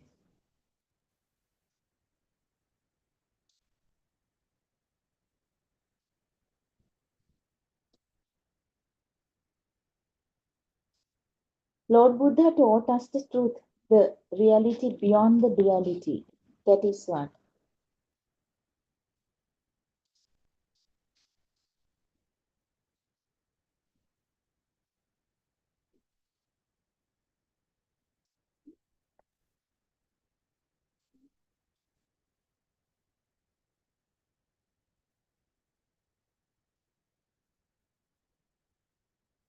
It is go beyond this intellectual knowledge.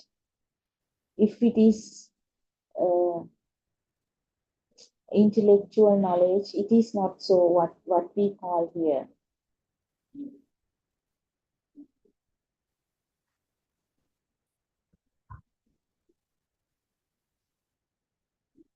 It is comes to true knowing or experiential knowledge.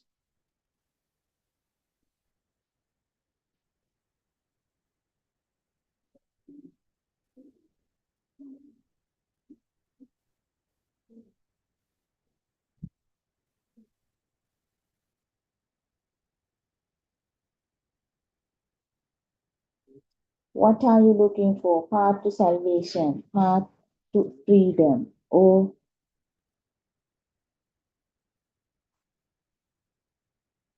we are looking for a solution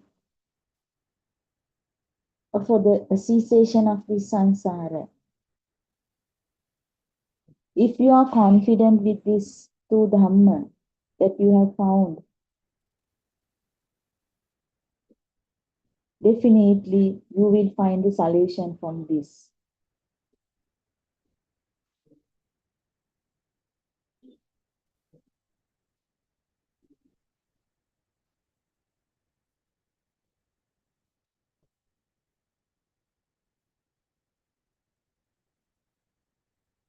So this is the path to Nibbana.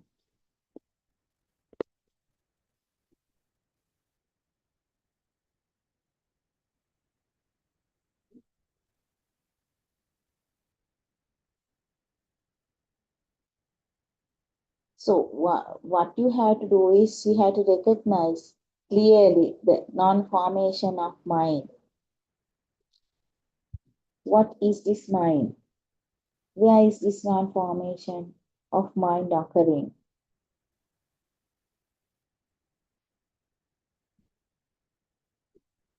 You may think that you will not fulfill your desires or the thoughts arising in mind.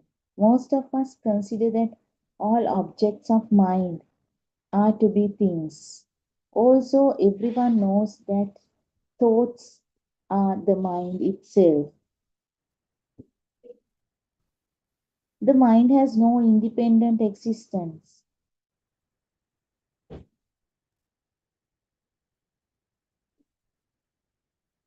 The thought, for example, your family, your father, mother, house, or anything else itself does not fulfill desires. Such thoughts are impermanent. That is anitya. Thoughts, most probably they appear and disappear. So one can ponder the impermanence of objects in this manner. For example, any object seen outside is impermanent.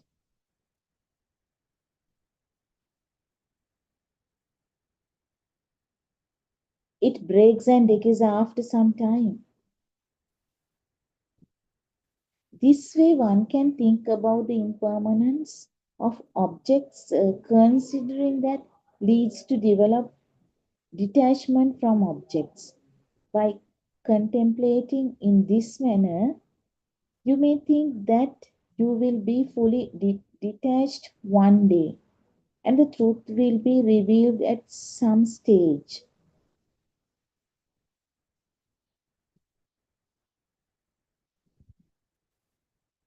So this is what actually we have to practice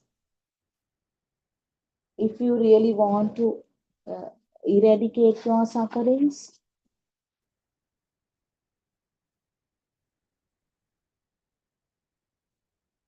You can think that manner. You can try this manner.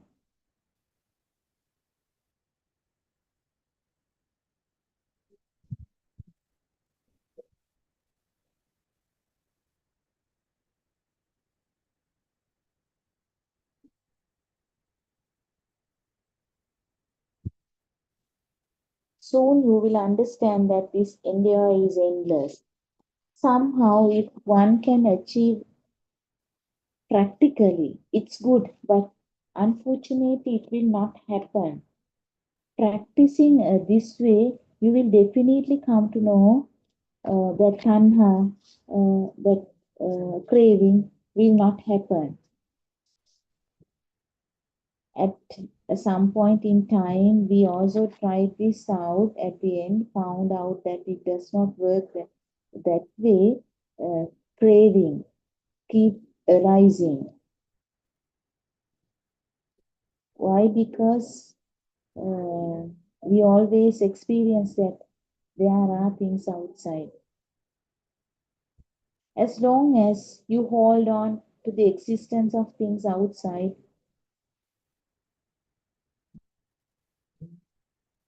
you can never stop this sorrow or dukkha and become free.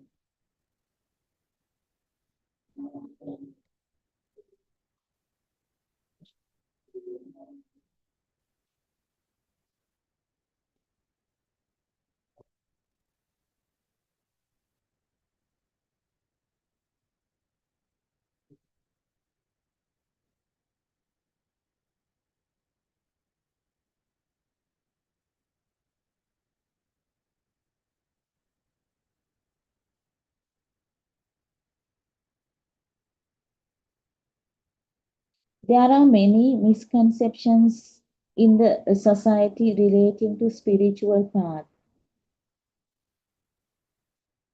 Most minds are filled with such and cause agitation to their minds. So you need to realize about these things and so that those misnorms are corrected.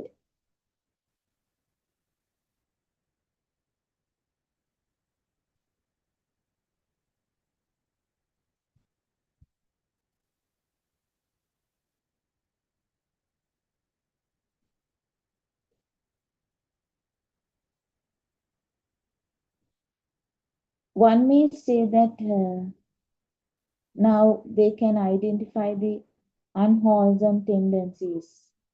That is the arising of these raga thoughts or aversion or hateful thoughts or delusion or ignorant thoughts. That is, one is seen by himself the arising of such thought patterns related to raga, dvesha and moha.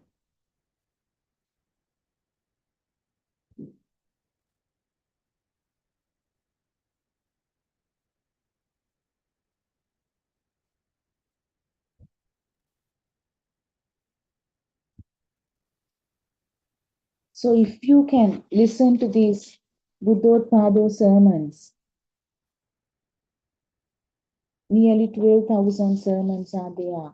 So you can eradicate the sufferings, the ignorance, the misery, because the path to Nibbana is there. What you have to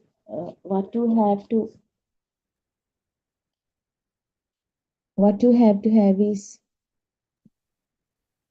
that you should trust. First of all, you should get the knowledge from Kalyana Mitrayanand Mahasi. The message, I mean, the knowledge as the message as knowledge first you get. Then you must have that, you should believe that this is the truth. With that concept, you can go forward with these Buddothpado sermons, where step by step you are taken to this liberation of mind, Nibbana.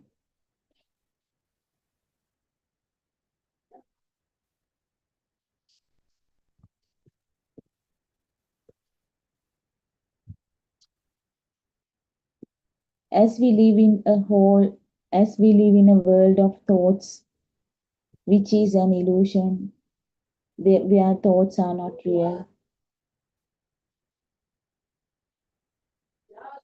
What is difficult to understand is that we always live in a single moment. This moment arises and ceases instantly. Due to ignorance, we don't realize this. If you can realize, if you can understand that thoughts are not permanent, so you will win the whole world.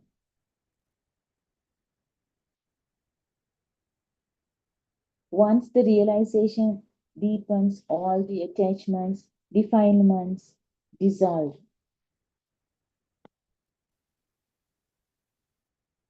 There won't be any place for the defilements to appear. Defilements are vibrations.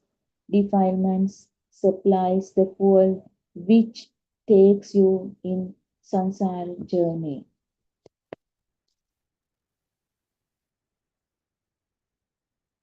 So in Buddothpado sermons, our Kalyanamitra Maharshi reveals that the world itself is a vibration.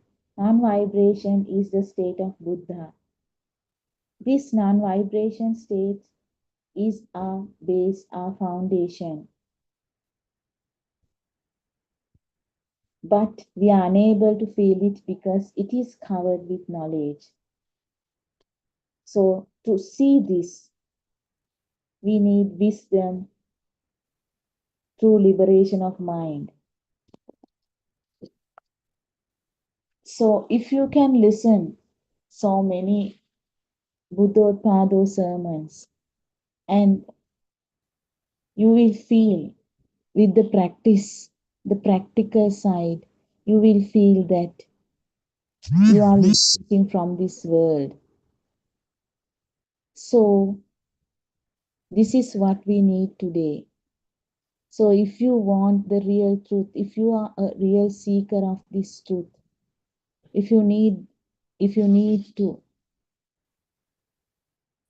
cease the sufferings, please listen to Buddothpado sermons. Definitely you will find this Nibbana there. Nibbana is within you. Try not to find it from outside.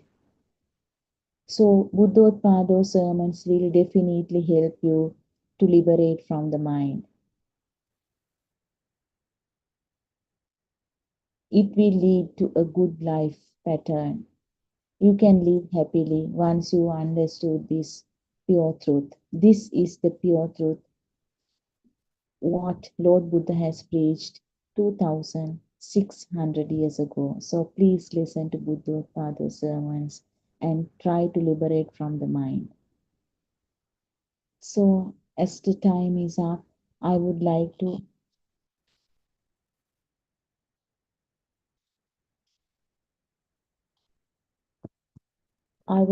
stop this Dhamma talk. May we have the courage to look deeply. May we have the wisdom to let go. May we awaken to the moment and may all beings be free from suffering. Therwan Saranai, all Dhamma friends, and I would like to pay my utmost respect to our Kalyana Mitrayanan Mahanse, Buddothpado Aryan Mahanse, Pada Namaskara Karami, Buddothpado Aryan Mahanse, Therwan Saranai.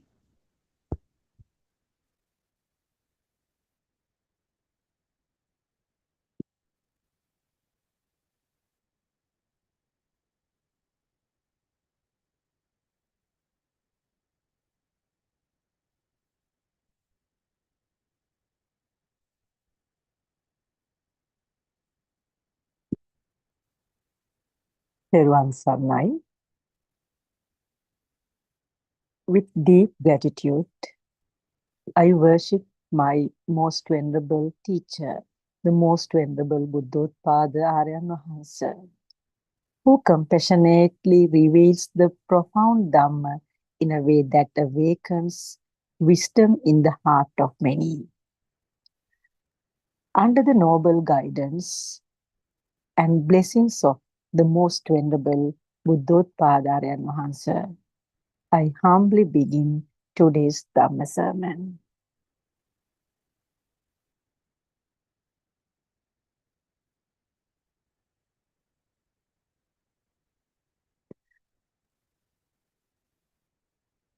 Now we talk about Nibbana.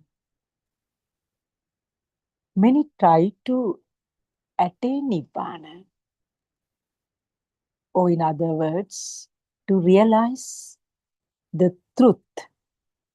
Isn't it so?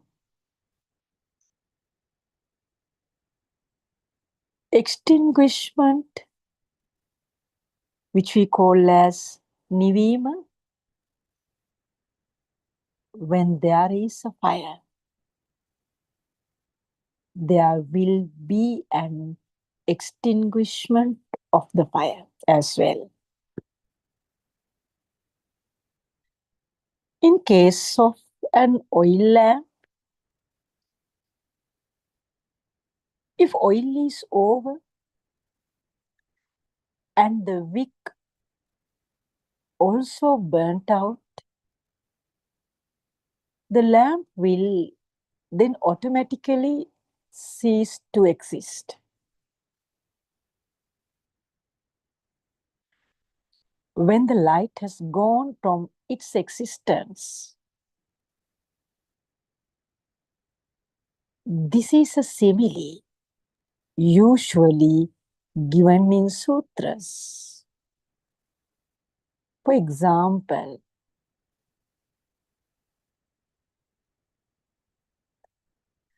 Agnikandottama Sutta. As long as one puts firewood, dry leaves, or dry materials into the fire, it continues.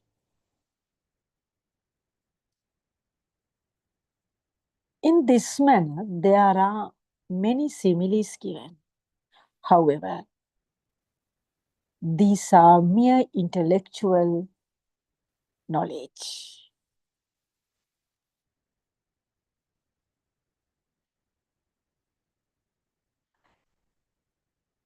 Even for a moment, have you ever felt that you have a mind? Often we say, I have a mind. My mind is joyful. My mind is miserable or unhappy.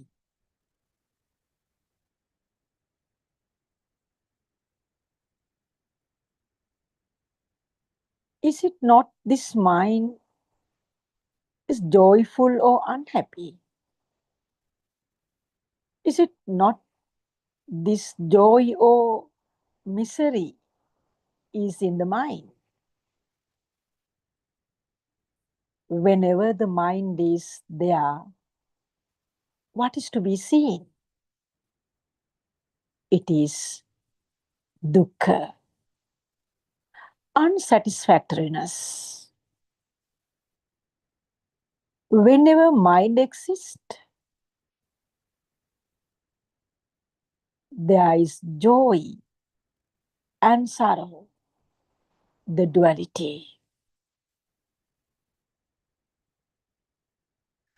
Mind never stays at one end, as we all have experienced. It always oscillates. If there is one end, it implies the existence of the opposite end. The duality is the nature of the mind.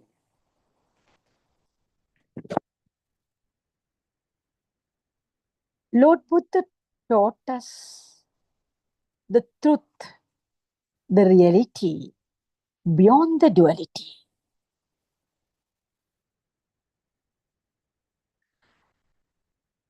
We have been explaining the truth,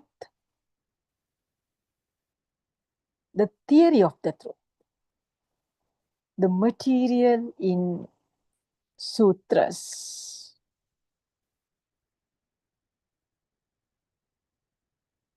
In Pitakas, today I'm discussing the fact beyond the Pitakas, which are of practical significance. Most of us know the content in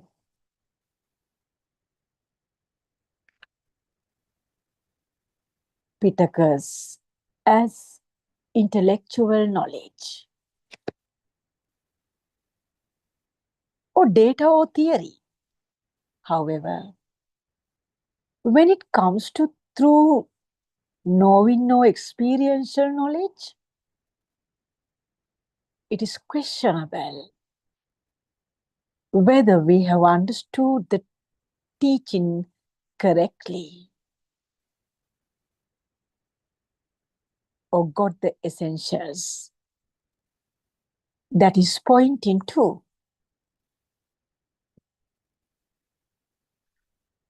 Maybe almost all have not understood the pointing correctly. Do you recognize that somebody or sense of an individual exists in the so-called knowledge, intellectual knowledge? Here, knowledge means objective knowledge. If one says, I know it, it merely means knowledge. A knowledge acquired through senses. Then there exists somebody or sense of individuality and an object of knowledge. However, if the sense of individuality, separate entity is lost or disappeared, there is no use of knowledge. This is a very subtle, very blissful, deep philosophical understanding and recognition, which leads to the cessation of all sorrow or suffering.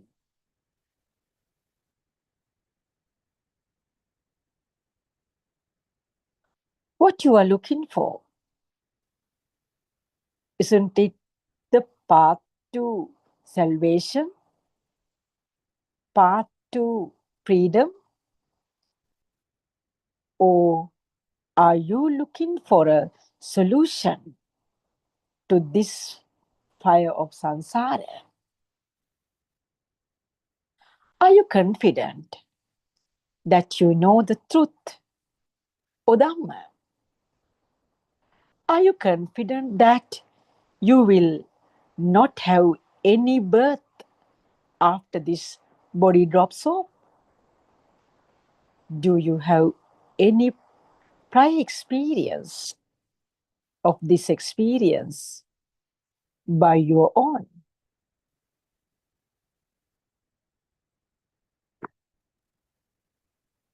Anupadisesa Nibbana means dropping off the body and becoming part of the earth.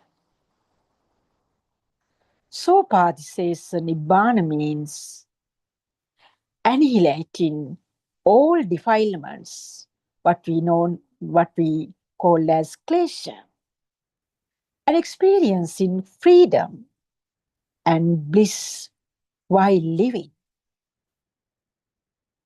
That is called total freedom from the mind while living.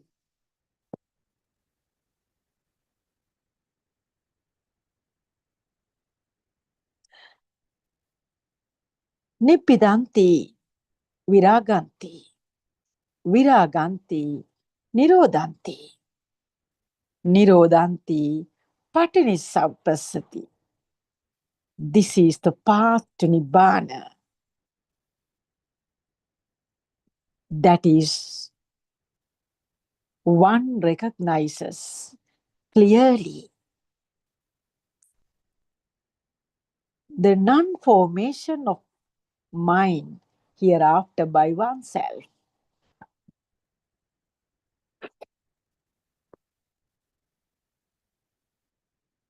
What is this mind?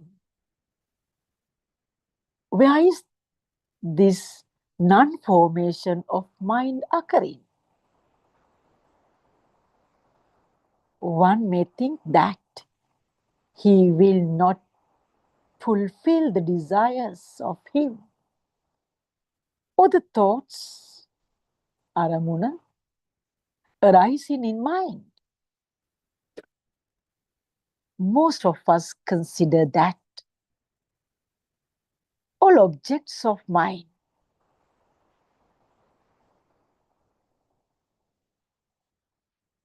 are to be things.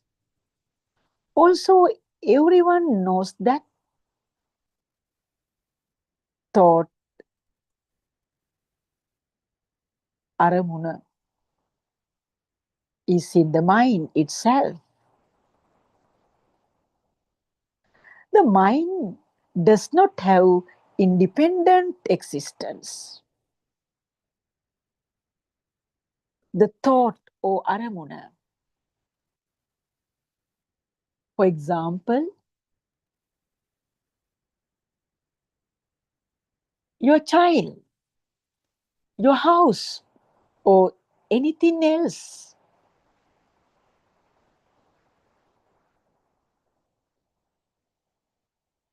itself does not fulfill desires.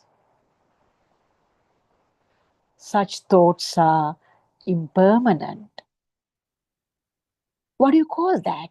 That is called anitya. Thoughts seemingly appear and disappear. One can wonder the impermanence of objects in this manner. For example, any object seen outside is impermanent. It breaks and decays after some time. This way, one can think about the impermanence, anitya, or objects. Considering that leads to develop detachment from objects. By contemplating in this leads to develop detachment from objects.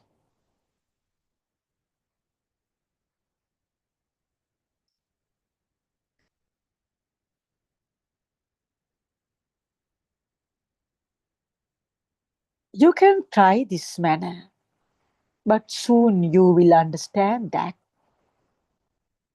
this endeavor is endless. Somehow, if one can achieve practically, it's good. But unfortunately, it will not happen. Practicing this way, you will definitely come to know annihilation of craving, which we call as tanha, will not happen. At the same point, in time, we also tried this out. At the end, found out that does not work that way. Craving, tanha keeps rising. Why? Because we still believe there are things outside. As long as we hold onto the existence of things outside, we can never annihilate sorrow or dukkha and become free. That is, we never go to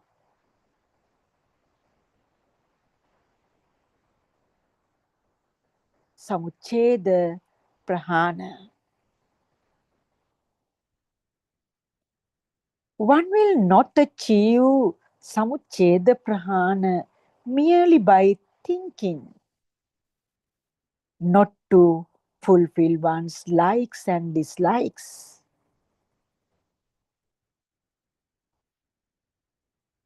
It is just repression as tadanga. It is a kind of calmness in mind, giving rise to false sense of realization of the truth. And one can easily get deluded. This means one is not free from dukkha, but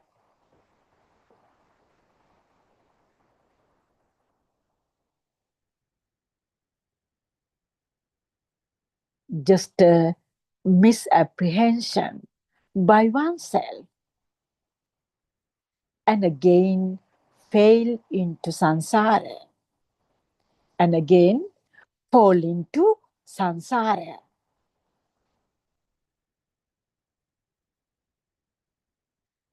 This is not the path to nibbana or freedom. There are many misconceptions in the society relating to spiritual path.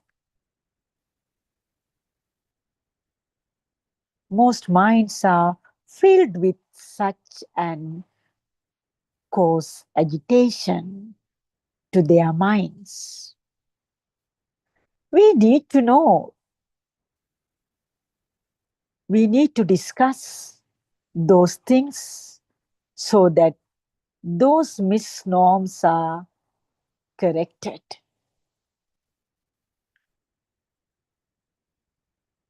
One may say that now he can identify the unwholesome tendencies. That is the arising of lustful thoughts, what he calls as raga, or aversive or hateful thoughts, dvesha, or delusion, or ignorant thought, what we call as moha. That is one seen by himself, the arising of such thoughts, patterns related to raga, dvesha and moha.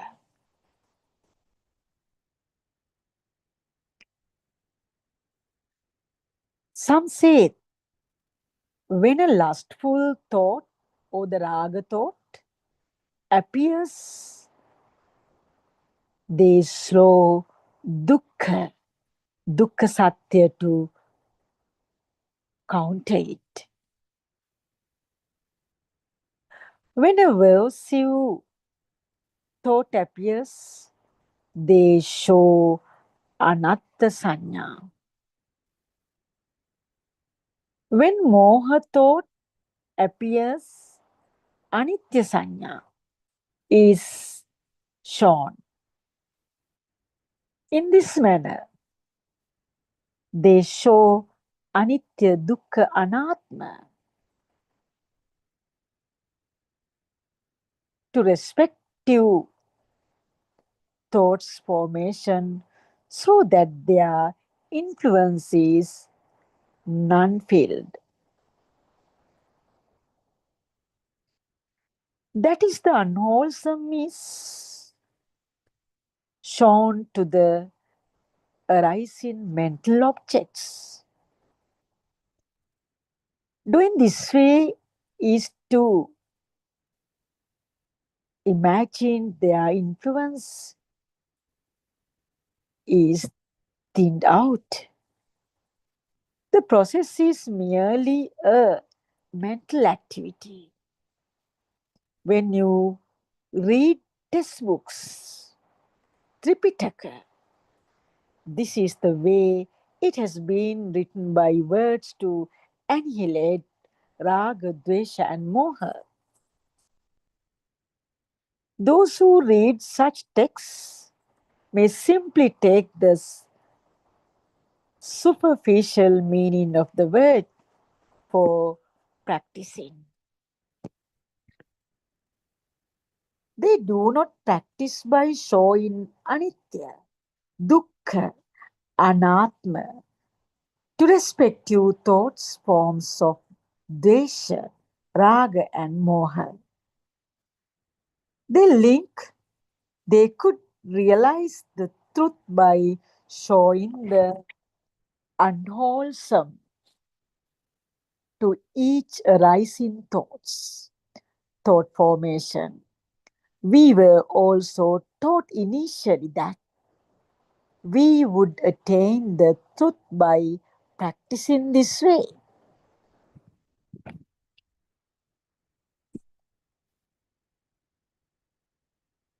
We practice this initially.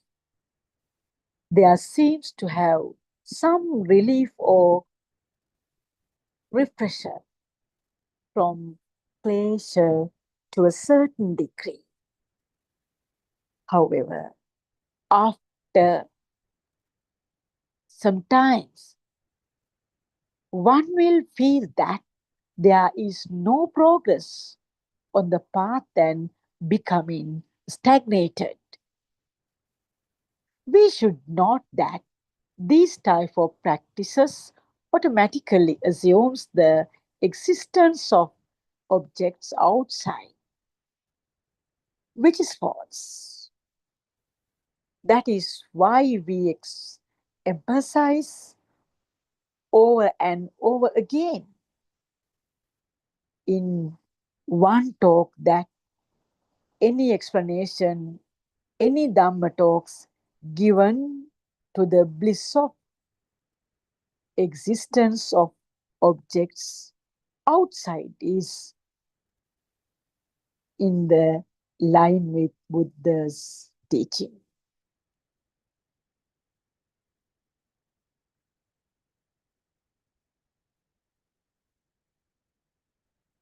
Rupato anicam bhante.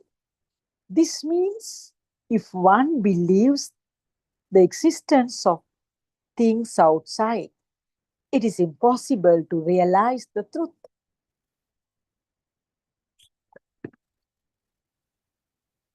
As long as there are things outside, dukkha is inevitable. No cessation of dukkha. As a sincere seeker, you may be practicing such kamatahan. What do you call them as? Yes, seeker-specific instructions given by a teacher as an honest attempt to know the truth. It's not criticizing those who practice and seekers. We know most of you try those incorrectly to know the truth. Through failures, only they come to know the futility of such practices to attain the truth. We look after them compassionately. We are telling these facts honestly. We do not have any intention to change your beliefs or concept. But by trying yourself, you will get to know your life also too short.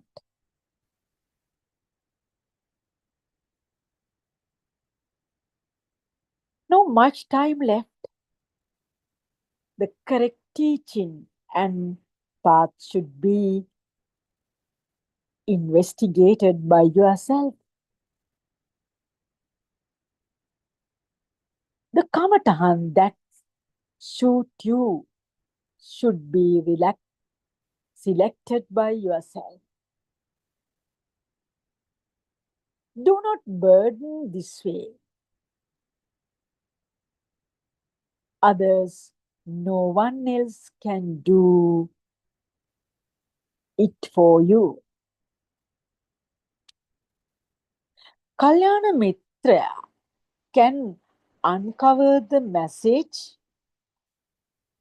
only it's by yourself to walk along the path.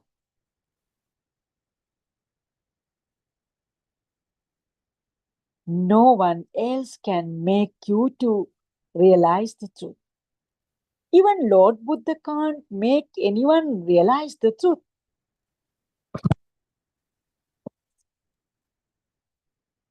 The message of the truth can only be pointed out. How the pointing is grasped depends on each one's state of mind and spiritual maturity.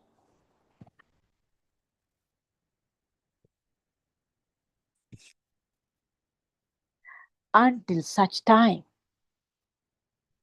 you see the teaching or pointing through the correct mental attitude and angle. Realization will not dawn. Mere thinking on teaching or pointing will not get there. It will not get you there. Realization of the truth is very rare. This is not available publicly on a plate. Only useless things which no value becomes famous in general public in the world. The profound truth will never get accepted by masses and publicity available.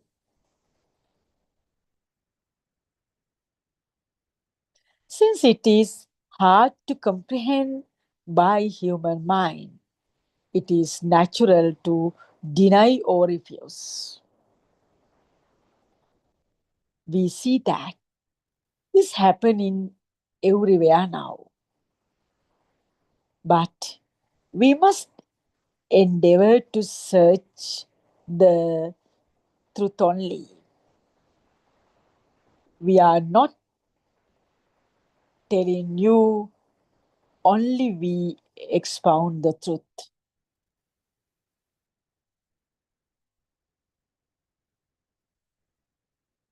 Others are wrong. We have no intention or necessity to do so. Instead, we are expressing our own experiences only. Accordingly, we are pointing what we have checked ourselves experientially.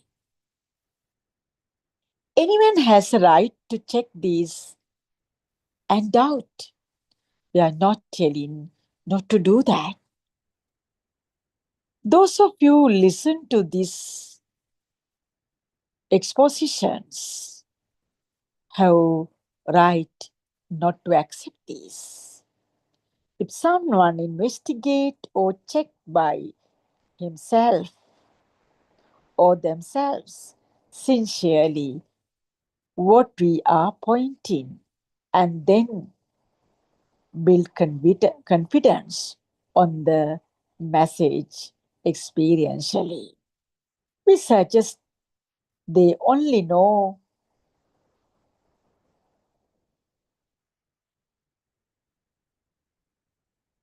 we suggest then only you accept it. If you are not listening the message experientially by yourself, you can reject it. We know how we have seen the recognized truth experientially. The Buddha adds, expounded, and we know now express this as a message or pointing so that all sincere, earnest seekers also can see it experientially by themselves. We consider this as our duty for all sincere seekers of the truth. Through this pointing, we have not been to extremes. We see all things and been with pure love, friendship, and compassion.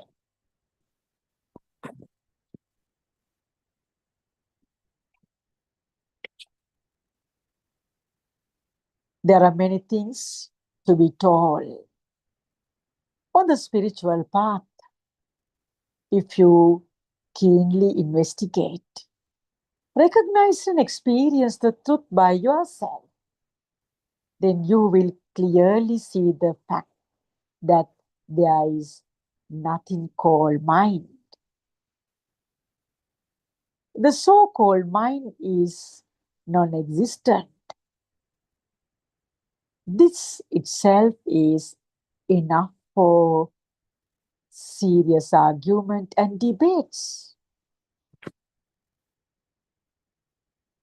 How do you say there is no mind? There are many books, sermons about the mind. Then why many people are waiting and talking about the mind yet? Keep all these logic and arguments to yourself. We do not have any argument. This Dhamma we are talking about is beyond realization and logic. This is Atakka Vachara Dhamma. Isn't it so? It is beyond the reach. And logic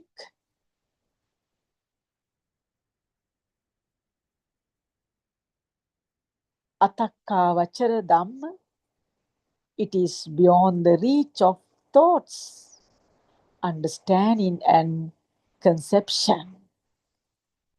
That cannot be debated by logic. In really, there is no thing called mind. It does not exist in reality. Only seeming exist. If that is so, then how do we say we have mind? How do we say we think, we talk, we remember, etc., etc.? This is the way one will counter questions naturally. Yes, that is how it seemingly appears.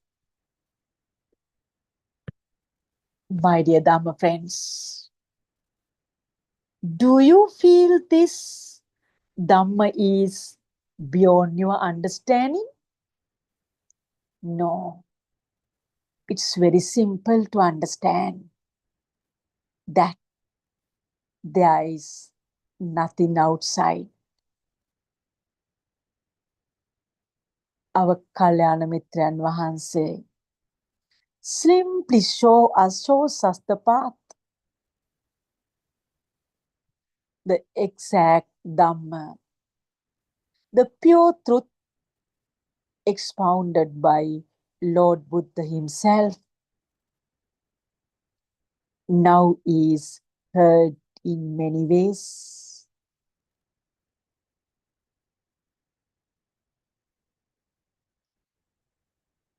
Everyone who listens to this Dhamma immediately awaken to the reality. The wisdom of that person awakens within a very short period of time, because they can differentiate the Dhamma they listen right throughout.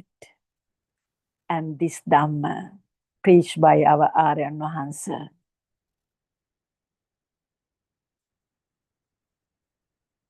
At times, just one sermon is enough to realize we have our practical experiences. When we explain this Dhamma to them, or when we make necessary arrangements for them to listen to this Dhamma, what they talk about this Dhamma after listening to the Dhamma, there is something to be taken. That message will not be as easy as we think to be absorbed. Yet, the way our Kalyana Mitran Vahansa preaches this Dhamma, anyone can understand the nature of our thoughts. Everybody lives in the world of thoughts. That is something very simple to be understood. Because of their thoughts, they suffer ceaselessly. When one realizes all these thoughts are like, little by little, he can see the truth of this Dhamma. Is this truth far beyond our understanding? No, my dear Dhamma friends. What is exactly needed? We should listen to this Dhamma again and again.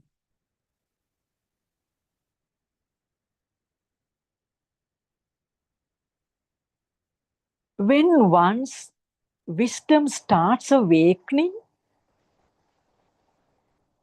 he or she will never keep the step back, because proceeding in this path, we can understand that Nibbana is sure for us.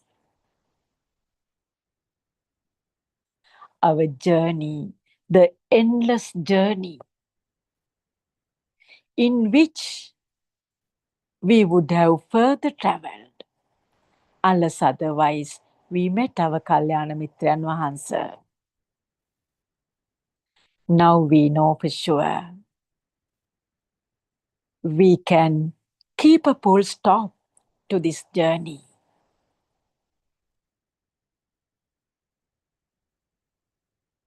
This is full of sorrow.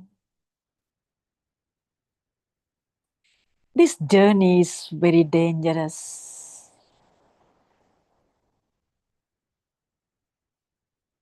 What is the assurance that one can give? He or she will not fall into a bad world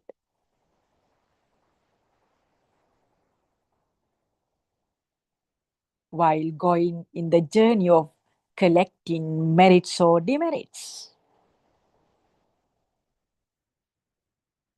But if one listens to this Dhamma and realizes the pure truth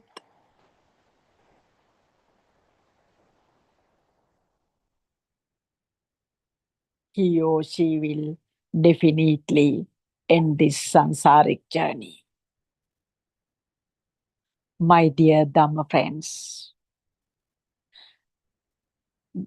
the Buddhothpada time has been awakened. It's our bounden duty while listening to this Dhamma. This message should be passed to everyone because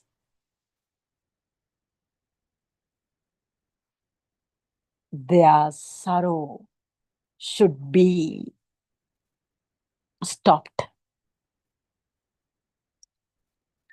We know for sure that we can help them around because we have realized this Dhamma.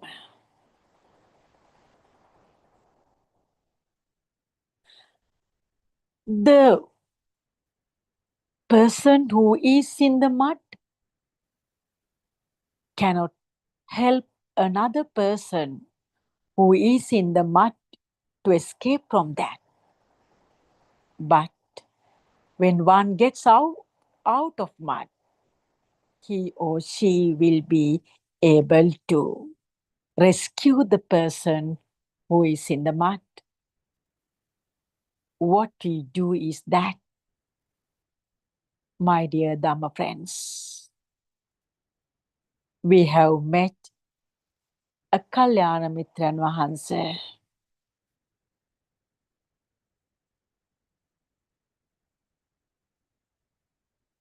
We should get the maximum out of this occasion.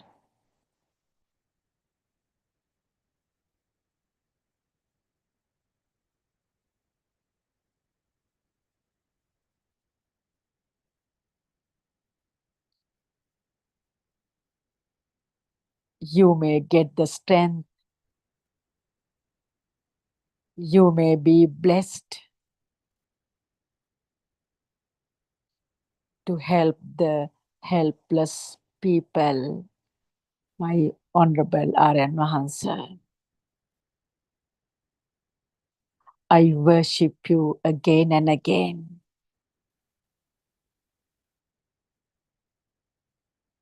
May Noble Triple Gem bless everyone. Teruvan Sarnai.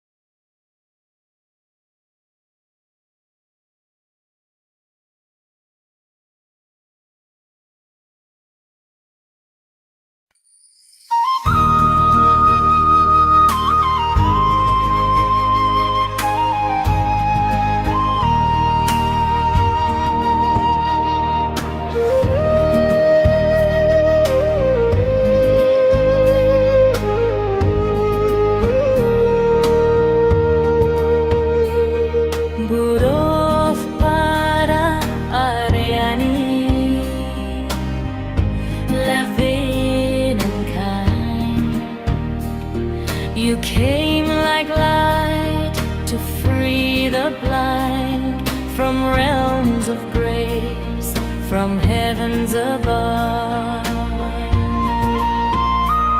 You walked among us with boundless love. Buddothpado, Ariani. Buddothpado, Ariani. Seeing the sorrow of mankind, lost in darkness, confused and blind, you spread the truth so clear, so bright, the Dhamma's flame, the guiding light.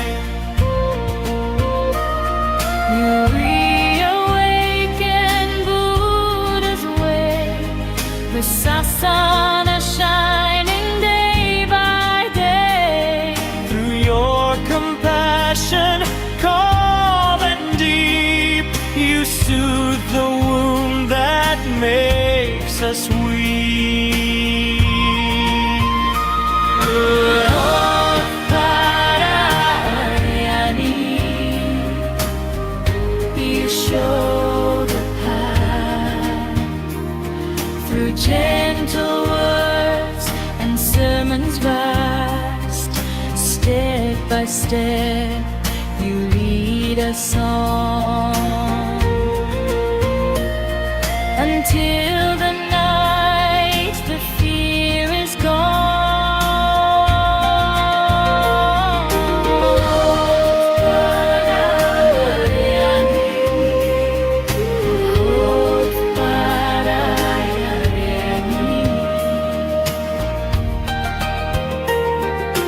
Nibbana now is not a dream. It flows within like a peaceful stream. Oh, Ariani, may you live long. Our hearts forever sing your song. May you live long, oh noble guide. In gratitude we stand with pride. Buddothpado, Ariani, bright as the sun.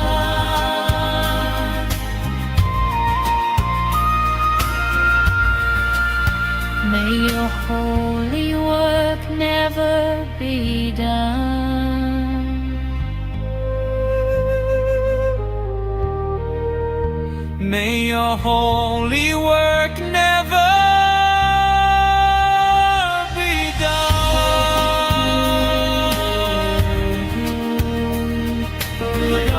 Buddothpado, Ariani. Buddothpado, Ariani. Buddothpado, Ariani. Buddothpado, Ariani.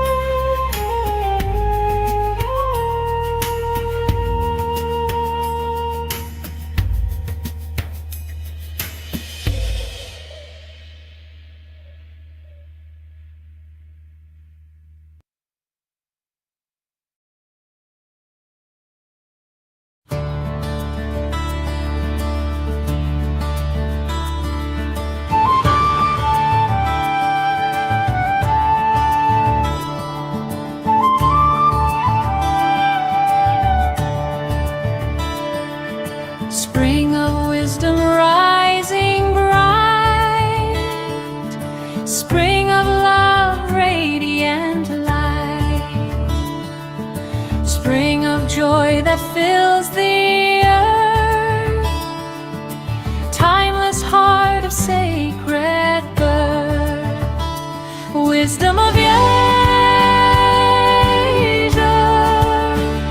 shining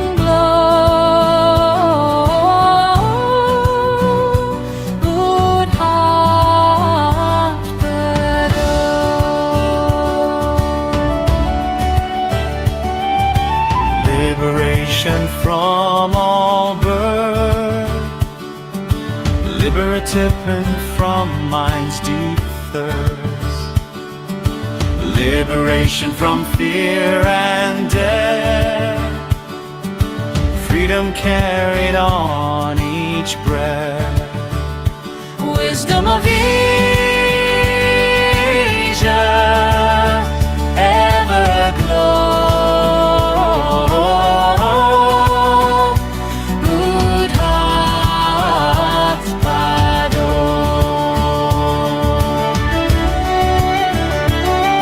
Dispelling darkness, breaking night.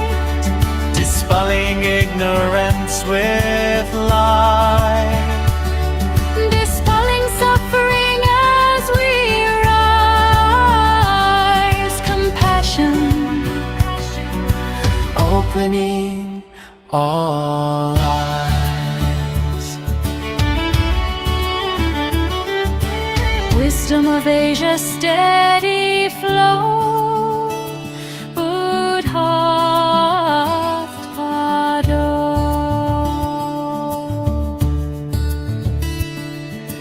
Truth of life and truth of mind.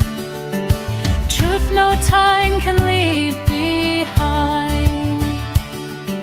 Truth of birth and death made clear. The path of peace is always near. Wisdom of Asia, ever we go.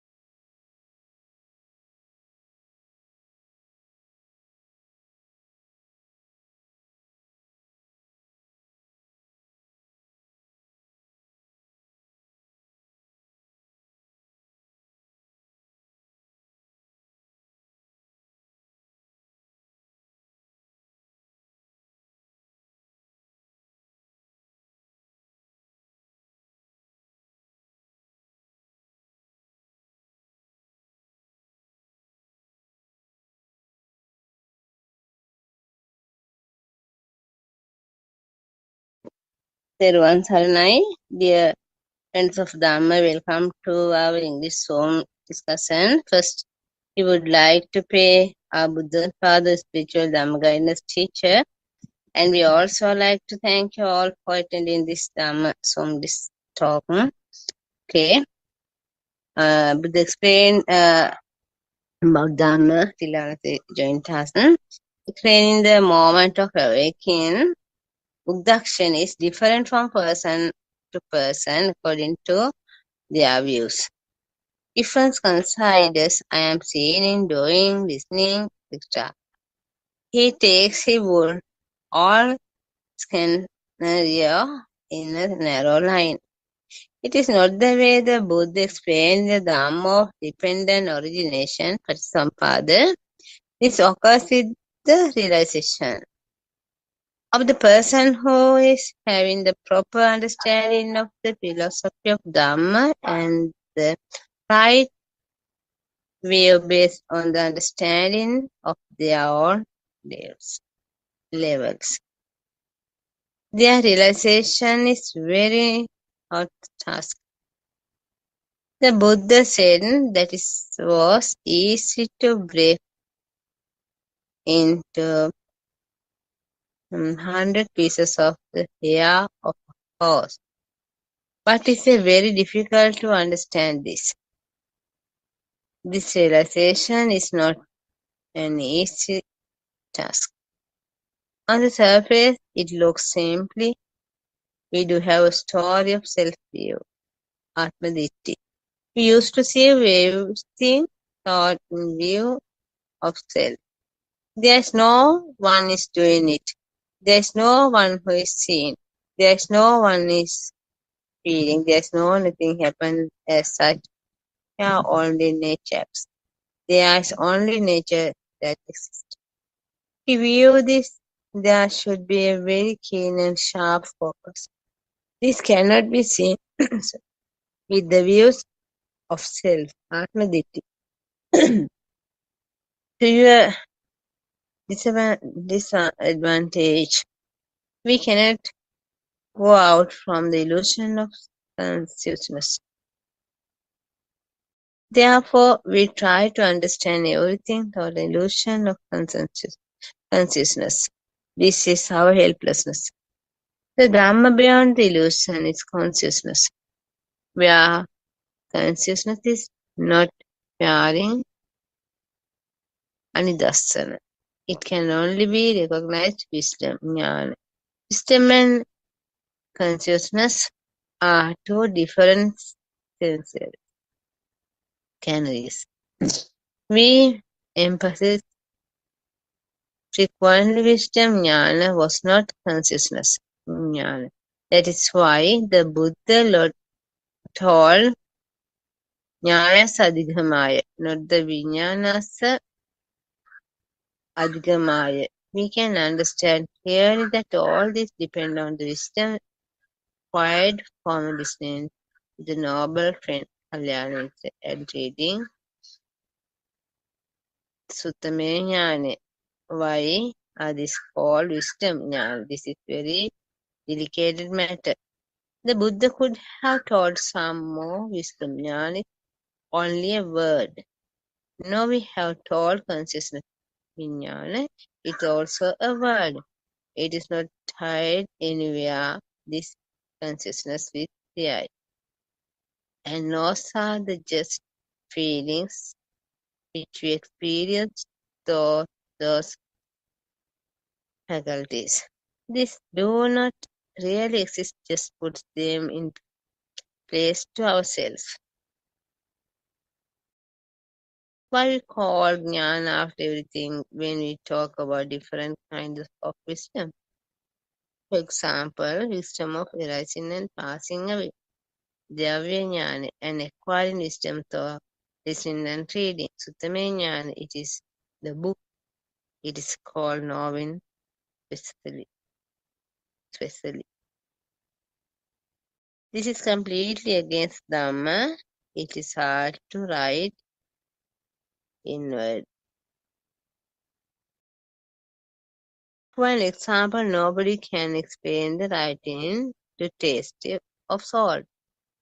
That is why we tell you that this wisdom has to be realized. Actually, wisdom is awareness. After we see an object, we have an awareness that we saw it. It is called Suttamenyana. When we listen to something, we know that is the truth. Then we try to understand what we thought we correct by this listen and treat the knowledges as wisdom. But what we thought is not wisdom. The Suttamenyana is acquiring knowledge is listening. Then there is a sense of feeling. There are two words called Janato, Passato, knowing and certainly. Then a decker. These two words take you to the old journey. We sharpen a knife by scrubbing both sides in a stone. The sharpness is not related to be act on scrubbing the sides, but the sharpness is the realization. It is wisdom. Wisdom is not the knowledge. One forgot what he read or listened. He doesn't remember that sutta, but he knows the fire. It is something like this knife cuts when it has sharpened, but the one who sharpened the knife but the one sharpened the knife doesn't remember which side it was scrubbed. Most of the people say Arahants. We cannot remember the sutta, but we do not have attachment or aversion with anything. We feel that there is a reduction of defilements.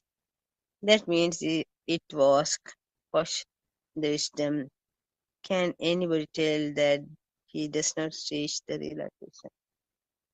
It cannot be explained what it is. If someone asks, in every direction illusion has been coming to the Dhamma. There are wrong views. This is the set of views. Therefore, we have a journey to go carefully. To go very carefully. We cannot believe anything. We cannot just anything. Even cannot follow on individuals. It is not possible to do so. The Buddha has refused those following to the Buddha. Asked Bhikkhu, Vakkali, what are you doing looking at this decaying body? Don't attract to the form. What is the message the Buddha was giving over there to the Dhamma? Not anything else. Freedom from the samsara is our progress. It is freedom from thoughts. Very moment it has to be felt that we are free from the mind. Then, I like our friends of Dhamma. We always try to practice it in our Dhamma in our day-to-day life. Sometimes we want to explain some Dhamma errors. Also, our Buddothpado, the spiritual Dhamma guidance teacher, ready to explain to our correct path and real answers and solutions. So, in our friends, we are with a moment or listen to Dhamma talk, join our Buddothpado and Hanse. Everyone, everyone, everyone.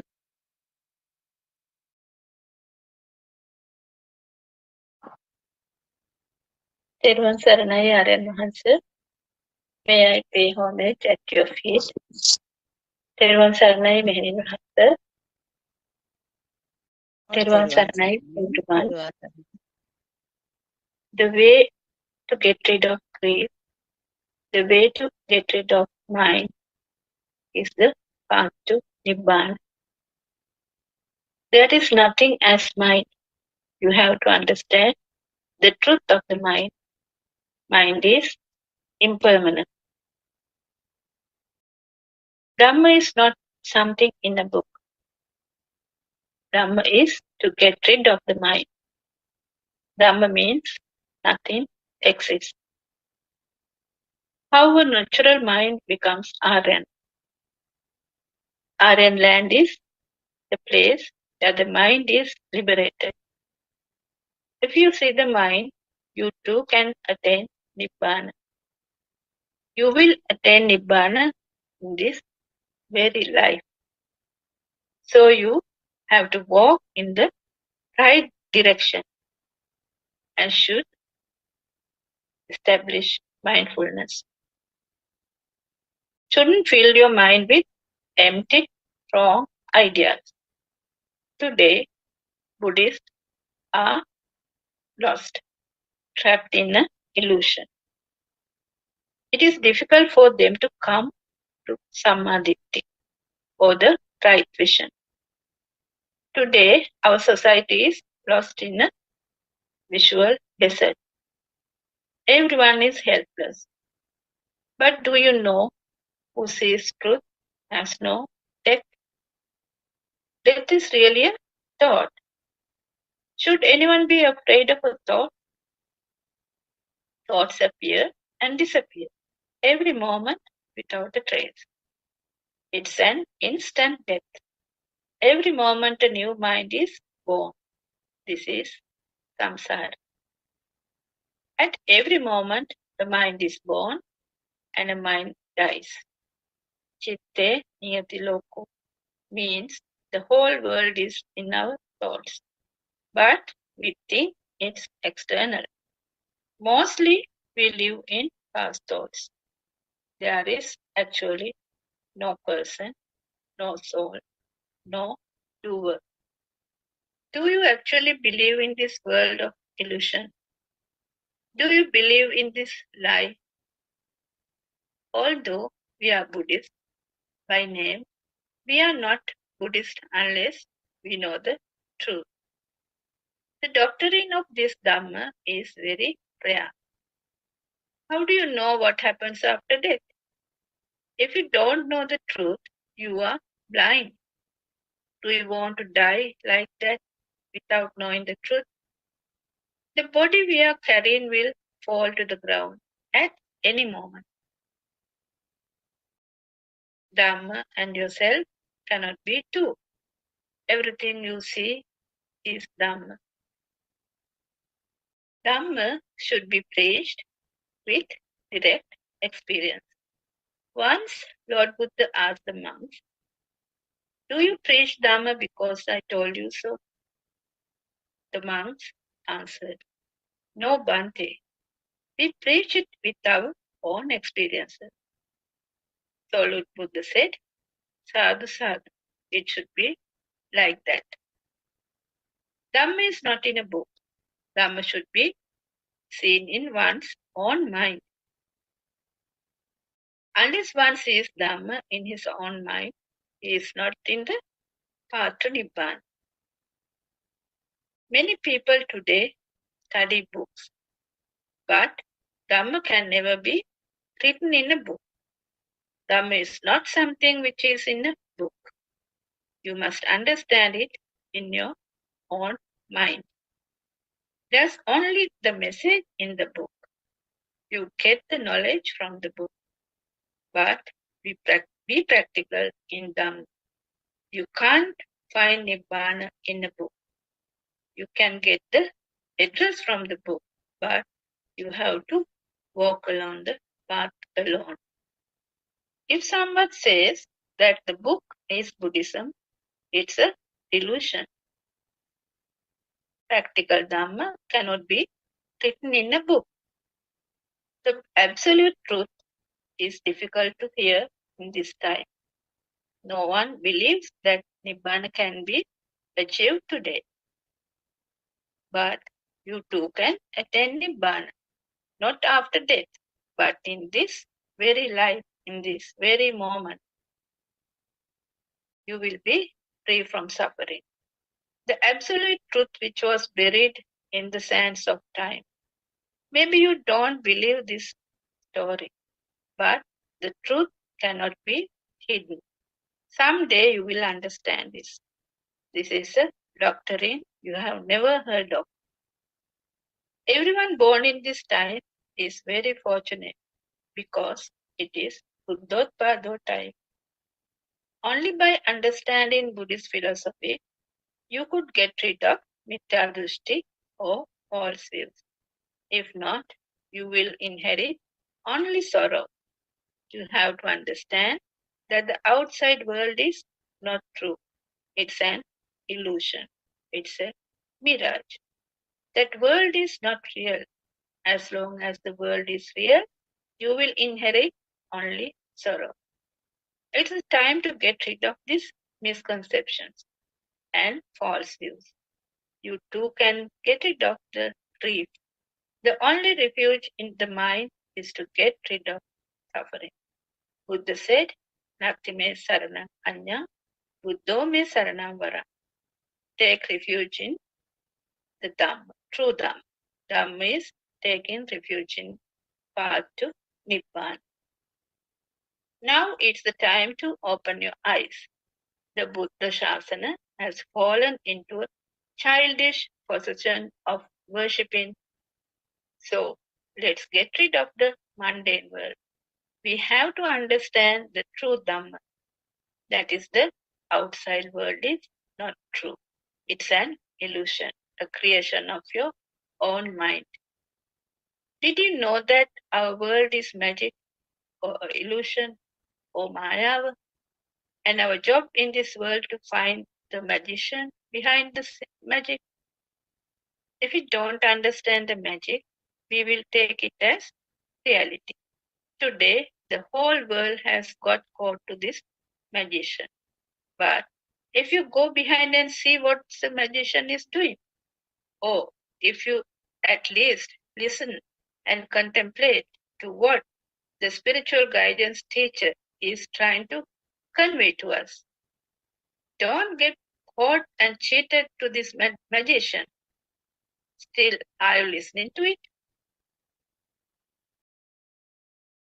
So, the only way to catch this magician is to understand the dependent origination Dhamma, which Lord Buddha has revealed to the world, and it was under the sands of time.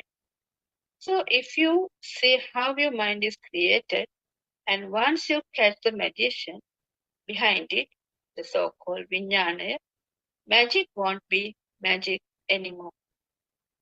It's not easy to do this. It could be only be done by people with great wisdom, not great knowledge. So our spiritual guidance teacher, Buddothpado Aryan Mahanse, who lived in forest monasteries in Sri Lanka for a long time, searching for this pure truth. Actually, one has to achieve great wisdom or jnana. One has to do a lot of sacrifices going through this Dhamma path, especially the practical path to Nibbana. We too were listening to many Dhamma sermons, doing rituals, going to temples, worshipping, praying, doing various kinds of puja, meritorious deeds for several years. I think who are listening to Dhamma have gone through the same rituals. But I ask you one thing. Did you ever find solace, end of suffering, end of dukkha, end of samsara? Yes, you might say you found, but it is temporary relief. But once again, you are back to suffering, isn't it? So, Buddothpado time is very rare. And to find a proper spiritual guidance teacher is also very, very rare. So now, Buddothpado Aryan Mahansa, our spiritual guidance teacher, is revealing what Lord Buddha has preached to the world so many years ago with his own super wisdom, and he is showing the practical path to Nibbana through insight meditation or Vidarshana meditation. Now we have to talk a bit about Vidarshana meditation too. Because all these years what came up was concentration meditation or Samatha Bhavana.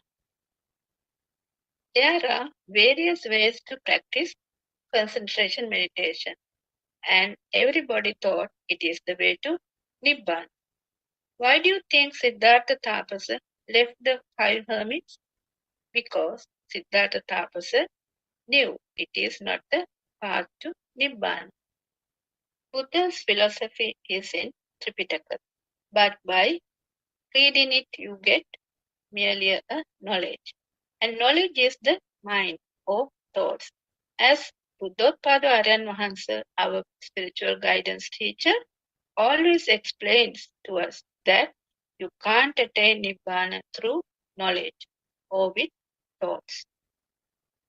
So for many decades we thought that we cannot attain Nibbana in this time. That's how we were taught. We have to complete 10 perfections or Dasa Paramita before everything and complete meritorious deeds. That's how we were taught. Actually, now we understand that it is not so. After listening to Buddothpado's sermons, we came to know that we can achieve Nibbana at this time, at this moment. And there are no reasons to fall back into the samsara. Now the great light of wisdom, like the brilliant rays of sun, coming in all directions. If you really, truly want to endure suffering or endure samsara, Buddothpado's sermons will guide you and show you the path to Nibbana. It's the practical path to Nibbana.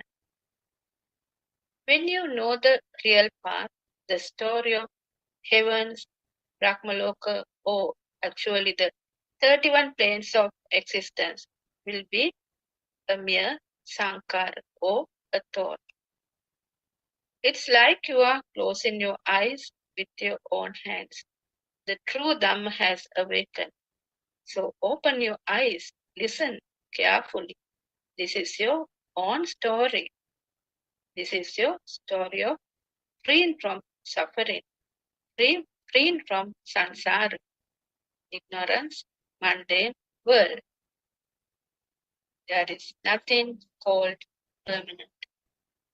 So come to the Arya Bhumi, where even we don't find death, where you will find everlasting peace, eternal bliss.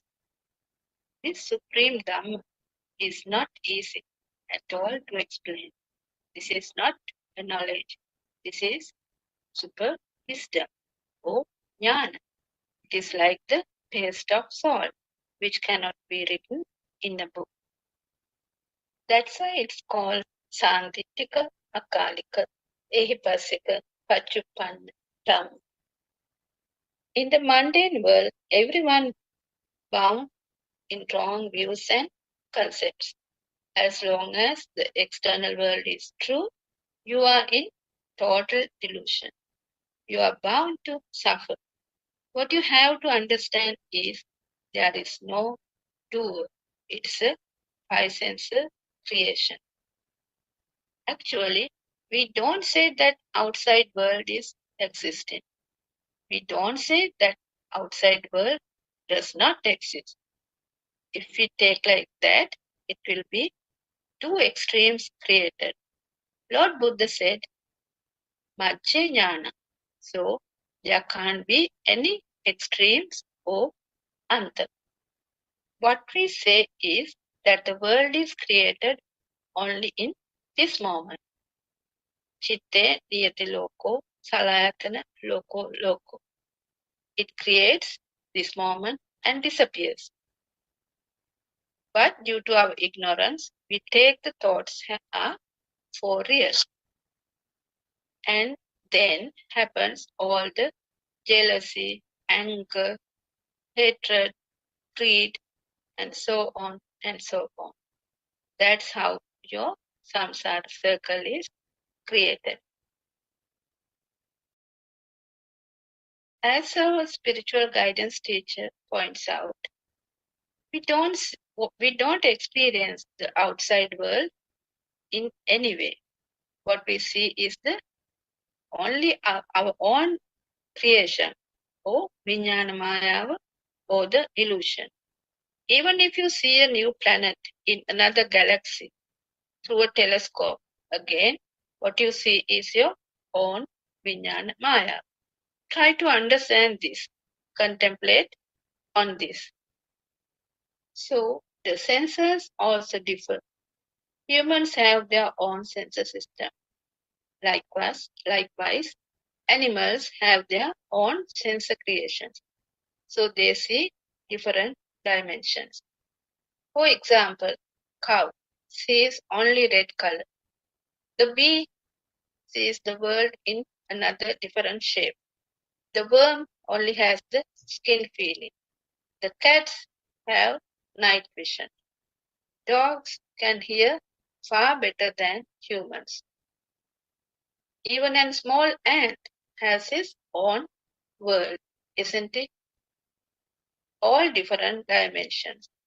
Animals, like human beings, build houses, have families, have their own children, and so on. So, some animals, like insects, cockroaches, have feelers.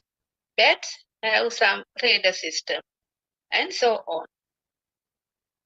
They are in their own worlds. Take the weaver bird. Who has taught him to weave the beautiful nest? It's the feeling. Nobody taught him. See how the termites build their castle. Nobody taught them. Isn't it funny that the humans think they know everything? We can learn a lot from animals as well. As humans, they love their children.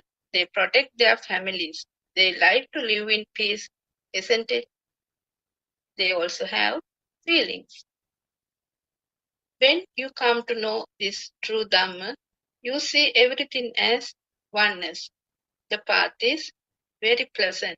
You don't harm anyone, even with the word, even with the thought, because you have the universal kindness and love.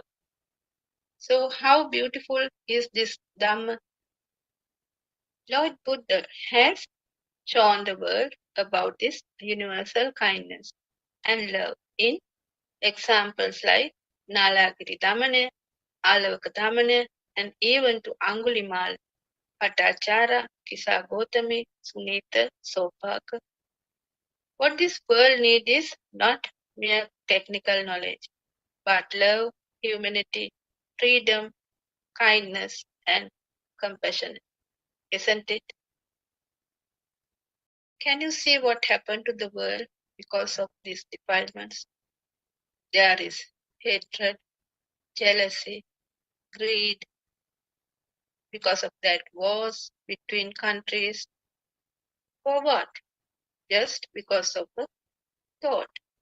And because they think the outside world is true. Actually, if people worldwide listen to Buddothpado's sermons and understand that there are only thoughts and there's nothing outside to fight for or to suffer for, there's no one to kill outside. Imagine how beautiful that would be. That's what our spiritual guidance teacher, Buddothpado Aryan Mahansa, always explains to us. Actually, there is no doer, no soul, only a sensor system is working. It's a process. The listeners of Buddothpado's sermons know this truth. So they understand that it's only a system working and their defilements starts to fade and they feel peaceful and calm. In the mundane world, there is always fire. Now we feel that the fire is slowly diminishing. It does not happen overnight. It takes time, but it will happen gradually and steadily. So what you have to contemplate specifically when in the Nibbana path is how this so-called soul is made. How is this existence feeling came? We have already talked about this several times, but this is the main point or the key point we have to understand. And our spiritual guidance teacher always express this point. How do we get the alive feeling? Now we know that that our six senses make the world. Salayatana, loko.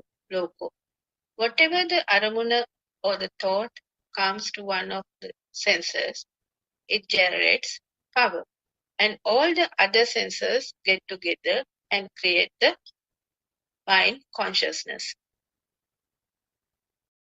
The vibrations, the sparks or the waves happens very fast, and the illusionary chair, tree, mother, father, everything is created.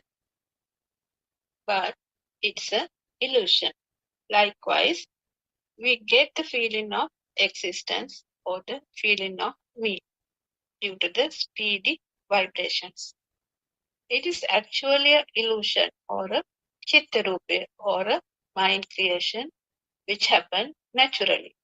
But we think it's real, and either we get attached or disattached to that mind creation. This happens due to our ignorance. Because as a Buddhist, we don't know about Paticca Sampanna Dhamma or Hetupala Dhamma, how the mind is created, and we take the outside world as true. If someone sees this as a natural phenomenon, no doer, nothing exists, and it's a creation of senses, happening automatically, no one is doing this. He is out of ignorance. He has wisdom and will have a calm and peaceful mind because there are no defilements. If you don't know how this power is generated, his defilements are more. He will do anything to get what he wanted. He is always burning with inside fire. You must have seen people like that around. They are always angry of something or someone. Always find faults with someone. They are restless. Always want to do something. Find fault with others. They don't like to share things with others. They don't talk kind words. Their actions, words, and thoughts show that they are burning inside. If they stop for a moment and think, this is my mind. Why should I do this? Nobody is doing this. This is only my thoughts. Then the whole world will be peaceful. So, if someone knows this Dhamma, doesn't matter about the religion, but if someone knows how the thought is made and how we suffer due to a thought, the lives will be more peaceful, isn't it? If you go back to the radiant mind of the baby, it is so pure. Though the five senses are working, the mind sensor is still not created. The mind power is still not generated. The mind power is just like magnetic power, electric power. It gives us the lively feeling. So more the stimulus we get, the senses, more the mind power. So some people tend to kill each other due to this mind power. So as we said, Everything exists at this moment, in the mind of this moment. It is called the Shana Sampatti. So, investigate and contemplate this carefully. The state of thinking and the state of feeling are two different kinds. Therefore, you need to be very careful. At the moment, you get a thought relating to the past. And to trace this thought, there should be an awareness. When past thoughts emerge, you should have the awareness to recognize them as that garbage from the past. Actually, it is a telepathy system that works. The feeling of self comes into effect due to the past perceptions. Within this charge in the mind, Chitta Aropana, these past perceptions are also a reason to feel the sense of self. This is like a current, like a magnetic force, or like electricity, where a charge of mind that has emerged. The reason for this is the repeated flow of thoughts, or the abhisankarana. It has the nature of re-emerging. Sense of feeling is there. The feeling of self that there is a world gets diluted is the sign of diminishing the desire, aversion, and delusion. So the mind is entirely perception. There is no existing thing as a mind. It is an appearance which arises and passes away. The objects and forms are a nature of appearances and disappearances. These mind objects, or araman, and forms are perceptions that flow through like a river. The flowing of these perceptions is due to the speed. The speed has been created by the addition of light, color, and sound. It is called the contact of five senses, or passo. This process is continuously taking place due to the speed of flowing. Nothing is here existing. Even for a moment, there's nothing. These are mere appearances within the speed. These are called appearances arising due to a cause. Here cause are sound, color, heat, cold. The result is the illuminating of five faculties, or ayatana. Then these faculties have their own activities. Now you can understand well. That is why we use simple language. You will experience this as nature. When the dilution within nature is taking place, it cannot be felt that there is a person or self. When someone contemplates on this, he will feel that there is no real value in this world. With this, there is a feeling emerges that he has got relieved from the world. It is not that just watching the thoughts. There is an awareness of the state of feeling. That awareness is the correct awareness, Samma Sati. Beyond that point, only there is the correct vision, Samma Ditti. One who has the correct vision will get the correct thoughts, correct speech, correct actions, correct livelihood, correct effort, correct mindfulness, and correct concentration. This is Noble Eightfold Path. This will not be met by the one who lives in the material world or the mundane world. If he sees that this world is unreal, then he will meet the Noble Eightfold Path. So, Vinaya Loke Abhijñā Domanasana Kaye Kayanupassi Viharati. The one who will meet the Noble Eightfold Path meets these four foundations of mindfulness or Satara Satipatthana. The meeting Noble Eightfold Path is the meeting of the four foundations of mindfulness or Satara Satipatthana. Then he knows that this world is not true. To see this, he practices the contemplation of the body or Kayanupassana. The Indriya Bhavana, Dhatu Manasikara, Anapanasati Bhavana, or Navasivataka are a few of them. When like this, divide the body into different ways and thoroughly investigate to see whether there is a self anywhere in the body. Then he sees that there is no place where the self is. This means he realizes that there is no real world and there is no self. Actually, there is nothing about sattva or person. Investigating this Dhamma in this manner leads to getting rid of the wrong view of there is a sattva and a person, sattva puddgala bhave. When you look out and if you feel that there is a thing, then there is also the feeling of self coming into force.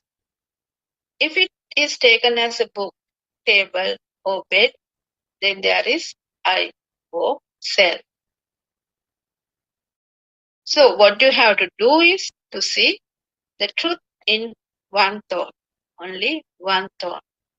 When an object arises and is taken as a book, means that it has already become a thing.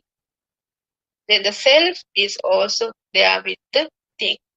If there is a thing there, there is a I here. Here I am is the book. I am is the book. The book is I am. The book is there, meaning I am there.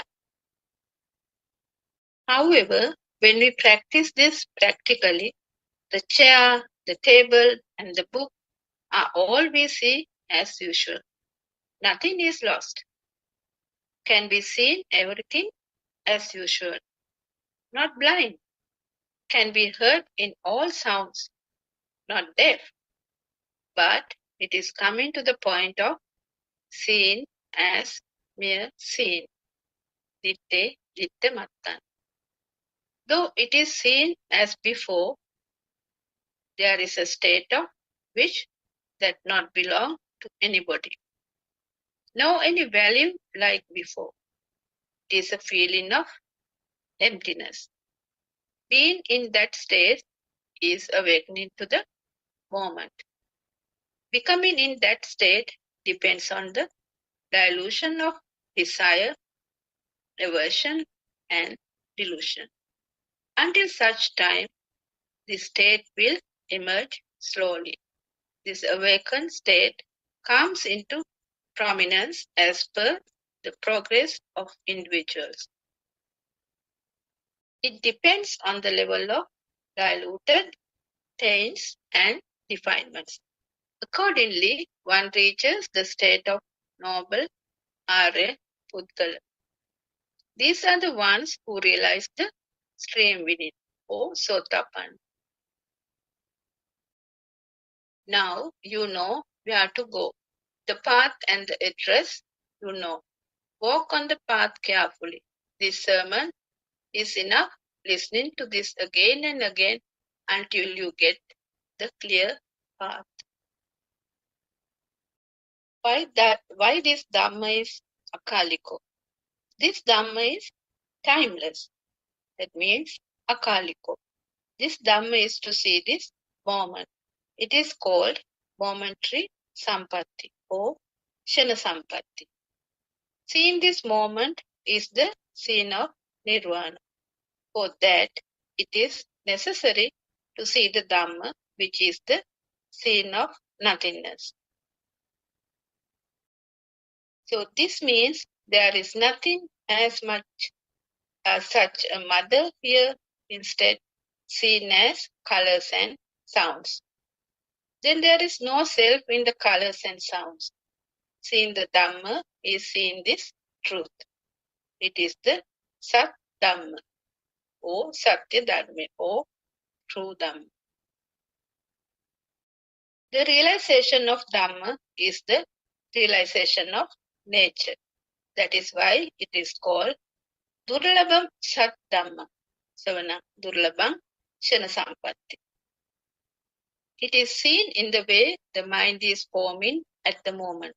Only this moment is existing. In every moment, there is a mind arises and passes away. Until there is breathing exists, the mind arises and passes away.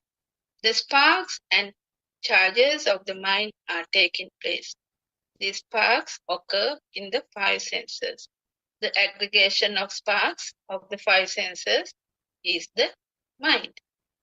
In other words, the addition of sounds and forms is the mind.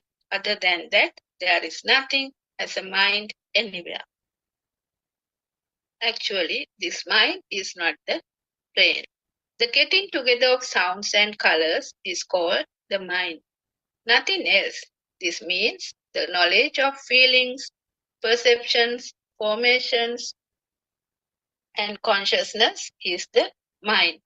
This knowingness comes from the mind's consciousness or mano vijnana. There is nothing like mind consciousness. The sparks coming from the five senses, sound, color, smell, taste, and touch. Due to the illumination or prasada of them and added together is the mind consciousness. This happening is a system and it is nature.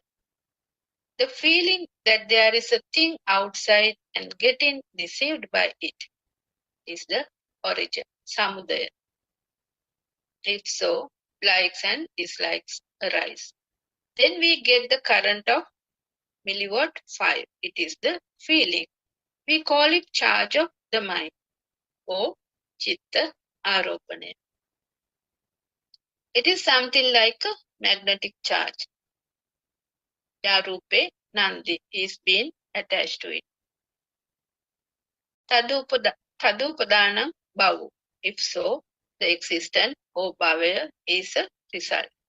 The book is here, the world is there. Then the world has been created. Salayatana Loko Loko. The world has been created by the faculties or ayatana. The Buddhist is one who sees the cessation of existence and he sees there is nothing outside. Then he is getting liberated from suffering and leading to nirvana. If there is a thing outside, then there is a desire or aversion. Become attached, followed by clinging. Then existence or bhavaya is followed by birth, decay, death, sorrow, lamentation, suffering, and sadness. Having suffering, if someone sees that there is nothing outside and with the vision, he will get freedom from suffering. For this, he has to listen to Dhamma and get to know the wisdom of truth. Oh, Satyajnana. The one who has the wisdom of truth, the wisdom of action for him, what is this truth? It is the message from the noble friend, our Kalyana Mitra, Buddothpado Aryan Hansa. Once this Dhamma is heard, it starts to feel him every moment that there is no world outside, there is no self or Atma, non-soul. And these all are sounds and colors. Though the mind says thirsty, it cannot drink water. Though the mind says hungry, cannot eat. Look, putting into the mouth, going to the stomach and going out. We say, I drank water, I ate rice. Never, this mind has never drank or eaten. In other words, the mind is the I. The mind cannot drink water. What happens here is only a process. At the time that the infant was born, he does not know about yellow, red, blue, or anything. He comes to know about these colors when he starts preschool at the age of 4. Until then, this child does not know the colors. This means the teacher is showing colors and making sounds while trying to relate to each other. For example, after drawing a picture A on the blackboard and showing it to the child while making the sound A. If you say A to an English national in Sinhala, he doesn't know it. Even this is the same for Chinese national because he does not have a picture or form for that sound. Likewise, the picture or the form gets added to the sound is called the mind or the chitta. The thought that everything is there that we came to know due to the above process is the reason for such deception for a long time, or the anusotya. Within this, we had a burning. We went through lots of suffering. We saw externally that everything exists. The mango tree does not say that it is a mango tree. We say it is a mango tree. If some other national comes, he does not call it the mango tree. He uses a word that he knows from his own language. So this example shows us that there is no external things as we think. Here we associate with only our thoughts. We never have gone out from the thoughts. The mind is a wave or a taranga, which is the combination of a wave of sound and a wave of color. In other words, it's a frequency system. In this wave of the mind, there is nothing as thing. There is nothing about the self. If this is realized, then it comes to ditte ditta mattang, sute sutta mattang, mute mutta mattang, viññate viññata mattang. There is nothing to be seen. Nobody is seen.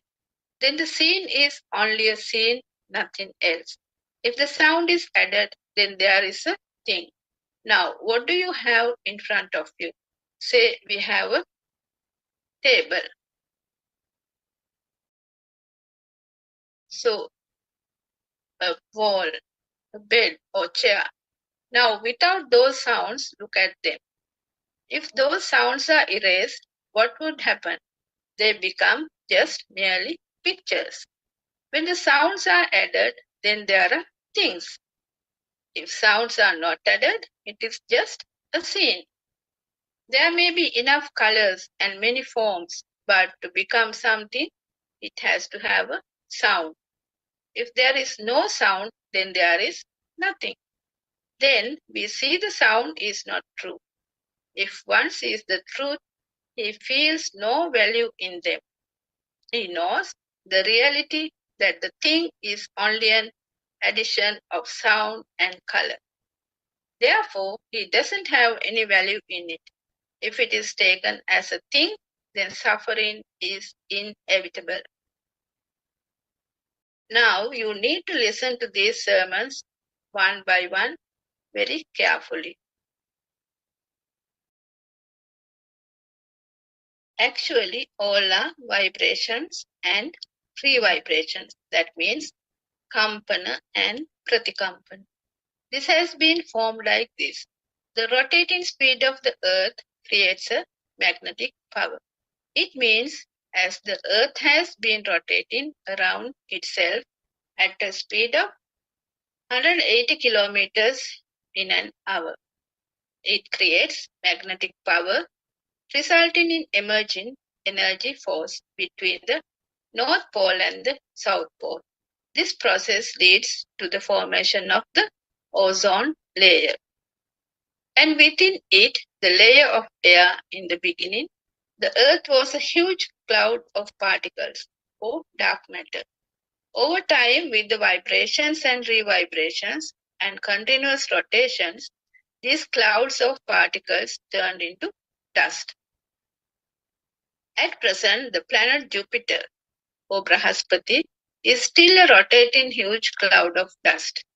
As such, those clouds of dust vibrating and rotating together, and with the effect of heat and cold generated from the layers of ozone and air, started slowly getting thicker, forming the Earth's surface. Then the water